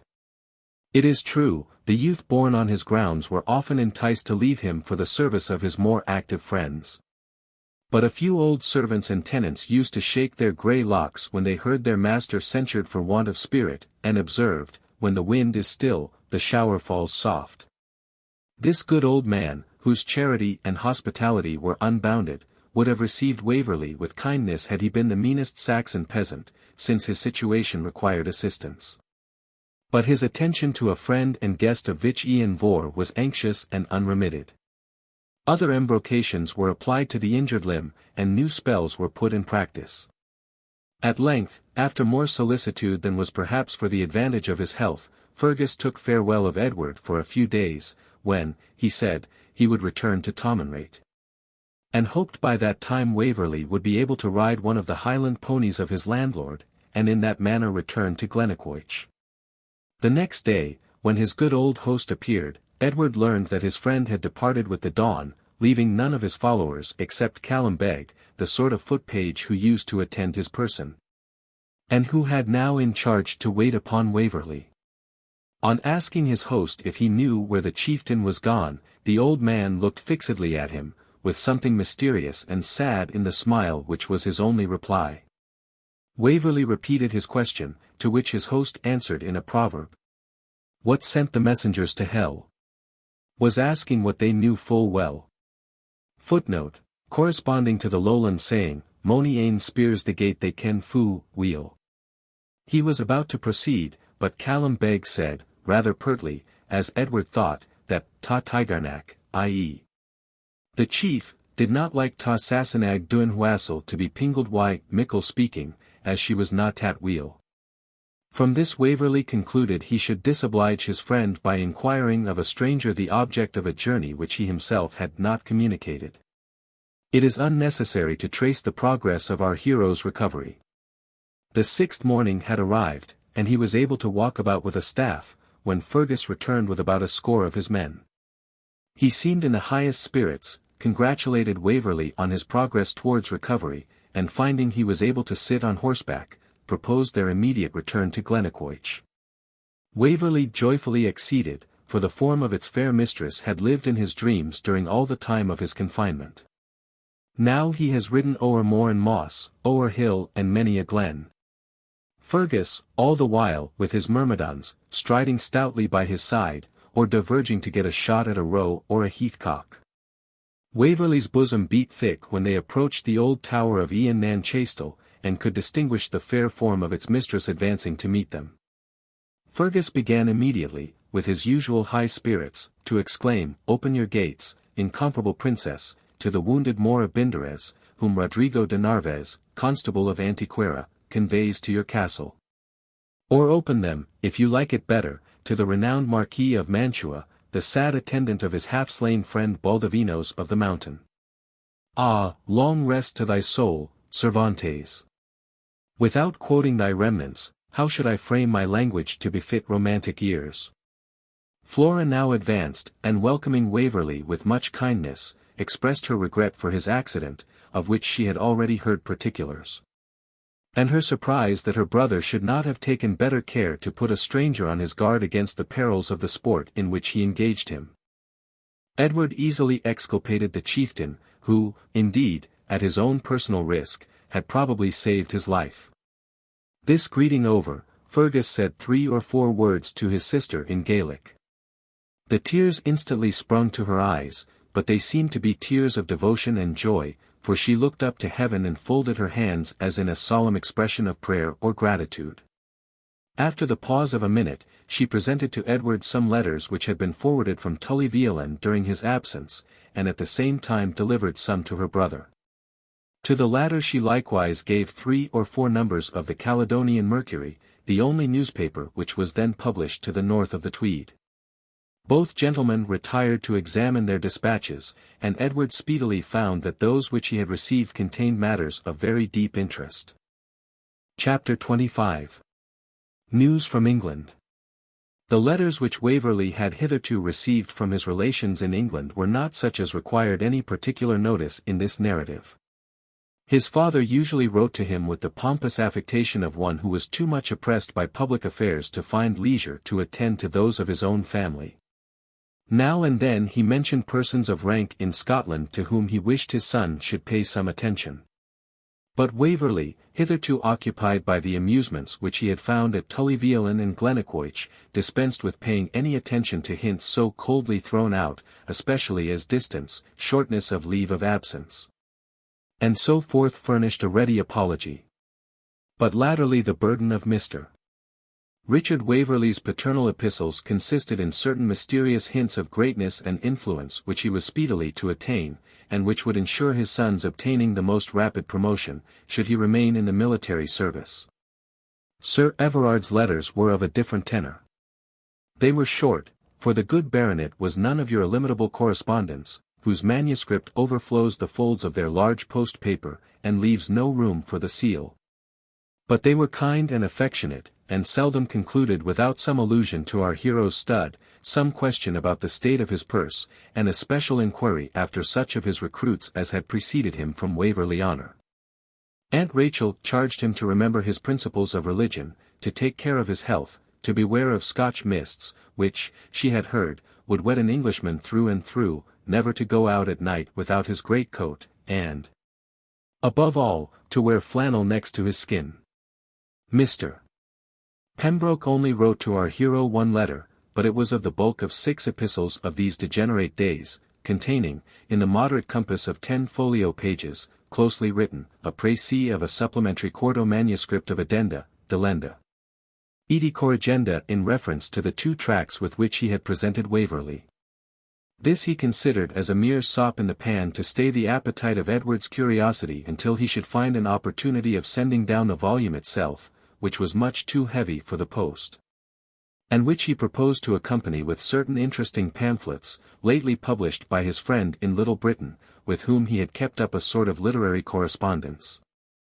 In virtue of which the library shelves of Waverley-Honour were loaded with much trash, and a good round bill, seldom summed in fewer than 3 figures, was yearly transmitted, in which Sir Everard Waverley of Waverley-Honour, Bart. was marked Doctor to Jonathan Grubbett, bookseller and stationer, Little Britain. Such had hitherto been the style of the letters which Edward had received from England. But the packet delivered to him at Glennaquoich was of a different and more interesting complexion.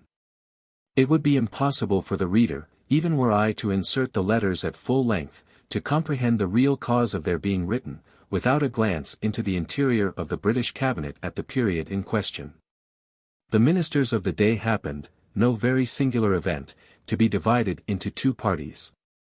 The weakest of which, making up by assiduity of intrigue their inferiority in real consequence, had of late acquired some new proselytes, and with them the hope of superseding their rivals in the favour of their sovereign, and overpowering them in the House of Commons.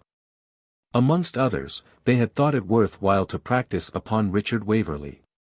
This honest gentleman, by a grave mysterious demeanour, an attention to the etiquette of business rather more than to its essence, a facility in making long dull speeches, consisting of truisms and commonplaces, hashed up with a technical jargon of office, which prevented the inanity of his orations from being discovered, had acquired a certain name and credit in public life, and even established, with many, the character of a profound politician. None of your shining orators, indeed, whose talents evaporate in tropes of rhetoric and flashes of wit, but one possessed of steady parts for business, which would wear well, as the ladies say in choosing their silks, and ought in all reason to be good for common and everyday use, since they were confessedly formed of no holiday texture. This faith had become so general that the insurgent party in the cabinet, of which we have made mention, after sounding Mr. Richard Waverley, were so satisfied with his sentiments and abilities as to propose that, in case of a certain revolution in the ministry, he should take an ostensible place in the new order of things, not indeed of the very first rank, but greatly higher, in point both of emolument and influence, than that which he now enjoyed. There was no resisting so tempting a proposal, notwithstanding that the great man under whose patronage he had enlisted, and by whose banner he had hitherto stood firm, was the principal object of the proposed attack by the new allies. Unfortunately this fair scheme of ambition was blighted in the very bud by a premature movement. All the official gentlemen concerned in it who hesitated to take the part of a voluntary resignation were informed that the king had no further occasion for their services. And in Richard Waverley's case, which the minister considered as aggravated by ingratitude, dismissal was accompanied by something like personal contempt and contumely. The public, and even the party of whom he shared the fall, sympathized little in the disappointment of this selfish and interested statesman. And he retired to the country under the comfortable reflection that he had lost, at the same time, character, credit, and, what he at least equally deplored, emolument. Richard Waverley's letter to his son upon this occasion was a masterpiece of its kind. Aristides himself could not have made out a harder case. An unjust monarch and an ungrateful country were the burden of each rounded paragraph. He spoke of long services and unrequited sacrifices. Though the former had been overpaid by his salary, and nobody could guess in what the latter consisted, unless it were in his deserting, not from conviction, but for the lucre of gain, the Tory principles of his family. In the conclusion, his resentment was wrought to such an excess by the force of his own oratory, that he could not repress some threats of vengeance, however vague and impotent. And finally acquainted his son with his pleasure that he should testify his sense of the ill treatment he had sustained by throwing up his commission as soon as the letter reached him. This, he said, was also his uncle's desire, as he would himself intimate in due course. Accordingly, the next letter which Edward opened was from Sir Everard. His brother's disgrace seemed to have removed from his well-natured bosom all recollection of their differences, and, remote as he was from every means of learning that Richard's disgrace was in reality only the just as well as natural consequence of his own unsuccessful intrigues, The good but credulous baronet at once set it down as a new and enormous instance of the injustice of the existing government. It was true, he said, and he must not disguise it even from Edward, that his father could not have sustained such an insult as was now, for the first time, offered to one of his house, unless he had subjected himself to it by accepting of an employment under the present system. Sir Everard had no doubt that he now both saw and felt the magnitude of this error, and it should be his, Sir Everard's, business to take care that the cause of his regret should not extend itself to pecuniary consequences. It was enough for a Waverley to have sustained the public disgrace, the patrimonial injury could easily be obviated by the head of their family. But it was both the opinion of Mr. Richard Waverley and his own that Edward, the representative of the family of Waverley-Honour, should not remain in a situation which subjected him also to such treatment as that with which his father had been stigmatized. He requested his nephew therefore to take the fittest, and at the same time the most speedy, opportunity of transmitting his resignation to the War Office, and hinted, moreover, that little ceremony was necessary where so little had been used to his father. He sent multitudinous greetings to the Baron of Bradwardine. A letter from Aunt Rachel spoke out even more plainly. She considered the disgrace of brother Richard as the just reward of his forfeiting his allegiance to a lawful though exiled sovereign, and taking the oaths to an alien. A concession which her grandfather, Sir Nigel Waverley, refused to make either to the Roundhead Parliament or to Cromwell, when his life and fortune stood in the utmost extremity.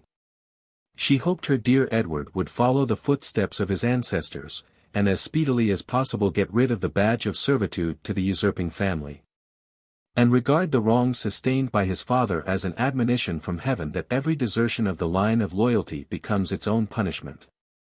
She also concluded with her respects to Mr. Bradwardine, and begged Waverley would inform her whether his daughter, Miss Rose, was old enough to wear a pair of very handsome earrings, which she proposed to send as a token of her affection. The good lady also desired to be informed whether Mr. Bradwardine took as much Scotch snuff and danced as unweariedly as he did when he was at Waverley-Honour about 30 years ago. These letters, as might have been expected, highly excited Waverley's indignation. From the desultory style of his studies, he had not any fixed political opinion to place in opposition to the movements of indignation which he felt at his father's supposed wrongs. Of the real cause of his disgrace Edward was totally ignorant. Nor had his habits at all led him to investigate the politics of the period in which he lived, or remark the intrigues in which his father had been so actively engaged.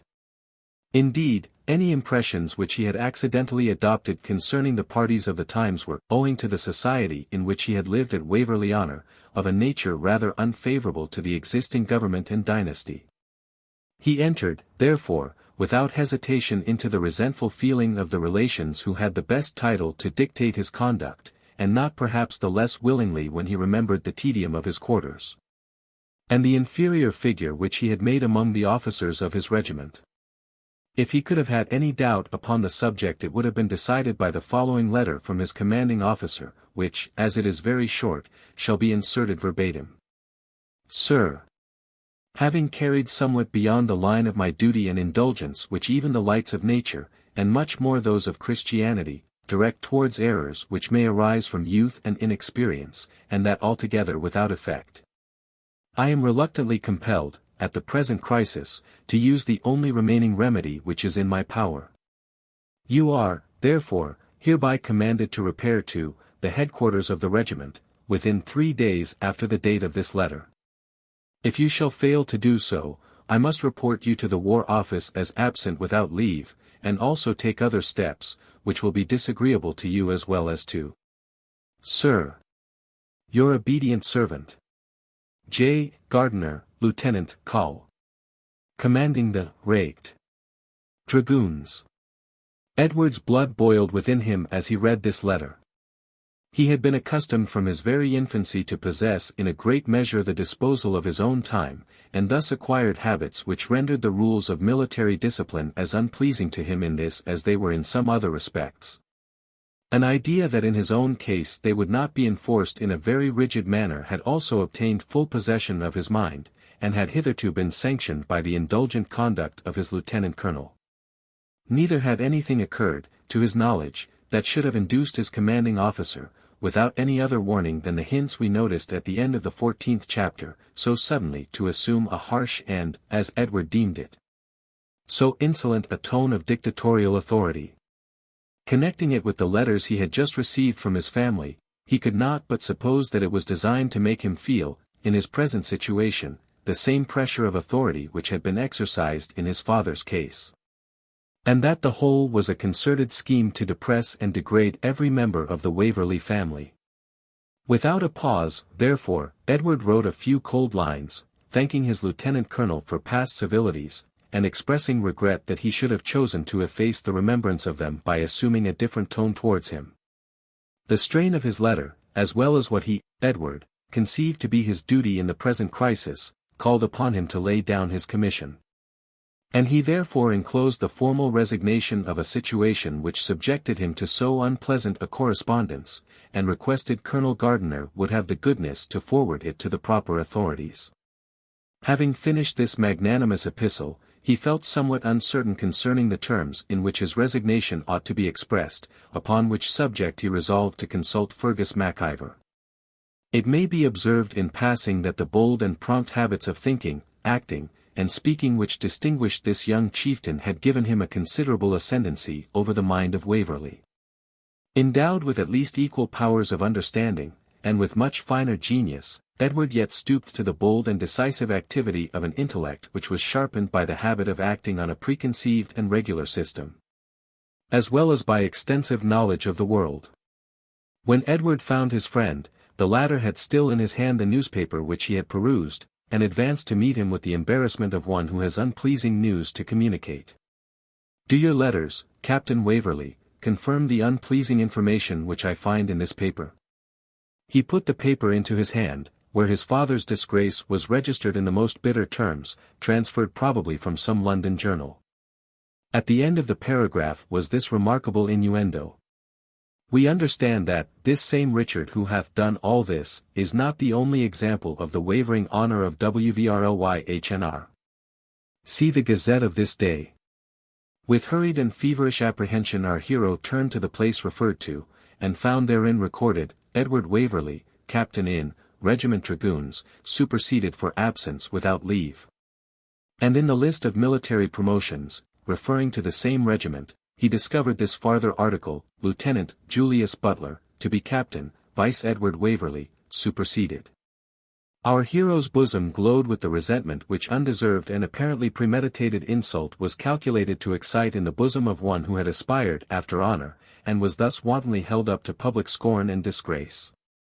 Upon comparing the date of his colonel's letter with that of the article in the Gazette, he perceived that his threat of making a report upon his absence had been literally fulfilled, and without inquiry, as it seemed, whether Edward had either received his summons or was disposed to comply with it. The whole, therefore, appeared a formed plan to degrade him in the eyes of the public. And the idea of its having succeeded filled him with such bitter emotions that, after various attempts to conceal them, he at length threw himself into Mac Ivor's arms, and gave vent to tears of shame and indignation. It was none of this chieftain's faults to be indifferent to the wrongs of his friends, and for Edward, independent of certain plans with which he was connected, he felt a deep and sincere interest. The proceeding appeared as extraordinary to him as it had done to Edward. He indeed knew of more motives than Waverley was privy to for the peremptory order that he should join his regiment. But that, without further inquiry into the circumstances of a necessary delay, the commanding officer, in contradiction to his known and established character, should have proceeded in so harsh and unusual a manner was a mystery which he could not penetrate. He soothed our hero, however, to the best of his power, and began to turn his thoughts on revenge for his insulted honour. Edward eagerly grasped at the idea. "Will you carry a message for me to Colonel Gardiner, my dear Fergus, and oblige me for ever?" Fergus paused. "It is an act of friendship which you should command, could it be useful, or lead to the right in your honour. But in the present case I doubt if your commanding officer would give you the meeting on account of his having taken measures which, however harsh and exasperating, were still within the strict bounds of his duty. Besides, Gardiner is a precise Huguenot, and has adopted certain ideas about the sinfulness of such rencontres, from which it would be impossible to make him depart, especially as his courage is beyond all suspicion. And besides, to say the truth, I dare not at this moment, for some very weighty reasons, go near any of the military quarters or garrisons belonging to this government. And am I, said Waverley, to sit down quiet and contented under the injury I have received? That will I never advise, my friend, replied Mac Ivor. But I would have vengeance to fall on the head, not on the hand, on the tyrannical and oppressive government which designed and directed these premeditated and reiterated insults.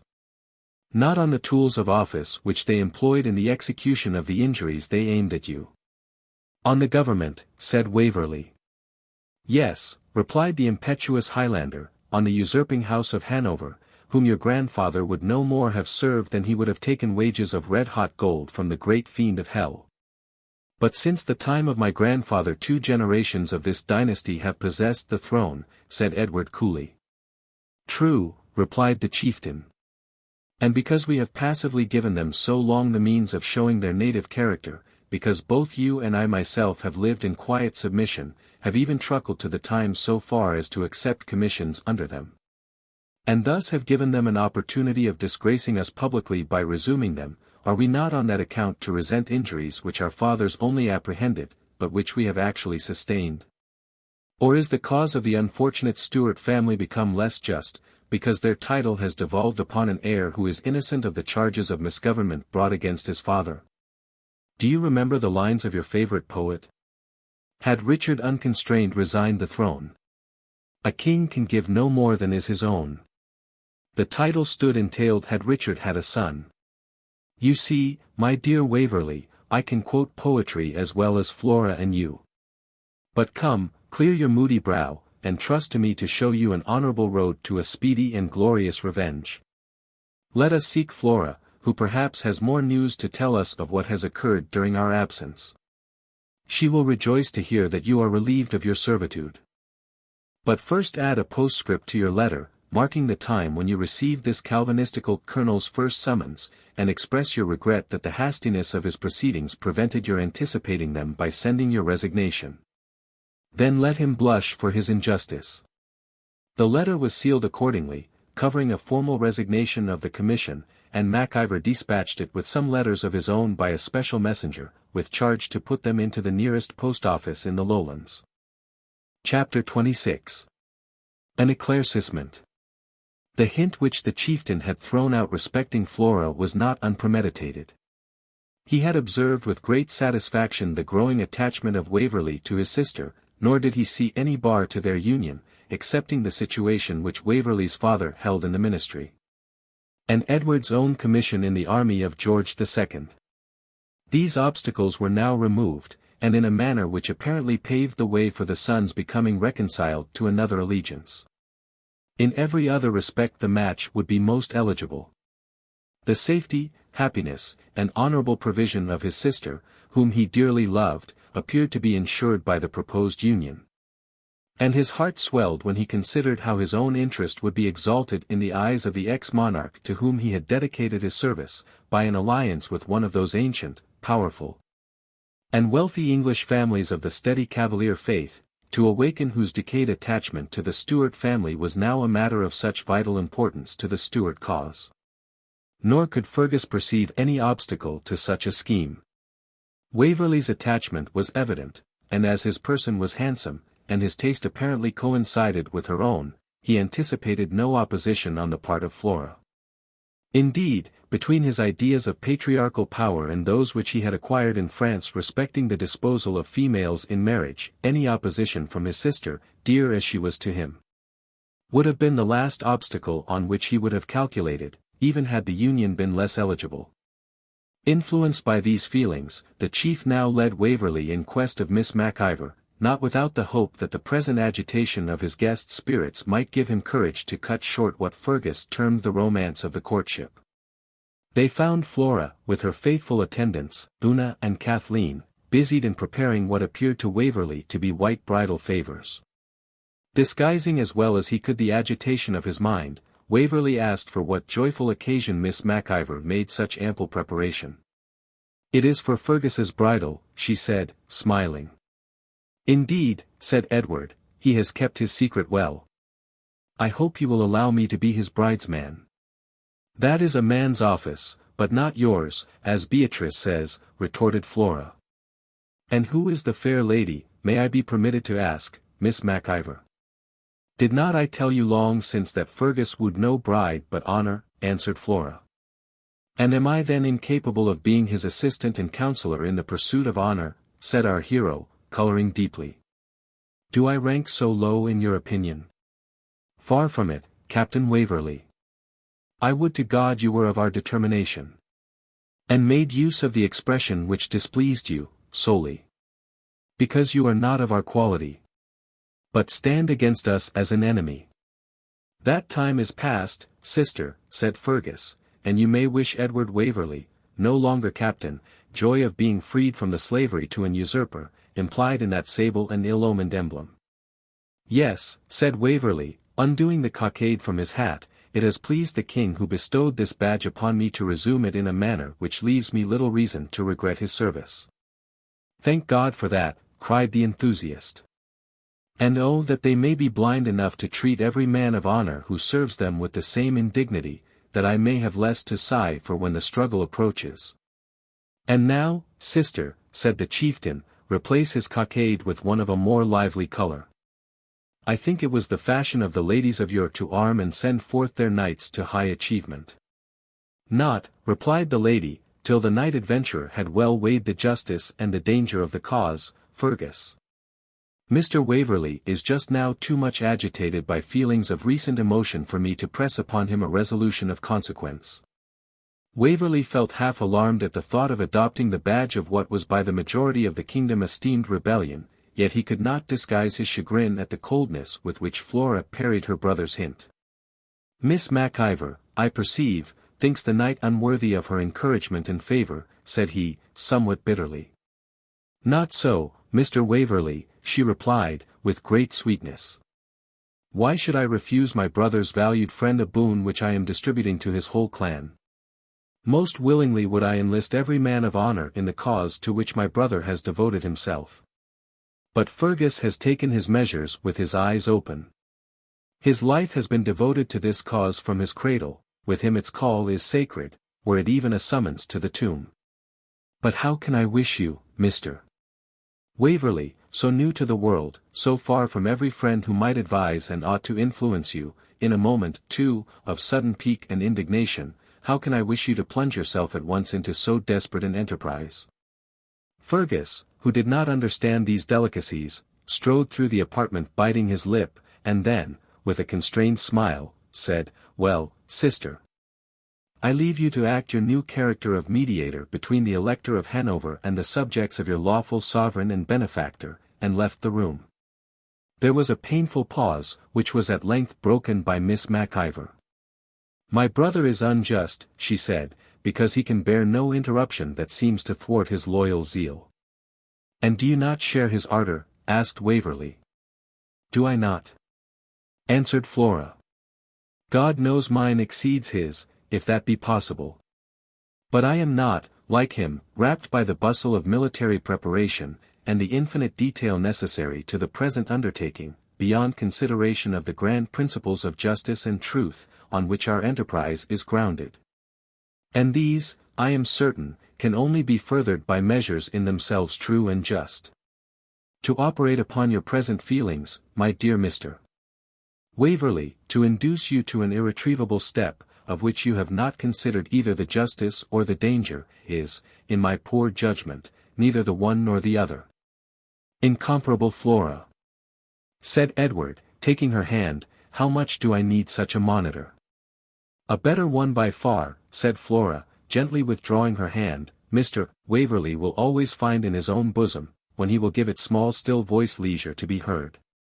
No, Miss MacIver, I dare not hope it. 1,000 circumstances of fatal self-indulgence have made me the creature rather of imagination than reason.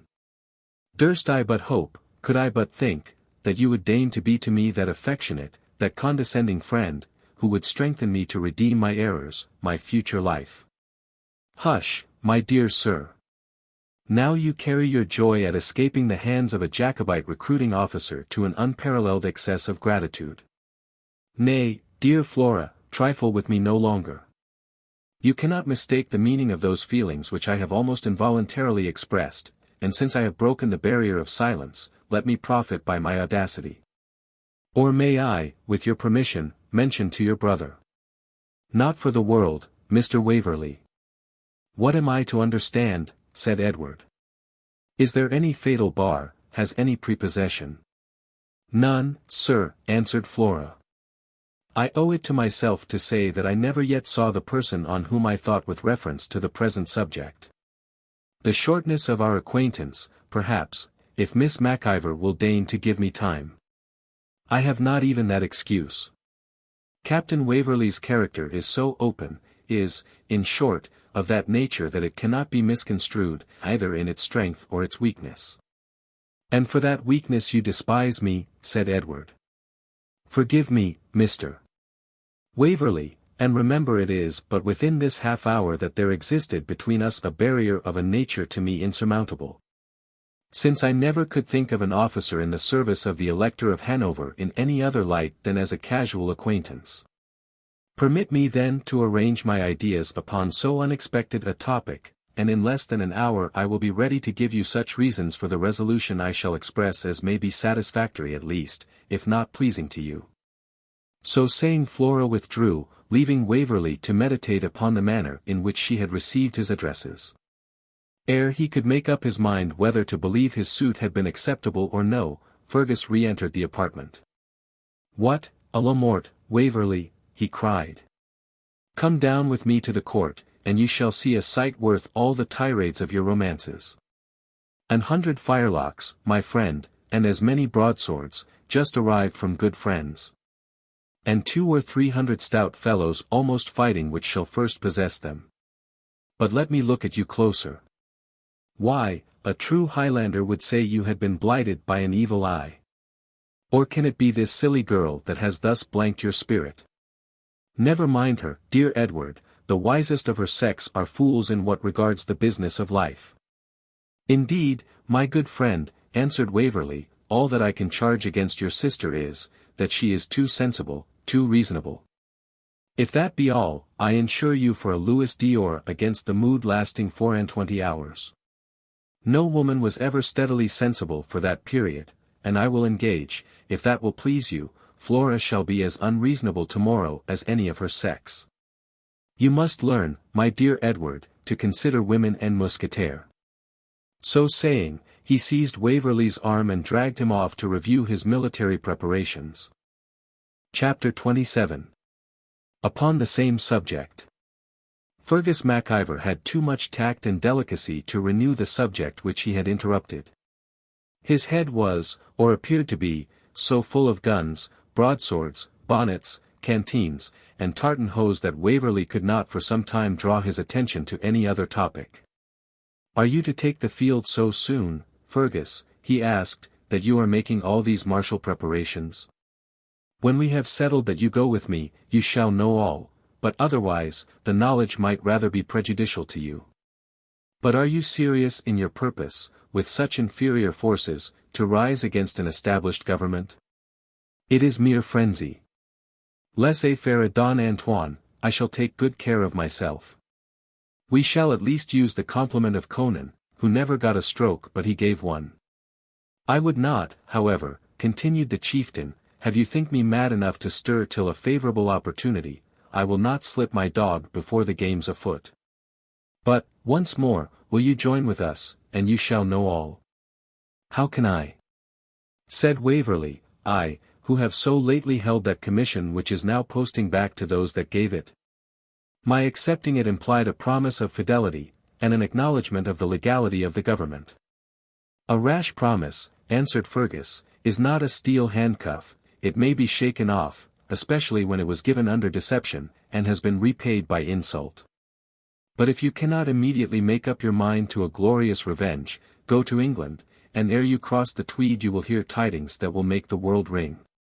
And if Sir Everard be the gallant old cavalier I have heard him described by some of our honest gentlemen of the year 1715, he will find you a better horse troop and a better cause than you have lost. But your sister, Fergus?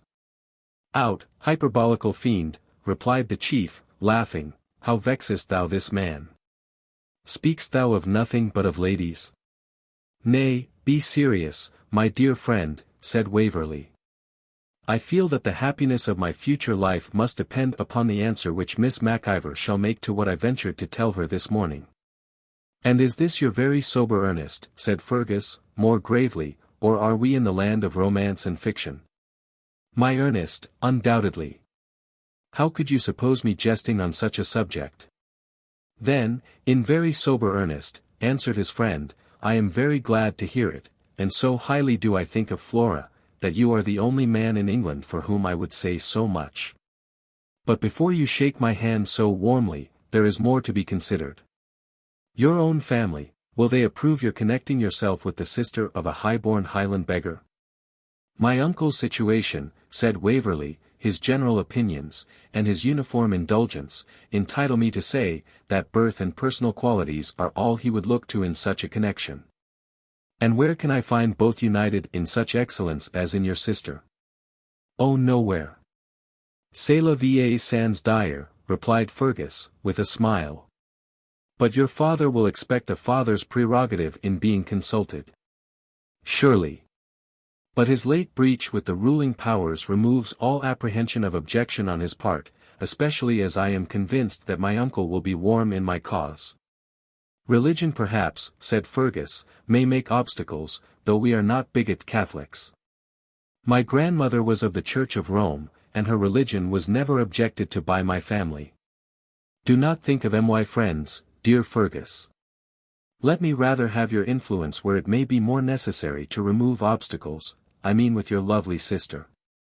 My lovely sister, replied Fergus, like her loving brother, is very apt to have a pretty decisive will of her own, by which, in this case, you must be ruled, but you shall not want my interest, nor my counsel.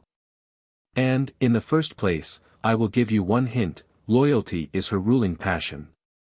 And since she could spell an English book she has been in love with the memory of the gallant Captain Wogan, who renounced the service of the usurper Cromwell to join the standard of Charles II. Marched a handful of cavalry from London to the Highlands to join Middleton, then in arms for the king, and at length died gloriously in the royal cause. Ask her to show you some verses she made on his history and fate, they have been much admired, I assure you. The next point is, I think I saw Flora go up towards the waterfall a short time since. Follow, man, follow.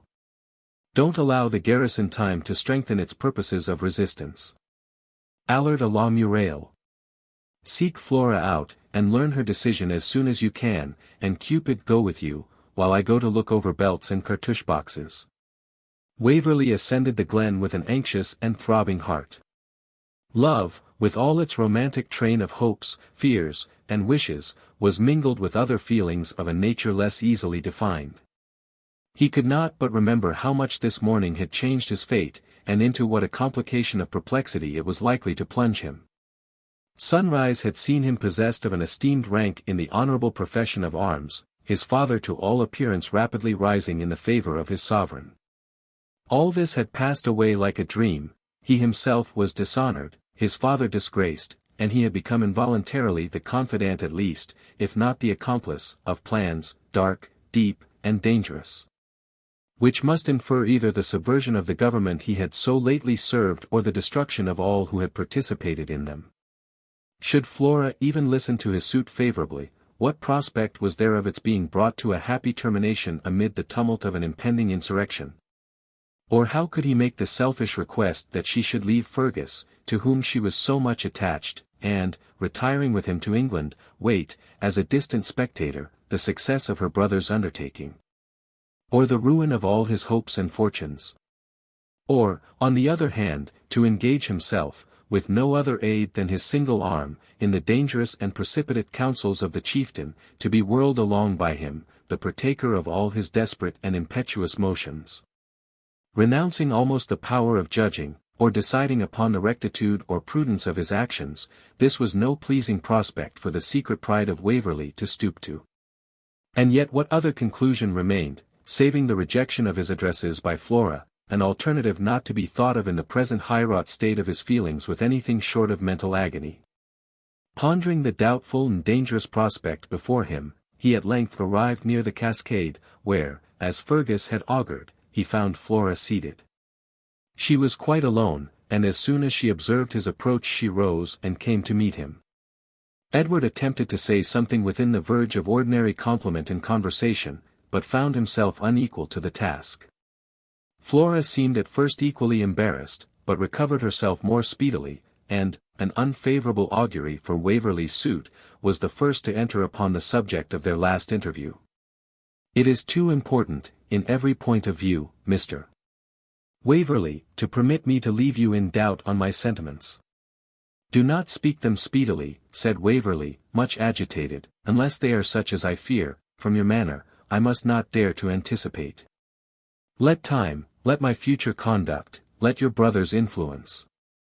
"Forgive me, Mr. Waverley," said Flora, her complexion a little heightened, but her voice firm and composed. "I should incur my own heavy censure did I delay expressing my sincere conviction that I can never regard you otherwise than as a valued friend. I should do you the highest injustice did I conceal my sentiments for a moment. I see I distress you, and I grieve for it, but better now than later, and oh, better 1,000 times, Mr. Waverley, that you should feel a present momentary disappointment than the long and heart-sickening griefs which attend a rash and ill-assorted marriage." "Good God!" exclaimed Waverley, "why should you anticipate such consequences from a union where birth is equal, where fortune is favourable, where, if I may venture to say so, the tastes are similar, where you allege no preference for another? Where you even express a favourable opinion of him whom you reject?" "Mr. Waverley, I have that favourable opinion," answered Flora, "and so strongly that, though I would rather have been silent on the grounds of my resolution, you shall command them, if you exact such a mark of my esteem and confidence." She sat down upon a fragment of rock, and Waverley, placing himself near her, anxiously pressed for the explanation she offered. "I dare hardly," she said, "tell you the situation of my feelings, they are so different from those usually ascribed to young women at my period of life. And I dare hardly touch upon what I conjecture to be the nature of yours, lest I should give offence where I would willingly administer consolation. For myself, from my infancy till this day I have had but one wish, the restoration of my royal benefactors to their rightful throne. It is impossible to express to you the devotion of my feelings to this single subject. And I will frankly confess that it has so occupied my mind as to exclude every thought respecting what is called my own settlement in life. Let me but live to see the day of that happy restoration, and a Highland cottage, a French convent, or an English palace will be alike indifferent to me. But, dearest Flora, how is your enthusiastic zeal for the exiled family inconsistent with my happiness? Because you seek, or ought to seek, in the object of your attachment a heart whose principal delight should be in augmenting your domestic felicity and returning your affection, even to the height of romance. To a man of less keen sensibility, and less enthusiastic tenderness of disposition, Flora MacIvor might give content, if not happiness, for, were the irrevocable words spoken, never would she be deficient in the duties which she vowed. And why, Miss MacIvor, should you think yourself a more valuable treasure to one who is less capable of loving, of admiring you, than to me? Simply because the tone of our affections would be more in unison, and because his more blunted sensibility would not require the return of enthusiasm which I have not to bestow. But you, Mr. Waverley, would forever refer to the idea of domestic happiness which your imagination is capable of painting, and whatever fell short of that ideal representation would be construed into coolness and indifference. While you might consider the enthusiasm with which I regarded the success of the royal family as defrauding your affection of its due return. In other words, Miss MacIvor, you cannot love me, said her suitor dejectedly. I could esteem you, Mr. Waverley, as much, perhaps more, than any man I have ever seen, but I cannot love you as you ought to be loved. Oh!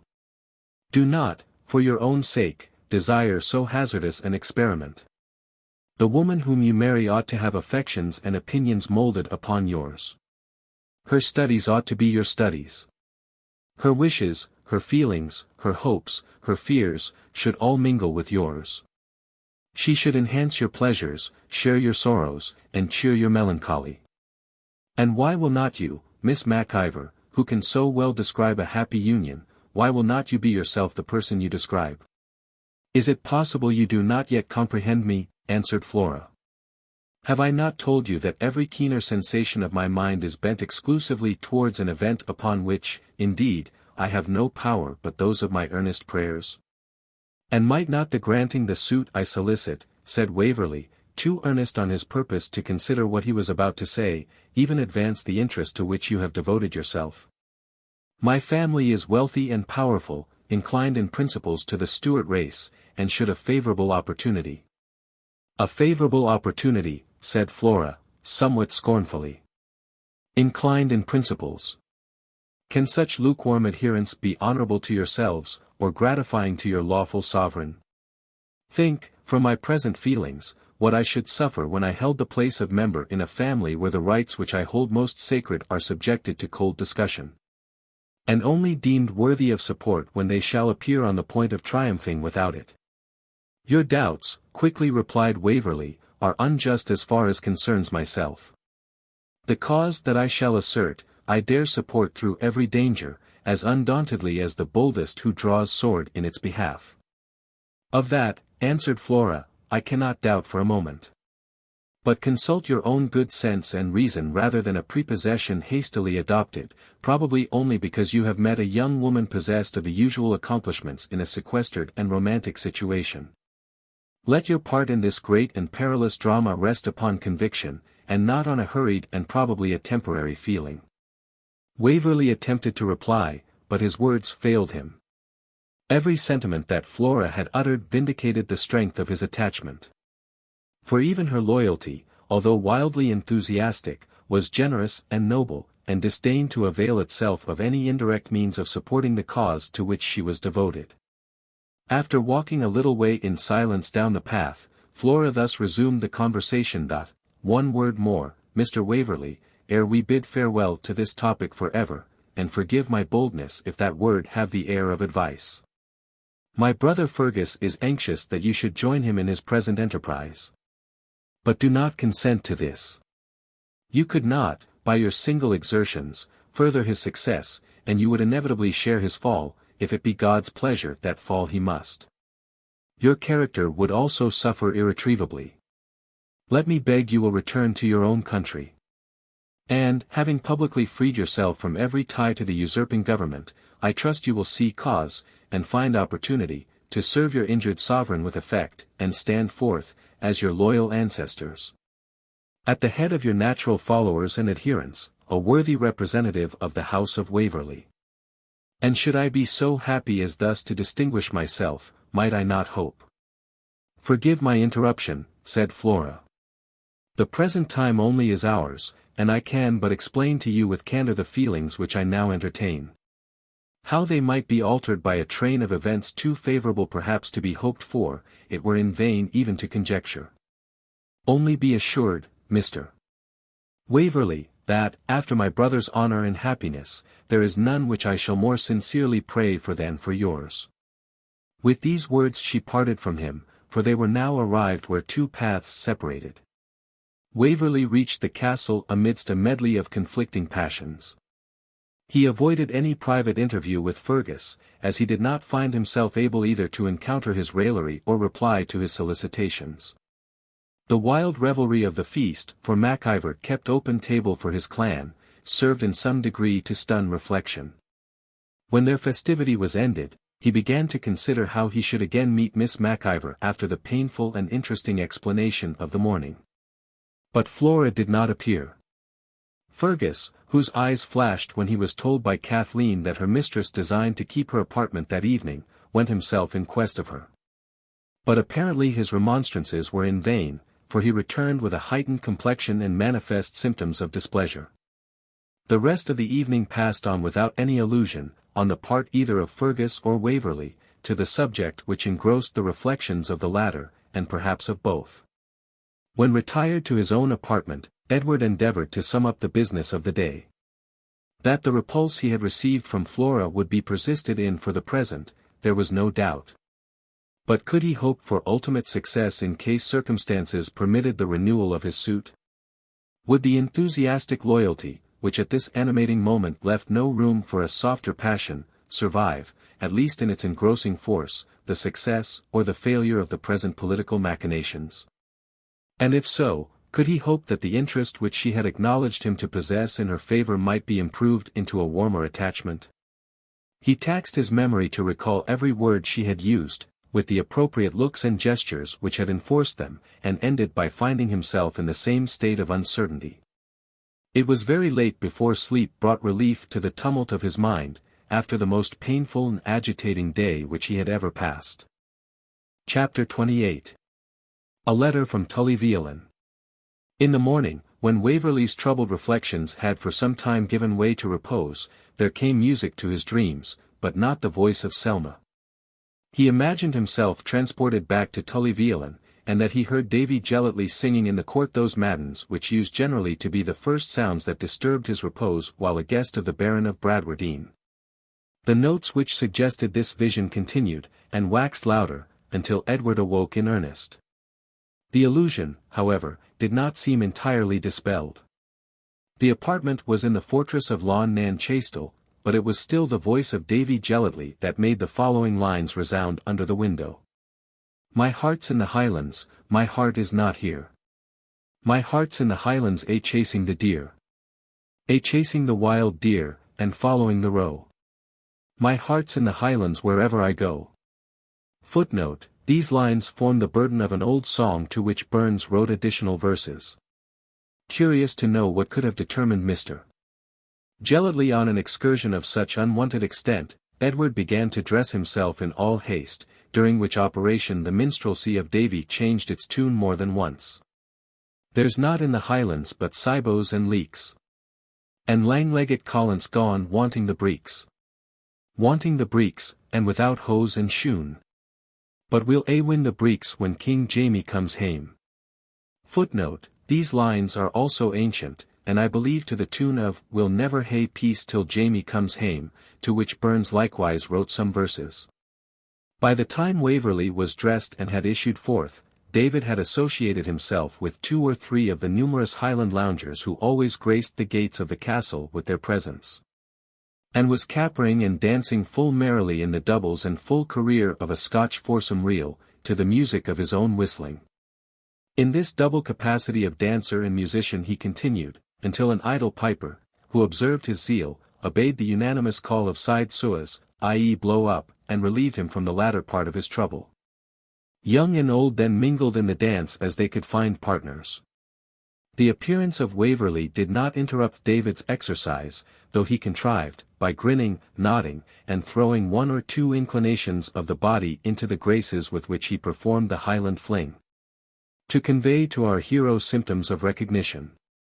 Then, while busily employed in setting, whooping all the while, and snapping his fingers over his head, he of a sudden prolonged his side-step until it brought him to the place where Edward was standing, and, still keeping time to the music like Harlequin in a pantomime, he thrust a letter into our hero's hand, and continued his saltation without pause or intermission.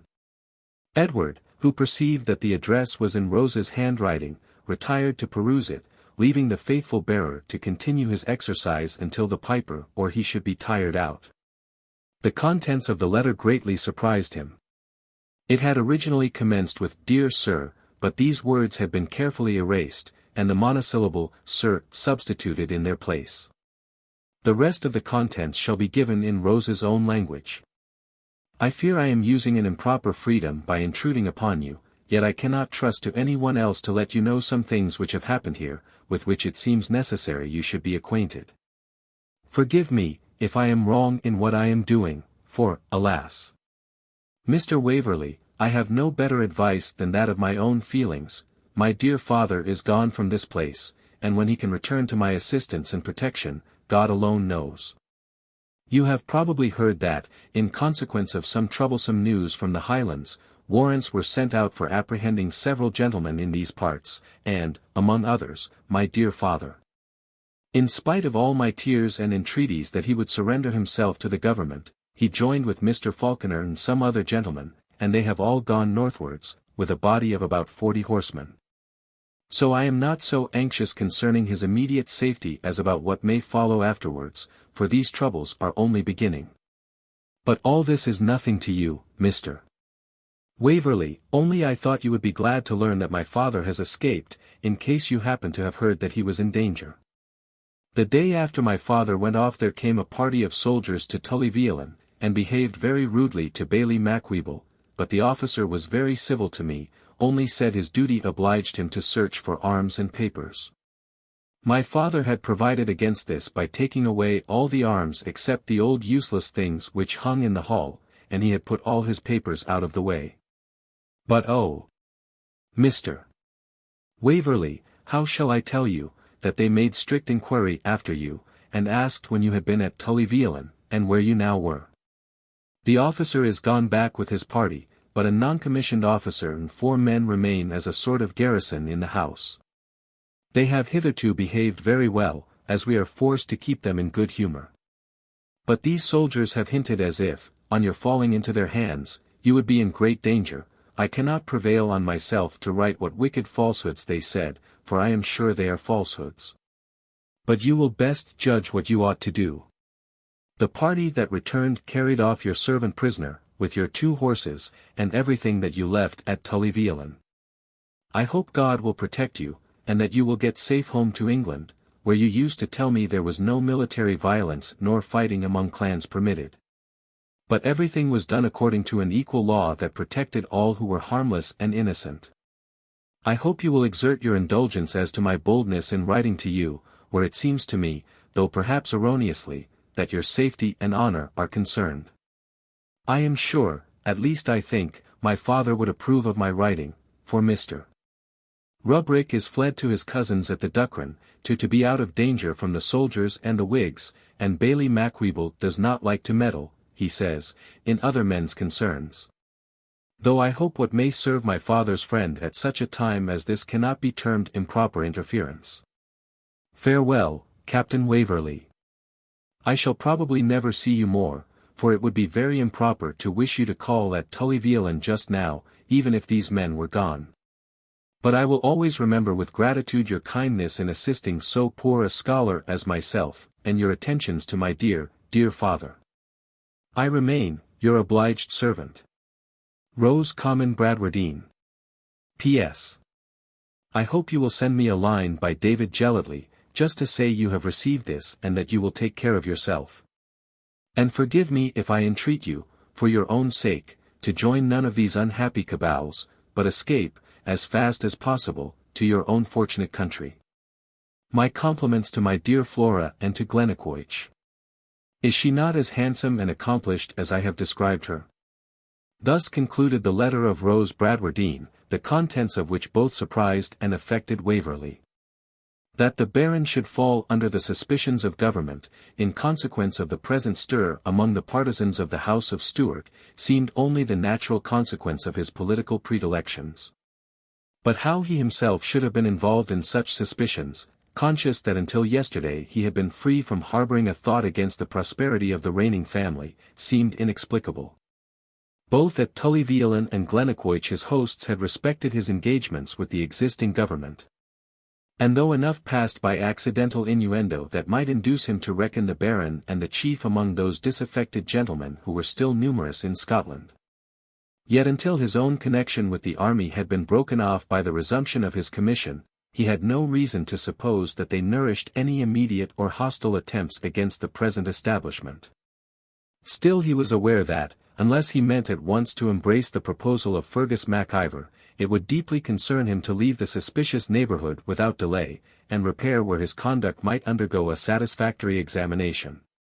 Upon this he the rather determined, as Flora's advice favoured his doing so, and because he felt inexpressible repugnance at the idea of being accessory to the plague of civil war.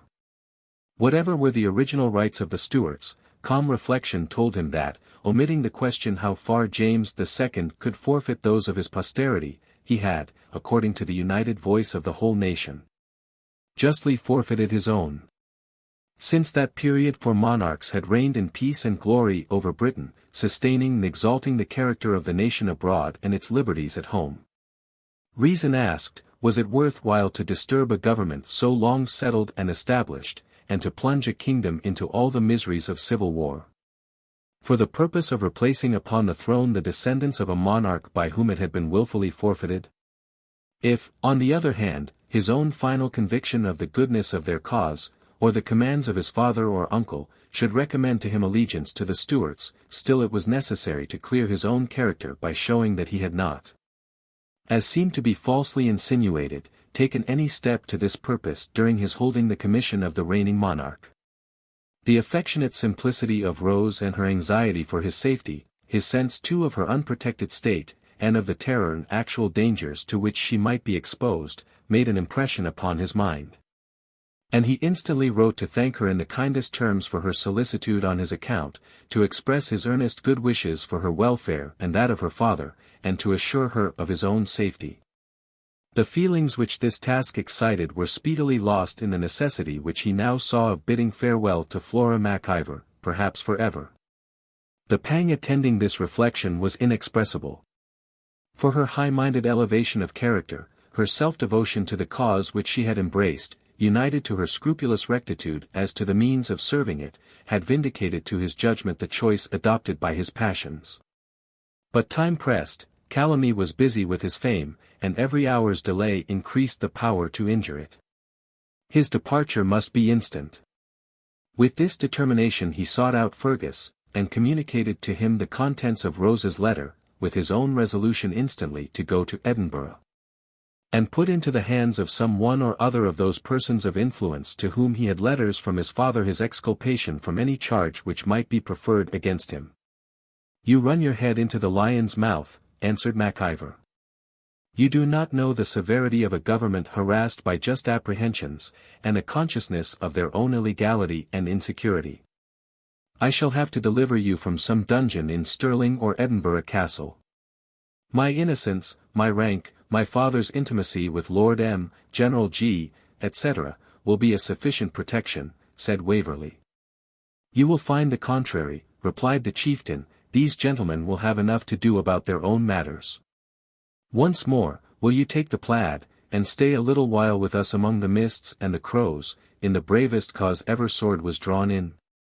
Footnote: a Highland rhyme on Glencairn's expedition, in 1650, has these lines.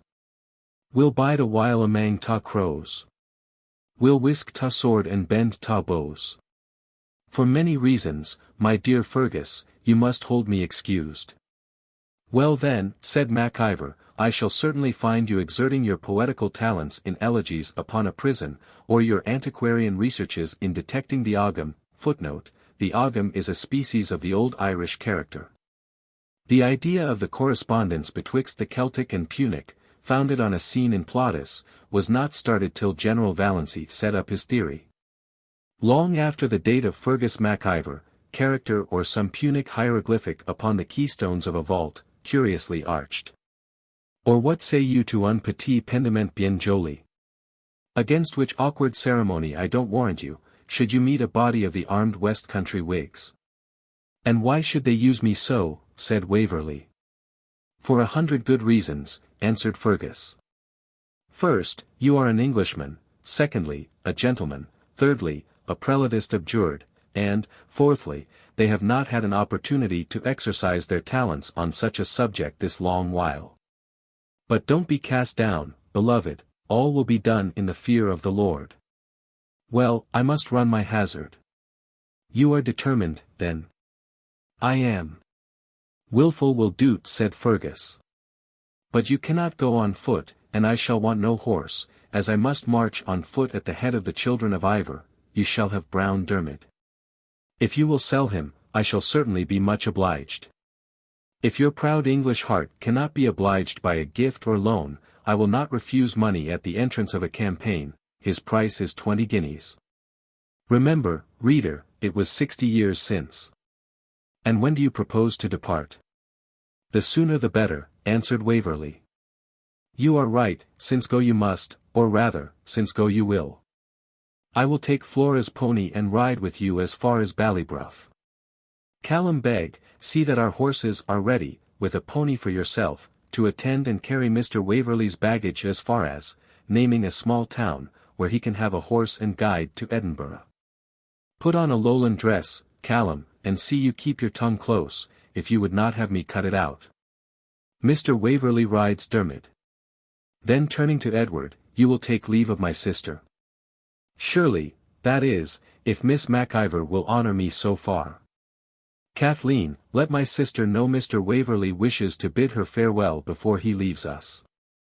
But Rose Bradwardine, her situation must be thought of, I wish she were here. And why should she not? There are but 4 redcoats at Tully-Veolan, and their muskets would be very useful to us. To these broken remarks Edward made no answer. His ear indeed received them, but his soul was intent upon the expected entrance of Flora. The door opened. It was but Kathleen, with her lady's excuse, and wishes for Captain Waverley's health and happiness. Chapter 29. Waverley's reception in the Lowlands after his Highland tour. It was noon when the 2 friends stood at the top of the pass of Ballybruff. I must go no farther, said Fergus MacIver, who during the journey had in vain endeavoured to raise his friend's spirits. If my cross-grained sister has any share in your dejection, trust me she thinks highly of you, though her present anxiety about the public cause prevents her listening to any other subject. Confide your interest to me. I will not betray it, providing you do not again assume that vile cockade. No fear of that, considering the manner in which it has been recalled. Adieu, Fergus, do not permit your sister to forget me. And adieu, Waverley. You may soon hear of her with a prouder title. Get home, write letters, and make friends as many and as fast as you can, there will speedily be unexpected guests on the coast of Suffolk, or my news from France has deceived me. Footnote: the sanguine Jacobites, during the eventful years 1745–46, kept up the spirits of their party by the rumour of descents from France on behalf of the Chevalier St. George. Thus parted the friends. Fergus returning back to his castle, while Edward, followed by Callum Beg, the latter transformed from point to point into a low-country groom, proceeded to the little town of. Edward paced on under the painful and yet not altogether embittered feelings which separation and uncertainty produce in the mind of a youthful lover. I am not sure if the ladies understand the full value of the influence of absence, nor do I think it wise to teach it them, lest, like the Clelias and Mandans of yore, they should resume the humour of sending their lovers into banishment. Distance, in truth, produces in idea the same effect as in real perspective. Objects are softened, and rounded, and rendered doubly graceful. The harsher and more ordinary points of character are mellowed down, and those by which it is remembered are the more striking outlines that mark sublimity, grace, or beauty. There are mists too in the mental as well as the natural horizon, to conceal what is less pleasing in distant objects, and there are happy lights, to stream in full glory upon those points which can profit by brilliant illumination. Waverley forgot Flora MacIver's prejudices in her magnanimity, and almost pardoned her indifference towards his affection when he recollected the grand and decisive object which seemed to fill her whole soul. She, whose sense of duty so wholly engrossed her in the cause of a benefactor, what would be her feelings in favour of the happy individual who should be so fortunate as to awaken them? Then came the doubtful question, whether he might not be that happy man, a question which fancy endeavoured to answer in the affirmative, by conjuring up all she had said in his praise. With the addition of a comment much more flattering than the text warranted. All that was commonplace, all that belonged to the everyday world, was melted away and obliterated in those dreams of imagination, which only remembered with advantage the points of grace and dignity that distinguished Flora from the generality of her sex, not the particulars which she held in common with them. Edward was, in short, in the fair way of creating a goddess out of a high-spirited, accomplished, and beautiful young woman, and the time was wasted in castle building until, at the descent of a steep hill, he saw beneath him the market town of. The Highland politeness of Callum Beg, there are few nations, by the way, who can boast of so much natural politeness as the Highlanders. Footnote: the Highlander, in former times, had always a high idea of his own gentility, and was anxious to impress the same upon those with whom he conversed. His language abounded in the phrases of courtesy and compliment, and the habit of carrying arms, and mixing with those who did so, made it particularly desirable they should use cautious politeness in their intercourse with each other. The Highland civility of his attendant had not permitted him to disturb the reveries of our hero. But observing him rouse himself at the sight of the village, Callum pressed closer to his side, and hoped, when they came to the public, his honour wad not say nothing about vich Ian Vor, for ta people were bitter Whigs, deal burst tem. Waverley assured the prudent page that he would be cautious. And as he now distinguished, not indeed the ringing of bells, but the tinkling of something like a hammer against the side of an old mossy, green, inverted porridge pot that hung in an open booth, of the size and shape of a parrot's cage, erected to grace the east end of a building resembling an old barn, he asked Callum Beg if it were Sunday. Could na say just precisely, Sunday seldom cam abune the pass of Ballybruff.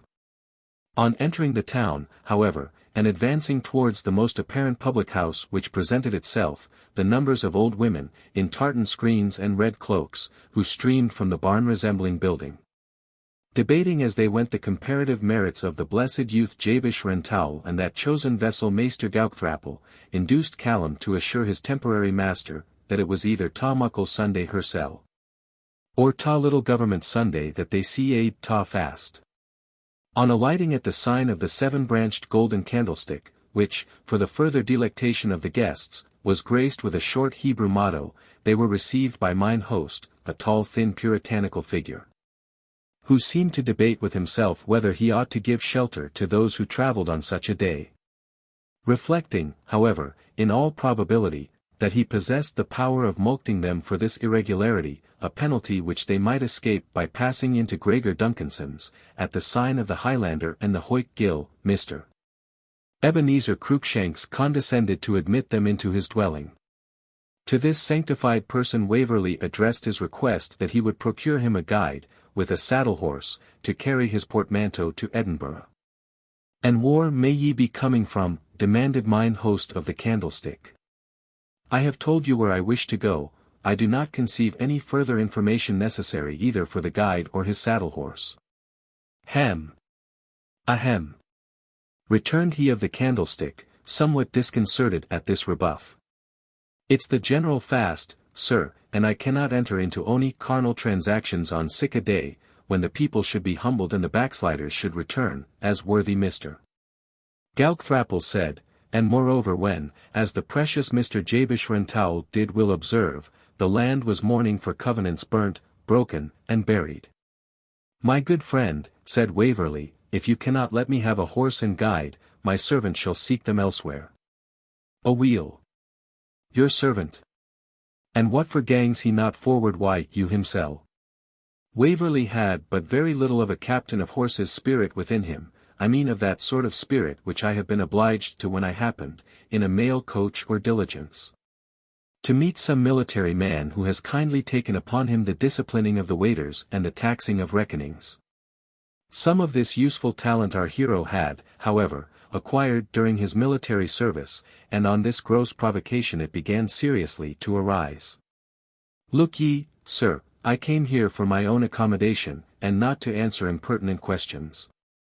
Either say you can, or cannot, get me what I want, I shall pursue my course in either case." Mr. Ebenezer Cruikshanks left the room with some indistinct mutterings, but whether negative or acquiescent, Edward could not well distinguish.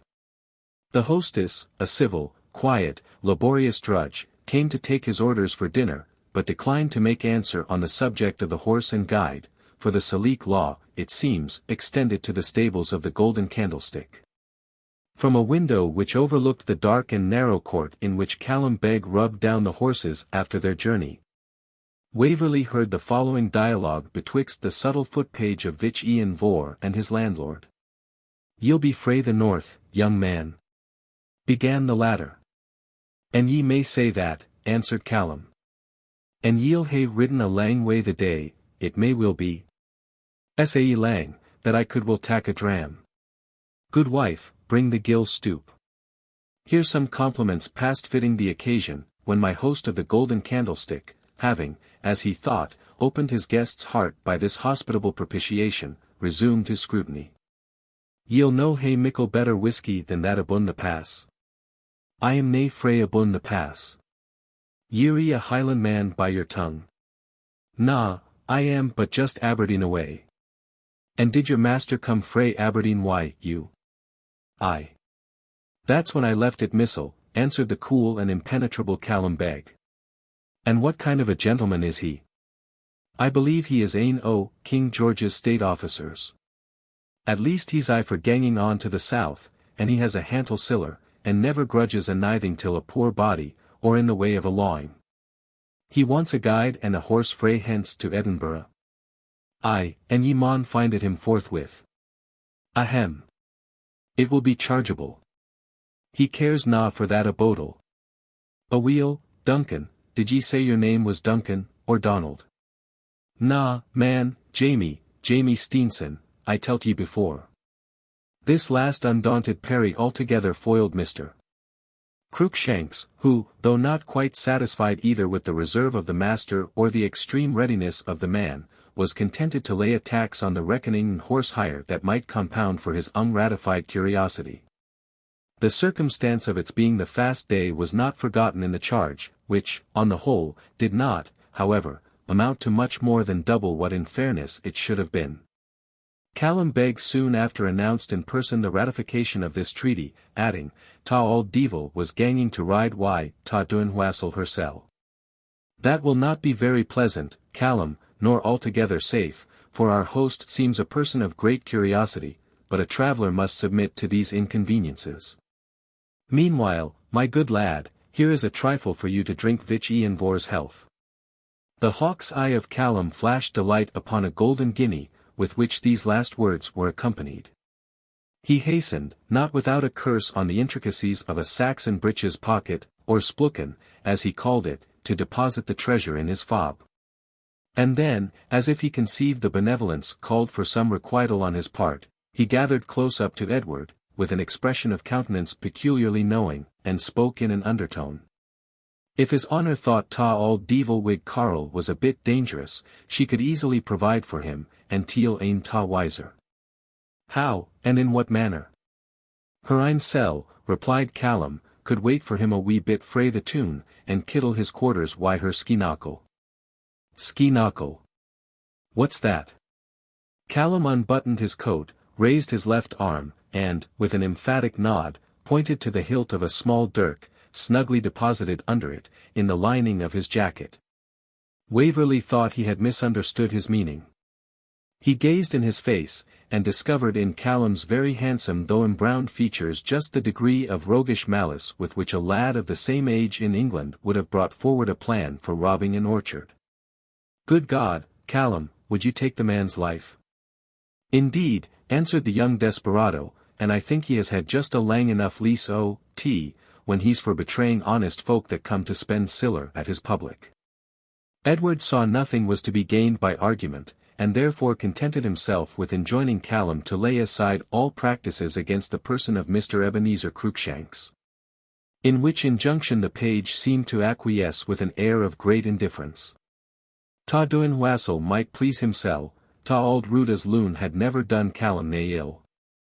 But here's a bit line frae ta tigharna, tat he bade me gie your honour ere I came back.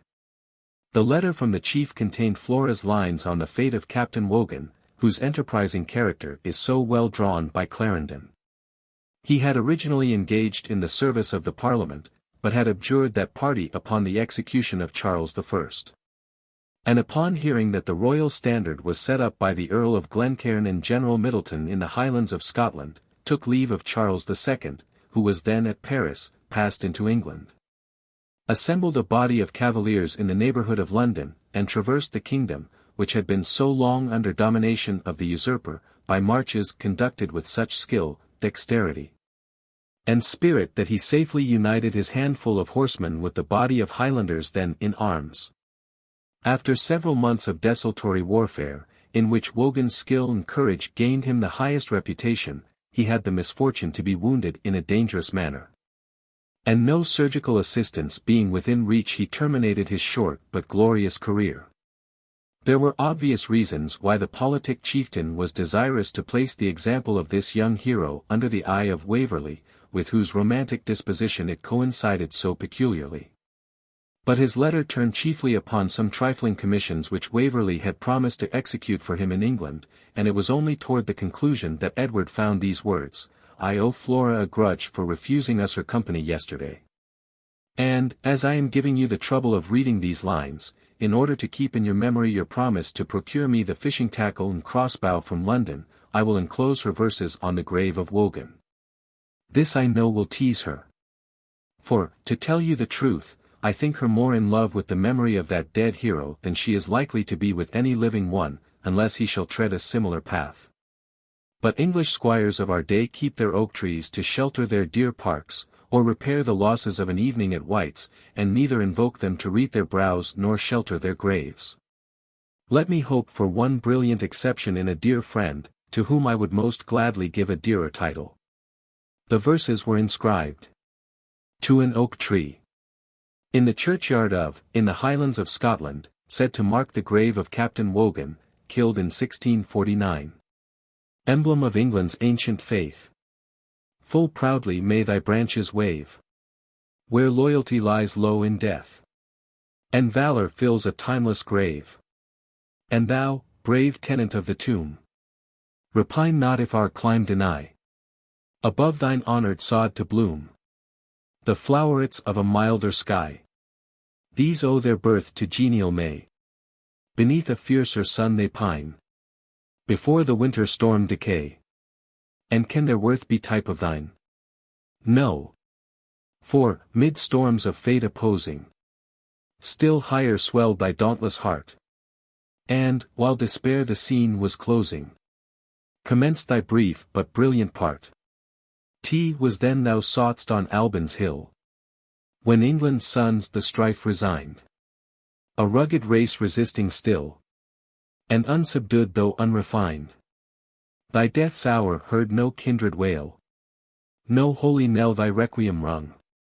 Thy mourners were the plaid gale, thy dirge the clamorous pibroch sung. Yet who, in fortune's summer shine, to waste life's longest term away, would change that glorious dawn of thine? Though darkened ere its noontide day, be thine the tree whose dauntless boughs brave summer's drought and winter's gloom. Rome bound with oak her patriots' brows, as Albion shadows Wogan's tomb. Whatever might be the real merit of Flora MacIvor's poetry, the enthusiasm which it intimated was well calculated to make a corresponding impression upon her lover.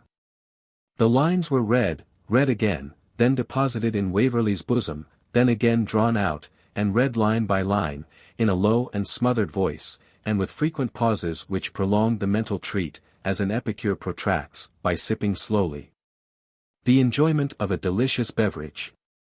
The entrance of Mrs. Cruikshanks with the sublunary articles of dinner and wine hardly interrupted this pantomime of affectionate enthusiasm. At length the tall ungainly figure and ungracious visage of Ebenezer presented themselves. The upper part of his form, notwithstanding the season required no such defence, was shrouded in a large greatcoat, belted over his under habiliments, and crested with a huge cowl of the same stuff, which, when drawn over the head and hat, completely overshadowed both, and, being buttoned beneath the chin, was called a trot cozy. His hand grasped a huge jockey whip, garnished with brass mounting.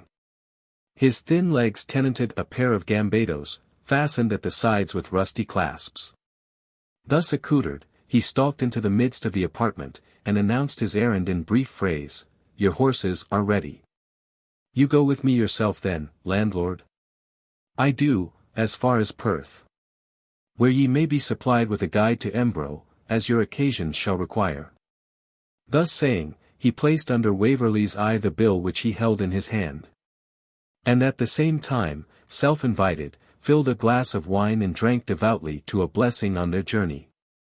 Waverley stared at the man's impudence, but, as their connection was to be short and promised to be convenient, he made no observation upon it, and, having paid his reckoning, expressed his intention to depart immediately.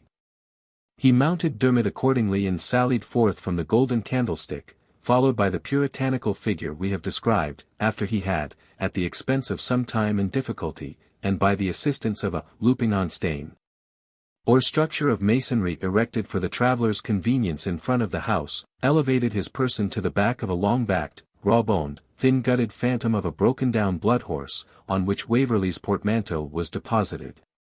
Our hero, though not in a very gay humour, could hardly help laughing at the appearance of his new squire, and at imagining the astonishment which his person and equipage would have excited at Waverley-Honour. Edward's tendency to mirth did not escape mine host of the Candlestick, who, conscious of the cause, infused a double portion of souring into the pharisaical leaven of his countenance, and resolved internally that, in one way or other, the young Englisher should pay dearly for the contempt with which he seemed to regard him. Callum also stood at the gate and enjoyed, with undissembled glee, the ridiculous figure of Mr. Cruikshanks. As Waverley passed him he pulled off his hat respectfully, and, approaching his stirrup, bade him "tak heed the auld Whig devil played him nae cantrip." Waverley once more thanked and bade him farewell, and then rode briskly onward, not sorry to be out of hearing of the shouts of the children. As they beheld old Ebenezer rise and sink in his stirrups to avoid the concussions occasioned by a hard trot upon a half-paved street, the village of was soon several miles behind him. Volume 2. Chapter 1. Shows that the loss of a horse's shoe may be a serious inconvenience. The manner and air of Waverley, but, above all, the glittering contents of his purse, and the indifference with which he seemed to regard them, somewhat overawed his companion, and deterred him from making any attempts to enter upon conversation. His own reflections were moreover agitated by various surmises, and by plans of self-interest with which these were intimately connected. The travellers journeyed, therefore, in silence, until it was interrupted by the annunciation, on the part of the guide, that his nag had lost a 4-foot shoe, which, doubtless, his honour would consider it was his part to replace. This was what lawyers call a fishing question, calculated to ascertain how far Waverley was disposed to submit to petty imposition. "My part to replace your horse's shoe, you rascal," said Waverley, mistaking the purport of the intimation. "Indubitably," answered Mr. Cruikshanks, "though there was no precise clause to that effect, it canna be expected that I am to pay for the casualties whilk may befall the puir nag while in your honour's service." "Nathless, if your honour." "Oh, you mean I am to pay the farrier, but where shall we find one?" Rejoiced at discerning there would be no objection made on the part of his temporary master, Mr. Cruikshanks assured him that Cairnvreckan, a village which they were about to enter, was happy in an excellent blacksmith. But as he was a professor, he would drive a nail for no man on the Sabbath or kirk fast, unless it were in a case of absolute necessity, for which he always charged 6 each shoe. The most important part of this communication, in the opinion of the speaker, made a very slight impression on the hearer, who only internally wondered what college this veterinary professor belonged to. Not aware that the word was used to denote any person who pretended to uncommon sanctity of faith and manner. As they entered the village of Cairnvreckan, they speedily distinguished the smith's house. Being also a public, it was 2 stories high, and proudly reared its crest, covered with grey slate, above the thatched hovels by which it was surrounded. The adjoining smithy betokened none of the sabbatical silence and repose which Ebenezer had augured from the sanctity of his friend. On the contrary, hammer clashed and anvil rang, the bellows groaned, and the whole apparatus of Vulcan appeared to be in full activity. Nor was the labour of a rural and pacific nature. The master smith, beneamt, as his sign intimated, John Mucklewrath, with 2 assistants, toiled busily in arranging, repairing, and furbishing old muskets, pistols, and swords, which lay scattered around his workshop in military confusion. The open shed, containing the forge, was crowded with persons who came and went as if receiving and communicating important news, and a single glance at the aspect of the people who traversed the street in haste, or stood assembled in groups, with eyes elevated and hands uplifted, announced that some extraordinary intelligence was agitating the public mind of the municipality of Cairnvreckan. "There is some news," said mine host of the Candlestick, pushing his lantern-jawed visage and bare-boned nag rudely forward into the crowd, "there is some news, and, if it please my Creator, I will forthwith obtain spearings thereof." Waverley, with better regulated curiosity than his attendants, dismounted and gave his horse to a boy who stood idling near. It arose, perhaps, from the shyness of his character in early youth, that he felt dislike at applying to a stranger even for casual information, without previously glancing at his physiognomy and appearance. While he looked about in order to select the person with whom he would most willingly hold communication, the buzz around saved him in some degree the trouble of interrogatories.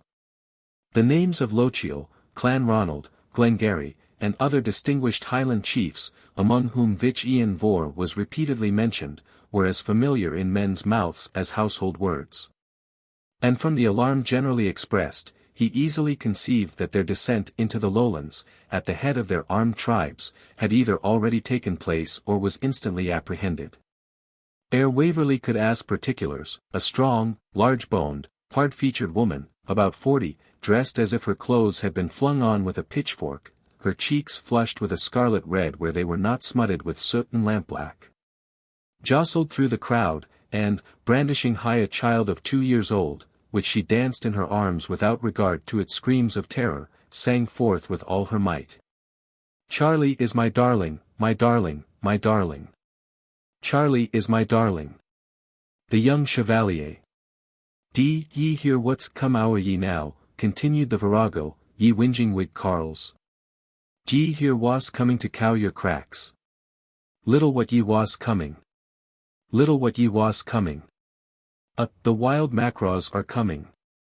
The Vulcan of Cairnvreckan, who acknowledged his Venus in this exulting Bacchante, regarded her with a grim and ire-foreboding countenance, while some of the senators of the village hastened to interpose. "Wisht, good wife. Is this a time or is this a day to be singing your ranting fuel sangs in? A time when the wine of wrath is poured out without mixture in the cup of indignation, and a day when the land should give testimony against popery, and prelacy, and Quakerism, and independency, and supremacy, and Erastianism, and antinomianism. And the errors of the Church. And that's your Whiggery," re-echoed the Jacobite heroine, "that's your Whiggery, and your Presbytery, ye cut-lugged, graining carles. What? D'ye think the lads the kilts will care for your synods and your presbyteries, and your buttock mail, and your stool o' repentance? Vengeance on the black face o't. Mony an honester woman's been set upon it than streaks doon beside ony Whig in the country. I missile."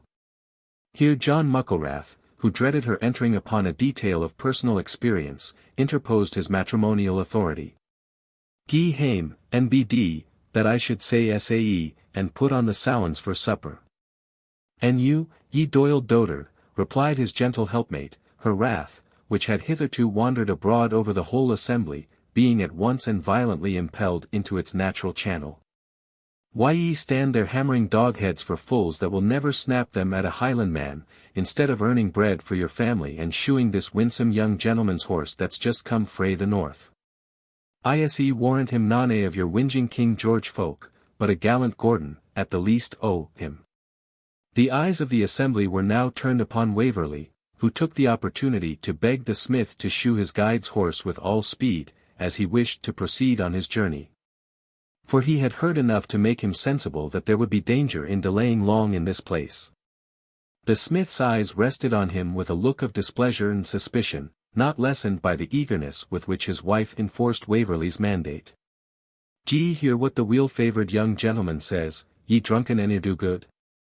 And what may your name be, sir?" quoth Mucklewrath. "It is of no consequence to you, my friend, provided I pay your labour." "But it may be of consequence to the state, sir," replied an old farmer, smelling strongly of whiskey and peat smoke. "And I doubt we maun delay your journey till you have seen the laird." "You certainly," said Waverley, haughtily, "will find it both difficult and dangerous to detain me, unless you can produce some proper authority." There was a pause and a whisper among the crowd. Secretary Murray, Lord Lewis Gordon, maybe the Chevalier himself. Such were the surmises that passed hurriedly among them, and there was obviously an increased disposition to resist Waverley's departure. He attempted to argue mildly with them, but his voluntary ally, Mrs. Mucklewrath, broke in upon and drowned his expostulations, taking his part with an abusive violence which was all set down to Edward's account by those on whom it was bestowed. "Yll stop ony gentleman that's the prince's friend." For she too, though with other feelings, had adopted the general opinion respecting Waverley. "I dare ye to touch him," spreading abroad her long and muscular fingers, garnished with claws which a vulture might have envied. "I'll set my 10 commandments in the face o' the first loon that lays a finger on him." "Gie hame, good wife," quoth the farmer aforesaid, "it wad better set you to be nursing the goodman's bairns than to be deaving us here." "His bairns?" retorted the Amazon, regarding her husband with a grin of ineffable contempt, "his bairns? Oh, gin ye were dead, goodman. And a green turf on your head, goodman. Then I wad were my widowhood. Upon a ranting Highland man." This canticle, which excited a suppressed titter among the younger part of the audience, totally overcame the patience of the taunted man of the anvil. "Deal be in me, but I'll put this het gad down her throat," cried he in an ecstasy of wrath, snatching a bar from the forge. And he might have executed his threat, had he not been withheld by a part of the mob, while the rest endeavoured to force the termagant out of his presence. Waverley meditated a retreat in the confusion, but his horse was nowhere to be seen. At length he observed at some distance his faithful attendant, Ebenezer, who, as soon as he had perceived the turn matters were likely to take, had withdrawn both horses from the press, and, mounted on the one and holding the other, answered the loud and repeated calls of Waverley for his horse. "Na, na. If ye are nae friend to Kirk and the King, and are detained as sic can a person, ye maun answer to honest men of the country for breach of contract. And I maun keep the nag and the walis for damage and expense, in respect my horse and missile will lose tomorrow's day's work, besides the afternoon preaching." Edward, out of patience, hemmed in and hustled by the rabble on every side, and every moment expecting personal violence, resolved to try measures of intimidation, and at length drew a pocket pistol, threatening, on the one hand, to shoot whomsoever dared to stop him, and, on the other, menacing Ebenezer with a similar doom if he stirred a foot with the horses. The sapient Partridge says that one man with a pistol is equal to 100 unarmed, because, though he can shoot but one of the multitude, yet no one knows but that he himself may be that luckless individual. The levy en masse of Cairnvreckan would therefore probably have given way, nor would Ebenezer, whose natural paleness had waxed 3 shades more cadaverous, have ventured to dispute a mandate so enforced, had not the Vulcan of the village, eager to discharge upon some more worthy object the fury which his helpmate had provoked, and not ill satisfied to find such an object in Waverley, rushed at him with the red-hot bar of iron with such determination as made the discharge of his pistol an act of self-defence. The unfortunate man fell. And while Edward, thrilled with a natural horror at the incident, neither had presence of mind to unsheath his sword nor to draw his remaining pistol, the populace threw themselves upon him, disarmed him, and were about to use him with great violence, when the appearance of a venerable clergyman, the pastor of the parish, put a curb on their fury. This worthy man, none of the Gaukthrapples or Rentowels, maintained his character with the common people, although he preached the practical fruits of Christian faith as well as its abstract tenets, and was respected by the higher orders. Notwithstanding he declined soothing their speculative errors by converting the pulpit of the gospel into a school of heathen morality. Perhaps it is owing to this mixture of faith and practice in his doctrine that, although his memory has formed a sort of era in the annals of Cairnvreckan, so that the parishioners, to denote what befell 60 years since, still say it happened, in good Mr. Morton's time, I have never been able to discover which he belonged to, the evangelical or the moderate party in the Kirk. Nor do I hold the circumstance of much moment, since, in my own remembrance, the one was headed by an Erskine, the other by a Robertson. Footnote: the Reverend John Erskine, D.D., an eminent Scottish divine and a most excellent man, headed the evangelical party in the Church of Scotland at the time when the celebrated Dr. Robertson, the historian, was the leader of the moderate party. These two distinguished persons were colleagues in the old Grey Friars Church, Edinburgh, and, however much they differed in church politics, preserved the most perfect harmony as private friends and as clergymen serving the same cure. Mr. Morton had been alarmed by the discharge of the pistol and the increasing hubbub around the smithy. His first attention, after he had directed the bystanders to detain Waverley, but to abstain from injuring him, was turned to the body of Mucklewrath, over which his wife, in a revulsion of feeling, was weeping, howling, and tearing her elf locks in a state little short of distraction. On raising up the smith, the first discovery was that he was alive, and the next that he was likely to live as long as if he had never heard the report of a pistol in his life. He had made a narrow escape, however. The bullet had grazed his head and stunned him for a moment or two, which trance terror and confusion of spirit had prolonged somewhat longer. He now arose to demand vengeance on the person of Waverley, and with difficulty acquiesced in the proposal of Mr. Morton that he should be carried before the laird, as a justice of peace, and placed at his disposal. The rest of the assistants unanimously agreed to the measure recommended. Even Mrs. Mucklewrath, who had begun to recover from her hysterics, whimpered forth, "She wadna say naething against what the minister proposed." He was e'en ower good for his trade, and she hoped to see him a dainty decent bishop's gown on his back, a comelier sight than your Geneva cloaks and bands, Wisconsin. All controversy being thus laid aside, Waverley, escorted by the whole inhabitants of the village who were not bedridden, was conducted to the house of Cairnvreckan, which was about half a mile distant. Chapter 2. An Examination. Major Melville of Cairnvreckan, an elderly gentleman, who had spent his youth in the military service, received Mr.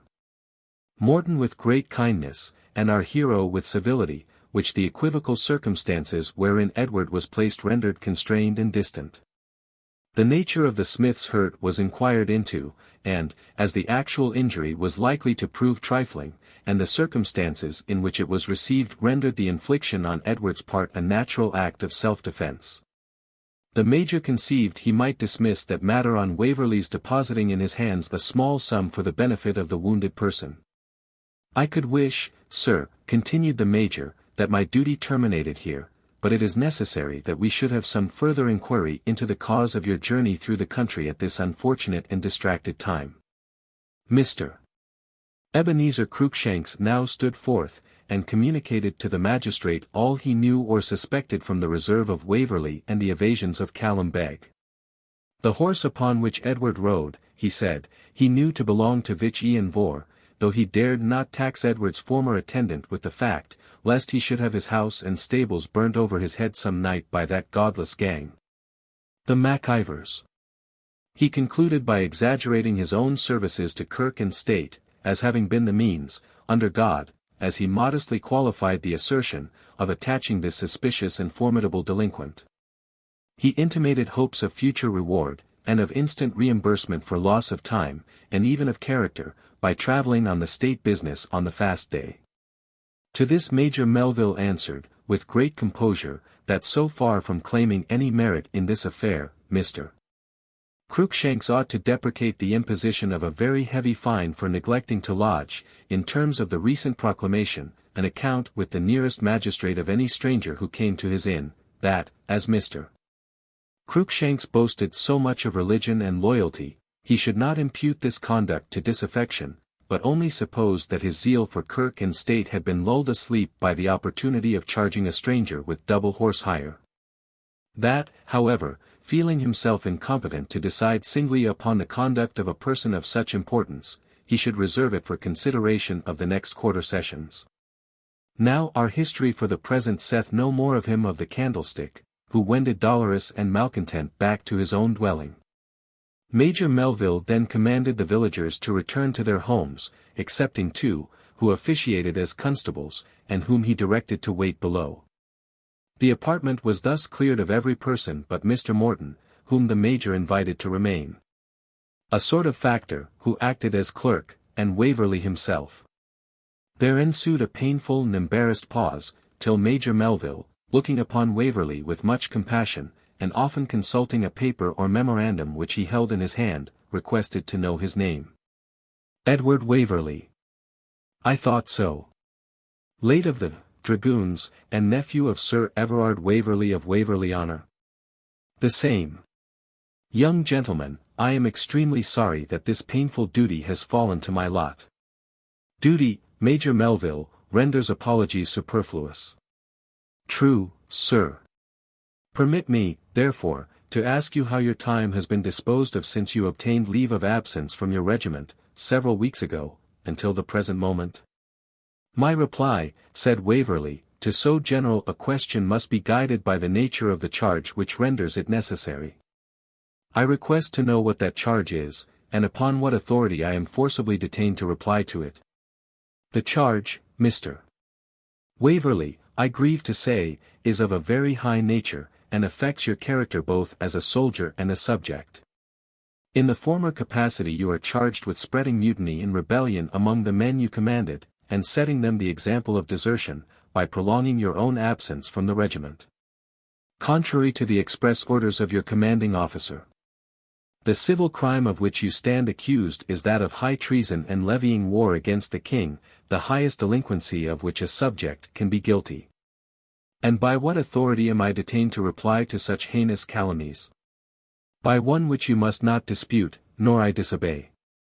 He handed to Waverley a warrant from the Supreme Criminal Court of Scotland, in full form, for apprehending and securing the person of Edward Waverley, Esq. Suspected of treasonable practices and other high crimes and misdemeanours. The astonishment which Waverley expressed at this communication was imputed by Major Melville to conscious guilt, while Mr. Morton was rather disposed to construe it into the surprise of innocence unjustly suspected. There was something true in both conjectures. For although Edward's mind acquitted him of the crime with which he was charged, yet a hasty review of his own conduct convinced him he might have great difficulty in establishing his innocence to the satisfaction of others. It is a very painful part of this painful business, said Major Melville, after a pause, that, under so grave a charge, I must necessarily request to see such papers as you have on your person. You shall, sir, without reserve, said Edward, throwing his pocket-book and memorandums upon the table. There is but one with which I could wish you would dispense. I am afraid, Mr. Waverley, I can indulge you with no reservation. You shall see it then, sir, and as it can be of no service, I beg it may be returned. He took from his bosom the lines he had that morning received, and presented them with the envelope. The Major perused them in silence, and directed his clerk to make a copy of them. He then wrapped the copy in the envelope, and placing it on the table before him, returned the original to Waverley, with an air of melancholy gravity. After indulging the prisoner, for such our hero must now be considered, with what he thought a reasonable time for reflection, Major Melville resumed his examination, premising that, as Mr. Waverley seemed to object to general questions, his interrogatories should be as specific as his information permitted. He then proceeded in his investigation, dictating, as he went on, the import of the questions and answers to the amanuensis, by whom it was written down. Did Mr. Waverley know one Humphrey Houghton, a non-commissioned officer in Gardiner's Dragoons? Certainly, he was sergeant of my troop, and son of a tenant of my uncle. Exactly, and had a considerable share of your confidence, and an influence among his comrades? I had never occasion to repose confidence in a person of his description, answered Waverley. I favoured Sergeant Houghton as a clever, active young fellow, and I believe his fellow soldiers respected him accordingly. But you used through this man, answered Major Melville, to communicate with such of your troop as were recruited upon Waverley-Honour? Certainly. The poor fellows, finding themselves in a regiment chiefly composed of Scotch or Irish, looked up to me in any of their little distresses, and naturally made their countryman and sergeant their spokesman on such occasions. Sergeant Houghton's influence, continued the Major, extended, then, particularly over those soldiers who followed you to the regiment from your uncle's estate. Surely, but what is that to the present purpose? To that I am just coming, and I beseech your candid reply. Have you, since leaving the regiment, held any correspondence, direct or indirect, with this Sergeant Houghton? I hold correspondence with a man of his rank and situation. How, or for what purpose? That you are to explain. But did you not, for example, send to him for some books? You remind me of a trifling commission, said Waverley, which I gave Sergeant Houghton, because my servant could not read. I do recollect I bade him, by letter, select some books, of which I sent him a list, and send them to me at Tully-Veolan. And of what description were those books? They related almost entirely to elegant literature. They were designed for a lady's perusal. Were there not, Mr. Waverley, treasonable tracts and pamphlets among them? There were some political treatises, into which I hardly looked. They had been sent to me by the officiousness of a kind friend, whose heart is more to be esteemed than his prudence or political sagacity. They seemed to be dull compositions. That friend, continued the persevering inquirer, was a Mr. Pembroke, a nonjuring clergyman, the author of 2 treasonable works, of which the manuscripts were found among your baggage. But of which, I give you my honour as a gentleman, replied Waverley, I never read 6 pages. I am not your judge, Mr. Waverley, your examination will be transmitted elsewhere. And now to proceed. Do you know a person that passes by the name of Wiley Will, or Will Ruthven? I never heard of such a name till this moment. Did you never through such a person, or any other person, communicate with Sergeant Humphrey Houghton, instigating him to desert, with as many of his comrades as he could seduce to join him, and unite with the Highlanders and other rebels now in arms under the command of the young Pretender? I assure you I am not only entirely guiltless of the plot you have laid to my charge, but I detest it from the very bottom of my soul, nor would I be guilty of such treachery to gain a throne either for myself or any other man alive. Yet when I consider this envelope in the handwriting of one of those misguided gentlemen who are now in arms against their country, and the verses which it enclosed, I cannot but find some analogy between the enterprise I have mentioned and the exploit of Wogan, which the writer seems to expect you should imitate. Waverley was struck with the coincidence, but denied that the wishes or expectations of the letter-writer were to be regarded as proofs of a charge otherwise chimerical. But, if I am rightly informed, your time was spent, during your absence from the regiment, between the house of this Highland chieftain and that of Mr. Bradwardine of Bradwardine, also in arms for this unfortunate cause. I do not mean to disguise it, but I do deny, most resolutely, being privy to any of their designs against the government. You do not, however, I presume, intend to deny that you attended your host Glennaquoich to a rendezvous, where, under a pretence of a general hunting match, most of the accomplices of his treason were assembled to concert measures for taking arms. I acknowledge having been at such a meeting, said Waverley, but I neither heard nor saw anything which could give it the character you affix to it. From thence you proceeded, continued the magistrate, with Glennaquoich and a part of his clan to join the army of the young Pretender, and returned, after having paid your homage to him, to discipline and arm the remainder, and unite them to his bands on their way southward. I never went with Glennaquoich on such an errand. I never so much as heard that the person whom you mention was in the country. He then detailed the history of his misfortune at the hunting match, and added, that on his return he found himself suddenly deprived of his commission, and did not deny that he then, for the first time, observed symptoms which indicated a disposition in the Highlanders to take arms. But added that, having no inclination to join their cause, and no longer any reason for remaining in Scotland, he was now on his return to his native country, to which he had been summoned by those who had a right to direct his motions, as Major Melville would perceive from the letters on the table. Major Melville accordingly perused the letters of Richard Waverley, of Sir Everard, and of Aunt Rachel, but the inferences he drew from them were different from what Waverley expected. They held the language of discontent with government, threw out no obscure hints of revenge, and that of poor Aunt Rachel, which plainly asserted the justice of the Stuart cause, was held to contain the open avowal of what the others only ventured to insinuate. Permit me another question, Mr. Waverley, said Major Melville. Did you not receive repeated letters from your commanding officer, warning you and commanding you to return to your post, and acquainting you with the use made of your name to spread discontent among your soldiers? I never did, Major Melville.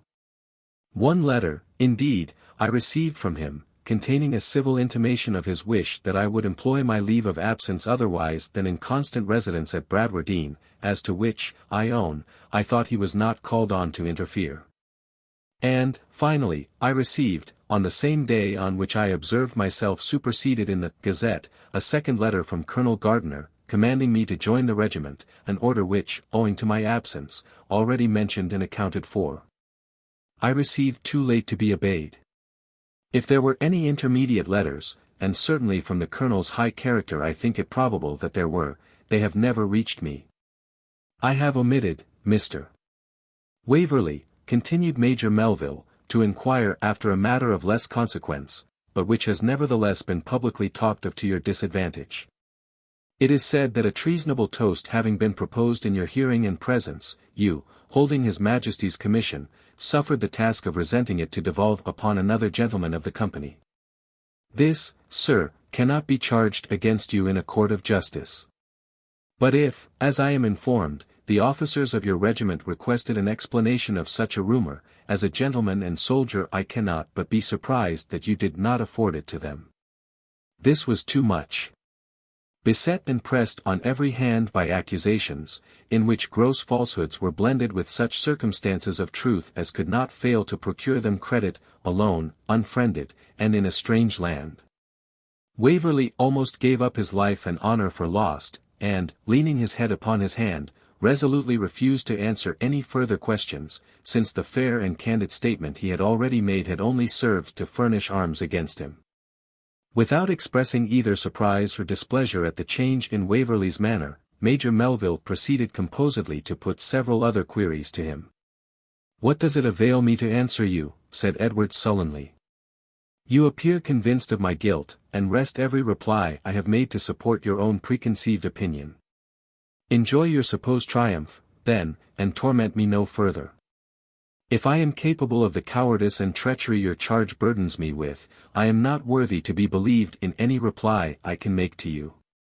If I am not deserving of your suspicion, and God and my own conscience bear evidence with me that it is so, then I do not see why I should, by my candour, lend my accuser's arms against my innocence. There is no reason I should answer a word more, and I am determined to abide by this resolution." And again he resumed his posture of sullen and determined silence. "Allow me," said the magistrate, "to remind you of one reason that may suggest the propriety of a candid and open confession. The inexperience of youth, Mr. Waverley, lays it open to the plans of the more designing and artful. And one of your friends at least, I mean MacIver of Glennaquoich, ranks high in the latter class, as, from your apparent ingenuousness, youth, and unacquaintance with the manners of the Highlands, I should be disposed to place you among the former.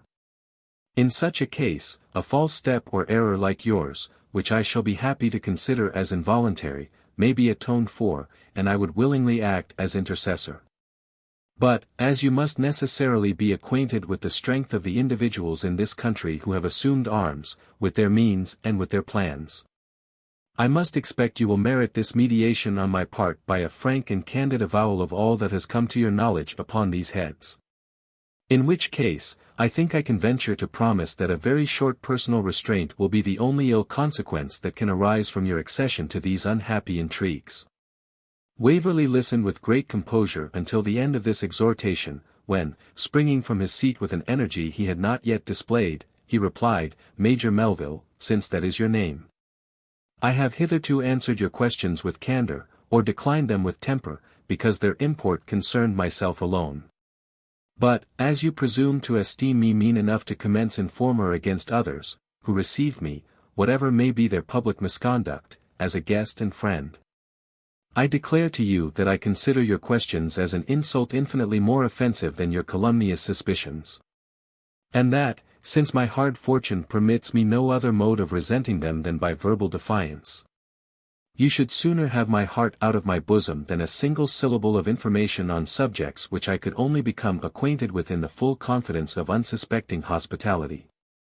Mr. Morton and the Major looked at each other, and the former, who, in the course of the examination, had been repeatedly troubled with a sorry rheum, had recourse to his snuff-box and his handkerchief. "Mr. Waverley," said the Major, my present situation prohibits me alike from giving or receiving offence, and I will not protract a discussion which approaches to either. I am afraid I must sign a warrant for detaining you in custody, but this house shall for the present be your prison. I fear I cannot persuade you to accept a share of our supper. Edward shook his head, but I will order refreshments in your apartment.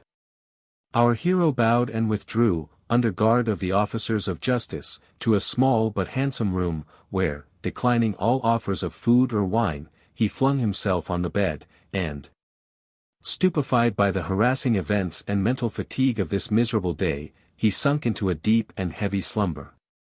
This was more than he himself could have expected, but it is mentioned of the North American Indians, when at the stake of torture, that on the least intermission of agony they will sleep until the fire is applied to awaken them. Chapter 3. A Conference and the Consequence. Major Melville had detained Mr. Morton during his examination of Waverley, both because he thought he might derive assistance from his practical good sense and approved loyalty, and also because it was agreeable to have a witness of unimpeached candour and veracity to proceedings which touched the honour and safety of a young Englishman of high rank and family, and the expectant heir of a large fortune. Every step he knew would be rigorously canvassed, and it was his business to place the justice and integrity of his own conduct beyond the limits of question.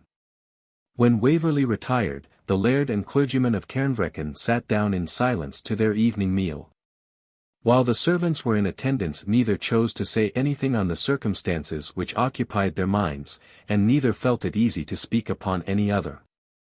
The youth and apparent frankness of Waverley stood in strong contrast to the shades of suspicion which darkened around him, and he had a sort of naivete and openness of demeanour that seemed to belong to one unhackneyed in the ways of intrigue, and which pleaded highly in his favour.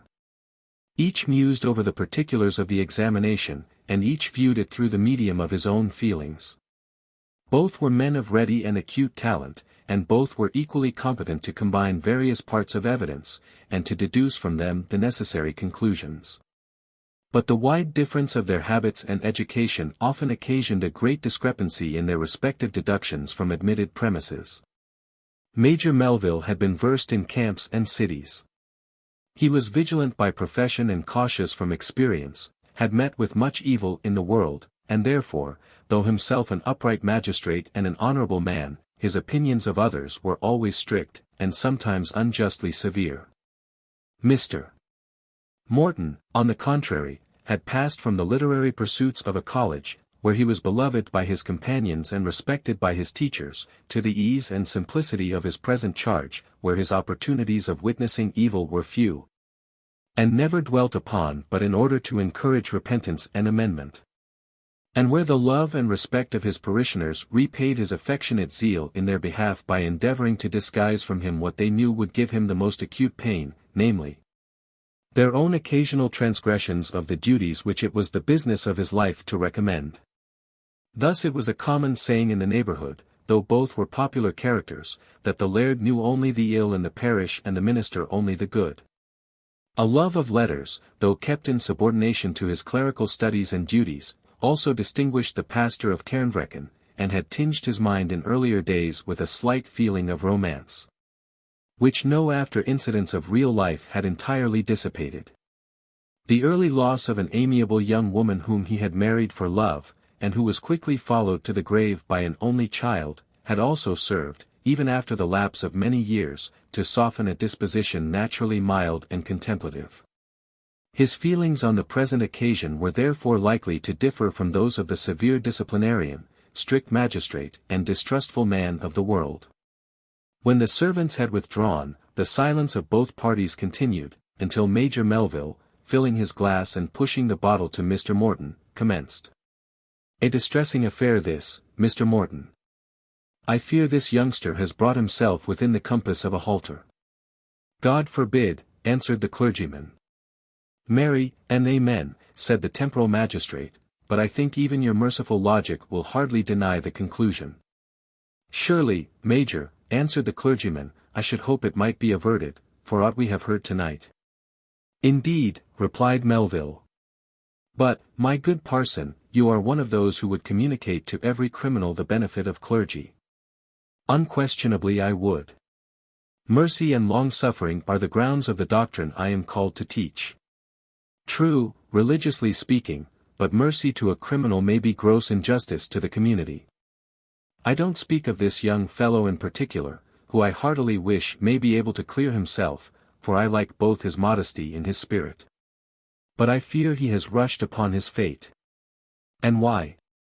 Hundreds of misguided gentlemen are now in arms against the government, many, doubtless, upon principles which education and early prejudice have gilded with the names of patriotism and heroism.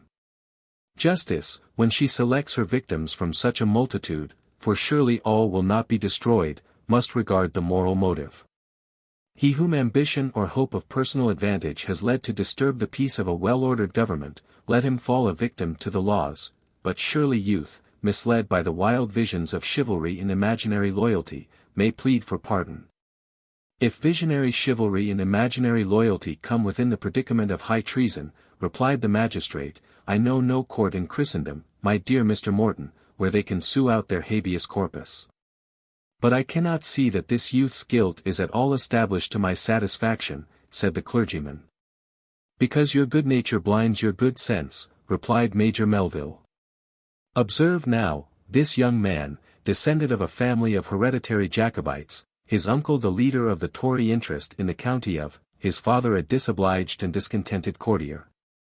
His tutor a nonjuror and the author of 2 treasonable volumes, this youth, I say, enters into Gardiner's dragoons, bringing with him a body of young fellows from his uncle's estate, who have not stickled at avowing in their way the high church principles they learned at Waverley-Honour, in their disputes with their comrades. To these young men Waverley is unusually attentive, they are supplied with money beyond a soldier's wants and inconsistent with his discipline, and are under the management of a favourite sergeant, through whom they hold an unusually close communication with their captain, and affect to consider themselves as independent of the other officers, and superior to their comrades. All this, my dear Major, is the natural consequence of their attachment to their young landlord, and of their finding themselves in a regiment levied chiefly in the north of Ireland and the west of Scotland. And of course among comrades disposed to quarrel with them, both as Englishmen and as members of the Church of England. Well said, parson, replied the magistrate. I would some of your synod heard you. But let me go on. This young man obtains leave of absence, goes to Tully-Veolan, the principles of the Baron of Bradwardine are pretty well known, not to mention that this lad's uncle brought him off in the year 15. He engages there in a brawl, in which he is said to have disgraced the commission he bore. Colonel Gardiner writes to him, first mildly, then more sharply, I think you will not doubt his having done so, since he says so. The mess invite him to explain the quarrel in which he is said to have been involved, he neither replies to his commander nor his comrades. In the meanwhile his soldiers become mutinous and disorderly, and at length, when the rumour of this unhappy rebellion becomes general, his favourite Sergeant Houghton and another fellow are detected in correspondence with a French emissary, accredited, as he says, by Captain Waverley, who urges him, according to the men's confession, to desert with the troop and join their captain, who was with Prince Charles. In the meanwhile this trusty captain is, by his own admission, residing at Glennaquoich with the most active, subtle, and desperate Jacobite in Scotland. He goes with him at least as far as their famous hunting rendezvous, and I fear a little farther. Meanwhile 2 other summonses are sent him. One warning him of the disturbances in his troop, another peremptorily ordering him to repair to the regiment, which, indeed, common sense might have dictated, when he observed rebellion thickening all round him. He returns an absolute refusal, and throws up his commission. He had been already deprived of it, said Mr. Morton. But he regrets, replied Melville, that the measure had anticipated his resignation. His baggage is seized at his quarters and at Tully-Veolan, and is found to contain a stock of pestilent Jacobitical pamphlets, enough to poison a whole country, besides the unprinted lucubrations of his worthy friend and tutor Mr. Pembroke. He says he never read them, answered the minister. In an ordinary case I should believe him, replied the magistrate, for they are as stupid and pedantic in composition as mischievous in their tenets. But can you suppose anything but value for the principles they maintain would induce a young man of his age to lug such trash about with him? Then, when news arrive of the approach of the rebels, he sets out in a sort of disguise, refusing to tell his name.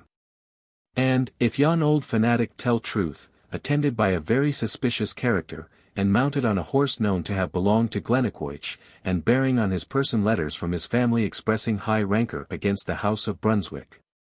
And a copy of verses in praise of one Wogan, who abjured the service of the Parliament to join the Highland insurgents, when in arms to restore the House of Stuart. With a body of English cavalry, the very counterpart of his own plot, and summed up with a "Go thou and do likewise," from that loyal subject, and most safe and peaceable character, Fergus MacIvor of Glennaquoich, Vich Ian Vor, and so forth. And, lastly, continued Major Melville, warming in the detail of his arguments, where do we find this second edition of Cavalier Wogan? Why, truly, in the very track most proper for execution of his design, and pistolling the first of the king's subjects who ventures to question his intentions. Mr. Morton prudently abstained from argument, which he perceived would only harden the magistrate in his opinion, and merely asked how he intended to dispose of the prisoner. "It is a question of some difficulty, considering the state of the country," said Major Melville. "Could you not detain him, being such a gentlemanlike young man, here in your own house, out of harm's way, till this storm blow over?" "My good friend," said Major Melville, "neither your house nor mine will be long out of harm's way, even were it legal to confine him here. I have just learned that the Commander-in-Chief, who marched into the Highlands to seek out and disperse the insurgents, has declined giving them battle at Creagh, and marched on northward with all the disposable force of government to Inverness, John O'Groat's house, or the devil, for what I know, leaving the road to the low country open and undefended to the Highland army." "Good God," said the clergyman. "Is the man a coward, a traitor, or an idiot?" "None of the three, I believe," answered Melville. "Sir John has the commonplace courage of a common soldier, is honest enough, does what he is commanded, and understands what is told him, but is as fit to act for himself in circumstances of importance as I, my dear parson, to occupy your pulpit." This important public intelligence naturally diverted the discourse from Waverley for some time. At length, however, the subject was resumed. "I believe," said Major Melville, "that I must give this young man in charge to some of the detached parties of armed volunteers who were lately sent out to overawe the disaffected districts. They are now recalled towards Stirling, and a small body comes this way tomorrow or next day, commanded by the Westland man, what's his name? You saw him, and said he was the very model of one of Cromwell's military saints." "Gilfillan, the Cameronian," answered Mr. Morton. "I wish the young gentleman may be safe with him. Strange things are done in the heat and hurry of minds in so agitating a crisis, and I fear Gilfillan is of a sect which has suffered persecution without learning mercy." "He has only to lodge Mr. Waverley in Stirling Castle," said the Major. "I will give strict injunctions to treat him well. I really cannot devise any better mode for securing him, and I fancy you would hardly advise me to encounter the responsibility of setting him at liberty." "But you will have no objection to my seeing him tomorrow in private," said the minister. "None, certainly, your loyalty and character are my warrant. But with what view do you make the request?" "Simply," replied Mr.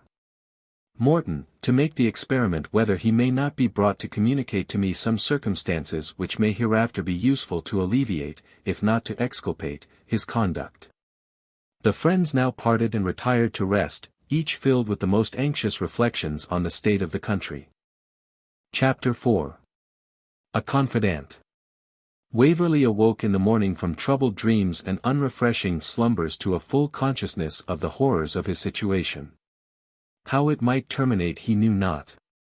He might be delivered up to military law, which, in the midst of civil war, was not likely to be scrupulous in the choice of its victims or the quality of the evidence.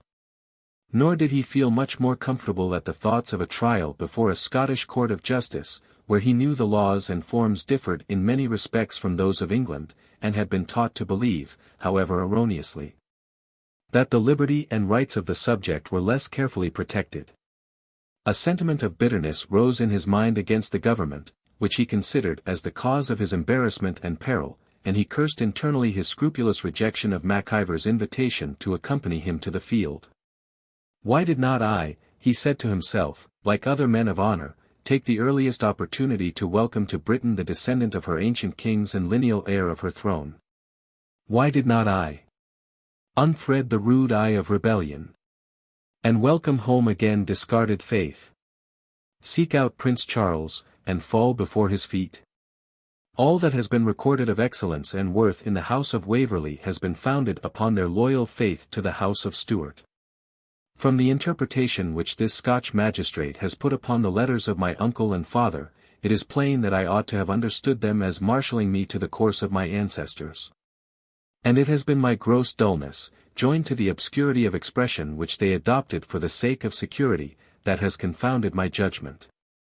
Had I yielded to the first generous impulse of indignation when I learned that my honour was practised upon, how different had been my present situation. I had then been free and in arms fighting, like my forefathers, for love, for loyalty, and for fame. And now I am here, netted and in the toils, at the disposal of a suspicious, stern, and cold-hearted man, perhaps to be turned over to the solitude of a dungeon or the infamy of a public execution. Oh, Fergus! How true has your prophecy proved! And how speedy, how very speedy, has been its accomplishment! While Edward was ruminating on these painful subjects of contemplation, and very naturally, though not quite so justly, bestowing upon the reigning dynasty that blame which was due to chance, or, in part at least, to his own unreflecting conduct, Mr. Morton availed himself of Major Melville's permission to pay him an early visit. Waverley's first impulse was to intimate a desire that he might not be disturbed with questions or conversation. But he suppressed it upon observing the benevolent and reverend appearance of the clergyman who had rescued him from the immediate violence of the villagers. I believe, sir, said the unfortunate young man, that in any other circumstances I should have had as much gratitude to express to you as the safety of my life may be worth. But such is the present tumult of my mind, and such is my anticipation of what I am yet likely to endure, that I can hardly offer you thanks for your interposition. Mr. Morton replied, that, far from making any claim upon his good opinion, his only wish and the sole purpose of his visit was to find out the means of deserving it. My excellent friend, Major Melville, he continued, has feelings and duties as a soldier and public functionary by which I am not fettered. Nor can I always coincide in opinions which he forms, perhaps with too little allowance for the imperfections of human nature. He paused and then proceeded, I do not intrude myself on your confidence, Mr. Waverley, for the purpose of learning any circumstances the knowledge of which can be prejudicial either to yourself or to others, but I own my earnest wish is that you would entrust me with any particulars which could lead to your exculpation. I can solemnly assure you they will be deposited with a faithful and, to the extent of his limited powers, a zealous agent. You are, sir, I presume, a Presbyterian clergyman? Mr. Morton bowed. Were I to be guided by the prepossessions of education, I might distrust your friendly professions in my case. But I have observed that similar prejudices are nourished in this country against your professional brethren of the episcopal persuasion, and I am willing to believe them equally unfounded in both cases. Evil to him that thinks otherwise, said Mr. Morton, or who holds church government and ceremonies as the exclusive gauge of Christian faith or moral virtue. But, continued Waverley, I cannot perceive why I should trouble you with a detail of particulars, out of which, after revolving them as carefully as possible in my recollection, I find myself unable to explain much of what is charged against me. I know, indeed, that I am innocent, but I hardly see how I can hope to prove myself so. It is for that very reason, Mr. Waverley, said the clergyman, that I venture to solicit your confidence. My knowledge of individuals in this country is pretty general, and can upon occasion be extended. Your situation will, I fear, preclude your taking those active steps for recovering intelligence or tracing imposture which I would willingly undertake in your behalf. And if you are not benefited by my exertions, at least they cannot be prejudicial to you. Waverley, after a few minutes' reflection, was convinced that his reposing confidence in Mr.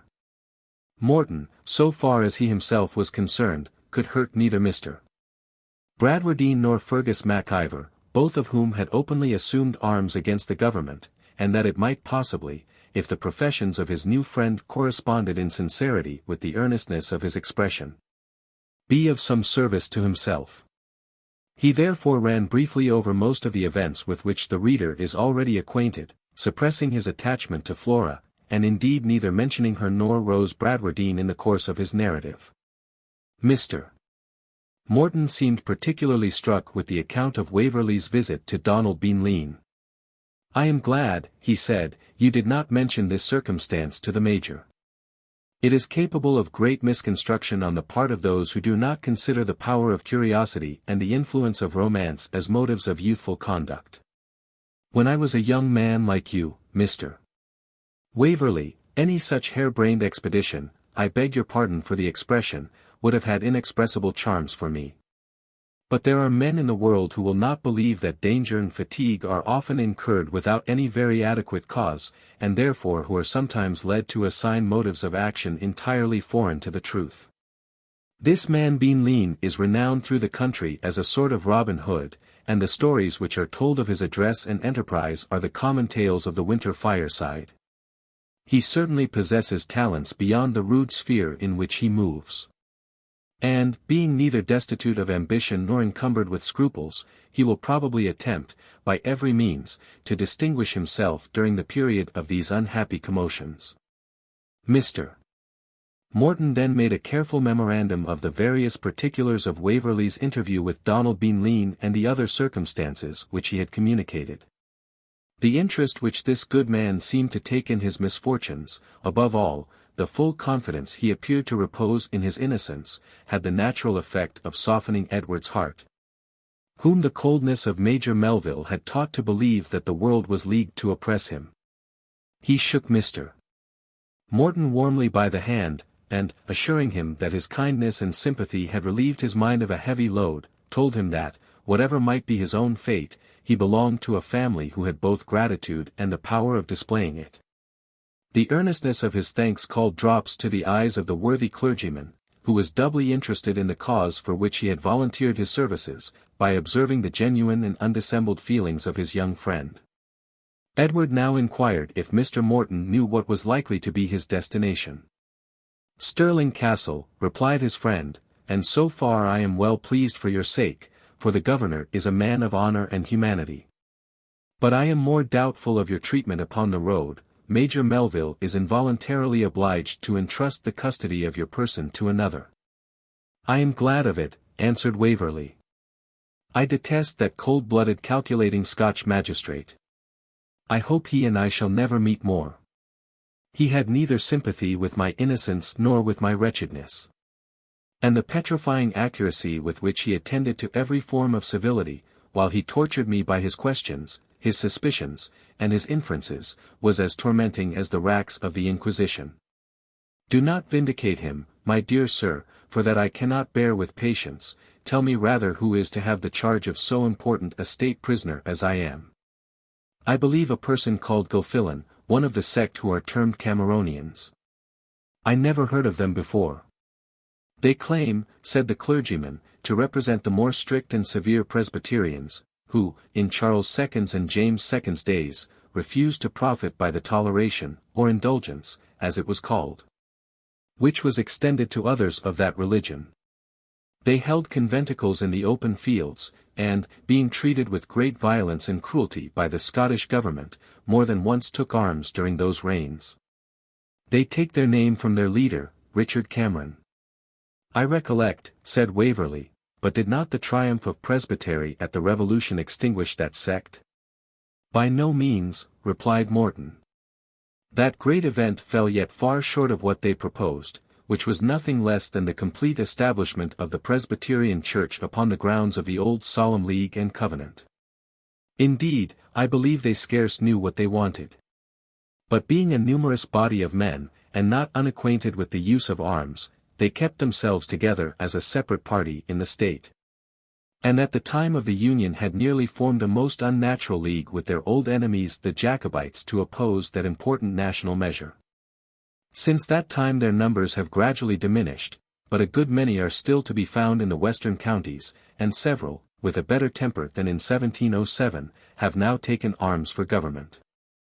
This person, whom they call Gifted Gilfillan, has been long a leader among them, and now heads a small party, which will pass here today or tomorrow on their march towards Stirling, under whose escort Major Melville proposes you shall travel.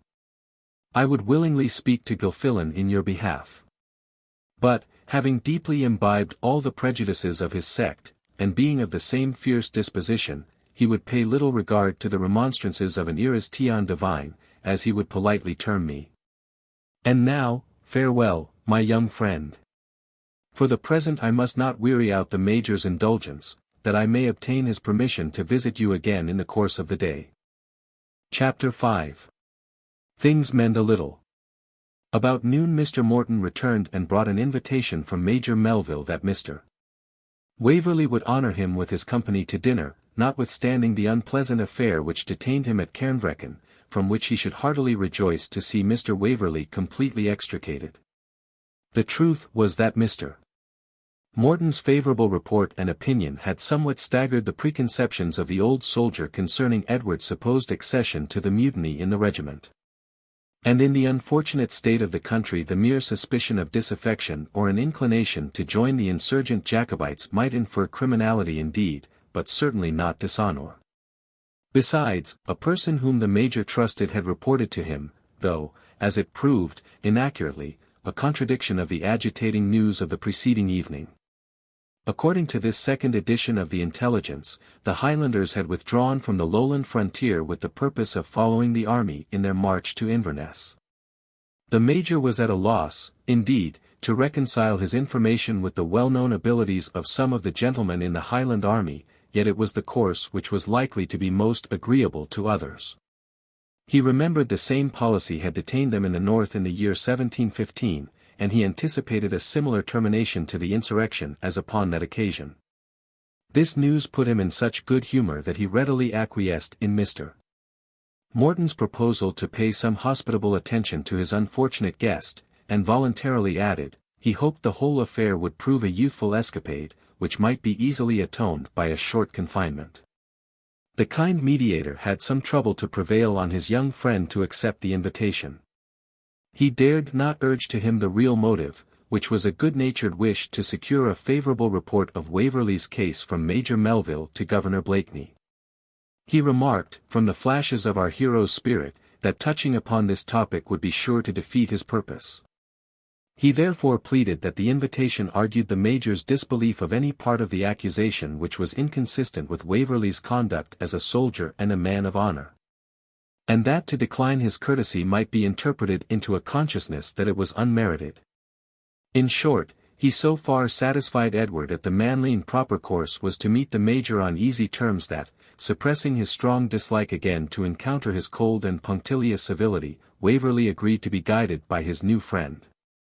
The meeting at first was stiff and formal enough. But Edward, having accepted the invitation, and his mind being really soothed and relieved by the kindness of Morton, held himself bound to behave with ease, though he could not affect cordiality. The Major was somewhat of a bon vivant, and his wine was excellent. He told his old campaign stories, and displayed much knowledge of men and manners. Mr. Morton had an internal fund of placid and quiet gaiety, which seldom failed to enliven any small party in which he found himself pleasantly seated. Waverley, whose life was a dream, gave ready way to the predominating impulse and became the most lively of the party. He had at all times remarkable natural powers of conversation, though easily silenced by discouragement. On the present occasion he piqued himself upon leaving on the minds of his companions a favourable impression of one who, under such disastrous circumstances, could sustain his misfortunes with ease and gaiety. His spirits, though not unyielding, were abundantly elastic, and soon seconded his efforts. The trio were engaged in very lively discourse, apparently delighted with each other, and the kind host was pressing a third bottle of Burgundy, when the sound of a drum was heard at some distance. The Major, who, in the glee of an old soldier, had forgot the duties of a magistrate, cursed, with a muttered military oath, the circumstances which recalled him to his official functions. He rose and went towards the window, which commanded a very near view of the highroad, and he was followed by his guests. The drum advanced, beating no measured martial tune, but a kind of rub-a-dub-dub, like that with which the fire drum startles the slumbering artisans of a Scotch burg. It is the object of this history to do justice to all men. I must therefore record, in justice to the drummer, that he protested he could beat any known march or point of war known in the British army, and had accordingly commenced with Dumbarton's drums, when he was silenced by gifted Gilfillan. The commander of the party, who refused to permit his followers to move to this profane, and even, as he said, persecutive tune, and commanded the drummer to beat the 119th psalm. As this was beyond the capacity of the drummer of sheepskin, he was fain to have recourse to the inoffensive rodeau as a harmless substitute for the sacred music which his instrument or skill were unable to achieve. This may be held a trifling anecdote, but the drummer in question was no less than town drummer of Anderton. I remember his successor in office, a member of that enlightened body, the British Convention. Be his memory, therefore, treated with due respect. Chapter 6. A volunteer 60 years since. On hearing the unwelcome sound of the drum, Major Melville hastily opened a sashed door and stepped out upon a sort of terrace which divided his house from the highroad from which the martial music proceeded. Waverley and his new friend followed him, though probably he would have dispensed with their attendance. They soon recognized in solemn march, first, the performer upon the drum. Secondly, a large flag of 4 compartments, on which were inscribed the words, Covenant, Kirk, King, Kingdoms. The person who was honored with this charge was followed by the commander of the party, a thin, dark, rigid-looking man, about 60 years old. The spiritual pride, which in mine host of the candlestick mantled in a sort of supercilious hypocrisy, was in this man's face elevated and yet darkened by genuine and undoubting fanaticism. It was impossible to behold him without imagination placing him in some strange crisis, where religious zeal was the ruling principle. A martyr at the stake, a soldier in the field, a lonely and banished wanderer consoled by the intensity and supposed purity of his faith under every earthly privation, perhaps a persecuting inquisitor. As terrific in power as unyielding in adversity. Any of these seemed congenial characters to this personage. With these high traits of energy, there was something in the affected precision and solemnity of his deportment and discourse that bordered upon the ludicrous. So that, according to the mood of the spectator's mind and the light under which Mr. Gilfillan presented himself, one might have feared, admired, or laughed at him. His dress was that of a West Country peasant, of better materials indeed than that of the lower rank, but in no respect affecting either the mode of the age or of the Scottish gentry at any period. His arms were a broadsword and pistols, which, from the antiquity of their appearance, might have seen the rout of Pentland or Bothwell brig. As he came up a few steps to meet Major Melville, and touched solemnly, but slightly, his huge and overbrimmed blue bonnet, in answer to the Major, who had courteously raised a small triangular gold-laced hat. Waverley was irresistibly impressed with the idea that he beheld a leader of the Roundheads of yore in conference with one of Marlborough's captains. The group of about 30 armed men who followed this gifted commander was of a motley description. They were in ordinary Lowland dresses, of different colors, which, contrasted with the arms they bore, gave them an irregular and mobbish appearance, so much is the eye accustomed to connect uniformity of dress with the military character. In front were a few who apparently partook of their leader's enthusiasm, men obviously to be feared in a combat, where their natural courage was exalted by religious zeal. Others puffed and strutted, filled with the importance of carrying arms and all the novelty of their situation, while the rest, apparently fatigued with their march, dragged their limbs listlessly along. Or straggled from their companions to procure such refreshments as the neighboring cottages and alehouses afforded. 6 grenadiers of Ligoniers, thought the Major to himself, as his mind reverted to his own military experience, would have sent all these fellows to the right about. Greeting, however, Mr. Gilfillan civilly, he requested to know if he had received the letter he had sent to him upon his march, and could undertake the charge of the state prisoner whom he there mentioned as far as Stirling Castle. "Yea," was the concise reply of the Cameronian leader, in a voice which seemed to issue from the very penetralia of his person. "But your escort, Mr. Gilfillan, is not so strong as I expected," said Major Melville. "Some of the people," replied Gilfillan, "hungered and were athirst by the way, and tarried until their poor souls were refreshed with the word." "I am sorry, sir," replied the Major, "you did not trust to your refreshing your men at Cairnvreckan. Whatever my house contains is at the command of persons employed in the service." "It was not of creature comforts I spake," answered the Covenanter, regarding Major Melville with something like a smile of contempt, "howbeit, I thank you. But the people remained waiting upon the precious Mr. Jabesh Rentowel for the outpouring of the afternoon exhortation." "And have you, sir," said the Major, "when the rebels are about to spread themselves through this country, actually left a great part of your command at a field preaching?"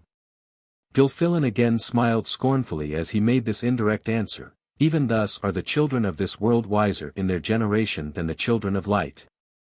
"However, sir," said the Major, "as you are to take charge of this gentleman to Stirling, and deliver him, with these papers, into the hands of Governor Blakeney, I beseech you to observe some rules of military discipline upon your march.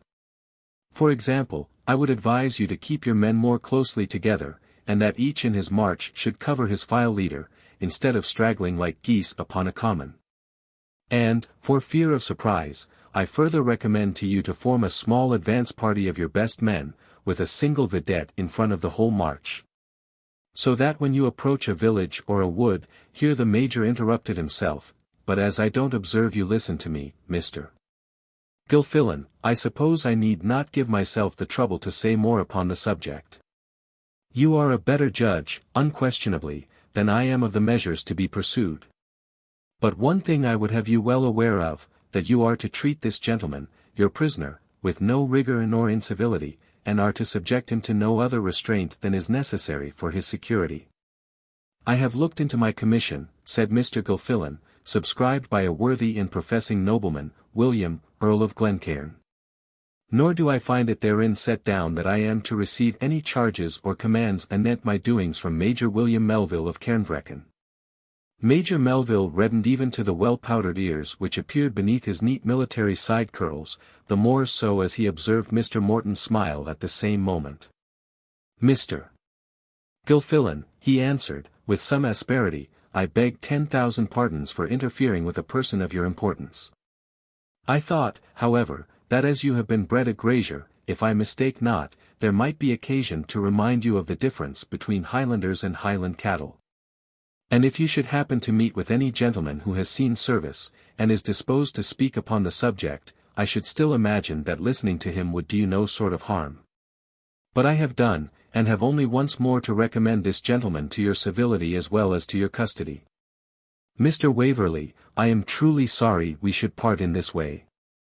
But I trust, when you are again in this country, I may have an opportunity to render Cairnvreckan more agreeable than circumstances have permitted on this occasion." So saying, he shook our hero by the hand. Morton also took an affectionate farewell, and Waverley, having mounted his horse, with a musketeer leading it by the bridle and a file upon each side to prevent his escape, set forward upon the march with Gilfillan and his party.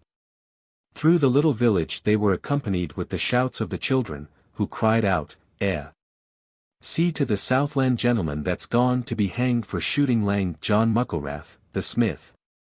Chapter 7. An Incident. The dinner hour of Scotland 60 years since was 2 o'clock. It was therefore about 4 o'clock of a delightful autumn afternoon that Mr. Gilfillan commenced his march, in hopes, although Stirling was 18 miles distant, he might be able, by becoming a borrower of the night for an hour or two, to reach it that evening. He therefore put forth his strength, and marched stoutly along at the head of his followers, eyeing our hero from time to time, as if he longed to enter into controversy with him. At length, unable to resist the temptation, he slackened his pace till he was alongside of his prisoner's horse, and after marching a few steps in silence abreast of him, he suddenly asked, "Can ye say wha the carle was why, the black coat and the mousted head, that was why, the Laird of Cairnvreckan?" A Presbyterian clergyman, answered Waverley. Presbyterian, answered Gilfillan contemptuously, a wretched Euristion, or rather an obscure prelatist, a favour of the black indulgence, ane of they dumb dogs that canna bark. They tell our a clash o' terror and a clatter o' comfort in their sermons, without ony sense, or savour, or life. Ye've been fed in sic canna fauld, belike. No, I am of the Church of England, said Waverley. And they're just neighbour-like, replied the Covenanter, and nae wonder they gree sae weel. Wad hae thought the goodly structure of the Kirk of Scotland, built up by our fathers in 1642, wad hae been defaced by carnal ends and the corruptions of the time. Aye, wad hae thought the carved work of the sanctuary would hae been sae soon cut down. To this lamentation, which one or two of the assistants chorused with a deep groan, our hero thought it unnecessary to make any reply. Whereupon Mr. Gilfillan, resolving that he should be a hearer at least, if not a disputant, proceeded in his Jeremiad. And now is it wonderful, when, for lack of exercise anent the call to the service of the altar and the duty of the day, ministers fall into sinful compliances with patronage, and indemnities, and oaths, and bonds, and other corruptions? Is it wonderful, I say, that you, sir, and other sick-like unhappy persons, should labour to build up your old Babel of iniquity, as in the bluity persecuting saint-killing times? I trow, gin ye werena blinded why the graces and favours, and services and enjoyments, and employments and inheritances, of this wicked world, I could prove to you, by the Scripture, in what a filthy rag ye put your trust. And that your surplices, and your copes and vestments, are but cast-off garments of the muckle harlot that sitteth upon 7 hills and drinketh of the cup of abomination. But, I trow, ye are deaf as adders upon that side of the head. Aye, ye are deceived with her enchantments, and ye traffic with her merchandise, and ye are drunk with the cup of her fornication. How much longer this military theologist might have continued his invective, in which he spared nobody but the scattered remnant of hillfolk, as he called them, is absolutely uncertain. His matter was copious, his voice powerful, and his memory strong. So that there was little chance of his ending his exhortation till the party had reached Stirling, had not his attention been attracted by a pedlar who had joined the march from a crossroad, and who sighed or groaned with great regularity at all fitting pauses of his homily. And what may ye be, friend, said the gifted Gilfillan. A puir pedlar, that's bound for Stirling, and craves the protection of your honour's party in these kittle times. Ah, your honour has a notable faculty in searching and explaining the secret, aye, the secret and obscure and incomprehensible causes of the backslidings of the land, aye, your honour touches the root o' the matter. Friend, said Gilfillan, with a more complacent voice than he had hitherto used, honour not me. I do not go out to park dykes and to steadings and to market towns to have herds and cottars and burghers pull off their bonnets to me as they do to Major Melville o' Cairnvreckan, and ca me laird or captain or honour. No. My SMA means, whilk are not abune 20,000 merk, have had the blessing of increase, but the pride of my heart has not increased with them. Nor do I delight to be called captain, though I have the subscribed commission of that gospel-searching nobleman, the Earl of Glencairn, F.A. Whilk I am so designated. While I live I am and will be called Habakkuk Gilfillan, who will stand up for the standards of doctrine agreed on by the aunt's famous Kirk of Scotland, before she trafficked with the accursed Achan. While he has a plaque in his purse or a drap o' bluid in his body. Ah, said the pedlar, I have seen your land about Mauchline. A fertile spot. Your lines have fallen in pleasant places. And sic can a breed o' cattle is not in ony laird's land in Scotland. Ye say right, friend, retorted Gilfillan eagerly, for he was not inaccessible to flattery upon this subject, ye say right, they are the real Lancashire, and there's no the like o' them even at the mains of Kilmore's. And he then entered into a discussion of their excellences, to which our readers will probably be as indifferent as our hero. After this excursion the leader returned to his theological discussions, while the pedlar, less profound upon those mystic points, contented himself with groaning and expressing his edification at suitable intervals. What a blessing it would be to the puir blinded popish nations among whom I hae sojourned, to have sic can a light to their paths. I hae been as far as Muscovia in my SMA trading way, as a travelling merchant, and I hae been through France, and the Low Countries, and Poland, and maist feck o Germany, and it would grieve your honour's soul to see the murmuring and the singing and massing that's in the kirk, and the piping that's in the choir, and the heathenish dancing and dicing upon the Sabbath. This set Gilfillan off upon the Book of Sports and the Covenant, and the Engagers, and the Protesters, and the Whigamores' Raid, and the Assembly of Divines at Westminster, and the Longer and Shorter Catechism, and the Excommunication at Torwood. And the slaughter of Archbishop Sharp. This last topic, again, led him into the lawfulness of defensive arms, on which subject he uttered much more sense than could have been expected from some other parts of his harangue, and attracted even Waverley's attention, who had hitherto been lost in his own sad reflections. Mr.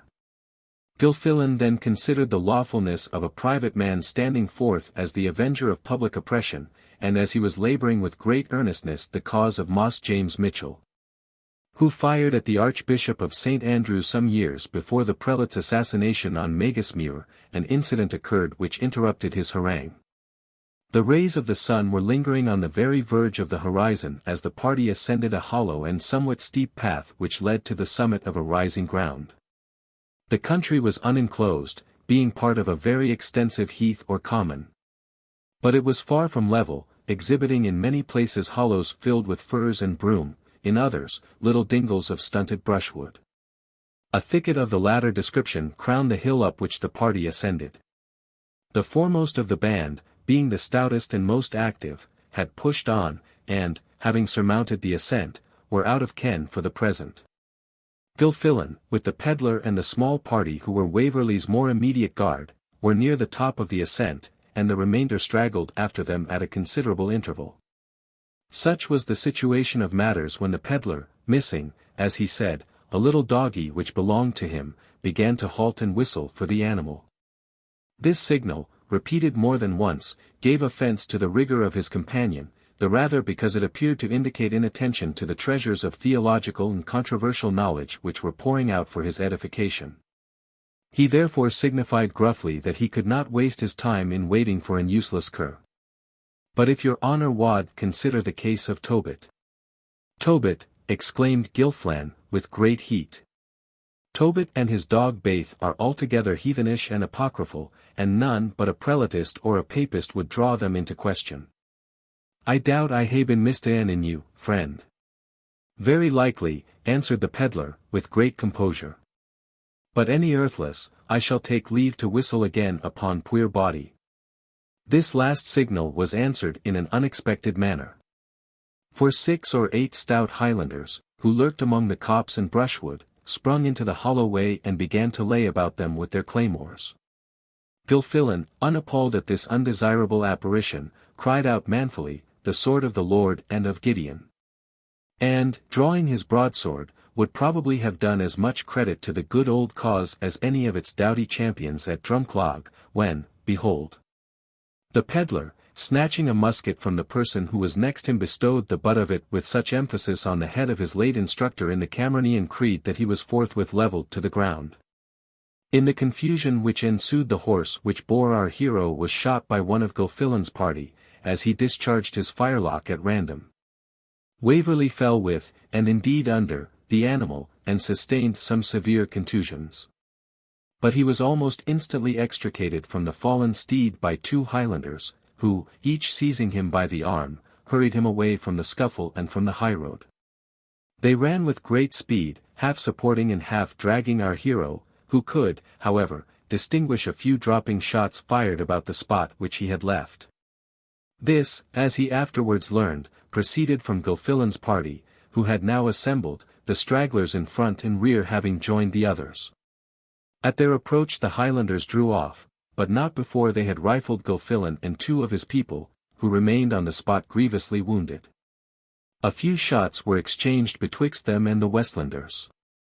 But the latter, now without a commander, and apprehensive of a second ambush, did not make any serious effort to recover their prisoner, judging it more wise to proceed on their journey to Stirling. carrying with them their wounded captain and comrades. Chapter 8. Waverley is still in distress. The velocity, and indeed violence, with which Waverley was hurried along nearly deprived him of sensation. For the injury he had received from his fall prevented him from aiding himself so effectually as he might otherwise have done.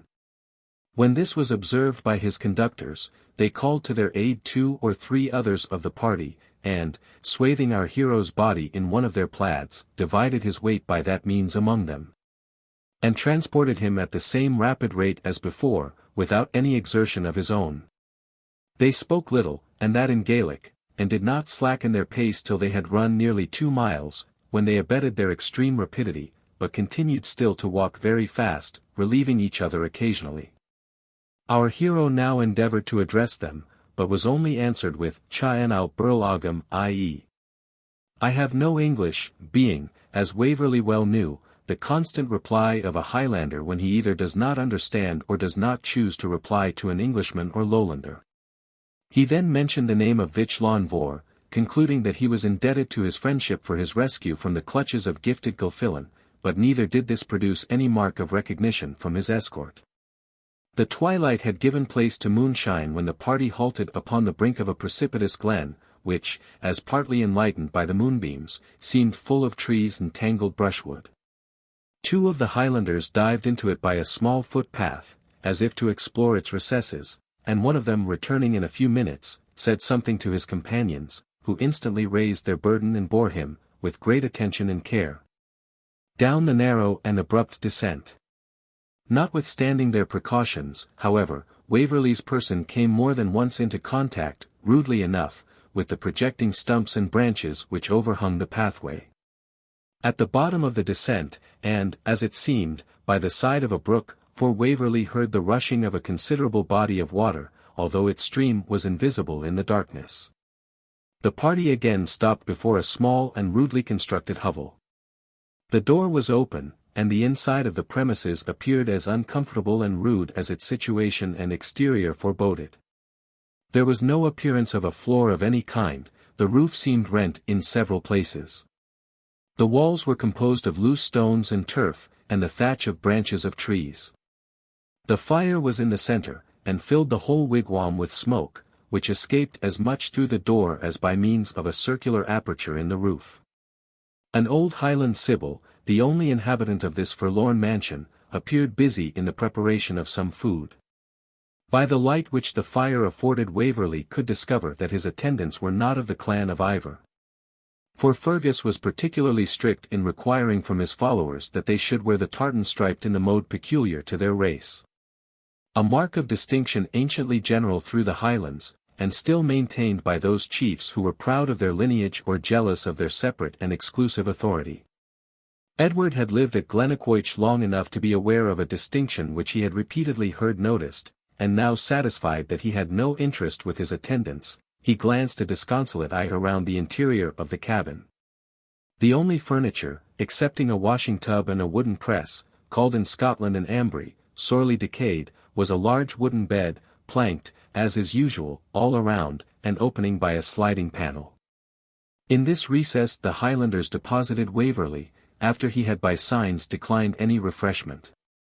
His slumbers were broken and unrefreshing. Strange visions passed before his eyes, and it required constant and reiterated efforts of mind to dispel them. Shivering, violent headache, and shooting pains in his limbs succeeded these symptoms. And in the morning it was evident to his Highland attendants or guard, for he knew not in which light to consider them, that Waverley was quite unfit to travel. After a long consultation among themselves, 6 of the party left the hut with their arms, leaving behind an old and a young man. The former addressed Waverley, and bathed the contusions, which swelling and livid colour now made conspicuous. His own portmanteau, which the Highlanders had not failed to bring off, supplied him with linen, and to his great surprise was, with all its undiminished contents, freely resigned to his use.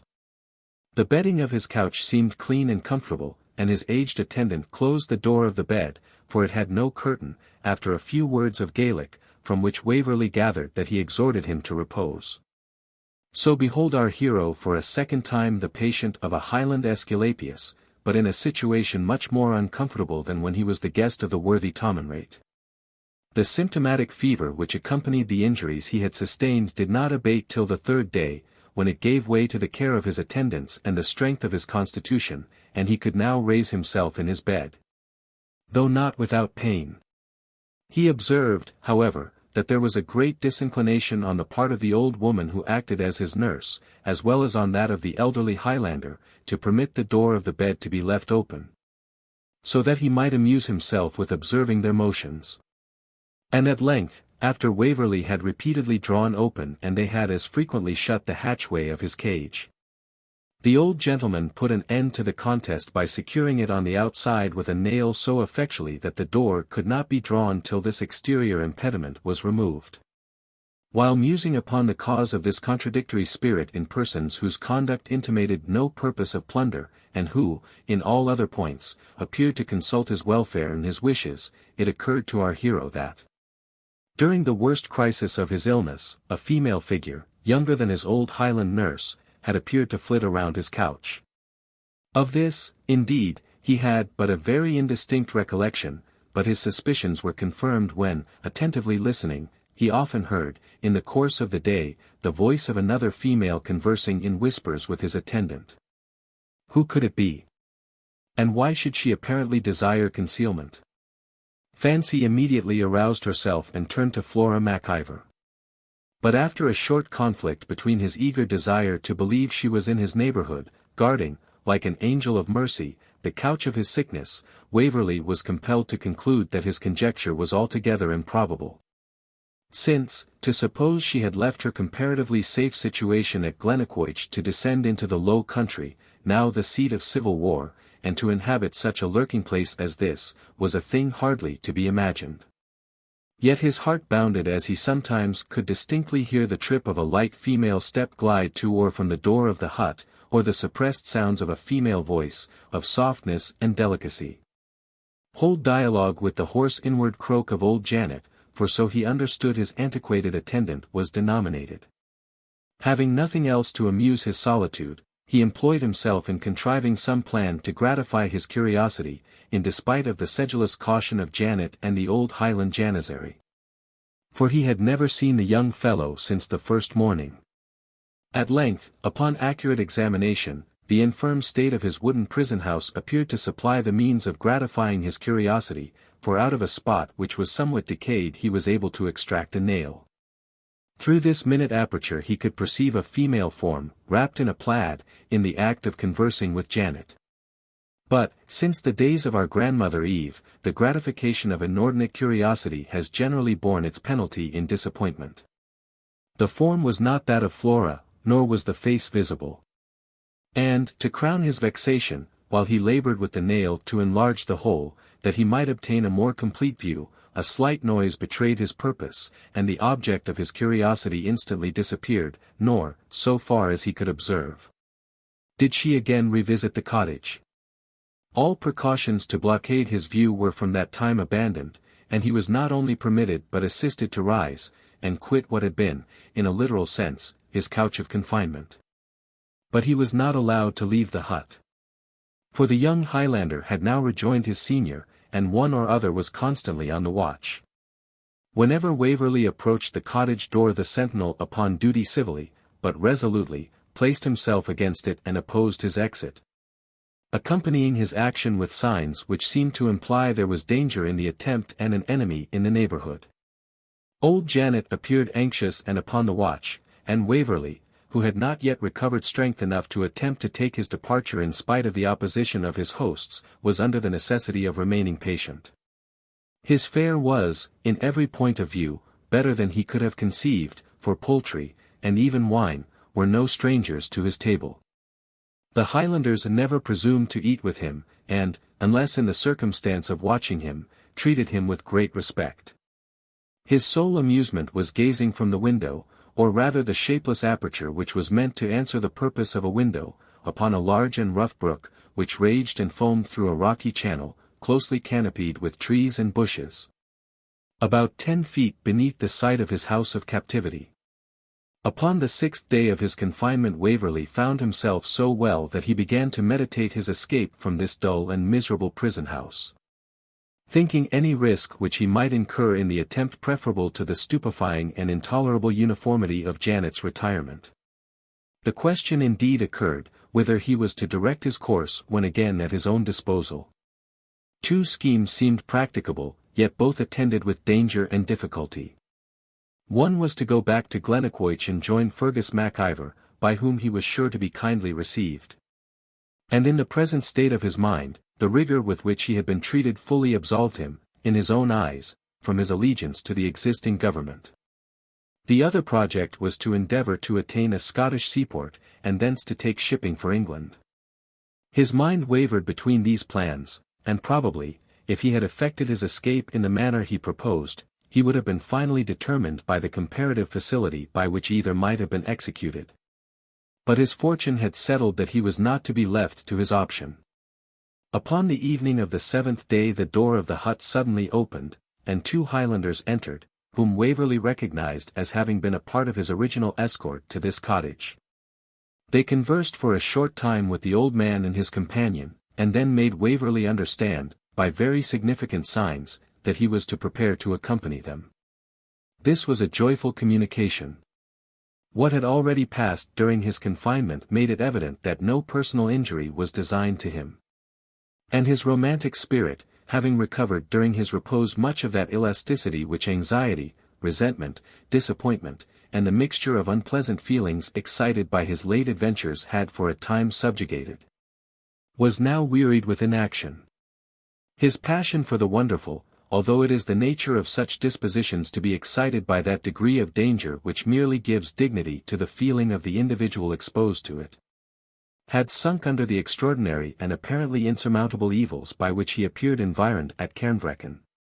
In fact, this compound of intense curiosity and exalted imagination forms a peculiar species of courage, which somewhat resembles the light usually carried by a miner, sufficiently competent, indeed, to afford him guidance and comfort during the ordinary perils of his labor, but certain to be extinguished should he encounter the more formidable hazard of earth damps or pestiferous vapors.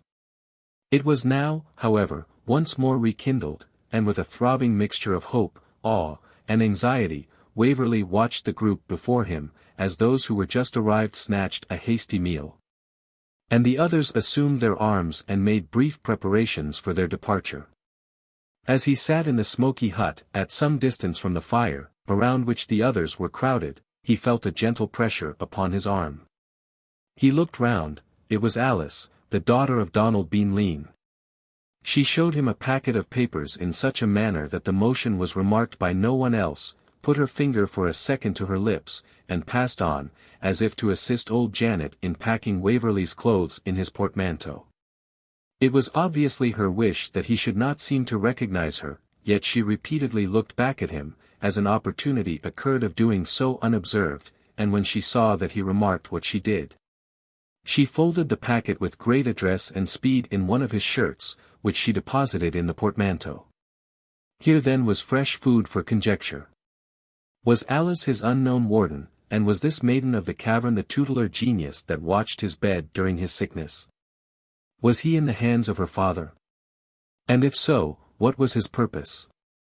Spoil, his usual object, seemed in this case neglected, for not only Waverley's property was restored, but his purse, which might have tempted this professional plunderer, had been all along suffered to remain in his possession. All this perhaps the packet might explain, but it was plain from Alice's manner that she desired he should consult it in secret. Nor did she again seek his eye after she had satisfied herself that her maneuver was observed and understood. On the contrary, she shortly afterwards left the hut, and it was only as she tripped out from the door, that, favoured by the obscurity, she gave Waverley a parting smile and nod of significance ere she vanished in the dark glen. The young Highlander was repeatedly dispatched by his comrades as if to collect intelligence. At length, when he had returned for the third or fourth time, the whole party arose and made signs to our hero to accompany them. Before his departure, however, he shook hands with old Janet, who had been so sedulous in his behalf, and added substantial marks of his gratitude for her attendance. God bless you. God prosper you, Captain Waverley, said Janet, in good Lowland Scotch, though he had never hitherto heard her utter a syllable, save in Gaelic. But the impatience of his attendants prohibited his asking any explanation.